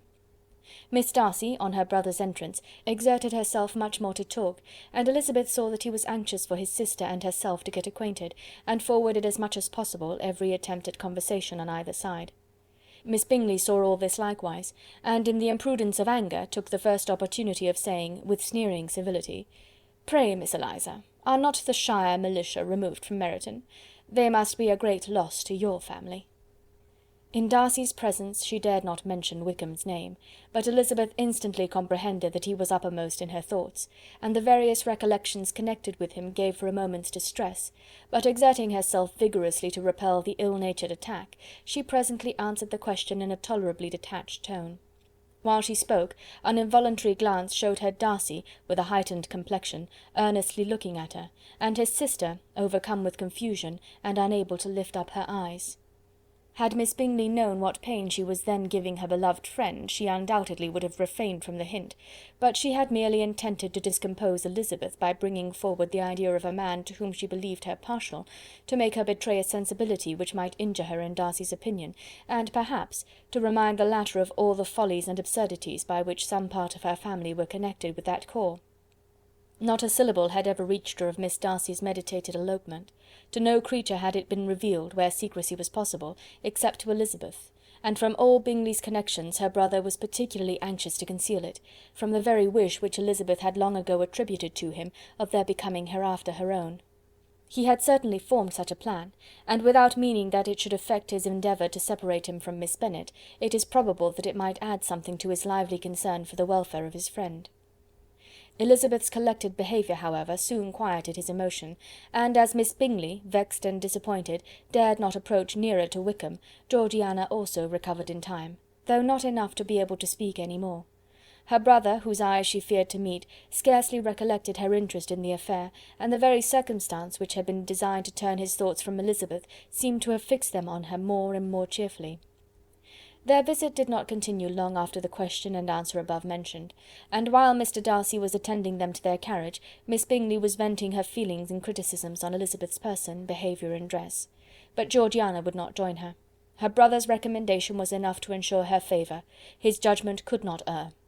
And he had spoken in such terms of Elizabeth as to leave Georgiana without the power of finding her otherwise than lovely and amiable. When Darcy returned to the saloon, Miss Bingley could not help repeating to him some part of what she had been saying to his sister.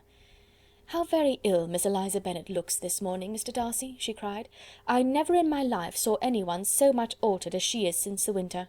She is grown so brown and coarse. Louisa and I were agreeing that we should not have known her again." However little Mr. Darcy might have liked such an address, he contented himself with coolly replying that he perceived no other alteration than her being rather tanned, no miraculous consequence of travelling in the summer. "For my own part," she rejoined, "I must confess that I never could see any beauty in her. Her face is too thin, her complexion has no brilliancy, and her features are not at all handsome. Her nose wants character, there is nothing marked in its lines. Her teeth are tolerable, but not out of the common way, and as for her eyes, which have sometimes been called so fine, I could never see anything extraordinary in them. They have a sharp, shrewish look which I do not like at all, and in her air altogether there is a self-sufficiency without fashion which is intolerable." Persuaded as Miss Bingley was that Darcy admired Elizabeth, this was not the best method of recommending herself, but angry people are not always wise, and in seeing him at last look somewhat nettled, she had all the success she expected. He was resolutely silent, however, and from a determination of making him speak, she continued. "I remember, when we first knew her in Hertfordshire, how amazed we all were to find that she was a reputed beauty, and I particularly recollect your saying one night, after they had been dining at Netherfield, 'She a beauty! I would as soon call her mother a wit.' But afterwards she seemed to improve on you, and I believe you thought her rather pretty at one time." "Yes," replied Darcy, who could contain himself no longer, "but that was only when I first saw her, for it is many months since I have considered her as one of the handsomest women of my acquaintance."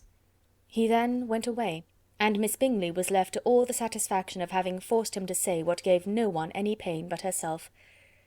Mrs. Gardiner and Elizabeth talked of all that had occurred during their visit as they returned, except what had particularly interested them both.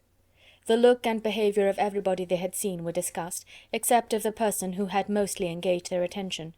They talked of his sister, his friends, his house, his fruit, of everything but himself. Yet Elizabeth was longing to know what Mrs. Gardiner thought of him, and Mrs. Gardiner would have been highly gratified by her niece's beginning the subject. Chapter 46. Elizabeth had been a good deal disappointed in not finding a letter from Jane on their first arrival at Lambton, and this disappointment had been renewed on each of the mornings that had now been spent there. But on the third her repining was over, and her sister justified, by the receipt of 2 letters from her at once, on one of which was marked that it had been missent elsewhere. Elizabeth was not surprised at it, as Jane had written the direction remarkably ill. They had just been preparing to walk as the letters came in, and her uncle and aunt, leaving her to enjoy them in quiet, set off by themselves. The one missent must first be attended to. It had been written 5 days ago. The beginning contained an account of all their little parties and engagements, with such news as the country afforded, but the latter half, which was dated a day later, and written in evident agitation, gave more important intelligence. It was to this effect: "Since writing the above, dearest Lizzy, something has occurred of a most unexpected and serious nature, but I am afraid of alarming you. Be assured that we are all well. What I have to say relates to poor Lydia. An express came at 12 last night, just as we were all gone to bed, from Colonel Forster, to inform us that she was gone off to Scotland with one of his officers. To own the truth, with Wickham. Imagine our surprise. To Kitty, however, it does not seem so wholly unexpected. I am very, very sorry. So imprudent a match on both sides. But I am willing to hope the best, and that his character has been misunderstood. Thoughtless and indiscreet, I can easily believe him, but this step, and let us rejoice over it, marks nothing bad at heart. His choice is disinterested at least, for he must know my father can give her nothing. Our poor mother is sadly grieved. My father bears it better. How thankful am I that we never let them know what has been said against him. We must forget it ourselves. They were off Saturday night about 12, as is conjectured, but were not missed till yesterday morning at 8. The express was sent off directly. My dear Lizzy, they must have passed within 10 miles of us. Colonel Forster gives us reason to expect him here soon. Lydia left a few lines for his wife, informing her of their intention. I must conclude, for I cannot be long from my poor mother. I am afraid you will not be able to make it out, but I hardly know what I have written."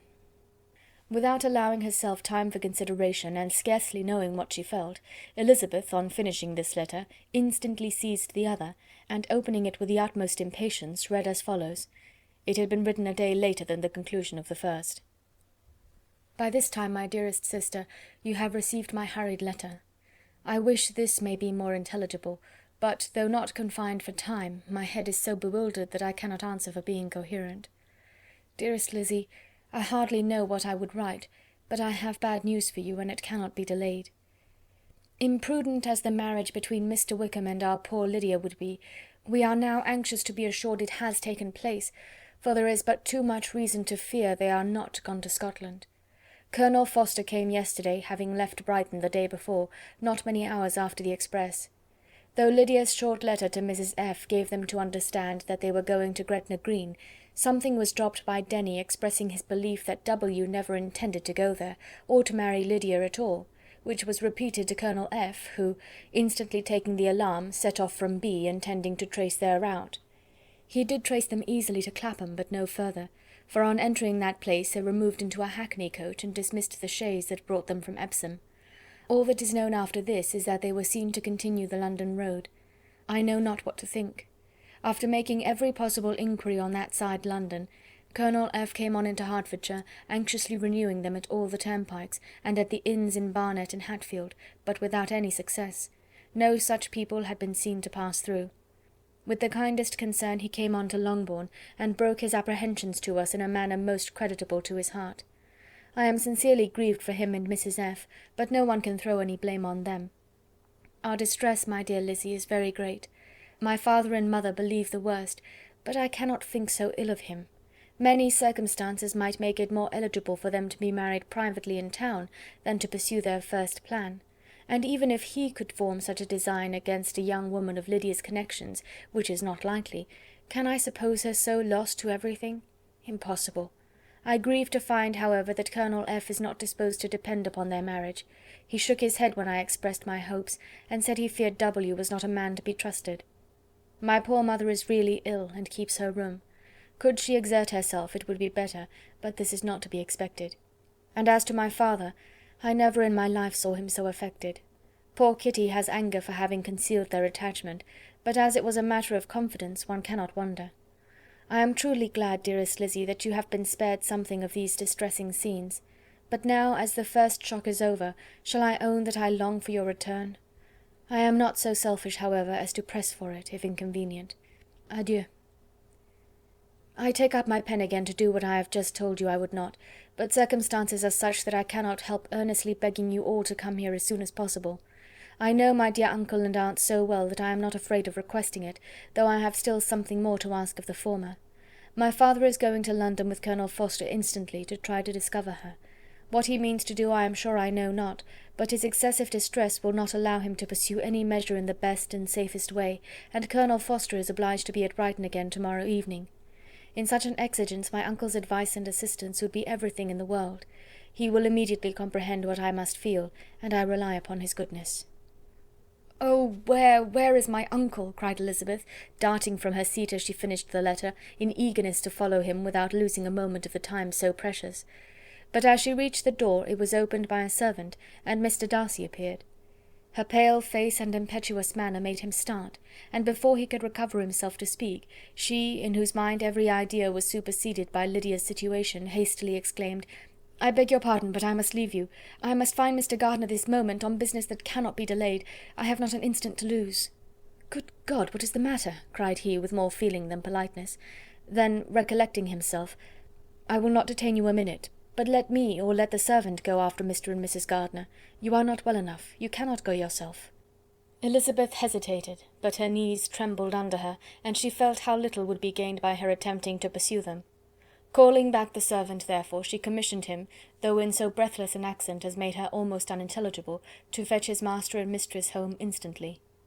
On his quitting the room she sat down, unable to support herself, and looking so miserably ill that it was impossible for Darcy to leave her, or to refrain from saying, in a tone of gentleness and commiseration, "Let me call your maid. Is there nothing you could take to give you present relief? A glass of wine. Shall I get you one? You are very ill." "No, I thank you," she replied, endeavouring to recover herself. "There is nothing the matter with me. I am quite well. I am only distressed by some dreadful news which I have just received from Longbourn." She burst into tears as she alluded to it, and for a few minutes could not speak another word. Darcy, in wretched suspense, could only say something indistinctly of his concern, and observe her in compassionate silence. At length she spoke again. "I have just had a letter from Jane with such dreadful news. It cannot be concealed from anyone. My younger sister has left all her friends, has eloped, has thrown herself into the power of Mr. Wickham. They are gone off together from Brighton. You know him too well to doubt the rest. She has no money, no connections, nothing that can tempt him to... She is lost for ever." Darcy was fixed in astonishment. "When I consider," she added in a yet more agitated voice, "that I might have prevented it, I who knew what he was, had I but explained some part of it only, some part of what I learned, to my own family, had his character been known, this could not have happened. But it is all too late now." "I am grieved indeed," cried Darcy. "Grieved, shocked. But is it certain, absolutely certain?" "Oh, yes. They left Brighton together on Sunday night, and were traced almost to London, but not beyond. They are certainly not gone to Scotland." "And what has been done, what has been attempted to recover her?" "My father is gone to London, and Jane has ridden to beg my uncle's immediate assistance, and we shall be off, I hope, in half an hour. But nothing can be done. I know very well that nothing can be done. How is such a man to be worked on? How are they even to be discovered? I have not the smallest hope. It is every way horrible." Darcy shook his head in silent acquiescence. "When my eyes were opened to his real character, oh, had I known what I ought, what I dared to do! But I knew not, I was afraid of doing too much. Wretched, wretched mistake!" Darcy made no answer. He seemed scarcely to hear her, and was walking up and down the room in earnest meditation, his brow contracted, his air gloomy. Elizabeth soon observed and instantly understood it. Her power was sinking. Everything must sink under such a proof of family weakness, such an assurance of the deepest disgrace.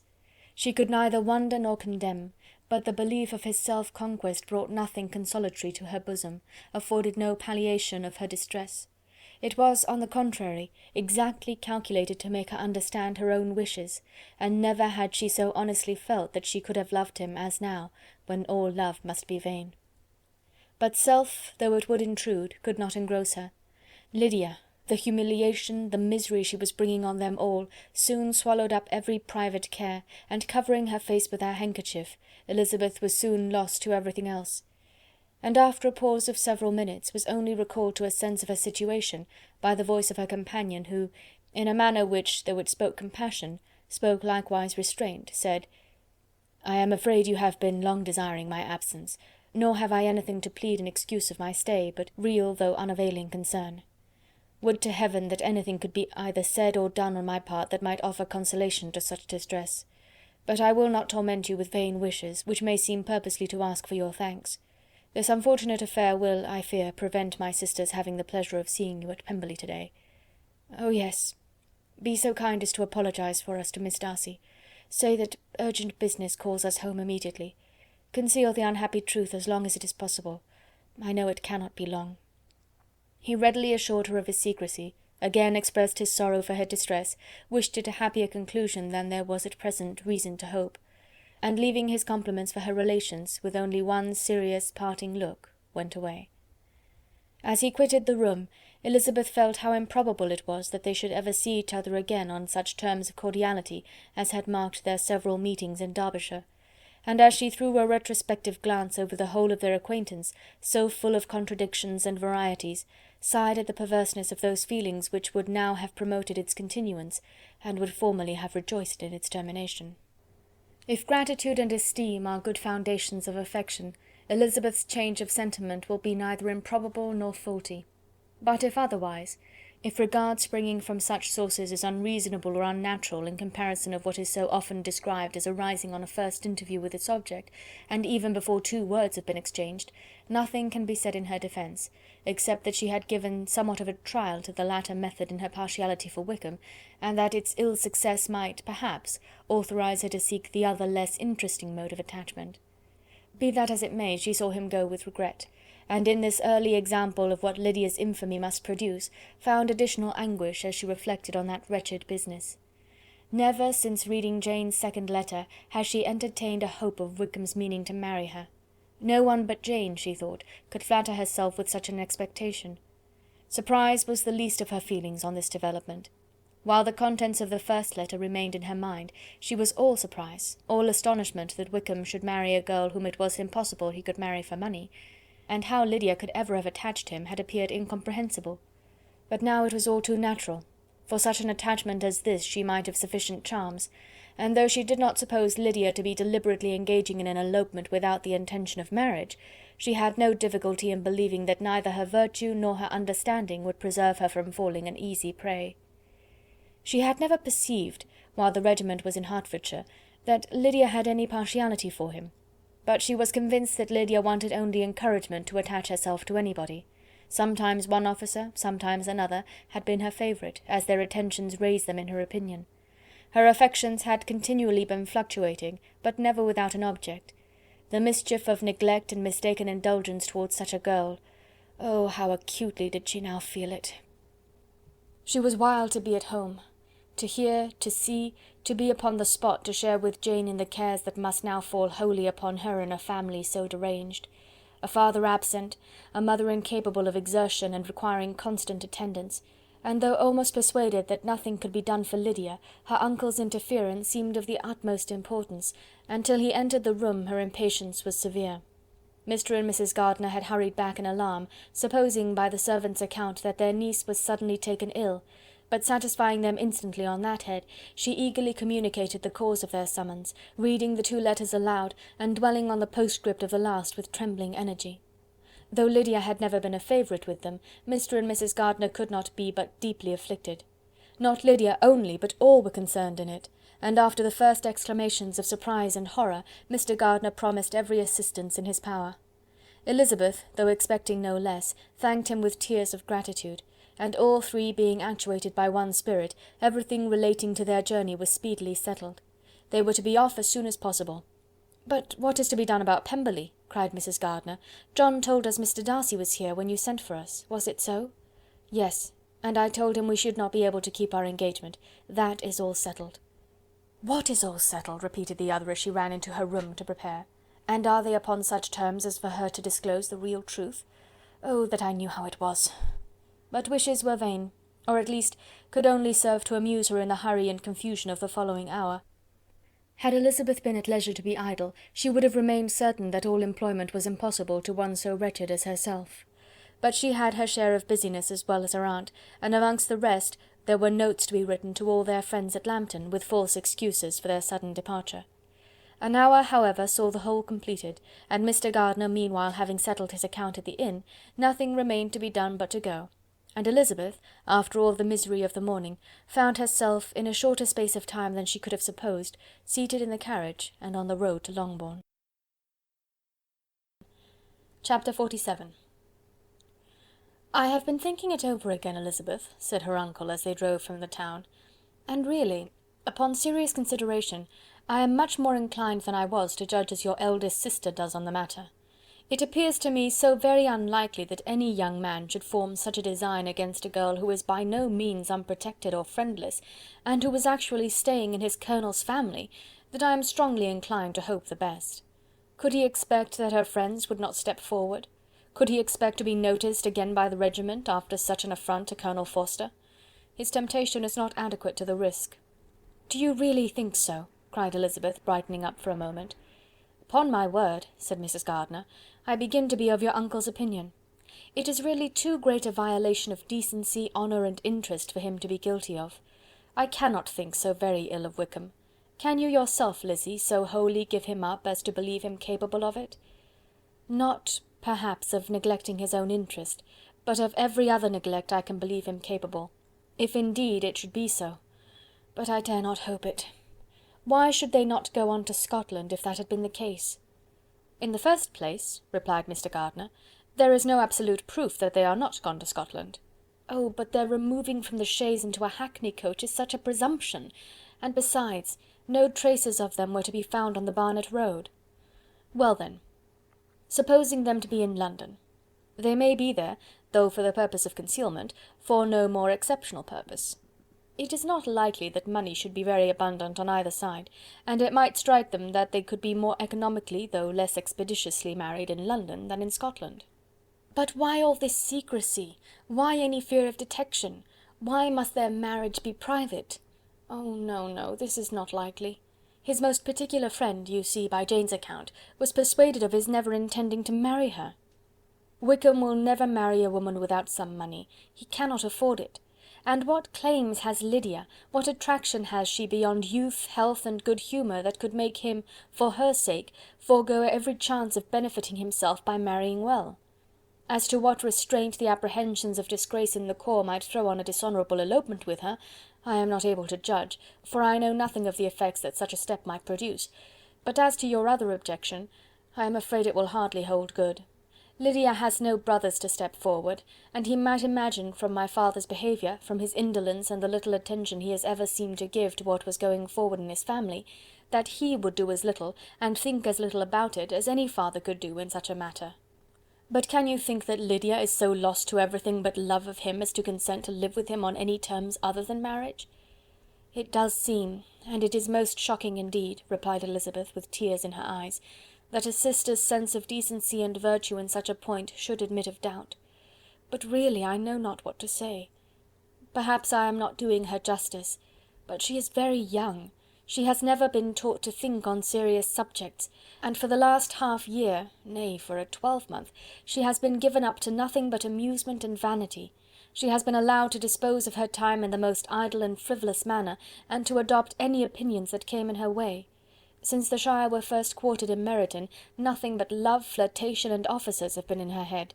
She has been doing everything in her power by thinking and talking on the subject to give greater, what shall I call it, susceptibility to her feelings, which are naturally lively enough. And we all know that Wickham has every charm of person and address that can captivate a woman. "But you see that Jane," said her aunt, "does not think so very ill of Wickham as to believe him capable of the attempt." "Of whom does Jane ever think ill? And who is there, whatever might be their former conduct, that she would think capable of such an attempt, till it were proved against them? But Jane knows, as well as I do, what Wickham really is. We both know that he has been profligate in every sense of the word, that he has neither integrity nor honour, that he is as false and deceitful as he is insinuating." "And do you really know all this?" cried Mrs. Gardiner, whose curiosity as to the mode of her intelligence was all alive. "I do indeed," replied Elizabeth, colouring. "I told you the other day of his infamous behaviour to Mr. Darcy, and you yourself, when last at Longbourn, heard in what manner he spoke of the man who had behaved with such forbearance and liberality towards him. And there are other circumstances which I am not at liberty, which it is not worth while to relate. But his lies about the whole Pemberley family are endless. From what he said of Miss Darcy, I was thoroughly prepared to see a proud, reserved, disagreeable girl, yet he knew to the contrary himself. He must know that she was as amiable and unpretending as we have found her." "But does Lydia know nothing of this? Can she be ignorant of what you and Jane seem so well to understand?" "Oh yes. That is the worst of all. Till I was in Kent, and saw so much of both Mr. Darcy and his relation, Colonel Fitzwilliam, I was ignorant of the truth myself. And when I returned home, the Shire was to leave Meryton in a week or fortnight's time. As that was the case, neither Jane, to whom I related the whole, nor I, thought it necessary to make our knowledge public, for of what use could it apparently be to anyone, that the good opinion which all the neighbourhood had of him should then be overthrown? And even if it was settled that Lydia should go with Mrs. Forster, the necessity of opening her eyes to his character never occurred to me. That she could be in any danger from the deception never entered my head. That such a consequence as this could ensue, you may easily believe, was far enough from my thoughts." "When they all removed to Brighton, therefore, you had no reason, I suppose, to believe them fond of each other?" "Not the slightest. I can remember no symptom of affection on either side, and had anything of the kind been perceptible, you must be aware that ours is not a family on which it could be thrown away. When first he entered the corps, she was ready enough to admire him, but so we all were. Every girl in or near Meryton was out of her senses about him for the first 2 months, but he never distinguished her by any particular attention, and consequently, after a moderate period of extravagant and wild admiration, her fancy for him gave way, and others of the regiment, who treated her with more distinction, again became her favourites." It may be easily believed that however little of novelty could be added to their fears, hopes, and conjectures on this interesting subject by its repeated discussion, no other could detain them from it long during the whole of the journey. From Elizabeth's thoughts it was never absent. Fixed there by the keenest of all anguish, self-reproach, she could find no interval of ease or forgetfulness. They travelled as expeditiously as possible, and sleeping one night on the road, reached Longbourn by dinner-time the next day. It was a comfort to Elizabeth to consider that Jane could not have been wearied by long expectations. The little Gardiners, attracted by the sight of a chaise, were standing on the steps of the house as they entered the paddock, and when the carriage drove up to the door, the joyful surprise that lighted up their faces and displayed itself over their whole bodies in a variety of capers and frisks was the first pleasing earnest of their welcome. Elizabeth jumped out, and after giving each of them a hasty kiss, hurried into the vestibule, where Jane, who came running down from her mother's apartment, immediately met her. Elizabeth, as she affectionately embraced her, whilst tears filled the eyes of both, lost not a moment in asking whether anything had been heard of the fugitives. "Not yet," replied Jane, "but now that my dear uncle is come, I hope everything will be well. Is my father in town?" "Yes, he went on Tuesday, as I wrote you word." "And have you heard from him often?" "We have heard only twice. He wrote me a few lines on Wednesday to say that he had arrived in safety, and to give me his directions, which I particularly begged him to do. He merely added that he should not write again till he had something of importance to mention." "And my mother, how is she? How are you all?" "My mother is tolerably well, I trust, though her spirits are greatly shaken. She is upstairs, and will have great satisfaction in seeing you all. She does not yet leave her dressing room. Mary and Kitty, thank heaven, are quite well." "But you! "How are you?" cried Elizabeth. "You look pale. How much you must have gone through!" Her sister, however, assured her of her being perfectly well, and their conversation, which had been passing while Mr. and Mrs. Gardiner were engaged with their children, was now put an end to by the approach of the whole party. Jane ran to her uncle and aunt, and welcomed and thanked them both, with alternate smiles and tears.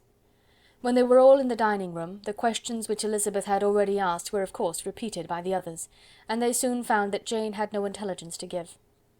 The sanguine hope of good, however, which the benevolence of her heart suggested, had not yet deserted her. She still expected that it would all end well, and that every morning would bring some letter, either from Lydia or her father, to explain their proceedings, and perhaps announce their marriage. Mrs. Bennet, to whose apartment they all repaired after a few minutes' conversation together, received them exactly as might be expected, with tears and lamentations of regret, invectives against the villainous conduct of Wickham, and complaints of her own sufferings and ill usage, blaming everybody but the person to whose ill-judging indulgence the errors of her daughter must principally be owing. "If I had been able," said she, "to carry my point in going to Brighton with all my family, this would not have happened. But poor dear Lydia had nobody to take care of her. Why did the Forsters ever let her go out of their sight? I am sure there was some great neglect or other on their side, for she is not the kind of girl to do such a thing if she had been well looked after. I always thought they were unfit to have the charge of her, but I was overruled, as I always am. Poor dear child! And now here's Mr. Bennet gone away, and I know he will fight Wickham, wherever he meets him, and then he will be killed, and what is to become of us all? The Collinses will turn us out before he is cold in his grave, and if you are not kind to us, brother, I do not know what we shall do." They all exclaimed against such terrific ideas, and Mr. Gardiner, after general assurances of his affection for her and all her family, told her that he meant to be in London the very next day, and would assist Mr. Bennet in every endeavour for recovering Lydia. "Do not give way to useless alarm," added he. "Though it is right to be prepared for the worst, there is no occasion to look on it as certain.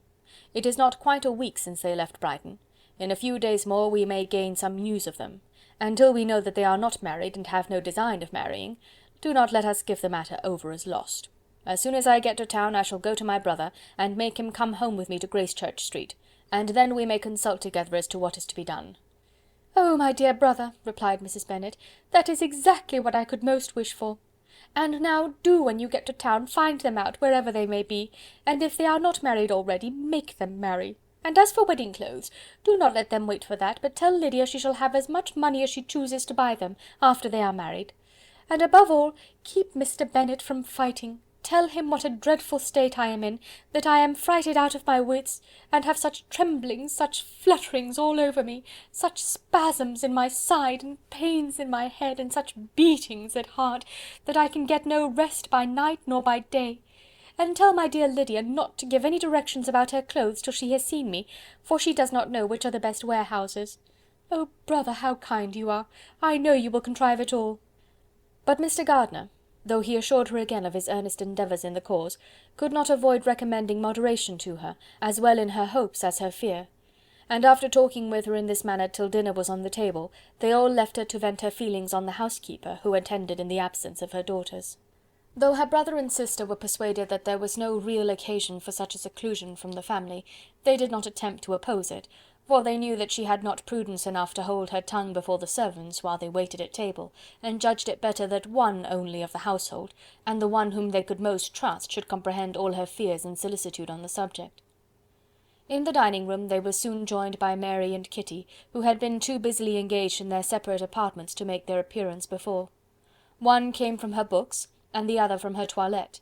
The faces of both, however, were tolerably calm, and no change was visible in either, except that the loss of her favourite sister, or the anger which she had herself incurred in this business, had given more of fretfulness than usual to the accents of Kitty. As for Mary, she was mistress enough of herself to whisper to Elizabeth, with a countenance of grave reflection, soon after they were seated at table, "This is a most unfortunate affair, and will probably be much talked of. But we must stem the tide of malice, and pour into the wounded bosoms of each other the balm of sisterly consolation." Then, perceiving in Elizabeth no inclination of replying, she added, "Unhappy as the event must be for Lydia, we may draw from it this useful lesson, that loss of virtue in a female is irretrievable, that one false step involves her in endless ruin, that her reputation is no less brittle than it is beautiful, and that she cannot be too much guarded in her behaviour towards the undeserving of the other sex." Elizabeth lifted up her eyes in amazement, but was too much oppressed to make any reply. Mary, however, continued to console herself with such kind of moral extractions from the evil before them. In the afternoon the two elder Miss Bennets were able to be for half an hour by themselves, and Elizabeth instantly availed herself of the opportunity of making any inquiries which Jane was equally eager to satisfy. After joining in general lamentations over the dreadful sequel of this event, which Elizabeth considered as all but certain, and Miss Bennet could not assert to be wholly impossible, the former continued the subject by saying, "But tell me all and everything about it which I have not already heard. Give me further particulars. What did Colonel Forster say? Had they no apprehension of anything before the elopement took place? They must have seen them together for ever." Colonel Forster did own that he had often suspected some partiality, especially on Lydia's side, but nothing to give him any alarm. I am so grieved for him. His behaviour was attentive and kind to the utmost. He was coming to us in order to assure us of his concern before he had any idea of their not being gone to Scotland. When that apprehension first got abroad, it hastened his journey. And was Denny convinced that Wickham would not marry? Did he know of their intending to go off? Had Colonel Forster seen Denny himself? Yes. But when questioned by him, Denny denied knowing anything of their plans, and would not give his real opinion about it. He did not repeat his persuasion of their not marrying, and from that, I am inclined to hope, he might have been misunderstood before. And till Colonel Forster came himself, not one of you entertained a doubt, I suppose, of their really being married? How was it possible that such an idea should enter our brains? I felt a little uneasy, a little fearful of my sister's happiness with him in marriage, because I knew that his conduct had not always been quite right. My father and mother knew nothing of that. They only felt how imprudent a match it must be. Kitty then owned, with a very natural triumph on knowing more than the rest of us, that in Lydia's last letter she had prepared her for such a step. She had known, it seems, of their being in love with each other many weeks. But not before they went to Brighton. No, I believe not. And did Colonel Forster appear to think well of Wickham himself? Does he know his real character? I must confess that he did not speak so well of Wickham as he formerly did. He believed him to be imprudent and extravagant, and since this sad affair has taken place, it is said that he left Meryton greatly in debt, but I hope this may be false. Oh, Jane! Had we been less secret, had we told what we knew of him, this could not have happened. Perhaps it would have been better, replied her sister, but to expose the former faults of any person without knowing what their present feelings were seemed unjustifiable. We acted with the best intentions. Could Colonel Forster repeat the particulars of Lydia's note to his wife? He brought it with him for us to see. Jane then took it from her pocket-book and gave it to Elizabeth. These were the contents. My dear Harriet, you will laugh when you know where I am gone, and I cannot help laughing myself at your surprise tomorrow morning, as soon as I am missed. I am going to Gretna Green, and if you cannot guess with who, I shall think you a simpleton, for there is but one man in the world I love, and he is an angel. I should never be happy without him, so think it no harm to be off. You need not send them word at Longbourn of my going, if you do not like it, for it will make the surprise the greater when I write them and sign my name Lydia Wickham. What a good joke it will be! I can hardly write for laughing. Pray make my excuses to Pratt for not keeping my engagement and dancing with him tonight. Tell him I hope he will excuse me when he knows all. And tell him I will dance with him at the next ball we meet, with great pleasure. I shall send for my clothes when I get to Longbourn, but I wish you would tell Sally to mend a great slit in my worked muslin gown before they are packed up. Good-bye. Give my love to Colonel Forster. I hope you will drink to our good journey. Your affectionate friend, Lydia Bennet. Oh, thoughtless, thoughtless Lydia! cried Elizabeth, when she had finished it. What a letter is this, to be written at such a moment! But at least it shows that she was serious on the subject of their journey. Whatever he might afterwards persuade her to, it was not on her side a scheme of infamy. My poor father! How he must have felt it! I never saw anyone so shocked. He could not speak a word for full 10 minutes. My mother was taken ill immediately, and the whole house in such confusion. Oh, Jane, cried Elizabeth, was there a servant belonging to it who did not know the whole story before the end of the day? I do not know. I hope there was, but to be guarded at such a time is very difficult. My mother was in hysterics, and though I endeavoured to give her every assistance in my power, I am afraid I did not do so much as I might have done. but the horror of what might possibly happen almost took me from my faculties. Your attendance upon her has been too much for you. You do not look well. Oh, that I had been with you! You have had every care and anxiety upon yourself alone. Mary and Kitty have been very kind, and would have shared in every fatigue, I am sure, but I did not think it right for either of them. Kitty is slight and delicate, and Mary studies so much that her hours of repose should not be broken in on. My aunt Phillips came to Longbourn on Tuesday, after my father went away, and was so good as to stay till Thursday with me. She was of great use and comfort to us all, and Lady Lucas has been very kind. She walked here on Wednesday morning to condole with us, and offered her services, or any of her daughters, if they should be of use to us. "She had better have stayed at home," cried Elizabeth. "Perhaps she meant well, but under such a misfortune as this, one cannot see too little of one's neighbours. Assistance is impossible, condolence insufferable. Let them triumph over us at a distance, and be satisfied." She then proceeded to inquire into the measures which her father had intended to pursue while in town for the recovery of his daughter. "He meant, I believe," replied Jane, "to go to Epsom, the place where they last changed horses, see the postillions, and try if anything could be made out from them. His principal object must be to discover the number of the hackney coach which took them from Clapham. It had come with a fare from London, and as he thought that the circumstance of a gentleman and ladies removing from one carriage into another might be remarked, he meant to make inquiries at Clapham. If he could anyhow discover at what house the coachman had before set down his fare, he determined to make inquiries there, and hoped it might not be impossible to find out the stand and number of the coach.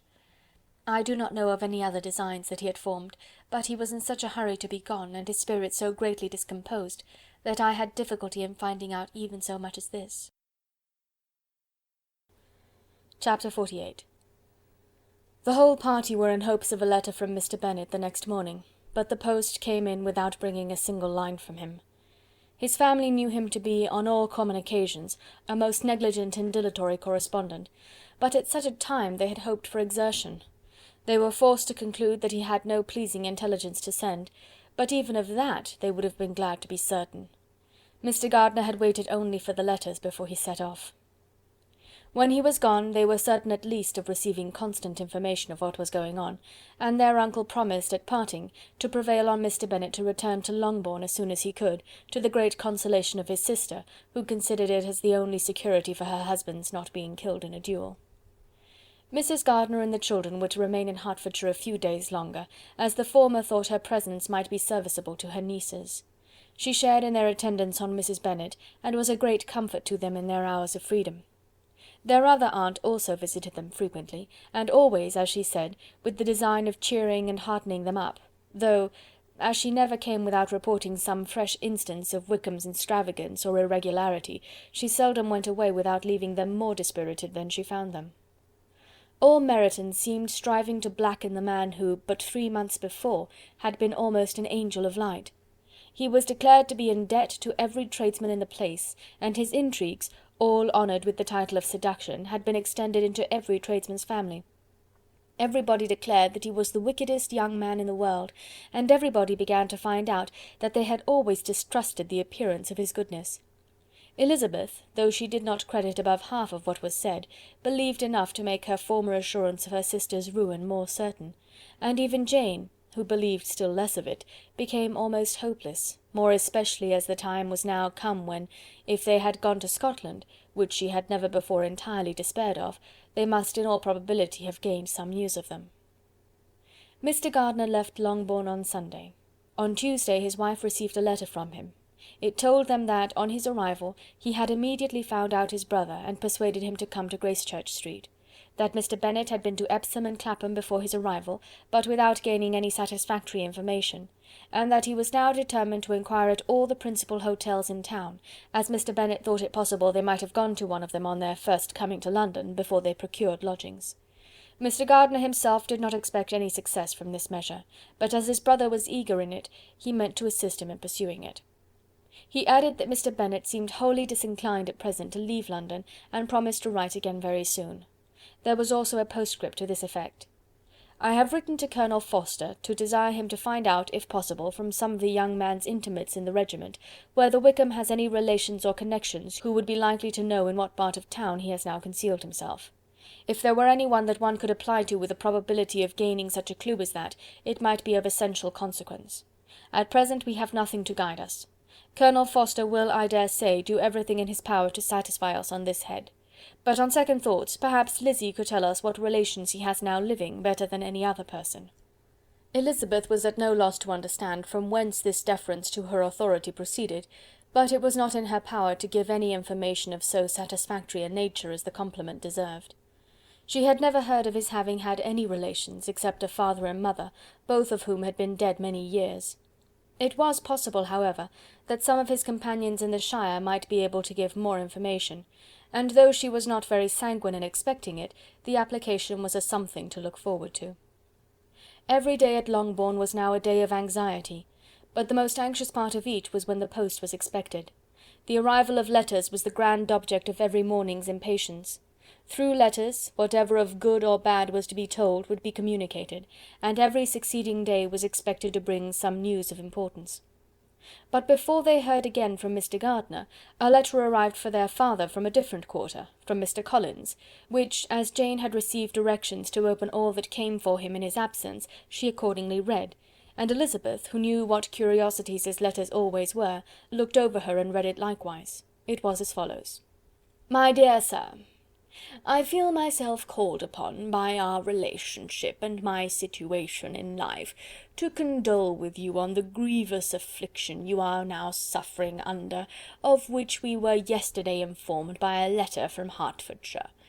Be assured, my dear sir, that Mrs. Collins and myself sincerely sympathize with you and all your respectable family in your present distress, which must be of the bitterest kind, because proceeding from a cause which no time can remove.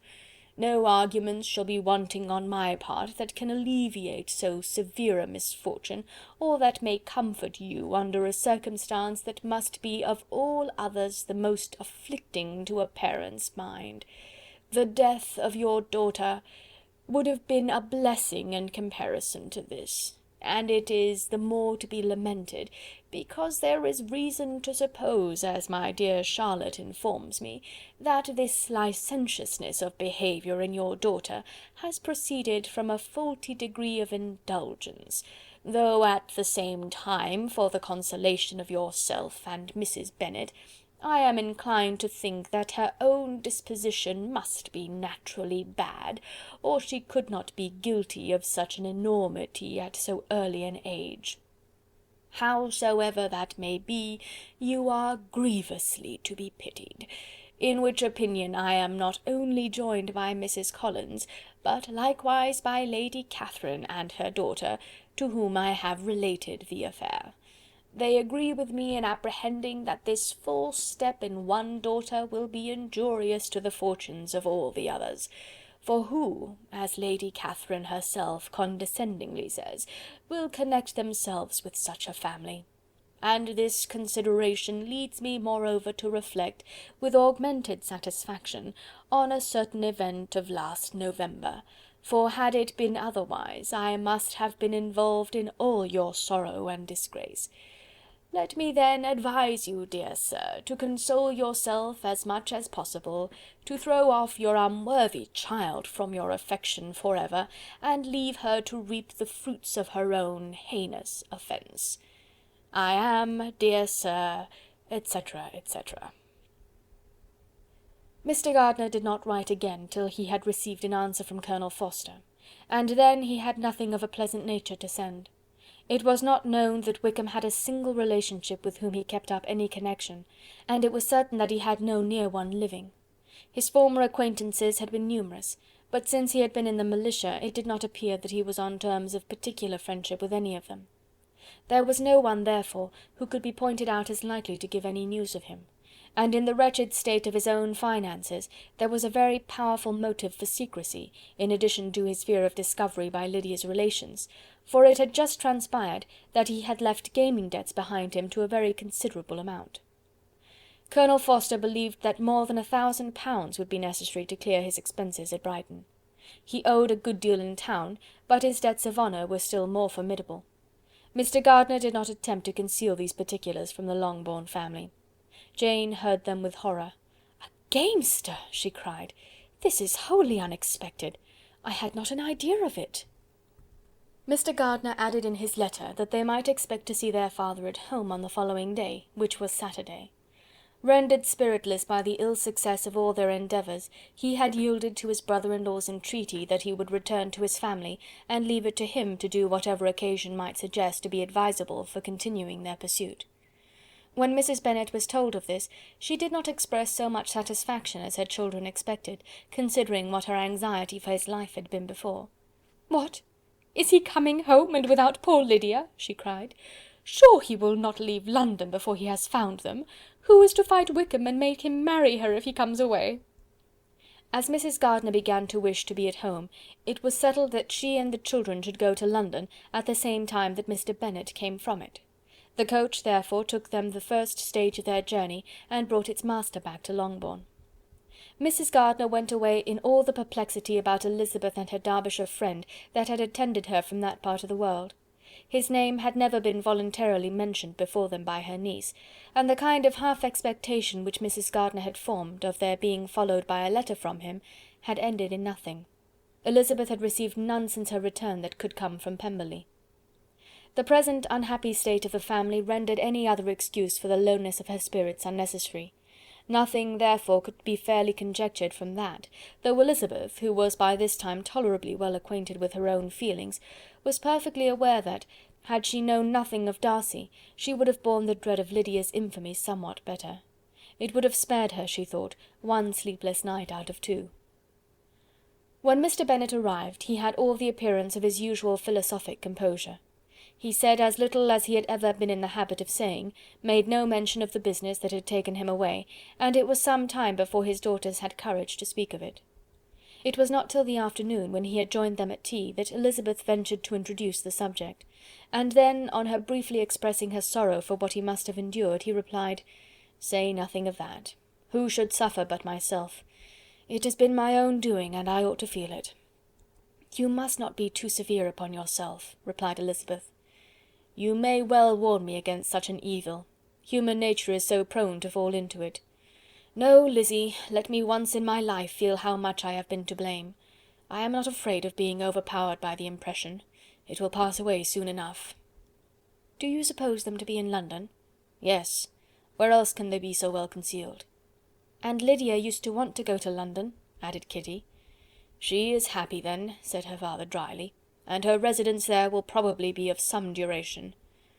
Then, after a short silence, he continued, "Lizzy, I bear you no ill will for being justified in your advice to me last May, which, considering the event, shows some greatness of mind."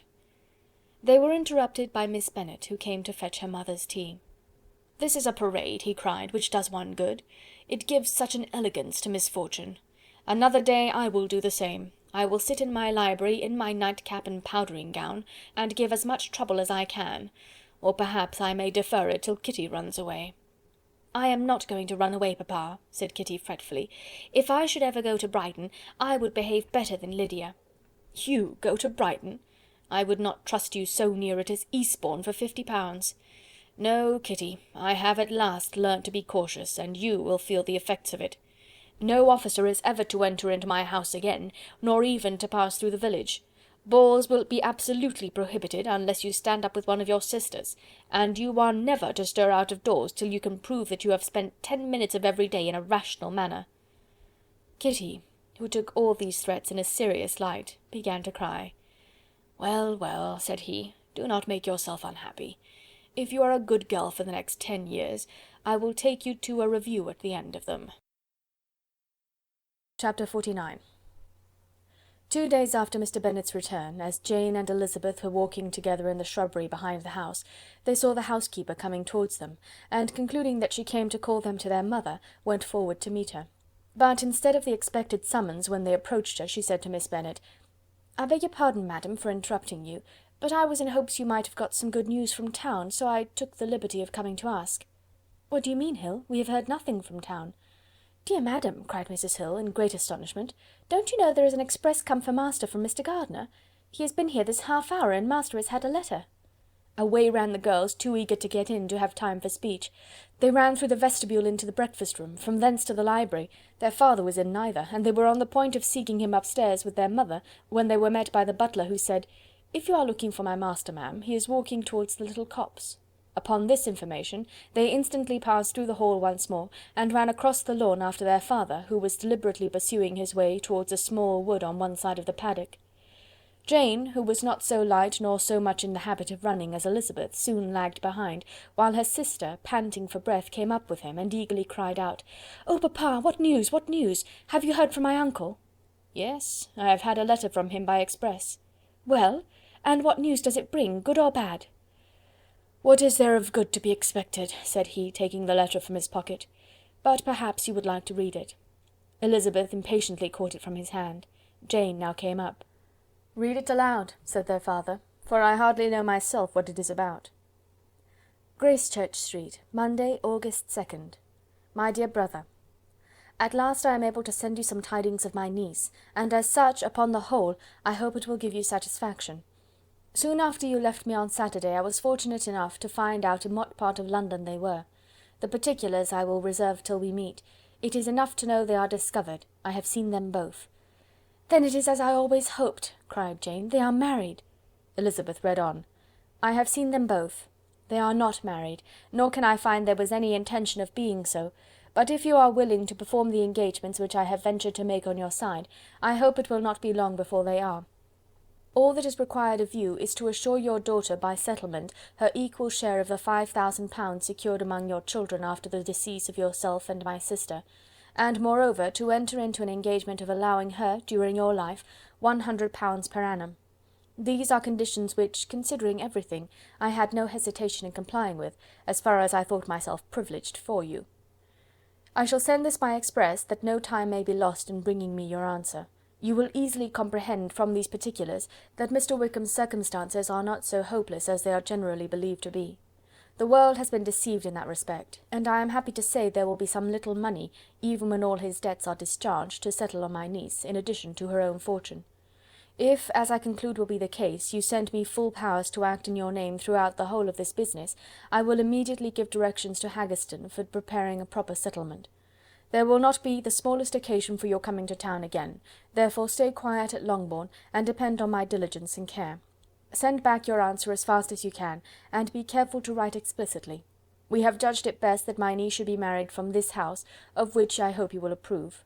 She comes to us to-day. I shall write again as soon as anything more is determined on. Yours, etc., Edward Gardiner. "Is it possible?" cried Elizabeth, when she had finished. "Can it be possible that he will marry her?" "Wickham is not so undeserving, then, as we thought him," said her sister. "My dear father, I congratulate you." "And have you answered the letter?" cried Elizabeth. "No, but it must be done soon." Most earnestly did she then entreat him to lose no more time before he wrote. "Oh, my dear father," she cried, "come back and write immediately. Consider how important every moment is in such a case." "Let me write for you," said Jane, "if you dislike the trouble yourself." "I dislike it very much," he replied, "but it must be done." And so saying, he turned back with them, and walked towards the house. "And may I ask," said Elizabeth, "but the terms, I suppose, must be complied with?" "Complied with? I am only ashamed of his asking so little." "And they must marry. Yet he is such a man!" "Yes, yes, they must marry. There is nothing else to be done. But there are two things that I want very much to know. One is, how much money your uncle has laid down to bring it about, and the other, how am I ever to pay him?" "Money? My uncle?" cried Jane. "What do you mean, sir?" "I mean that no man in his senses would marry Lydia on so slight a temptation as 100 a year during my life, and 50 after I am gone." "That is very true," said Elizabeth, "though it had not occurred to me before. His debts to be discharged, and something still to remain? Oh, it must be my uncle's doings. Generous, good man, I am afraid he has distressed himself. A small sum could not do all this." "No," said her father. "Wickham's a fool if he takes her with a farthing less than £10,000. I should be sorry to think so ill of him in the very beginning of our relationship." £10,000! Heaven forbid! How is half such a sum to be repaid? Mr. Bennet made no answer, and each of them, deep in thought, continued silent till they reached the house. Their father then went on to the library to write, and the girls walked into the breakfast room. "And they are really to be married," cried Elizabeth, as soon as they were by themselves.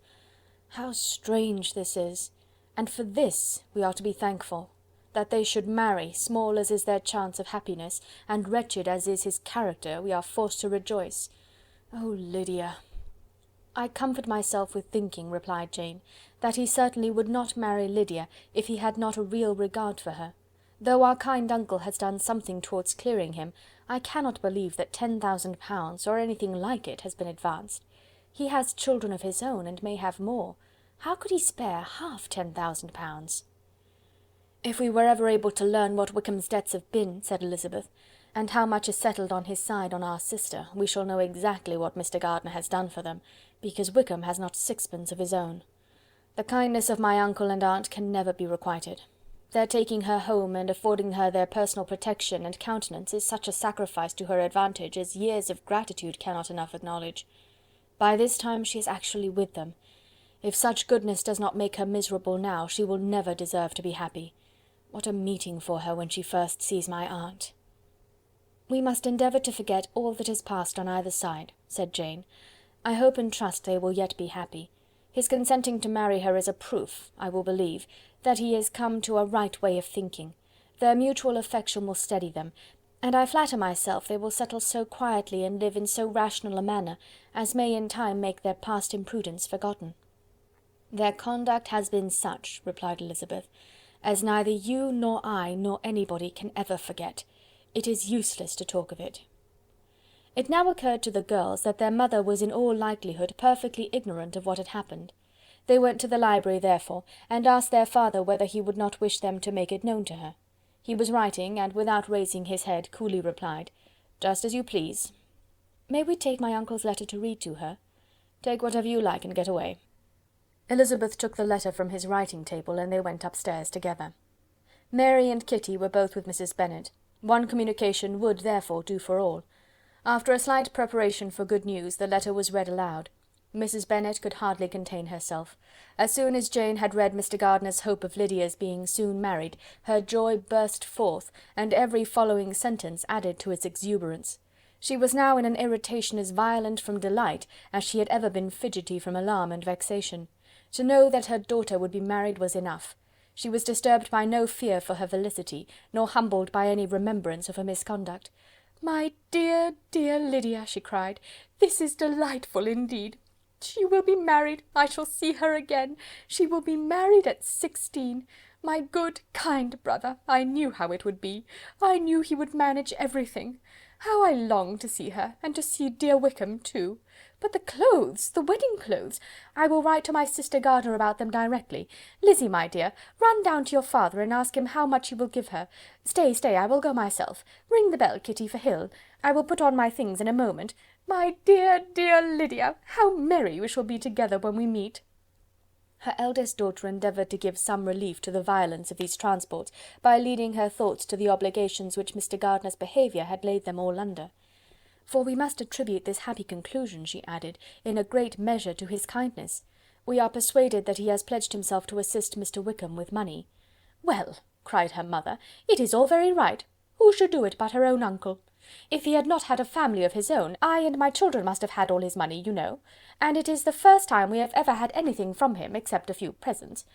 Well, I am so happy. In such a short time I shall have a daughter married. Mrs. Wickham! How well it sounds! And she was only 16 last June. My dear Jane, I am in such a flutter that I am sure I can't write, so I will dictate and you write for me. We will settle with your father about the money afterwards, but the thing should be ordered immediately." She was then proceeding to all the particulars of calico, muslin, and cambric, and would shortly have dictated some very plentiful orders, had not Jane, though with some difficulty, persuaded her to wait till her father was at leisure to be consulted. One day's delay, she observed, would be of small importance, and her mother was too happy to be quite so obstinate as usual. Other schemes, too, came into her head. "I will go to Meryton," said she, "as soon as I'm dressed, and tell the good news to my sister Phillips, and as I come back I can call on Lady Lucas and Mrs. Long. Kitty, run down and order the carriage. An airing would do me a great deal of good, I am sure. Girls, can I do anything for you in Meryton? Oh, here comes Hill. My dear Hill, have you heard the good news? Miss Lydia is going to be married, and you shall all have a bowl of punch to make merry at her wedding." Mrs. Hill began instantly to express her joy. Elizabeth received her congratulations among the rest, and then, sick of this folly, took refuge in her own room, that she might think with freedom. Poor Lydia's situation must, at best, be bad enough, but that it was no worse she had need to be thankful. She felt it so, neither rational happiness nor worldly prosperity could be justly expected for her sister. In looking back to what they had feared only 2 hours ago, she felt all the advantages of what they had gained. Chapter 50. Mr. Bennet had very often wished before this period of his life that, instead of spending his whole income, he had laid by an annual sum for the better provision of his children and of his wife, if she survived him. He now wished it more than ever. Had he done his duty in that respect, Lydia need not have been indebted to her uncle for whatever of honour or credit could now be purchased for her. The satisfaction of prevailing on one of the most worthless young men in Great Britain to be her husband might then have rested in its proper place.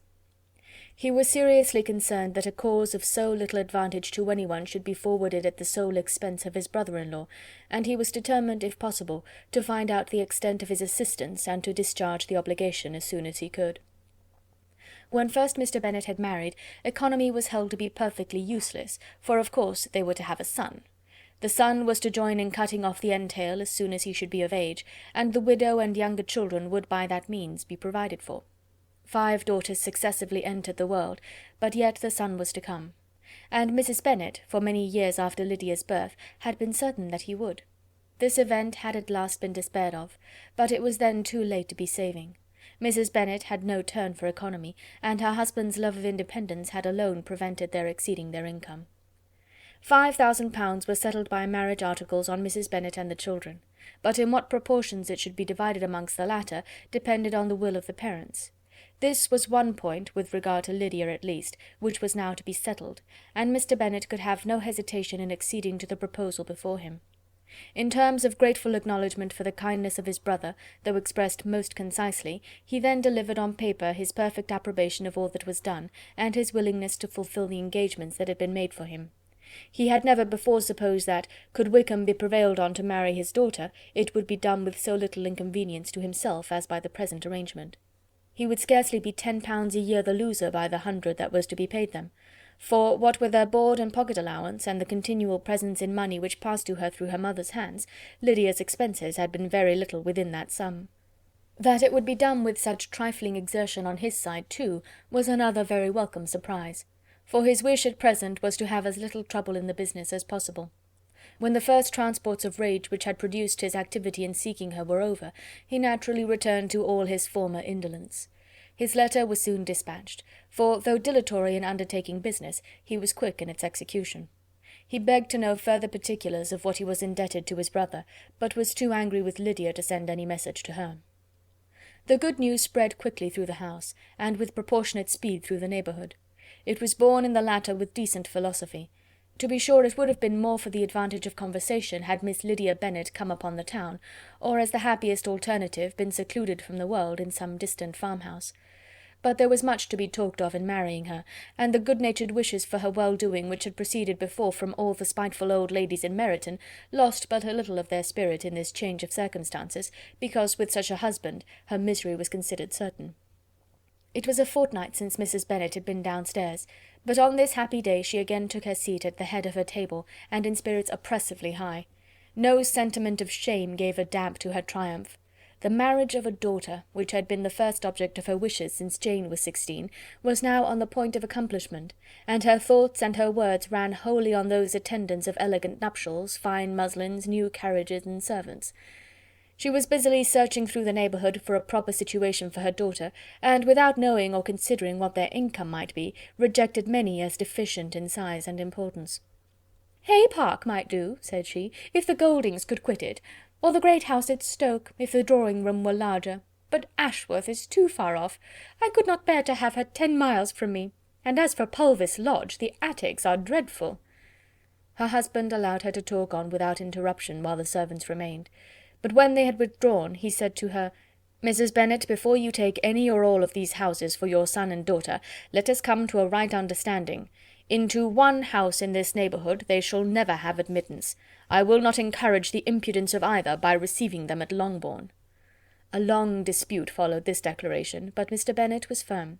It soon led to another, and Mrs. Bennet found with amazement and horror that her husband would not advance a guinea to buy clothes for his daughter. He protested that she should receive from him no mark of affection whatever on the occasion. Mrs. Bennet could hardly comprehend it. That his anger could be carried to such a point of inconceivable resentment as to refuse his daughter a privilege without which her marriage would scarcely seem valid, exceeded all she could believe possible. She was more alive to the disgrace which her want of new clothes must reflect on her daughter's nuptials, than to any sense of shame at her eloping and living with Wickham a fortnight before they took place. Elizabeth was now most heartily sorry that she had, from the distress of the moment, been led to make Mr. Darcy acquainted with their fears for her sister, for since her marriage would so shortly give the proper termination to the elopement, they might hope to conceal its unfavourable beginning from all those who were not immediately on the spot. She had no fear of its spreading farther through his means. There were few people on whose secrecy she could have more confidently depended, but at the same time there was no one whose knowledge of a sister's frailty would have mortified her so much, not, however, from any fear of disadvantage from it individually to herself, for at any rate there seemed a gulf impassable between them. Had Lydia's marriage been concluded on the most honourable terms, it was not to be supposed that Mr. Darcy would connect himself with a family where, to every other objection, would now be added an alliance and relationship of the nearest kind with a man whom he so justly scorned. From such a connection she could not wonder that he would shrink. The wish of procuring her regard, which she had assured herself of his feeling in Derbyshire, could not in rational expectation survive such a blow as this. She was humbled, she was grieved. She repented, though she hardly knew of what. She became jealous of his esteem, when she could no longer hope to be benefited by it. She wanted to hear of him, when there seemed the least chance of gaining intelligence. She was convinced that she could have been happy with him, when it was no longer likely they should meet. What a triumph for him, as she often thought, could he know that the proposals which he had spurned only 4 months ago would now have been most gladly and gratefully received. He was as generous, she doubted not, as the most generous of his sex, but while he was mortal there must be a triumph. She began now to comprehend that he was exactly the man who, in disposition and talents, would most suit her. His understanding and temper, though unlike her own, would have answered all her wishes. It was an union that must have been to the advantage of both. By her ease and liveliness his mind might have been softened, his manners improved, and from his judgment, information, and knowledge of the world, she must have received benefit of greater importance. But no such happy marriage could now teach the admiring multitude what connubial felicity really was. An union of a different tendency, and precluding the possibility of the other, was soon to be formed in their family. How Wickham and Lydia were to be supported in tolerable independence she could not imagine. But how little of permanent happiness could belong to a couple who were only brought together because their passions were stronger than their virtue, could she easily conjecture. Mr. Gardiner soon wrote again to his brother. To Mr. Bennet's acknowledgment he briefly replied, with assurance of his eagerness to promote the welfare of any of his family, and concluded with entreaties that the subject might never be mentioned to him again. The principal purport of his letter was to inform them that Mr. Wickham had resolved on quitting the militia. It was greatly my wish that he should do so, he added, as soon as his marriage was fixed on, and I think you will agree with me in considering the removal from that corps as highly advisable, both on his account and my niece's. It is Mr. Wickham's intention to go into the regulars, and among his former friends there are still some who are able and willing to assist him in the army. He has the promise of an ensigncy in General's regiment now quartered in the north. It is an advantage to have it so far from this part of the kingdom. He promises fairly, and I hope among different people, where they may each have a character to preserve, they will both be more prudent. I have written to Colonel Forster to inform him of our present arrangements, and to request that he will satisfy the various creditors of Mr. Wickham in and near Brighton, with assurances of speedy payment, for which I have pledged myself. And will you give yourself the trouble of carrying similar assurances to his creditors in Meryton, of whom I shall subjoin a list according to his information? He has given in all his debts. I hope at least he has not deceived us. Haggerston has our directions, and all will be completed in a week. They will then join his regiment, unless they are first invited to Longbourn, and I understand from Mrs. Gardiner that my niece is very desirous of seeing you all before she leaves the south. She is well, and begs to be dutifully remembered to you and her mother. Yours, etc., E. Gardiner. Mr. Bennet and his daughter saw all the advantages of Wickham's removal from the shire as clearly as Mr. Gardiner could do, but Mrs. Bennet was not so well pleased with it. Lydia's being settled in the north, just when she had expected most pleasure and pride in her company, for she had by no means given up her plan of their residing in Hertfordshire, was a severe disappointment. And besides, it was such a pity that Lydia should be taken from a regiment where she was acquainted with everybody, and had so many favourites. "She is so fond of Mrs. Foster," said she, "it will be quite shocking to send her away. And there are several of the young men, too, that she likes very much. The officers may not be so pleasant in the General's regiment."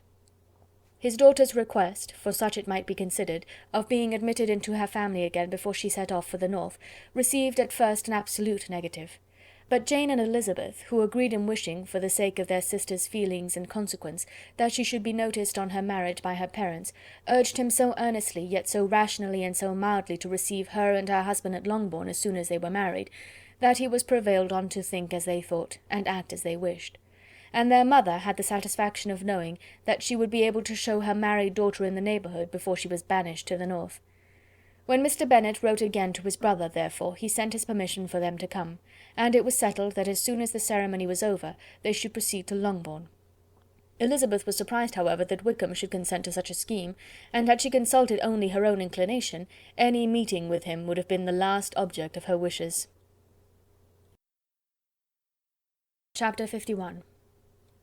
Their sister's wedding day arrived, and Jane and Elizabeth felt for her probably more than she felt for herself. The carriage was sent to meet them, and they were to return in it by dinner time. Their arrival was dreaded by the elder Miss Bennets, and Jane more especially, who gave Lydia the feelings which would have attended herself had she been the culprit, and was wretched in the thought of what her sister must endure. They came. The family were assembled in the breakfast-room to receive them. Smiles decked the face of Mrs. Bennet as the carriage drove up to the door. Her husband looked impenetrably grave, her daughters alarmed, anxious, uneasy. Lydia's voice was heard in the vestibule. The door was thrown open, and she ran into the room.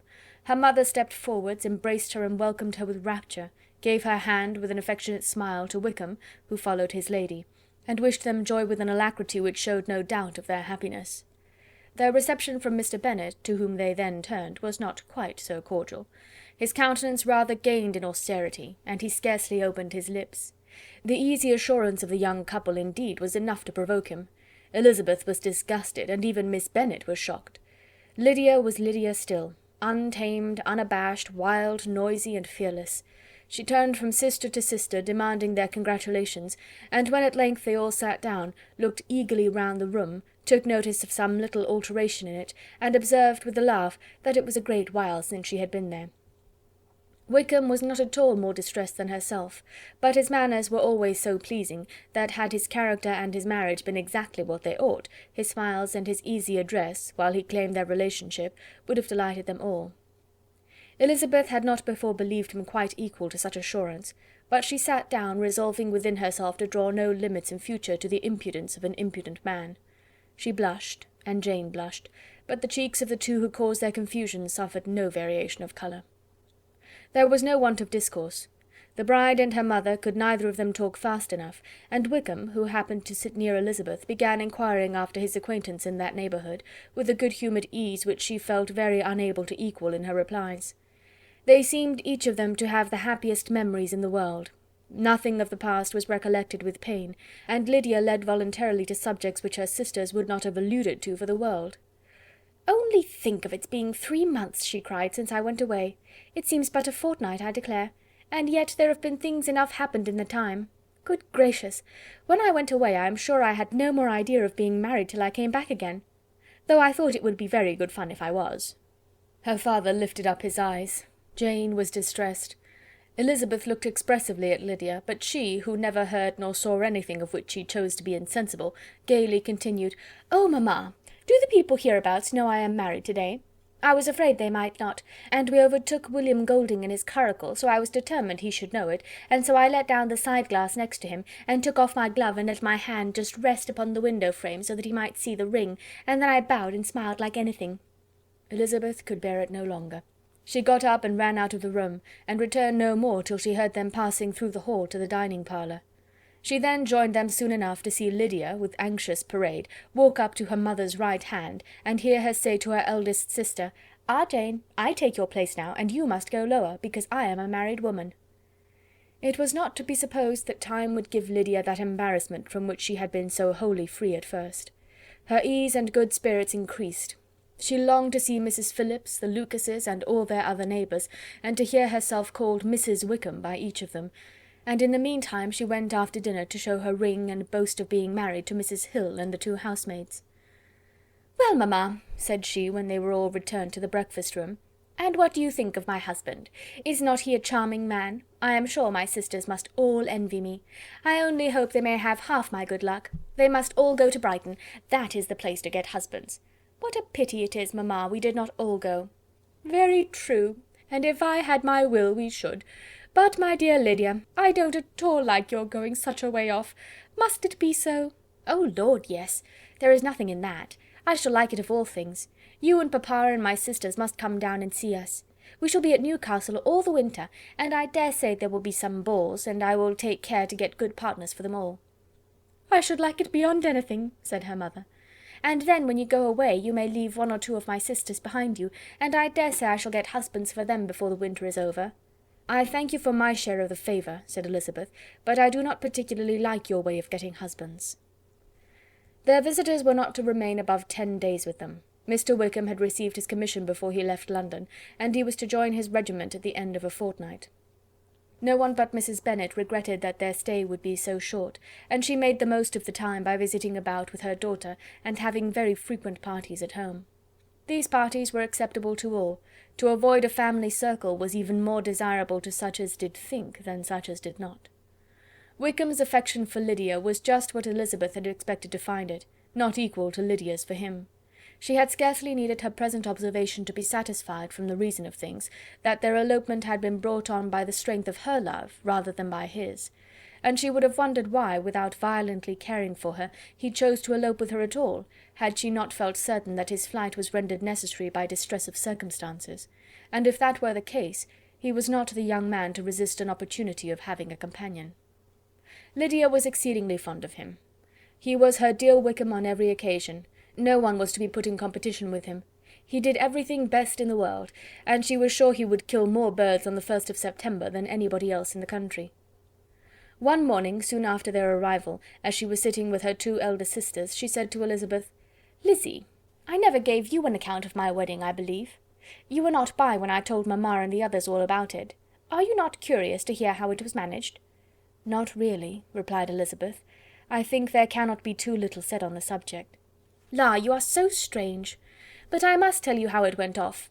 We were married, you know, at St. Clement's, because Wickham's lodgings were in that parish, and it was settled that we should all be there by 11 o'clock. My uncle and aunt and I were to go together, and the others were to meet us at the church.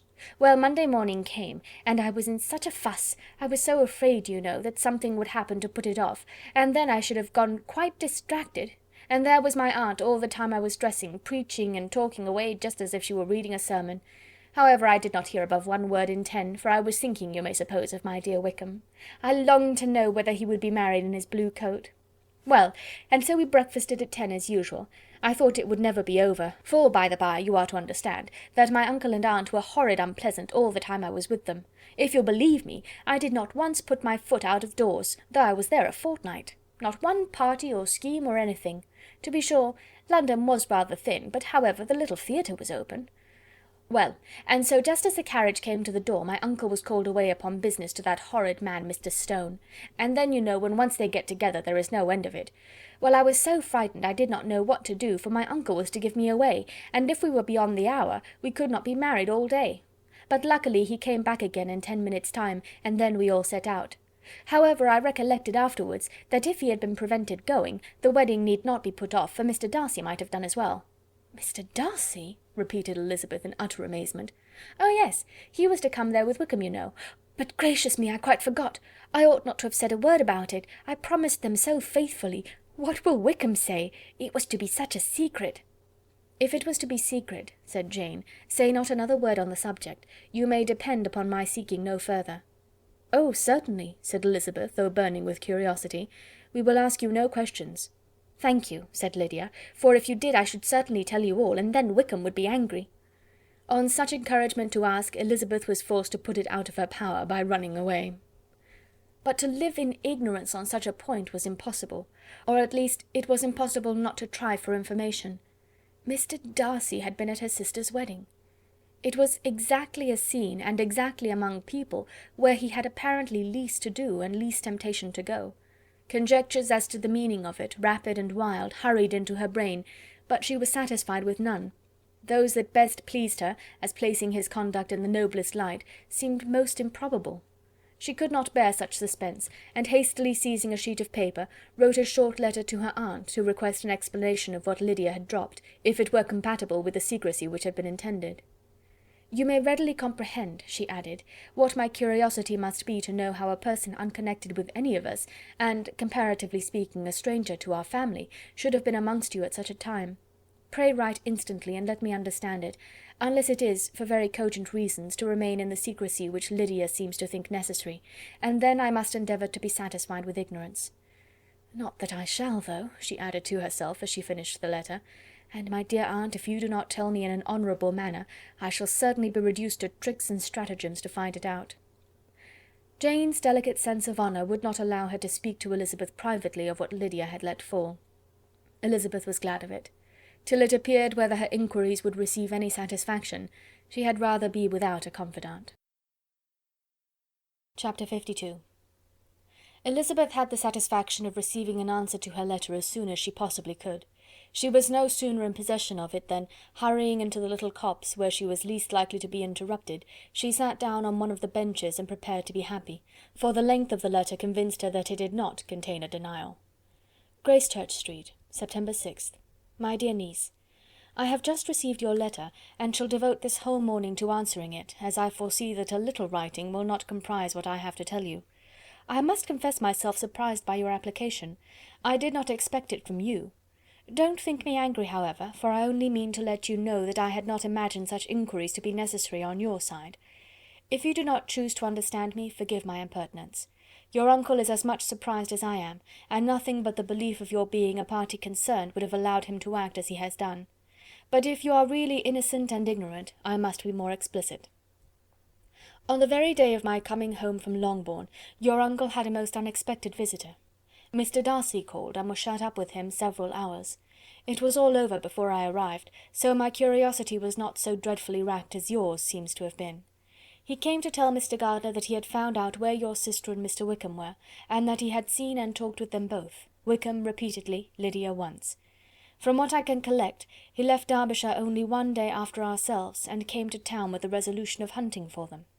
The motive professed was his conviction of its being owing to himself that Wickham's worthlessness had not been so well known as to make it impossible for any young woman of character to love or confide in him. He generously imputed the whole of his mistaken pride, and confessed that he had before thought it beneath him to lay his private actions open to the world. His character was to speak for itself. He called it therefore his duty to step forward and endeavour to remedy an evil which had been brought on by himself.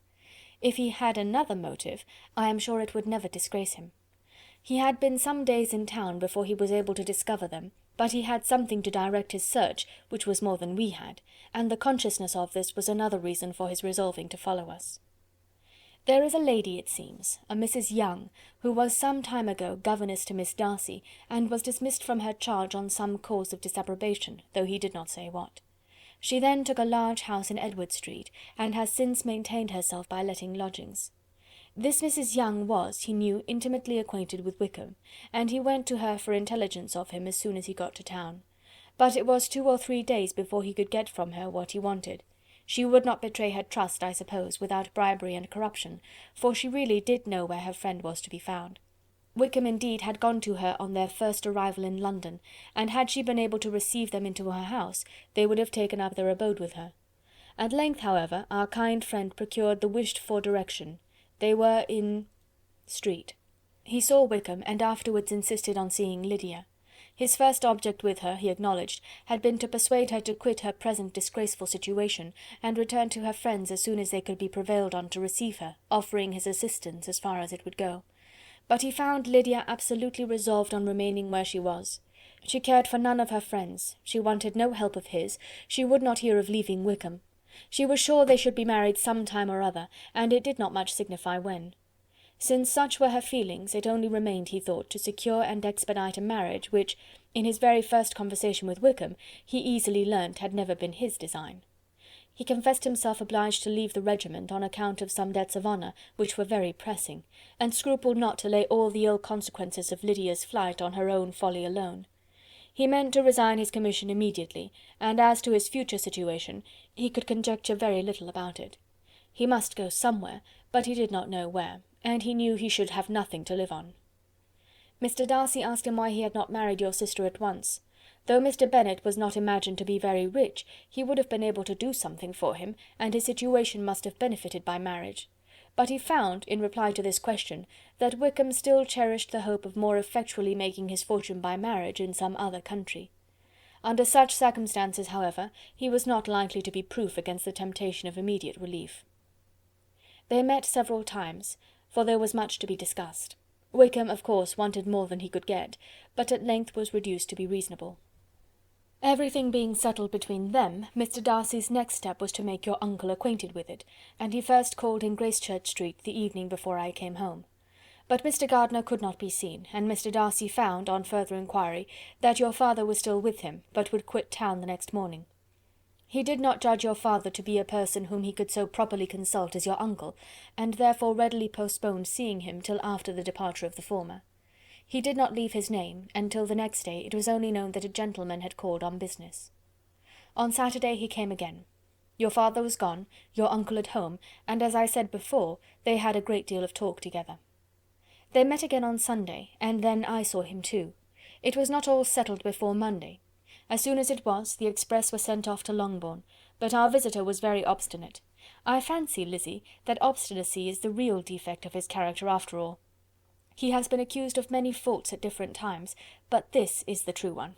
Nothing was to be done that he did not do himself, though I am sure, and I do not speak it to be thanked, therefore say nothing about it, your uncle would most readily have settled the whole. They battled it together for a long time, which was more than either the gentleman or lady concerned in it deserved, but at last your uncle was forced to yield, and instead of being allowed to be of use to his niece, was forced to put up with only having the probable credit of it, which went sorely against the grain, and I really believe your letter this morning gave him great pleasure, because it required an explanation that would rob him of his borrowed feathers, and give the praise where it was due. But, Lizzie, this must go no farther than yourself, or Jane at most. You know pretty well, I suppose, what has been done for the young people. His debts are to be paid, amounting, I believe, to considerably more than £1,000, another 1,000 in addition to her own settled upon her, and his commission purchased. The reason why all this was to be done by him alone was such as I have given above. It was owing to him, to his reserve and want of proper consideration, that Wickham's character had been so misunderstood, and consequently that he had been received and noticed as he was. Perhaps there was some truth in this, though I doubt whether his reserve or anybody's reserve can be answerable for the event. But in spite of all this fine talking, my dear Lizzie, you may rest perfectly assured that your uncle would never have yielded if we had not given him credit for another interest in the affair. When all this was resolved on, he returned again to his friends who were still staying at Pemberley, but it was agreed that he should be in London once more when the wedding took place, and all money matters were then to receive the last finish. I believe I have now told you everything. It is a relation which you tell me is to give you great surprise. I hope at least it will not afford you any displeasure. Lydia came to us, and Wickham had constant admission to the house. He was exactly what he had been when I knew him in Hertfordshire, but I would not tell you how little I was satisfied with her behaviour while she stayed with us, if I had not perceived by Jane's letter last Wednesday that her conduct on coming home was exactly of a piece with it, and therefore what I now tell you can give you no fresh pain. I talked to her repeatedly in the most serious manner, representing to her all the wickedness of what she had done, and all the unhappiness she had brought on her family. If she heard me, it was by good luck, for I am sure she did not listen. I was sometimes quite provoked, but then I recollected my dear Elizabeth and Jane, and for their sakes had patience with her. Mr. Darcy was punctual in his return, and as Lydia informed you, attended the wedding. He dined with us the next day, and was to leave town again on Wednesday or Thursday. Will you be very angry with me, my dear Lizzie, if I take this opportunity of saying, what I was never bold enough to say before, how much I like him? His behaviour to us has, in every respect, been as pleasing as when we were in Derbyshire. His understanding and opinions all please me. He wants nothing but a little more liveliness, and that, if he marry prudently, his wife may teach him. I thought him very sly. He hardly ever mentioned your name, but slyness seems the fashion. Pray forgive me if I have been very presuming, or at least do not punish me so far as to exclude me from P. I shall never be quite happy till I have been all round the park. A low phaeton, with a nice little pair of ponies, would be the very thing. But I must write no more. The children have been wanting me this half hour. Yours very sincerely, M. Gardiner. The contents of this letter threw Elizabeth into a flutter of spirits, in which it was difficult to determine whether pleasure or pain bore the greatest share. The vague and unsettled suspicions which uncertainty had produced of what Mr. Darcy might have been doing to forward her sister's match, which she had feared to encourage as an exertion of goodness too great to be probable, and at the same time dreaded to be just from the pain of obligation, were proved beyond their greatest extent to be true. He had followed them purposely to town, he had taken on himself all the trouble and mortification attendant on such a research, in which supplication had been necessary to a woman whom he must abominate and despise, and where he was reduced to meet, frequently meet, reason with, persuade, and finally bribe, the man whom he always most wished to avoid, and whose very name it was punishment to him to pronounce. He had done all this for a girl whom he could neither regard nor esteem. Her heart did whisper that he had done it for her, but it was a hope shortly checked by other considerations, and she soon felt that even her vanity was insufficient, when required to depend on his affection for her, for a woman who had already refused him, as able to overcome a sentiment so natural as abhorrence against relationship with Wickham. Brother-in-law of Wickham! Every kind of pride must revolt from the connection. He had, to be sure, done much. She was ashamed to think how much. But he had given a reason for his interference, which asked no extraordinary stretch of belief. It was reasonable that he should feel he had been wrong. He had liberality, and he had the means of exercising it, and though she would not place herself as his principal inducement, she could perhaps believe that remaining partiality for her might assist his endeavours in a cause where her peace of mind must be materially concerned. It was painful, exceedingly painful, to know that they were under obligations to a person who could never receive a return. They owed the restoration of Lydia, her character, everything, to him. Oh, how heartily did she grieve over every ungracious sensation she had ever encouraged, every saucy speech she had ever directed towards him. For herself she was humbled, but she was proud of him. Proud that, in a cause of compassion and honour, he had been able to get the better of himself. She read over her aunt's commendation of him again and again. It was hardly enough, but it pleased her. She was even sensible of some pleasure, though mixed with regret, on finding how steadfastly both she and her uncle had been persuaded that affection and confidence subsisted between Mr. Darcy and herself. She was roused from her seat and her reflections by someone's approach, and before she could strike into another path, she was overtaken by Wickham. "I am afraid I interrupt your solitary ramble, my dear sister," said he as he joined her. "You certainly do," she replied with a smile, "but it does not follow that the interruption must be unwelcome." "I should be sorry indeed if it were. We were always good friends, and now we are better." "True. Are the others coming out?" "I do not know. Mrs. Bennet and Lydia are going in the carriage to Meryton. And so, my dear sister, I find from our uncle and aunt that you have actually seen Pemberley." She replied in the affirmative. "I almost envy you the pleasure, and yet I believe it would be too much for me, or else I could take it in my way to Newcastle." "And you saw the old housekeeper, I suppose?" "Poor Reynolds, she was always very fond of me, but of course she did not mention my name to you." "Yes, she did." "And what did she say?" "That you were gone into the army, and she was afraid had not turned out well. At such a distance as that, you know, things are strangely misrepresented." "Certainly," he replied, biting his lips. Elizabeth hoped she had silenced him, but he soon afterwards said, "I was surprised to see Darcy in town last month. We passed each other several times. I wonder what he can be doing there." "Perhaps preparing for his marriage with Mr. Burgh," said Elizabeth. "It must be something particular to take him there at this time of year." "Undoubtedly. Did you see him while you were at Lambton? I thought I understood from the Gardiners that you had." "Yes. He introduced us to his sister." "And do you like her?" "Very much."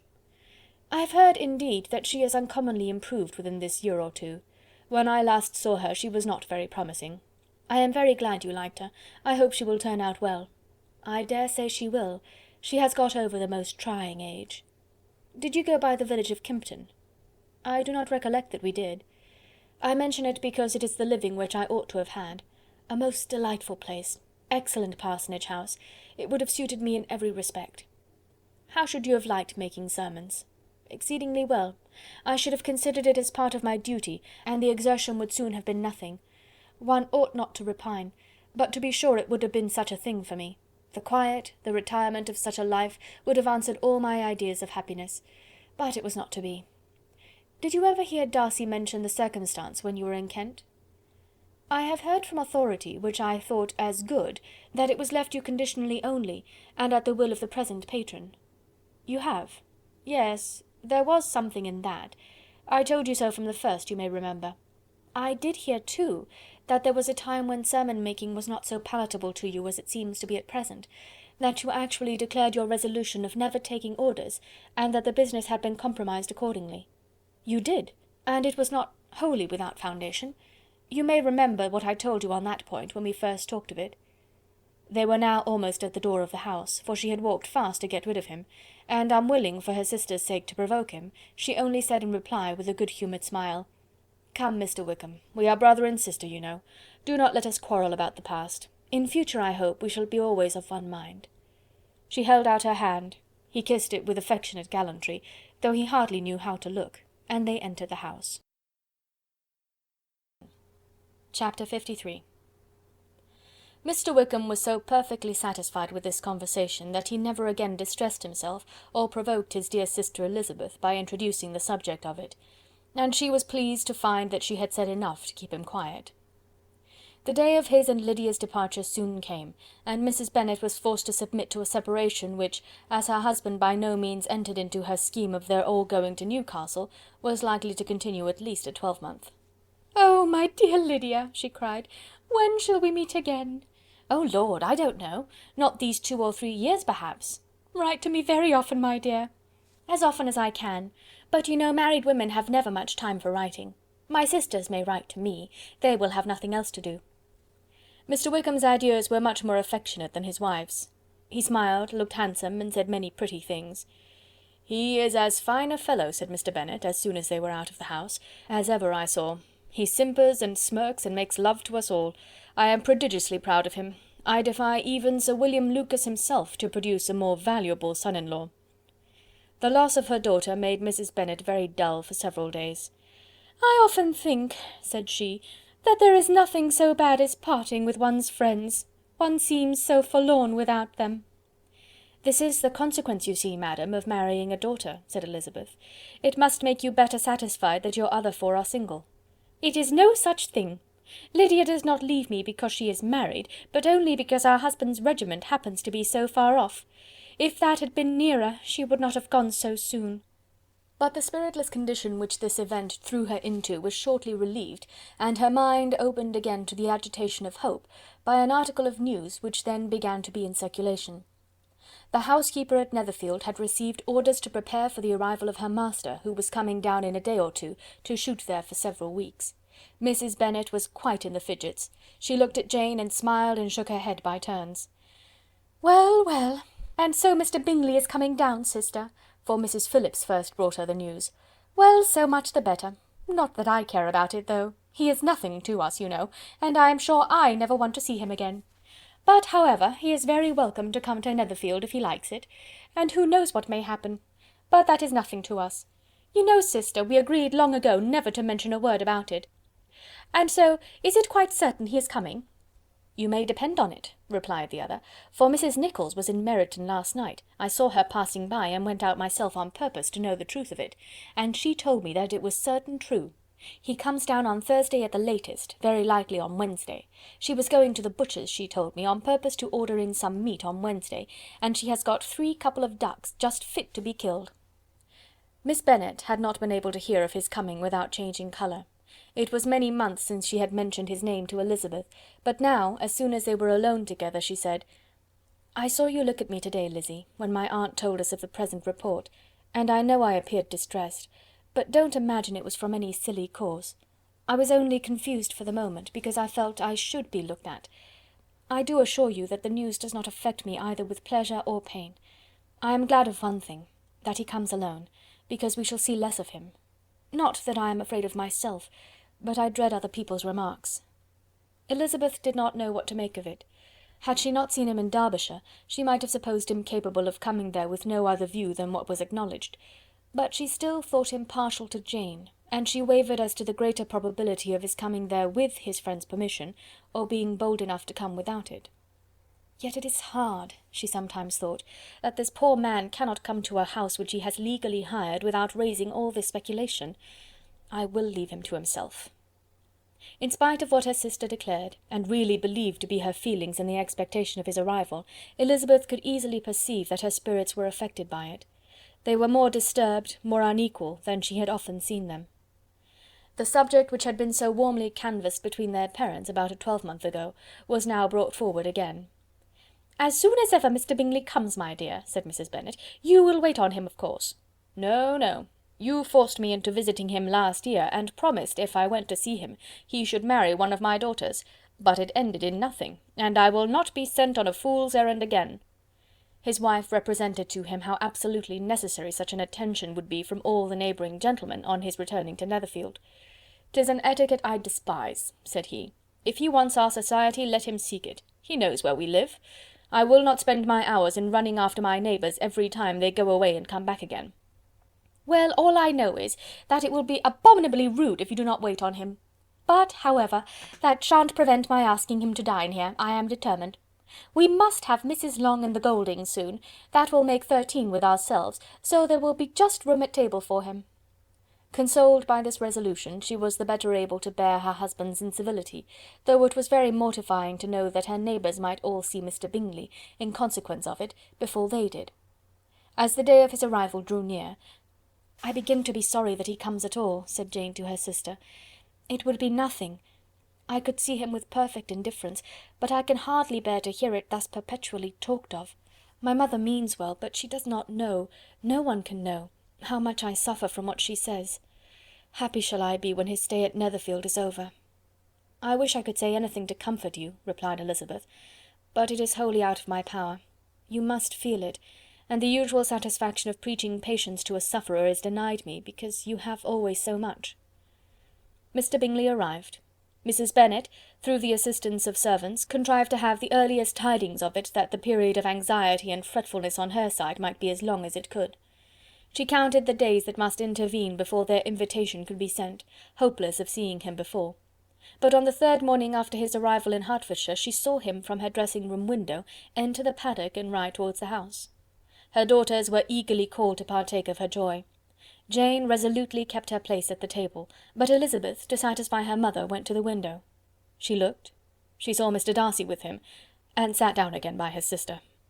"There is a gentleman with him, mamma," said Kitty. "Who can it be?" "Some acquaintance or other, my dear, I suppose. I am sure I do not know."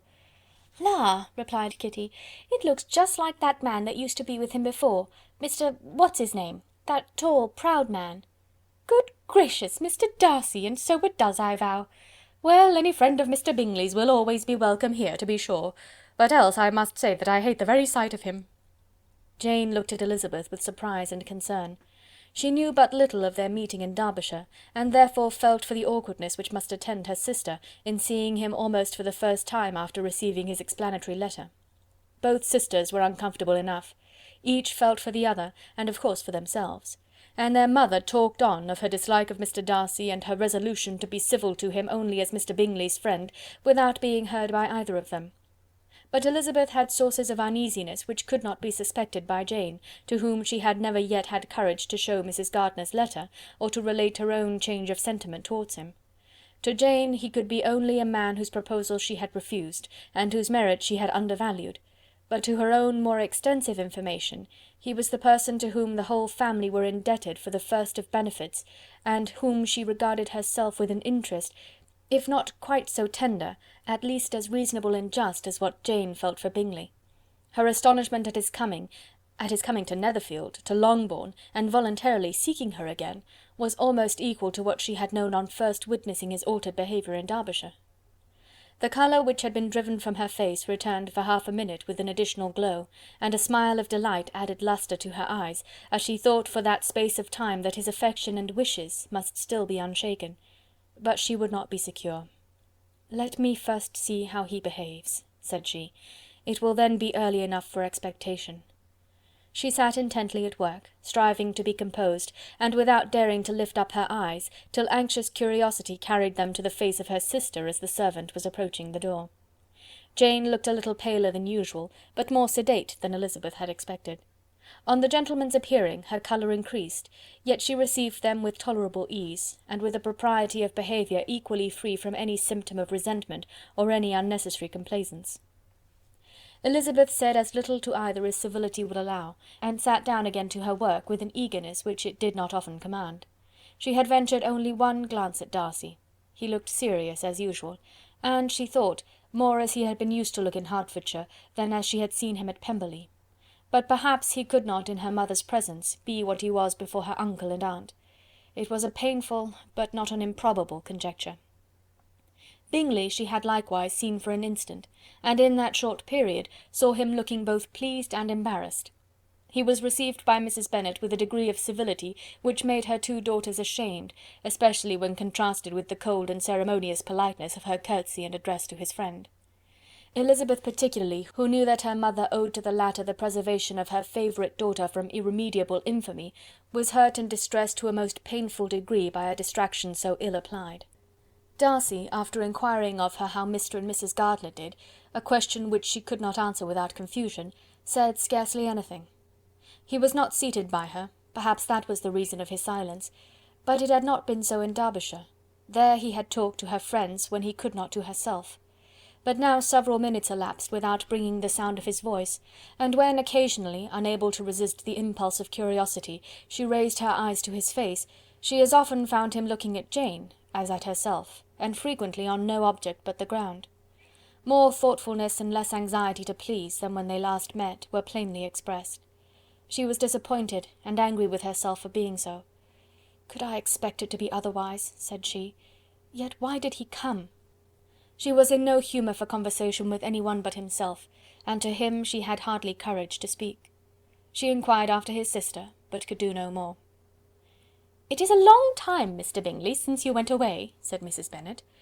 He readily agreed to it. "I began to be afraid you would never come back. People did say you meant to quit the place entirely at Michaelmas, but, however, I hope it is not true. A great many changes have happened in the neighbourhood since you went away. Miss Lucas is married and settled, and one of my own daughters. I suppose you have heard of it. Indeed, you must have seen it in the papers. It was in the Times and the Courier, I know, though it was not put in as it ought to be. It was only said, 'Lately George Wickham, Esquire, to Miss Lydia Bennet,' without there being a syllable said of her father or the place where she lived, or anything. It was my brother Gardiner's drawing up too, and I wonder how he came to make such an awkward business of it. Did you see it?" Bingley replied that he did, and made his congratulations. Elizabeth dared not lift up her eyes. How Mr. Darcy looked, therefore, she could not tell. "It is a delightful thing, to be sure, to have a daughter well married," continued her mother, "but at the same time, Mr. Bingley, it is very hard to have her taken such away from me. They are gone down to Newcastle, a place quite northward it seems, and there they are to stay I do not know how long. His regiment is there, for I suppose you have heard of his leaving the shire, and of his being gone into the regulars. Thank heaven he has some friends, though perhaps not so many as he deserves." Elizabeth, who knew this to be levelled at Mr. Darcy, was in such a misery of shame that she could hardly keep her seat.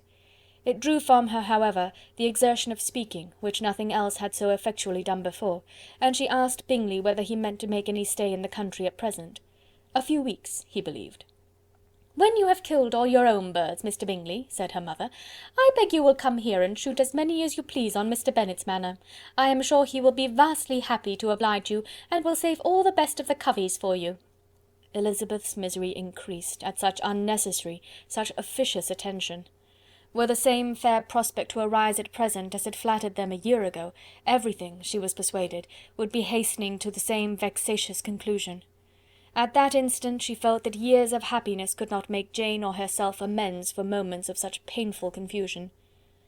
"The first wish of my heart," said she to herself, "is never more to be in company with either of them. Their society can afford no pleasure that will atone for such wretchedness as this.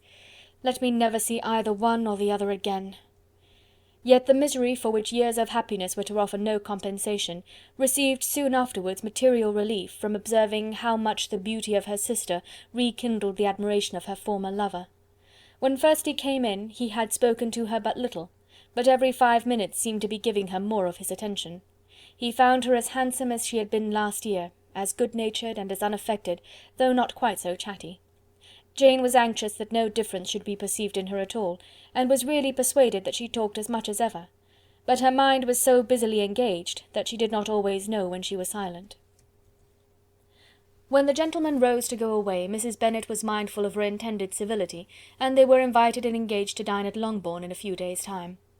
"You are quite a visit in my debt, Mr. Bingley," she added, "for when you went to town last winter, you promised to take a family dinner with us as soon as you returned.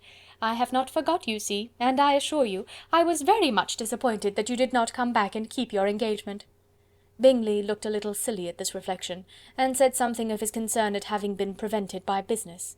They then went away. Mrs. Bennet had been strongly inclined to ask them to stay and dine there that day, but, though she always kept a very good table, she did not think anything less than 2 courses could be good enough for a man on whom she had such anxious designs, or satisfy the appetite and pride of one who had 10,000 a year. Chapter 54. As soon as they were gone, Elizabeth walked out to recover her spirits, or in other words, to dwell without interruption on those subjects that must deaden them more. Mr. Darcy's behaviour astonished and vexed her. "Why, if he came only to be silent, grave, and indifferent," said she, "did he come at all?" She could settle it in no way that gave her pleasure. "He could be still amiable, still pleasing to my uncle and aunt when he was in town, and why not to me? If he fears me, why come hither? If he no longer cares for me, why silent? Teasing, teasing man! I will think no more about him." Her resolution was for a short time involuntarily kept by the approach of her sister, who joined her with a cheerful look, which showed her better satisfied with their visitors than Elizabeth. "Now," said she, "that this first meeting is over, I feel perfectly easy. I know my own strength, and I shall never be embarrassed again by his coming. I am glad he dines here on Tuesday. It will then be publicly seen that, on both sides, we meet only as common and indifferent acquaintance." "Yes, very indifferent indeed," said Elizabeth laughingly. "Oh, Jane, take care." "My dear Lizzy, you cannot think me so weak as to be in danger now." "I think you are in very great danger of making him as much in love with you as ever." They did not see the gentleman again till Tuesday, and Mrs. Bennet, in the meanwhile, was giving way to all the happy schemes which the good humour and common politeness of Bingley, in half an hour's visit, had revived. On Tuesday there was a large party assembled at Longbourn, and the 2 who were most anxiously expected, to the credit of their punctuality as sportsmen, were in very good time. When they repaired to the dining-room, Elizabeth eagerly watched to see whether Bingley would take the place which, in all their former parties, had belonged to him, by her sister. Her prudent mother, occupied by the same ideas, forbore to invite him to sit by herself. On entering the room he seemed to hesitate, but Jane happened to look round, and happened to smile. It was decided. He placed himself by her. Elizabeth, with a triumphant sensation, looked towards his friend. He bore it with noble indifference, and she would have imagined that Bingley had received his sanction to be happy, had she not seen his eyes likewise turn towards Mr. Darcy, with an expression of half-laughing alarm.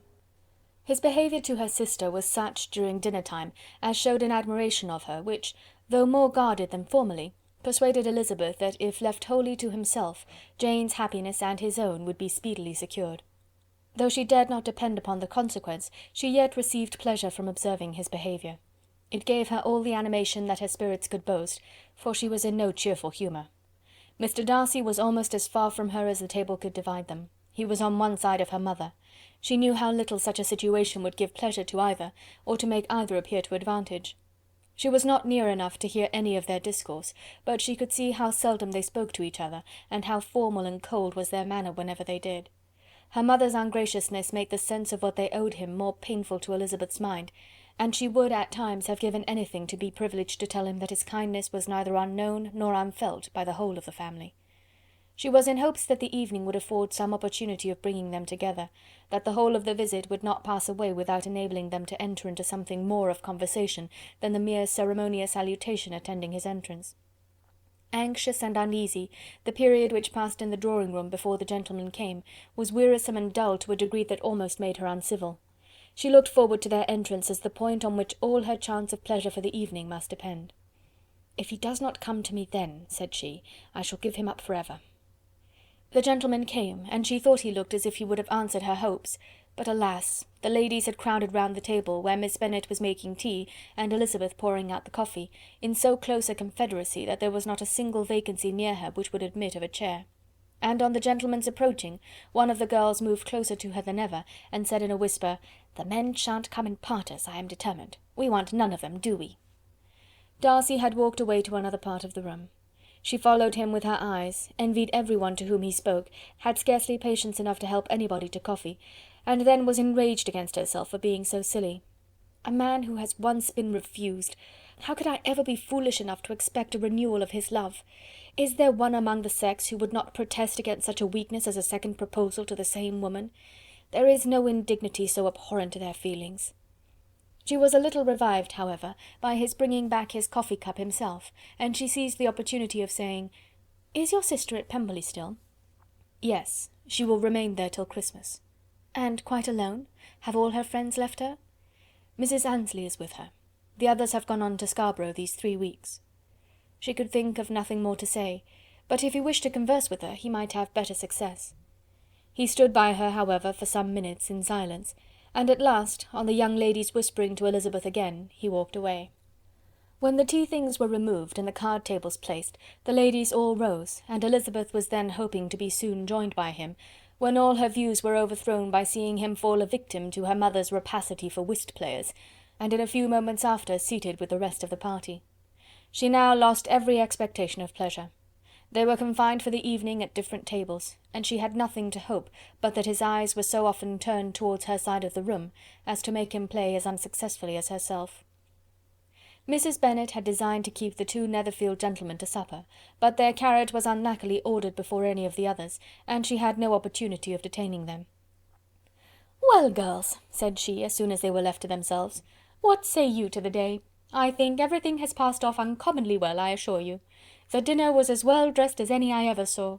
The venison was roasted to a turn, and everybody said they never saw so fat a haunch. The soup was 50 times better than what we had at the Lucases last week, and even Mr. Darcy acknowledged that the partridges were remarkably well done, and I suppose he has 2 or 3 French cooks at least. And, my dear Jane, I never saw you look in greater beauty. Mrs. Long said so too, for I asked her whether you did not. And what do you think she said besides? Ah, Mrs. Bennet, we shall have her at Netherfield at last. She did indeed.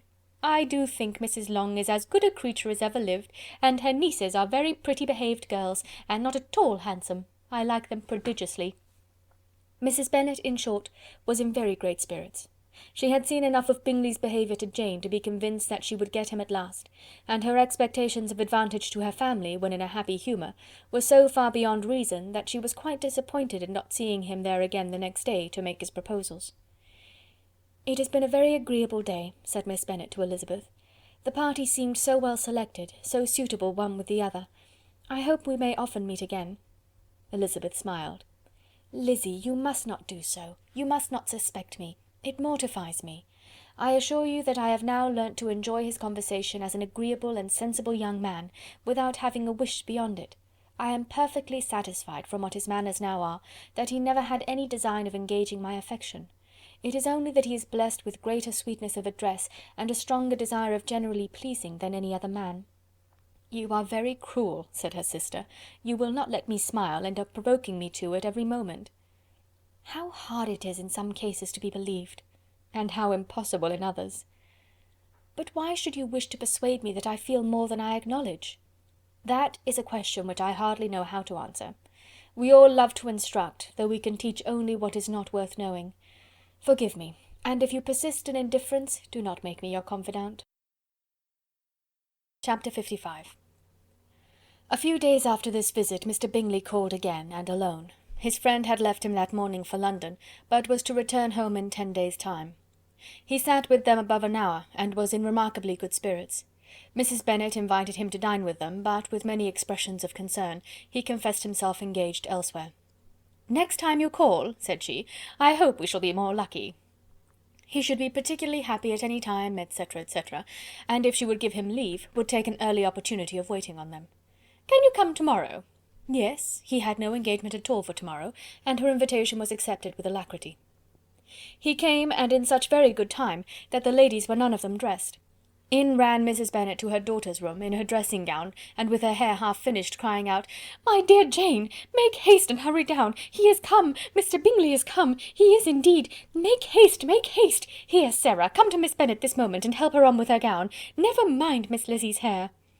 "We will be down as soon as we can," said Jane, "but I dare say Kitty is forwarder than either of us, for she went upstairs half an hour ago."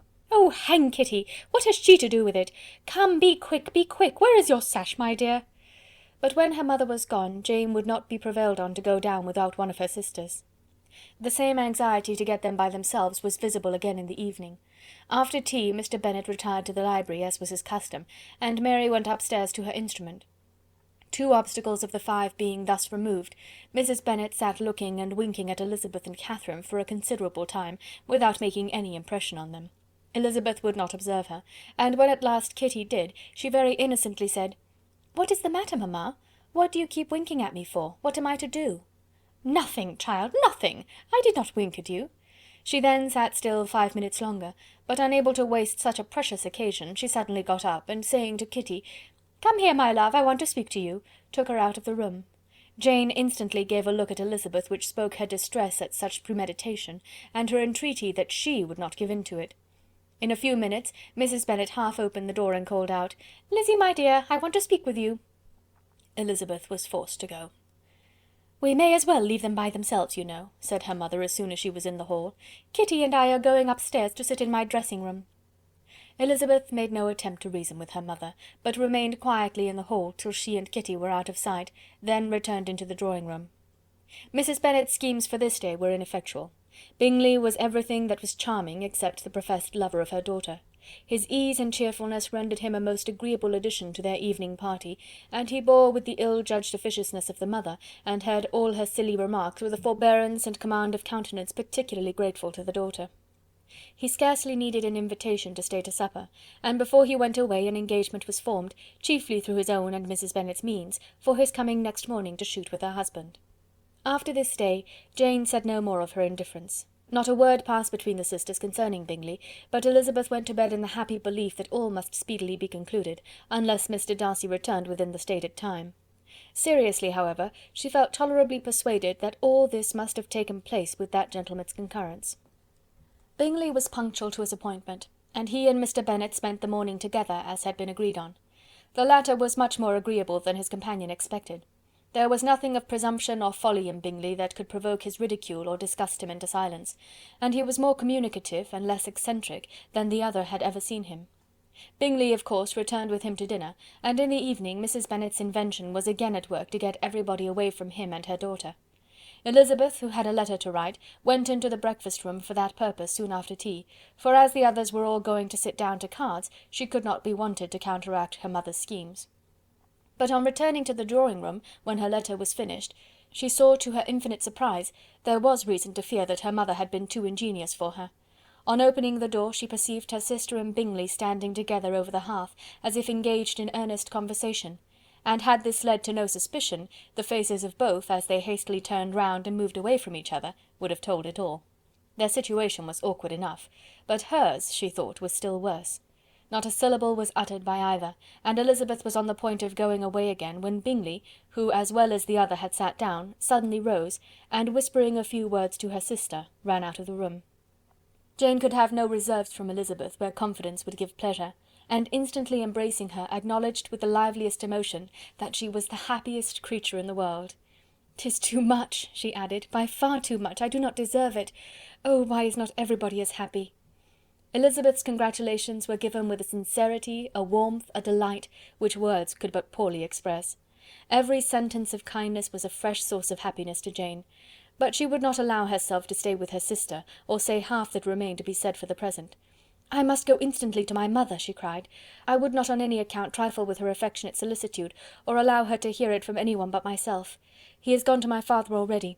Oh, Lizzie, to know that what I have to relate will give such pleasure to all my dear family! How shall I bear so much happiness?" She then hastened away to her mother, who had purposely broken up the card party, and was sitting upstairs with Kitty. Elizabeth, who was left by herself, now smiled at the rapidity and ease with which an affair was finally settled that had given them so many previous months of suspense and vexation.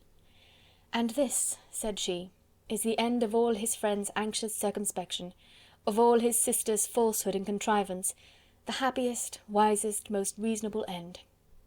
In a few minutes she was joined by Bingley, whose conference with her father had been short and to the purpose.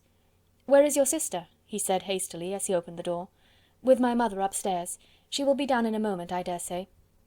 He then shut the door, and coming up to her, claimed the good wishes and affection of a sister.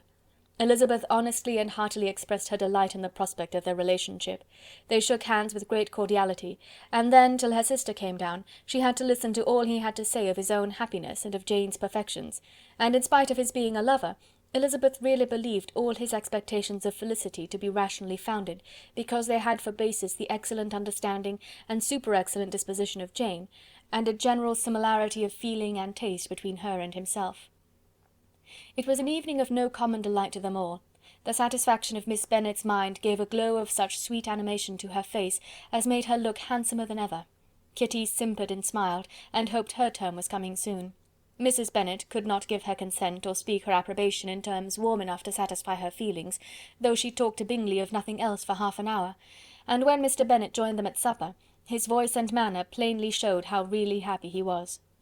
Not a word, however, passed his lips in allusion to it, till their visitor took his leave for the night, but as soon as he was gone, he turned to his daughter and said, "Jane, I congratulate you. You will be a very happy woman."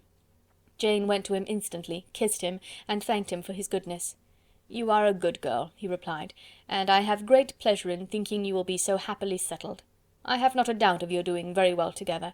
Your tempers are by no means unlike.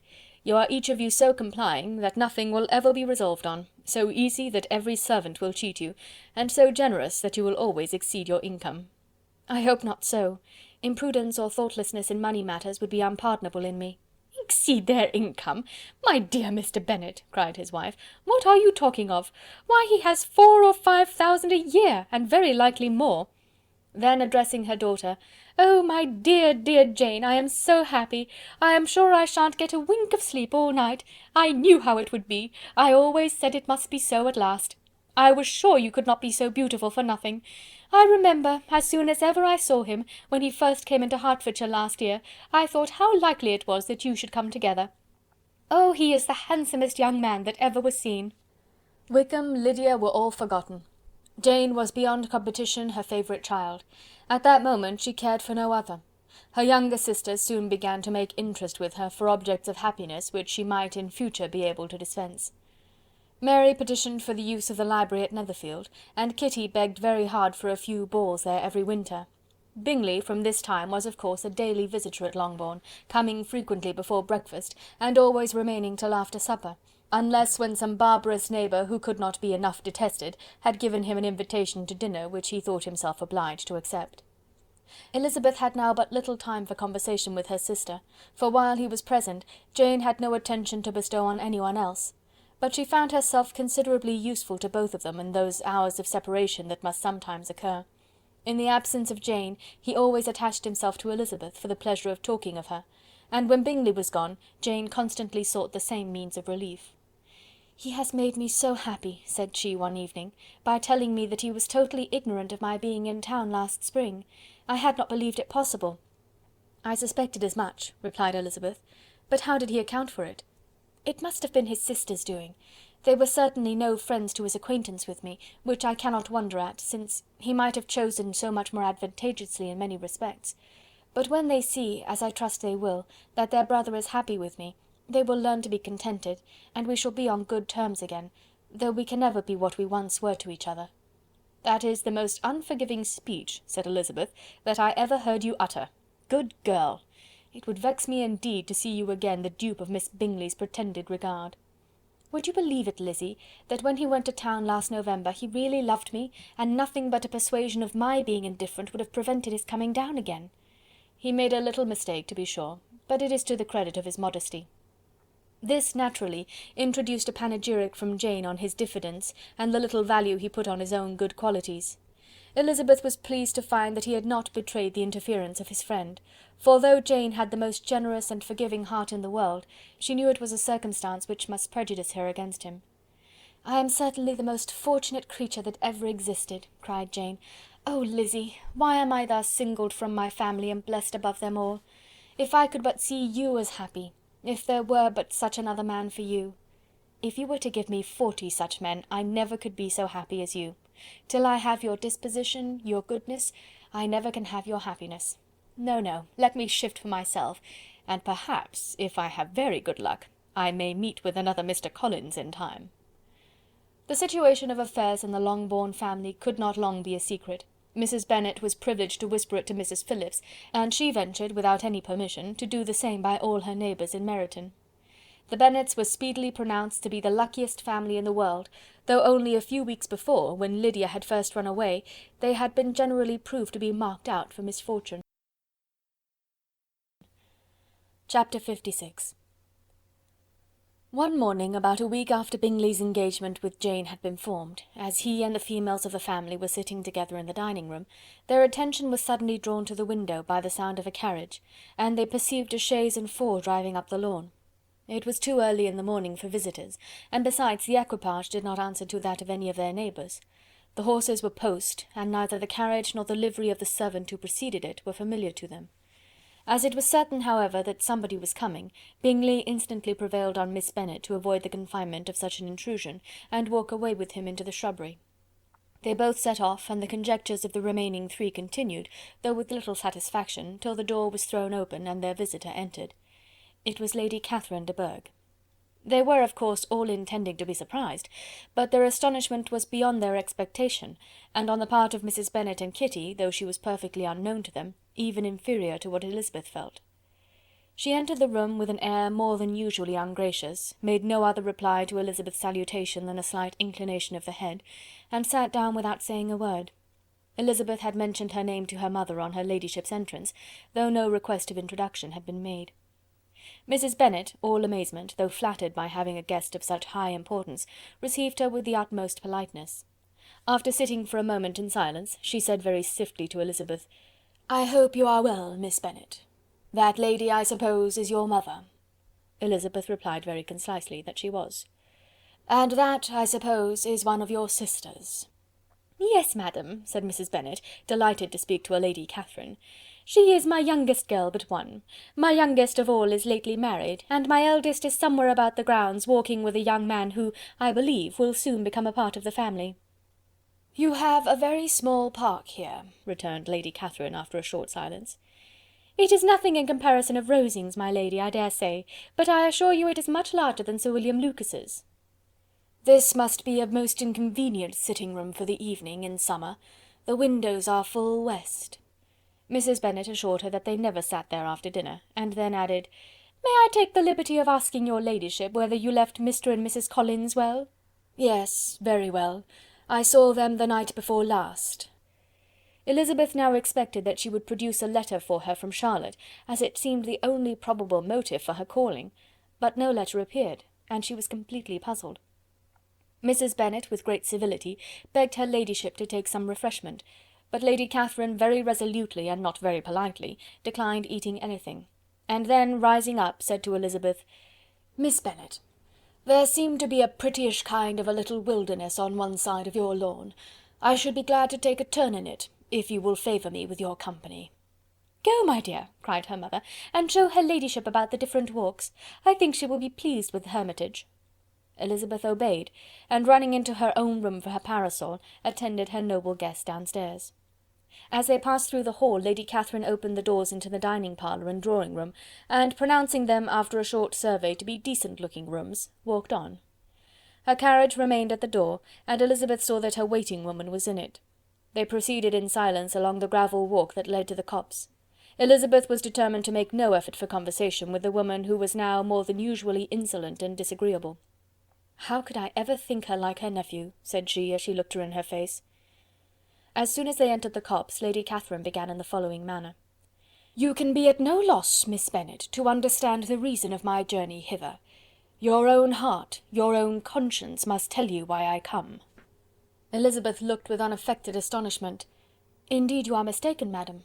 I have not been at all able to account for the honour of seeing you here." "Miss Bennet," replied her ladyship in an angry tone, "you ought to know that I am not to be trifled with. But however insincere you may choose to be, you shall not find me so. My character has ever been celebrated for its sincerity and frankness, and in a cause of such moment as this, I shall certainly not depart from it. A report of a most alarming nature reached me 2 days ago. I was told that not only your sister was on the point of being most advantageously married, but that you, Miss Elizabeth Bennet, would, in all likelihood, be soon afterwards united to my nephew, my own nephew, Mr. Darcy. Though I know it must be a scandalous falsehood, though I would not injure him so much as to suppose the truth of it possible, I instantly resolved on setting off for this place, that I might make my sentiments known to you." "If you believed it impossible to be true," said Elizabeth, colouring with astonishment and disdain, "I wonder you took the trouble of coming so far. What could your ladyship propose by it?" "At once to insist upon having such a report universally contradicted." "Your coming to Longbourn to see me and my family," said Elizabeth coolly, "will be rather a confirmation of it, if indeed such a report is in existence." "If! Do you then pretend to be ignorant of it? Has it not been industriously circulated by yourselves?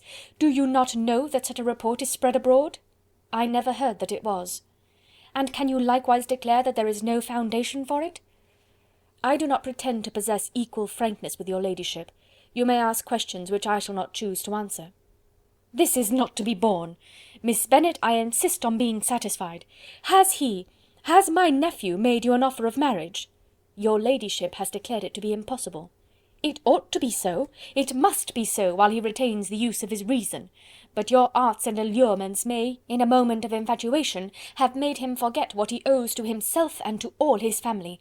You may have drawn him in." "If I have, I shall be the last person to confess it." "Miss Bennet, do you know who I am? I have not been accustomed to such language as this. I am almost the nearest relation he has in the world, and am entitled to know all his dearest concerns." "But you are not entitled to know mine, nor will such behaviour as this ever induce me to be explicit." "Let me be rightly understood. This match, to which you have the presumption to aspire, can never take place. No, never. Mr. Darcy is engaged to my daughter. Now what have you to say?" "Only this, that if he is so, you can have no reason to suppose he will make an offer to me." Lady Catherine hesitated for a moment, and then replied: "The engagement between them is of a peculiar kind. From their infancy they have been intended for each other. It was the favourite wish of his mother as well as of hers. While in their cradles we planned the union, and now, at the moment when the wishes of both sisters would be accomplished in their marriage, to be prevented by a young woman of inferior birth, of no importance in the world, and wholly unallied to the family. Do you pay no regard to the wishes of his friends, to his tacit engagement with Miss de Bourgh? Are you lost to every feeling of propriety and delicacy? Have you not heard me say that from his earliest hours he was destined for his cousin?" "Yes, and I had heard it before, but what is that to me? If there is no other objection to my marrying your nephew, I shall certainly not be kept from it by knowing that his mother and aunt wished him to marry Miss de Bourgh. You both did as much as you could in planning the marriage. Its completion depended on others. If Mr. Darcy is neither by honour nor inclination confined to his cousin, why is not he to make another choice? And if I am that choice, why may not I accept him?"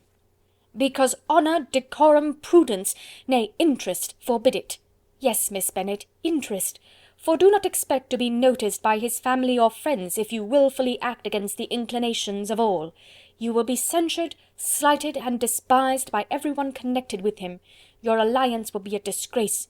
Your name will never even be mentioned by any of us."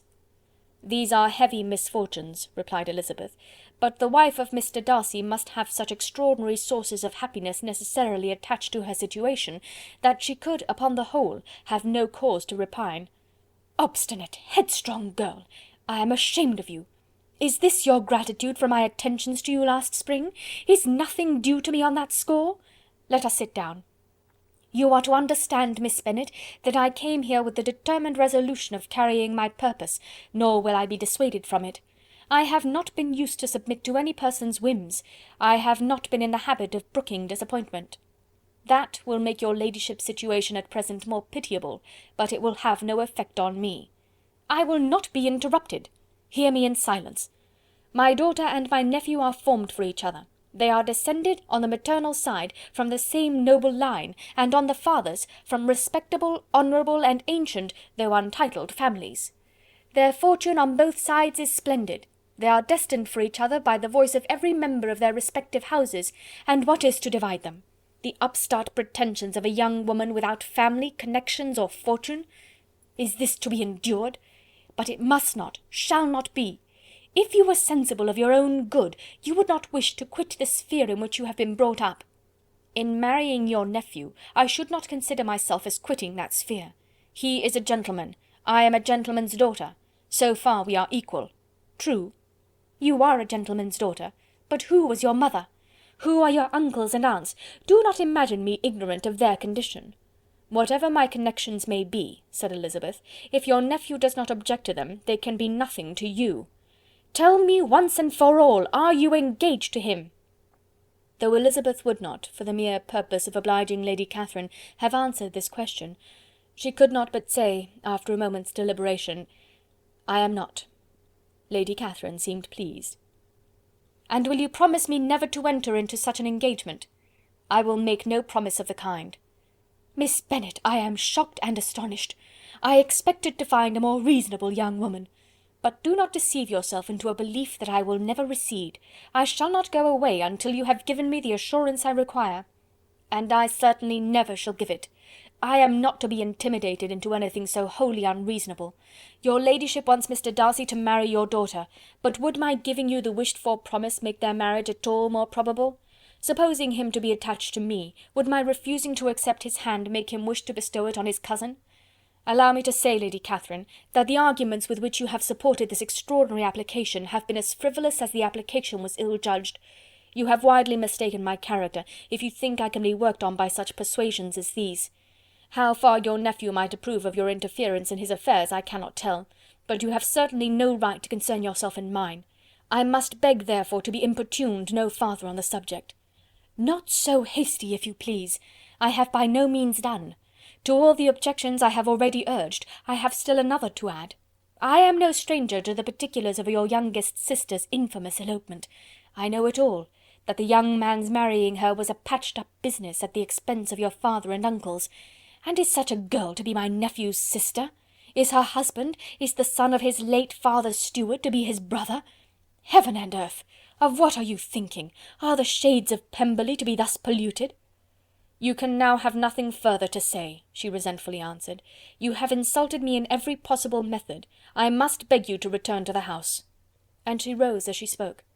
Lady Catherine rose also, and they turned back. Her ladyship was highly incensed. "You have no regard, then, for the honour and credit of my nephew. Unfeeling, selfish girl! Do you not consider that a connection with you must disgrace him in the eyes of everybody?" "Lady Catherine, I have nothing further to say. You know my sentiments." "You are then resolved to have him?" "I have said no such thing.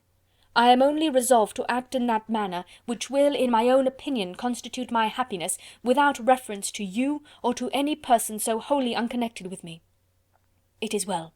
You refuse, then, to oblige me. You refuse to obey the claims of duty, honour, and gratitude. You are determined to ruin him in the opinion of all his friends, and make him the contempt of the world." "Neither duty, nor honour, nor gratitude," replied Elizabeth, "have any possible claim on me in the present instance. No principle of either would be violated by my marriage with Mr. Darcy. And with regard to the resentment of his family, or the indignation of the world, if the former were excited by his marrying me, it would not give me one moment's concern, and the world in general would have too much sense to join in the scorn." "And this is your real opinion? This is your final resolve? Very well. I shall now know how to act. Do not imagine, Miss Bennet, that your ambition will ever be gratified. I came to try you. I hoped to find you reasonable, but depend upon it I will carry my point."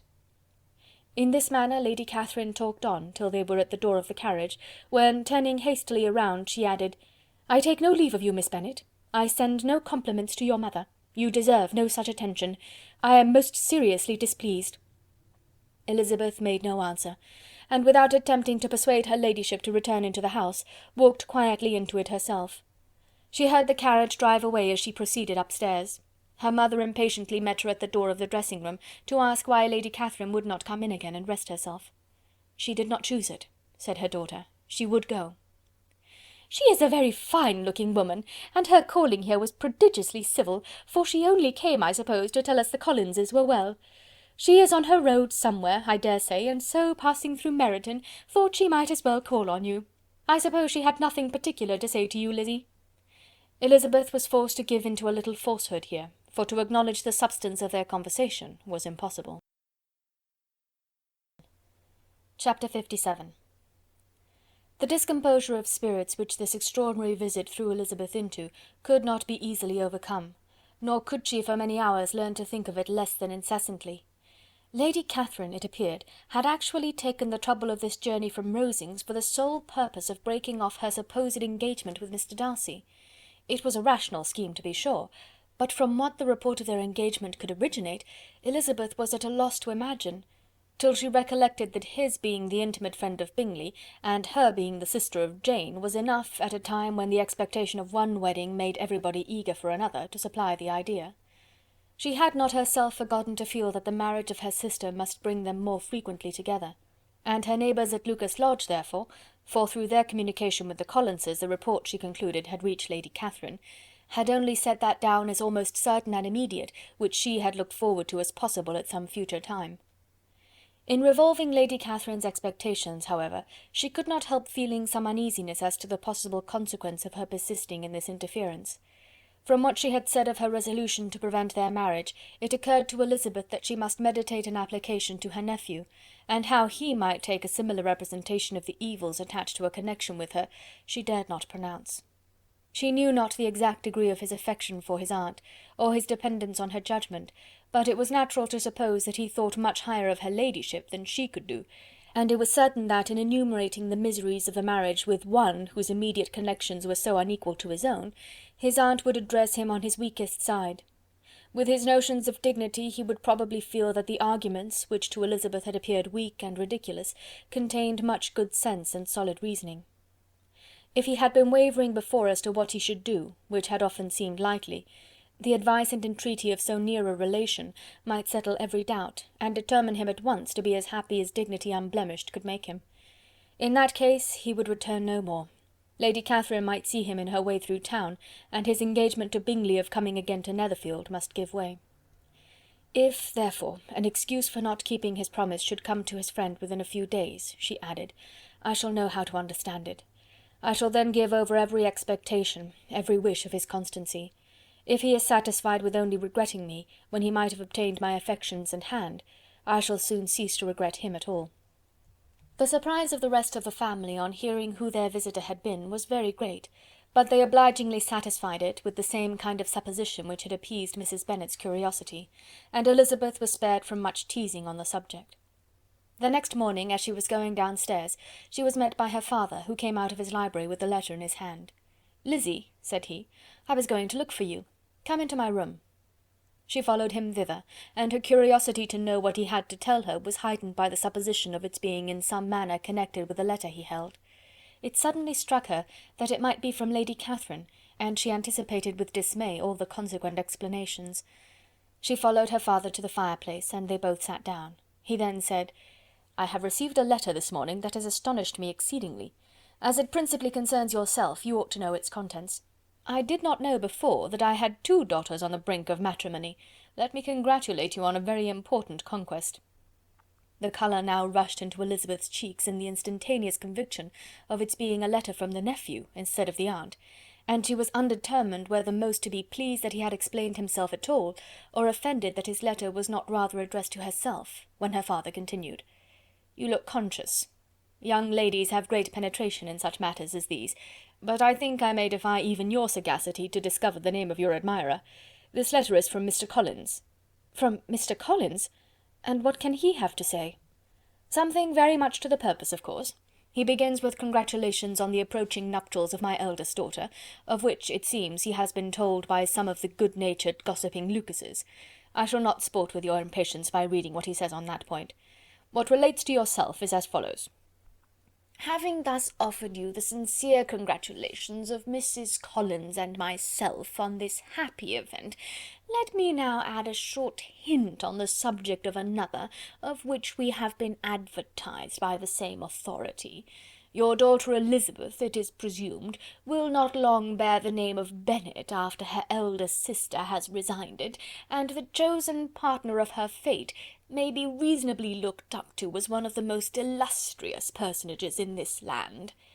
Can you possibly guess, Lizzy, who is meant by this?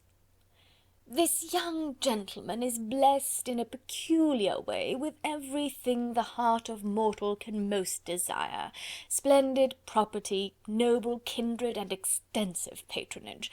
Yet in spite of all these temptations, let me warn my cousin Elizabeth and yourself of what evils you may incur by a precipitate closure with this gentleman's proposals, which of course you will be inclined to take immediate advantage of. Have you any idea, Lizzy, who this gentleman is?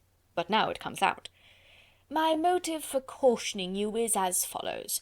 We have reason to imagine that his aunt, Lady Catherine de Bourgh, does not look on the match with a friendly eye.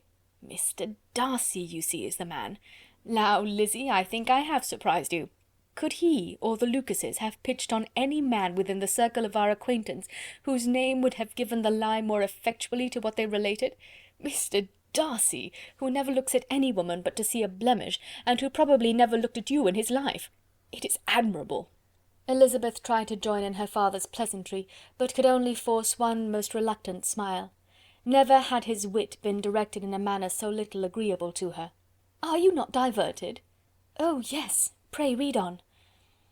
"After mentioning the likelihood of this marriage to her ladyship last night, she immediately, with her usual condescension, expressed what she felt on the occasion. When it became apparent that on the score of some family objections on the part of my cousin, she would never give her consent to what she termed so disgraceful a match, I thought it my duty to give the speediest intelligence of this to my cousin, that she and her noble admirer may be aware of what they are about, and not run hastily into a marriage which has not been properly sanctioned. Mr. Collins moreover adds, I am truly rejoiced that my cousin Lydia's sad business has been so well hushed up, and am only concerned that their living together before the marriage took place should be so generally known. I must not, however, neglect the duties of my station, nor refrain from declaring my amazement at hearing that you received the young couple into your house as soon as they were married. It was an encouragement of vice, and had I been the rector of Longbourn, I should very strenuously have opposed it. You ought certainly to forgive them as a Christian, but never to admit them in your sight, or allow their names to be mentioned in your hearing. That is his notion of Christian forgiveness.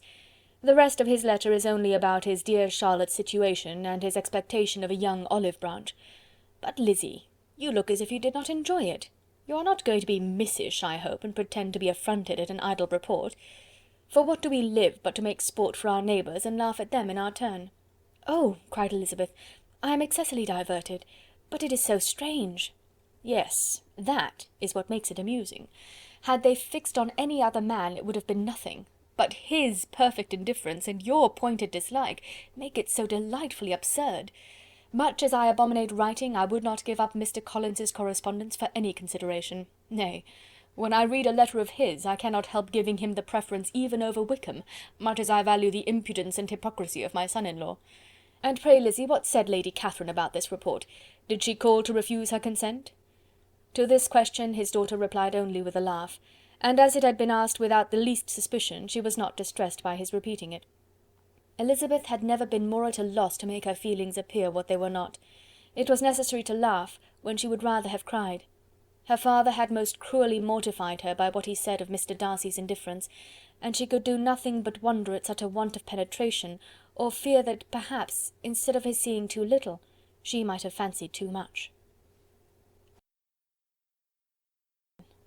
Chapter 58. Instead of receiving any such letter of excuse from his friend as Elizabeth half expected Mr. Bingley to do, he was able to bring Darcy with him to Longbourn before many days had passed after Lady Catherine's visit. The gentleman arrived early, and before Mrs. Bennet had time to tell him of their having seen his aunt, of which her daughter sat in momentary dread, Bingley, who wanted to be alone with Jane, proposed their all walking out. It was agreed to. Mrs. Bennet was not in the habit of walking, Mary could never spare time, but the remaining 5 set off together. Bingley and Jane, however, soon allowed the others to outstrip them, while Elizabeth, Kitty, and Darcy were to entertain each other. Very little was said by either. Kitty was too much afraid of him to talk, Elizabeth was secretly forming a desperate resolution, and perhaps he might be doing the same. They walked towards the Lucases, because Kitty wished to call upon Maria, and as Elizabeth saw no occasion for making it a general concern, when Kitty left them she went boldly on with him alone. Now was the moment for her resolution to be executed, and while her courage was high, she immediately said, "Mr. Darcy, I am a very selfish creature, and for the sake of giving relief to my own feelings, care not how much I may be wounding yours. I can no longer help thanking you for your unexampled kindness to my poor sister. Ever since I have known it, I have been most anxious to acknowledge to you how gratefully I feel it. Were it known to the rest of my family, I should not have merely my own gratitude to express." "I am sorry, exceedingly sorry," replied Darcy in a tone of surprise and emotion, "that you have ever been informed of what may, in a mistaken light, have given you uneasiness. I did not think Mrs. Gardiner was so little to be trusted. You must not blame my aunt. Lydia's thoughtlessness first betrayed to me that you had been concerned in the matter, and of course I could not rest till I knew the particulars. Let me thank you again and again, in the name of all my family, for that generous compassion which induced you to take so much trouble and bear so many mortifications for the sake of discovering them." "If you will thank me," he replied, "let it be for yourself alone. That the wish of giving happiness to you might add force to the other inducements which led me on, I shall not attempt to deny. But your family owe me nothing. Much as I respect them, I believe I thought only of you." Elizabeth was too much embarrassed to say a word. After a short pause, her companion added, "You are too generous to trifle with me. If your feelings are still what they were last April, tell me so at once. My affections and wishes are unchanged, but one word from you will silence me on this subject for ever." Elizabeth, feeling all the more than common awkwardness and anxiety of his situation, now forced herself to speak, and immediately, though not very fluently, gave him to understand that her sentiments had undergone so material a change since the period to which he alluded, as to make her receive with gratitude and pleasure his present assurances. The happiness which this reply produced was such as he had probably never felt before, and he expressed himself on the occasion as sensibly and as warmly as a man violently in love can be supposed to do. Had Elizabeth been able to encounter his eye, she might have seen how well the expression of heartfelt delight diffused over his face became him. But though she could not look, she could listen, and he told her of feelings which, in proving of what importance she was to him, made his affection every moment more valuable. They walked on without knowing in what direction. There was too much to be thought and felt and said for attention to any other objects. She soon learnt that they were indebted for their present good understanding to the efforts of his aunt, who did call on him in her return through London, and there related her journey to Longbourn, its motive, and the substance of her conversation with Elizabeth, dwelling emphatically on every expression of the latter, which, in her ladyship's apprehension, peculiarly denoted her perverseness and assurance, in the belief that such a relation must assist her endeavours to obtain that promise from her nephew, which she had refused to give. But, unluckily for her ladyship, its effect had been exactly contrariwise.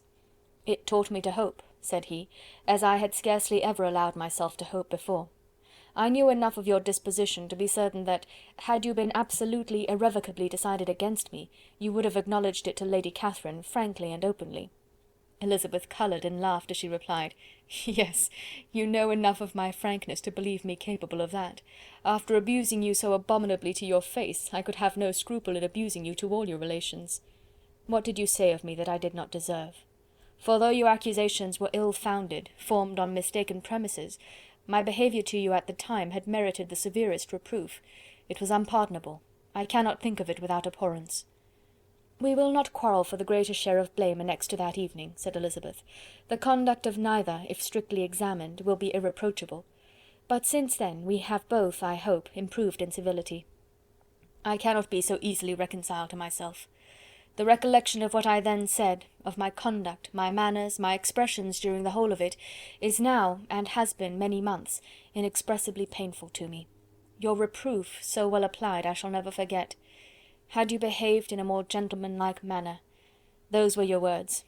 You know not, you can scarcely conceive, how they have tortured me, though it was some time, I confess, before I was reasonable enough to allow their justice. I was certainly very far from expecting them to make so strong an impression. I had not the smallest idea of their being ever felt in such a way. I can easily believe it. You thought me then devoid of every proper feeling, I am sure you did. The turn of your countenance I shall never forget, as you said that I could not have addressed you in any possible way that would induce you to accept me. Oh, do not repeat what I then said. These recollections will not do at all. I assure you that I have long been most heartily ashamed of it. Darcy mentioned his letter. Did it, said he, did it soon make you think better of me? Did you, on reading it, give any credit to its contents? She explained what its effect on her had been, and how gradually all her former prejudices had been removed. "I knew," said he, "that what I wrote must give you pain, but it was necessary. I hope you have destroyed the letter. There was one part especially, the opening of it, which I should dread your having the power of reading again. I can remember some expressions which might justly make you hate me. The letter shall certainly be burnt, if you believe it essential to the preservation of my regard. But though we have both reason to think my opinions not entirely unalterable, they are not, I hope, quite so easily changed as that implies." "When I wrote that letter," replied Darcy, "I believed myself perfectly calm and cool, but I am since convinced that it was written in a dreadful bitterness of spirit. The letter perhaps began in bitterness, but it did not end so. The adieu is charity itself. But think no more of the letter. The feelings of the person who wrote and the person who received it are now so widely different from what they were then, that every unpleasant circumstance attending it ought to be forgotten. You must learn some of my philosophy. Think only of the past as its remembrance gives you pleasure." "I cannot give you credit for any philosophy of the kind. Your retrospections must be so totally void of reproach, that the contentment arising from them is not of philosophy, but, what is much better, of innocence. But with me it is not so. Painful recollections will intrude which cannot, which ought not to be repelled. I have been a selfish being all my life, in practice though not in principle. As a child I was taught what was right, but I was not taught to correct my temper. I was given good principles, but left to follow them in pride and conceit. Unfortunately an only son, for many years an only child, I was spoilt by my parents, who, though good themselves, my father particularly all that was benevolent and amiable, allowed, encouraged, almost taught me to be selfish and overbearing, to care for none beyond my own family circle, to think meanly of all the rest of the world, to wish at least to think meanly of their sense and worth compared with my own. Such I was from 8 to 28, and such I might still have been but for you, dearest, loveliest Elizabeth. What do I not owe you? You taught me a lesson, hard indeed at first, but most advantageous. By you I was properly humbled. I came to you without a doubt of my reception. You showed me how insufficient were all my pretensions to please a woman worthy of being pleased. Had you then persuaded yourself that I should? Indeed I had. What will you think of my vanity? I believed you to be wishing, expecting my addresses. My manners must have been in fault, but not intentionally, I assure you. I never meant to deceive you, but my spirits might often lead me wrong. How you must have hated me after that evening! Hate you? I was angry perhaps at first, but my anger soon began to take a proper direction. I am almost afraid of asking what you thought of me when we met at Pemberley. You blamed me for coming? No, indeed. I felt nothing but surprise. Your surprise could not be greater than mine in being noticed by you. My conscience told me that I deserved no extraordinary politeness, and I confess that I did not expect to receive more than my due. My object then, replied Darcy, was to show you by every civility in my power that I was not so mean as to resent the past, and I hoped to obtain your forgiveness, to lessen your ill opinion by letting you see that your reproofs had been attended to. How soon any other wishes introduced themselves I can hardly tell, but I believe in about half an hour after I had seen you. He then told her of Georgiana's delight in her acquaintance, and of her disappointment at its sudden interruption, which naturally leading to the cause of that interruption, she soon learnt that his resolution of following her from Derbyshire in quest of her sister had been formed before he quitted the inn, and that his gravity and thoughtfulness there had arisen from no other struggles than what such a purpose must comprehend. She expressed her gratitude again, but it was too painful a subject to each to be dwelt on farther. After walking several miles in a leisurely manner, and too busy to know anything about it, they found at last, on examining their watches, that it was time to be at home. What could become of Mr. Bingley and Jane, was a wonder which introduced the discussion of their affairs. Darcy was delighted with their engagement. His friend had given him the earliest information of it. "I must ask whether you were surprised," said Elizabeth. "Not at all. When I went away I felt that it would soon happen. That is to say, you had given your permission. I guessed as much." And though he exclaimed at the term, she found that it had been pretty much the case. "On the evening before my going to London," said he, "I made a confession to him, which I believe I ought to have made long ago. I told him of all that had occurred to make my former interference in his affairs absurd and impertinent. His surprise was great. He had never had the slightest suspicion. I told him, moreover, that I believed myself mistaken in supposing, as I had done, that your sister was indifferent to him, and as I could easily perceive that his attachment to her was unabated, I felt no doubt of their happiness together." Elizabeth could not help smiling at his easy manner of directing his friend. "Did you speak from your own observation," said she, "when you told him that my sister loved him, or merely from my information last spring?" "From the former.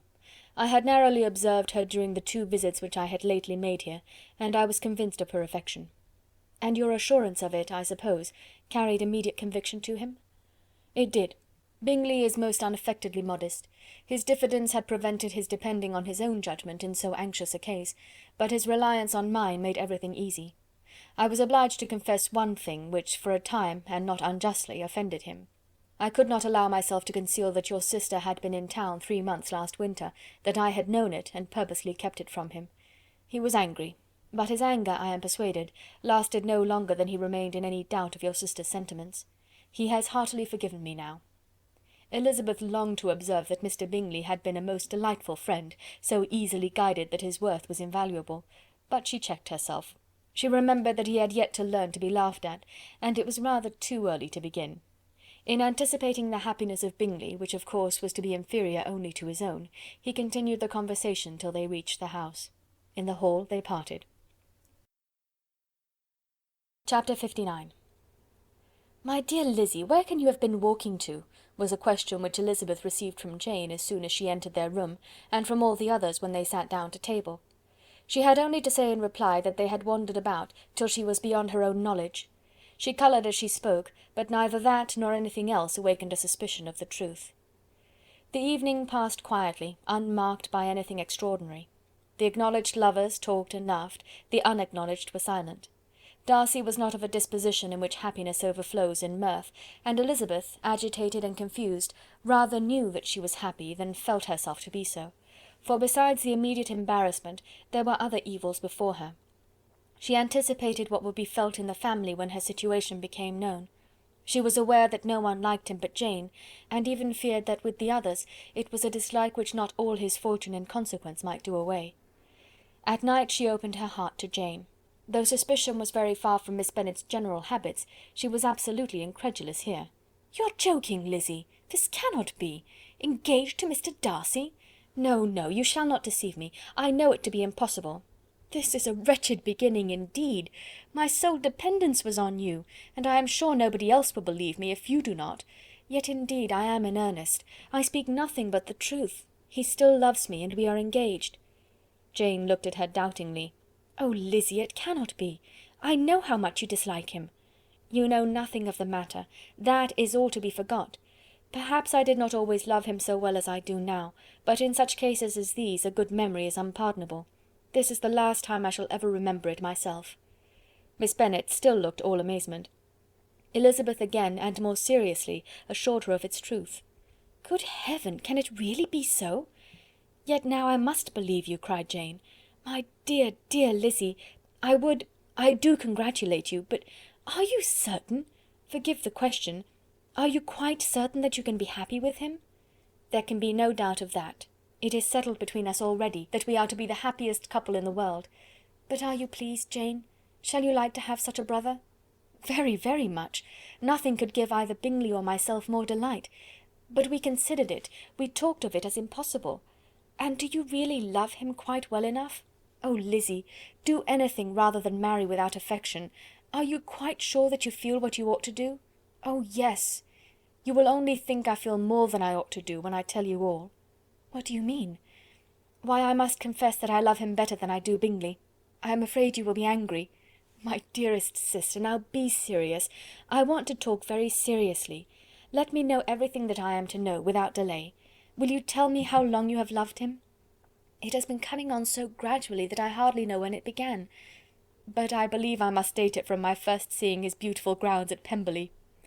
Another entreaty that she would be serious, however, produced the desired effect, and she soon satisfied Jane by her solemn assurances of attachment. When convinced on that article, Miss Bennet had nothing further to wish. "Now I am quite happy," said she, "for you will be as happy as myself. I always had a value for him. Were it for nothing but his love of you, I must always have esteemed him. But now, as Bingley's friend and your husband, there can be only Bingley and yourself more dear to me." "But, Lizzy, you have been very sly, very reserved with me. How little did you tell me of what passed at Pemberley and Lambton!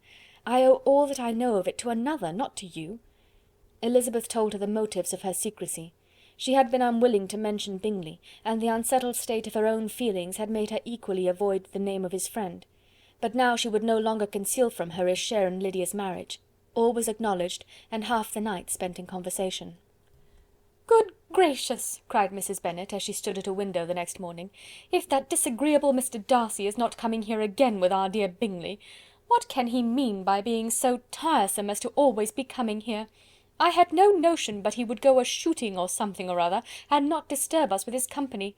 What shall we do with him? Lizzy, you must walk out with him again, that he may not be in Bingley's way."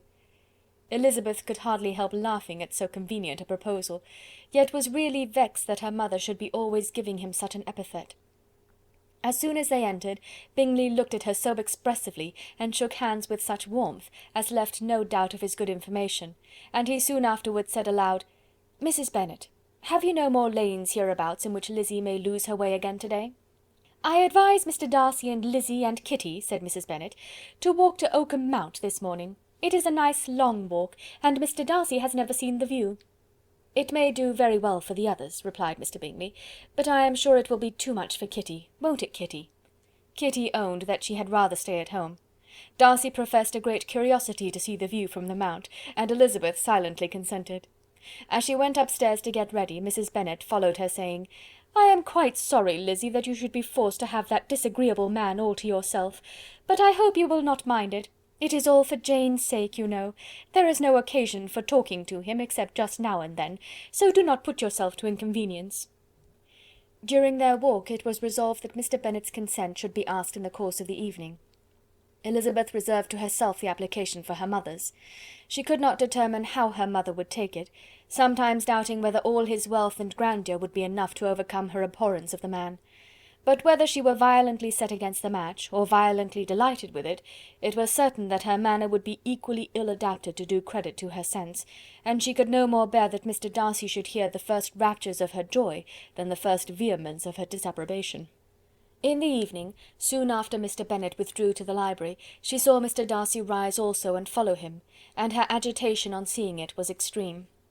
She did not fear her father's opposition, but he was going to be made unhappy, and that it should be through her means, that she, his favourite child, should be distressing him by her choice, should be filling him with fears and regrets in disposing of her, was a wretched reflection, and she sat in misery till Mr. Darcy appeared again, when, looking at him, she was a little relieved by his smile.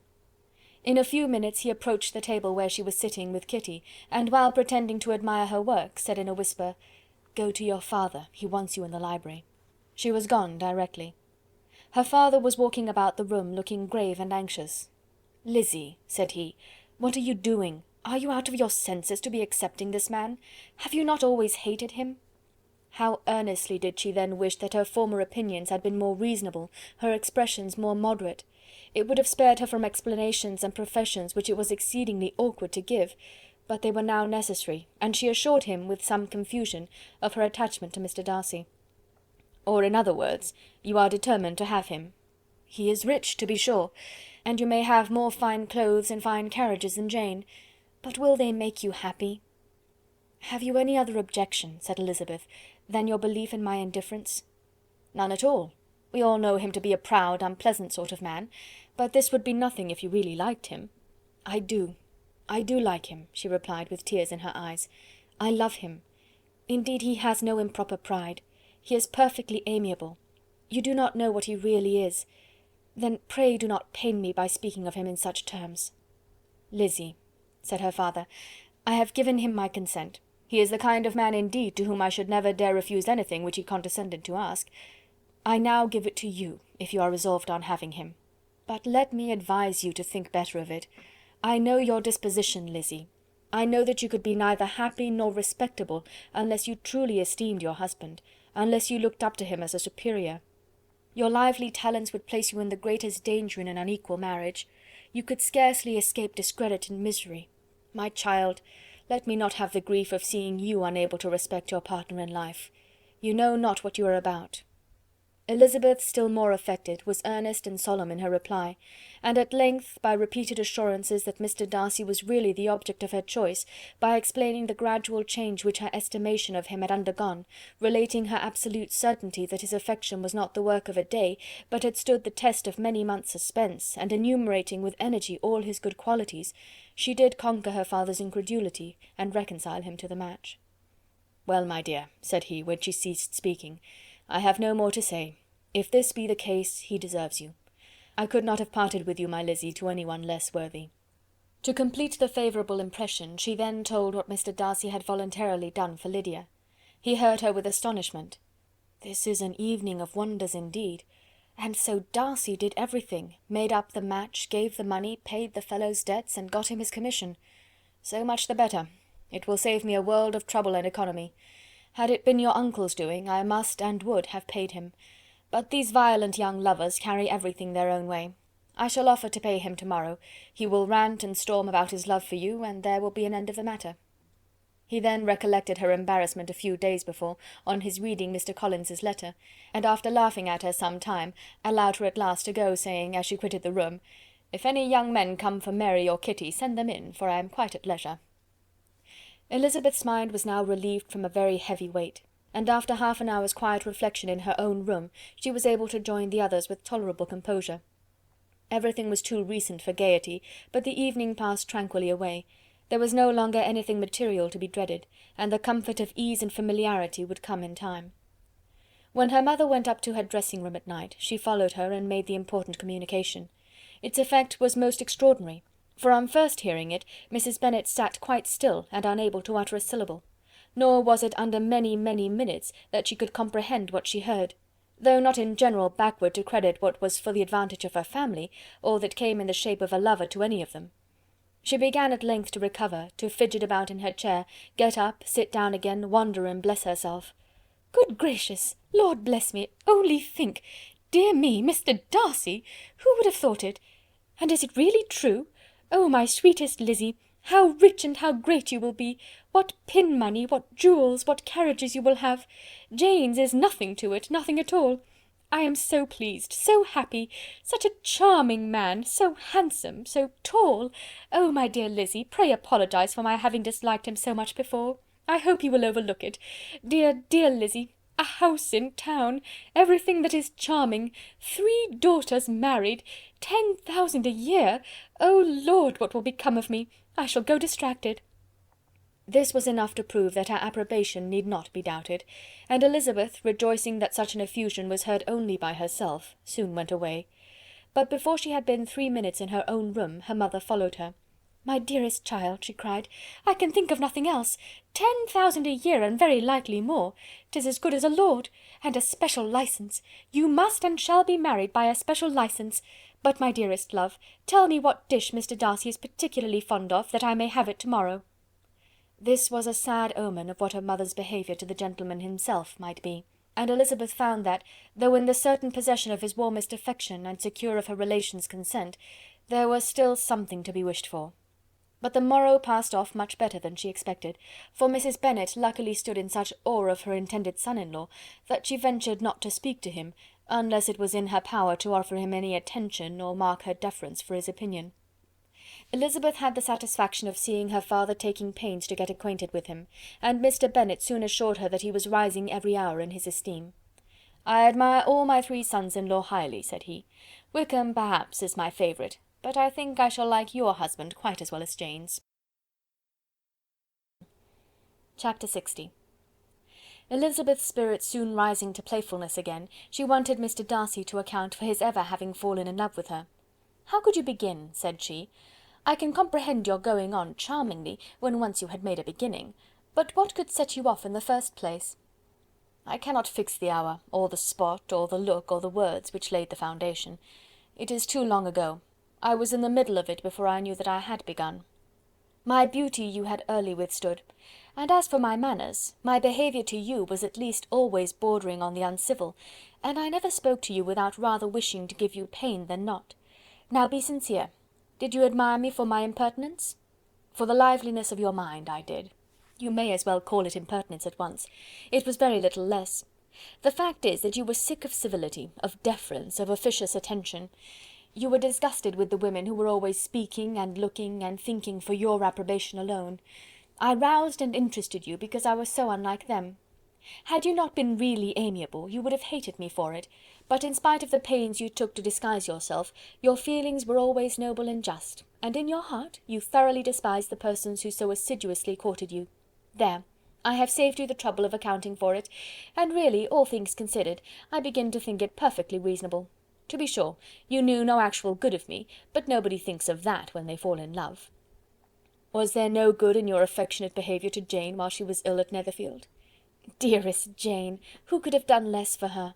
But make a virtue of it by all means.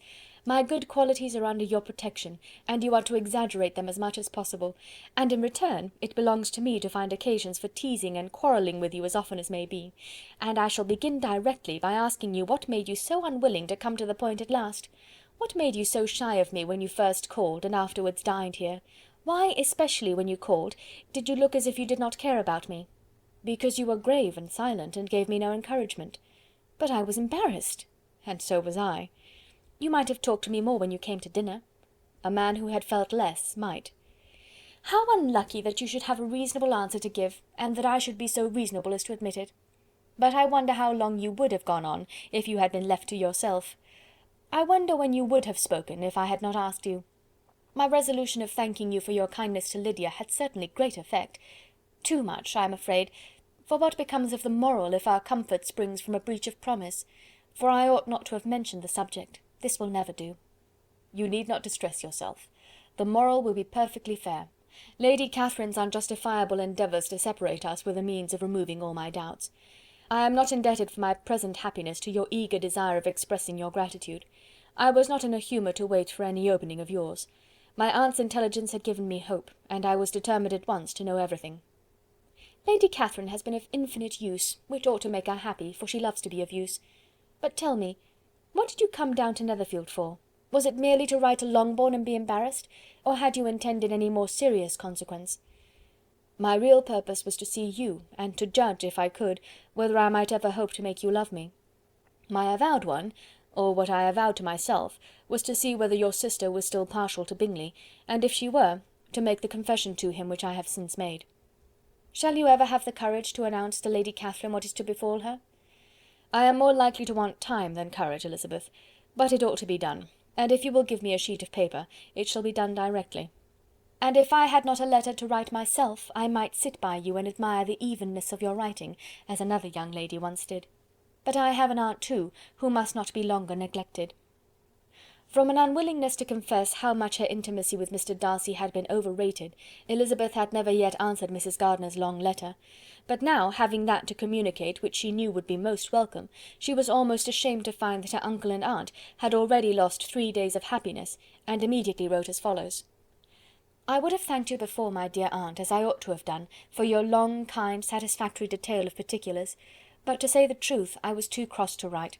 You supposed more than really existed. But now, suppose as much as you choose. Give a loose rein to your fancy, indulge your imagination in every possible flight which the subject will afford, and unless you believe me actually married, you cannot greatly err. You must write again very soon, and praise him a great deal more than you did in your last.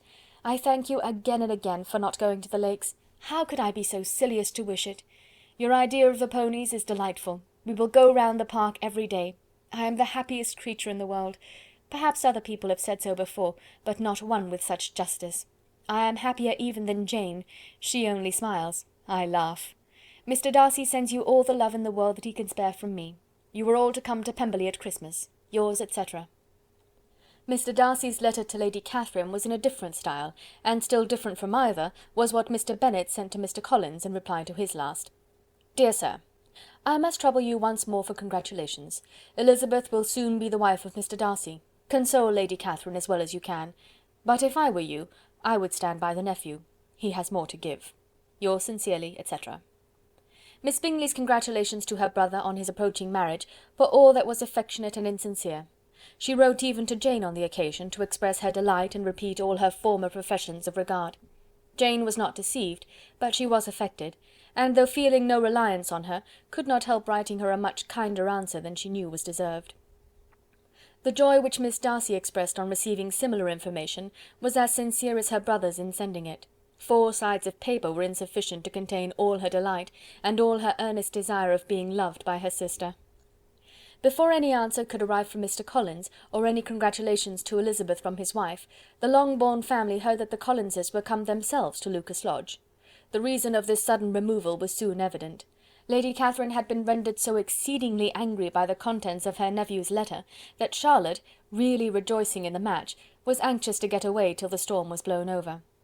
At such a moment the arrival of her friend was a sincere pleasure to Elizabeth, though in the course of their meetings she must sometimes think the pleasure dearly bought, when she saw Mr. Darcy exposed to all the parading and obsequious civility of her husband. He bore it, however, with admirable calmness.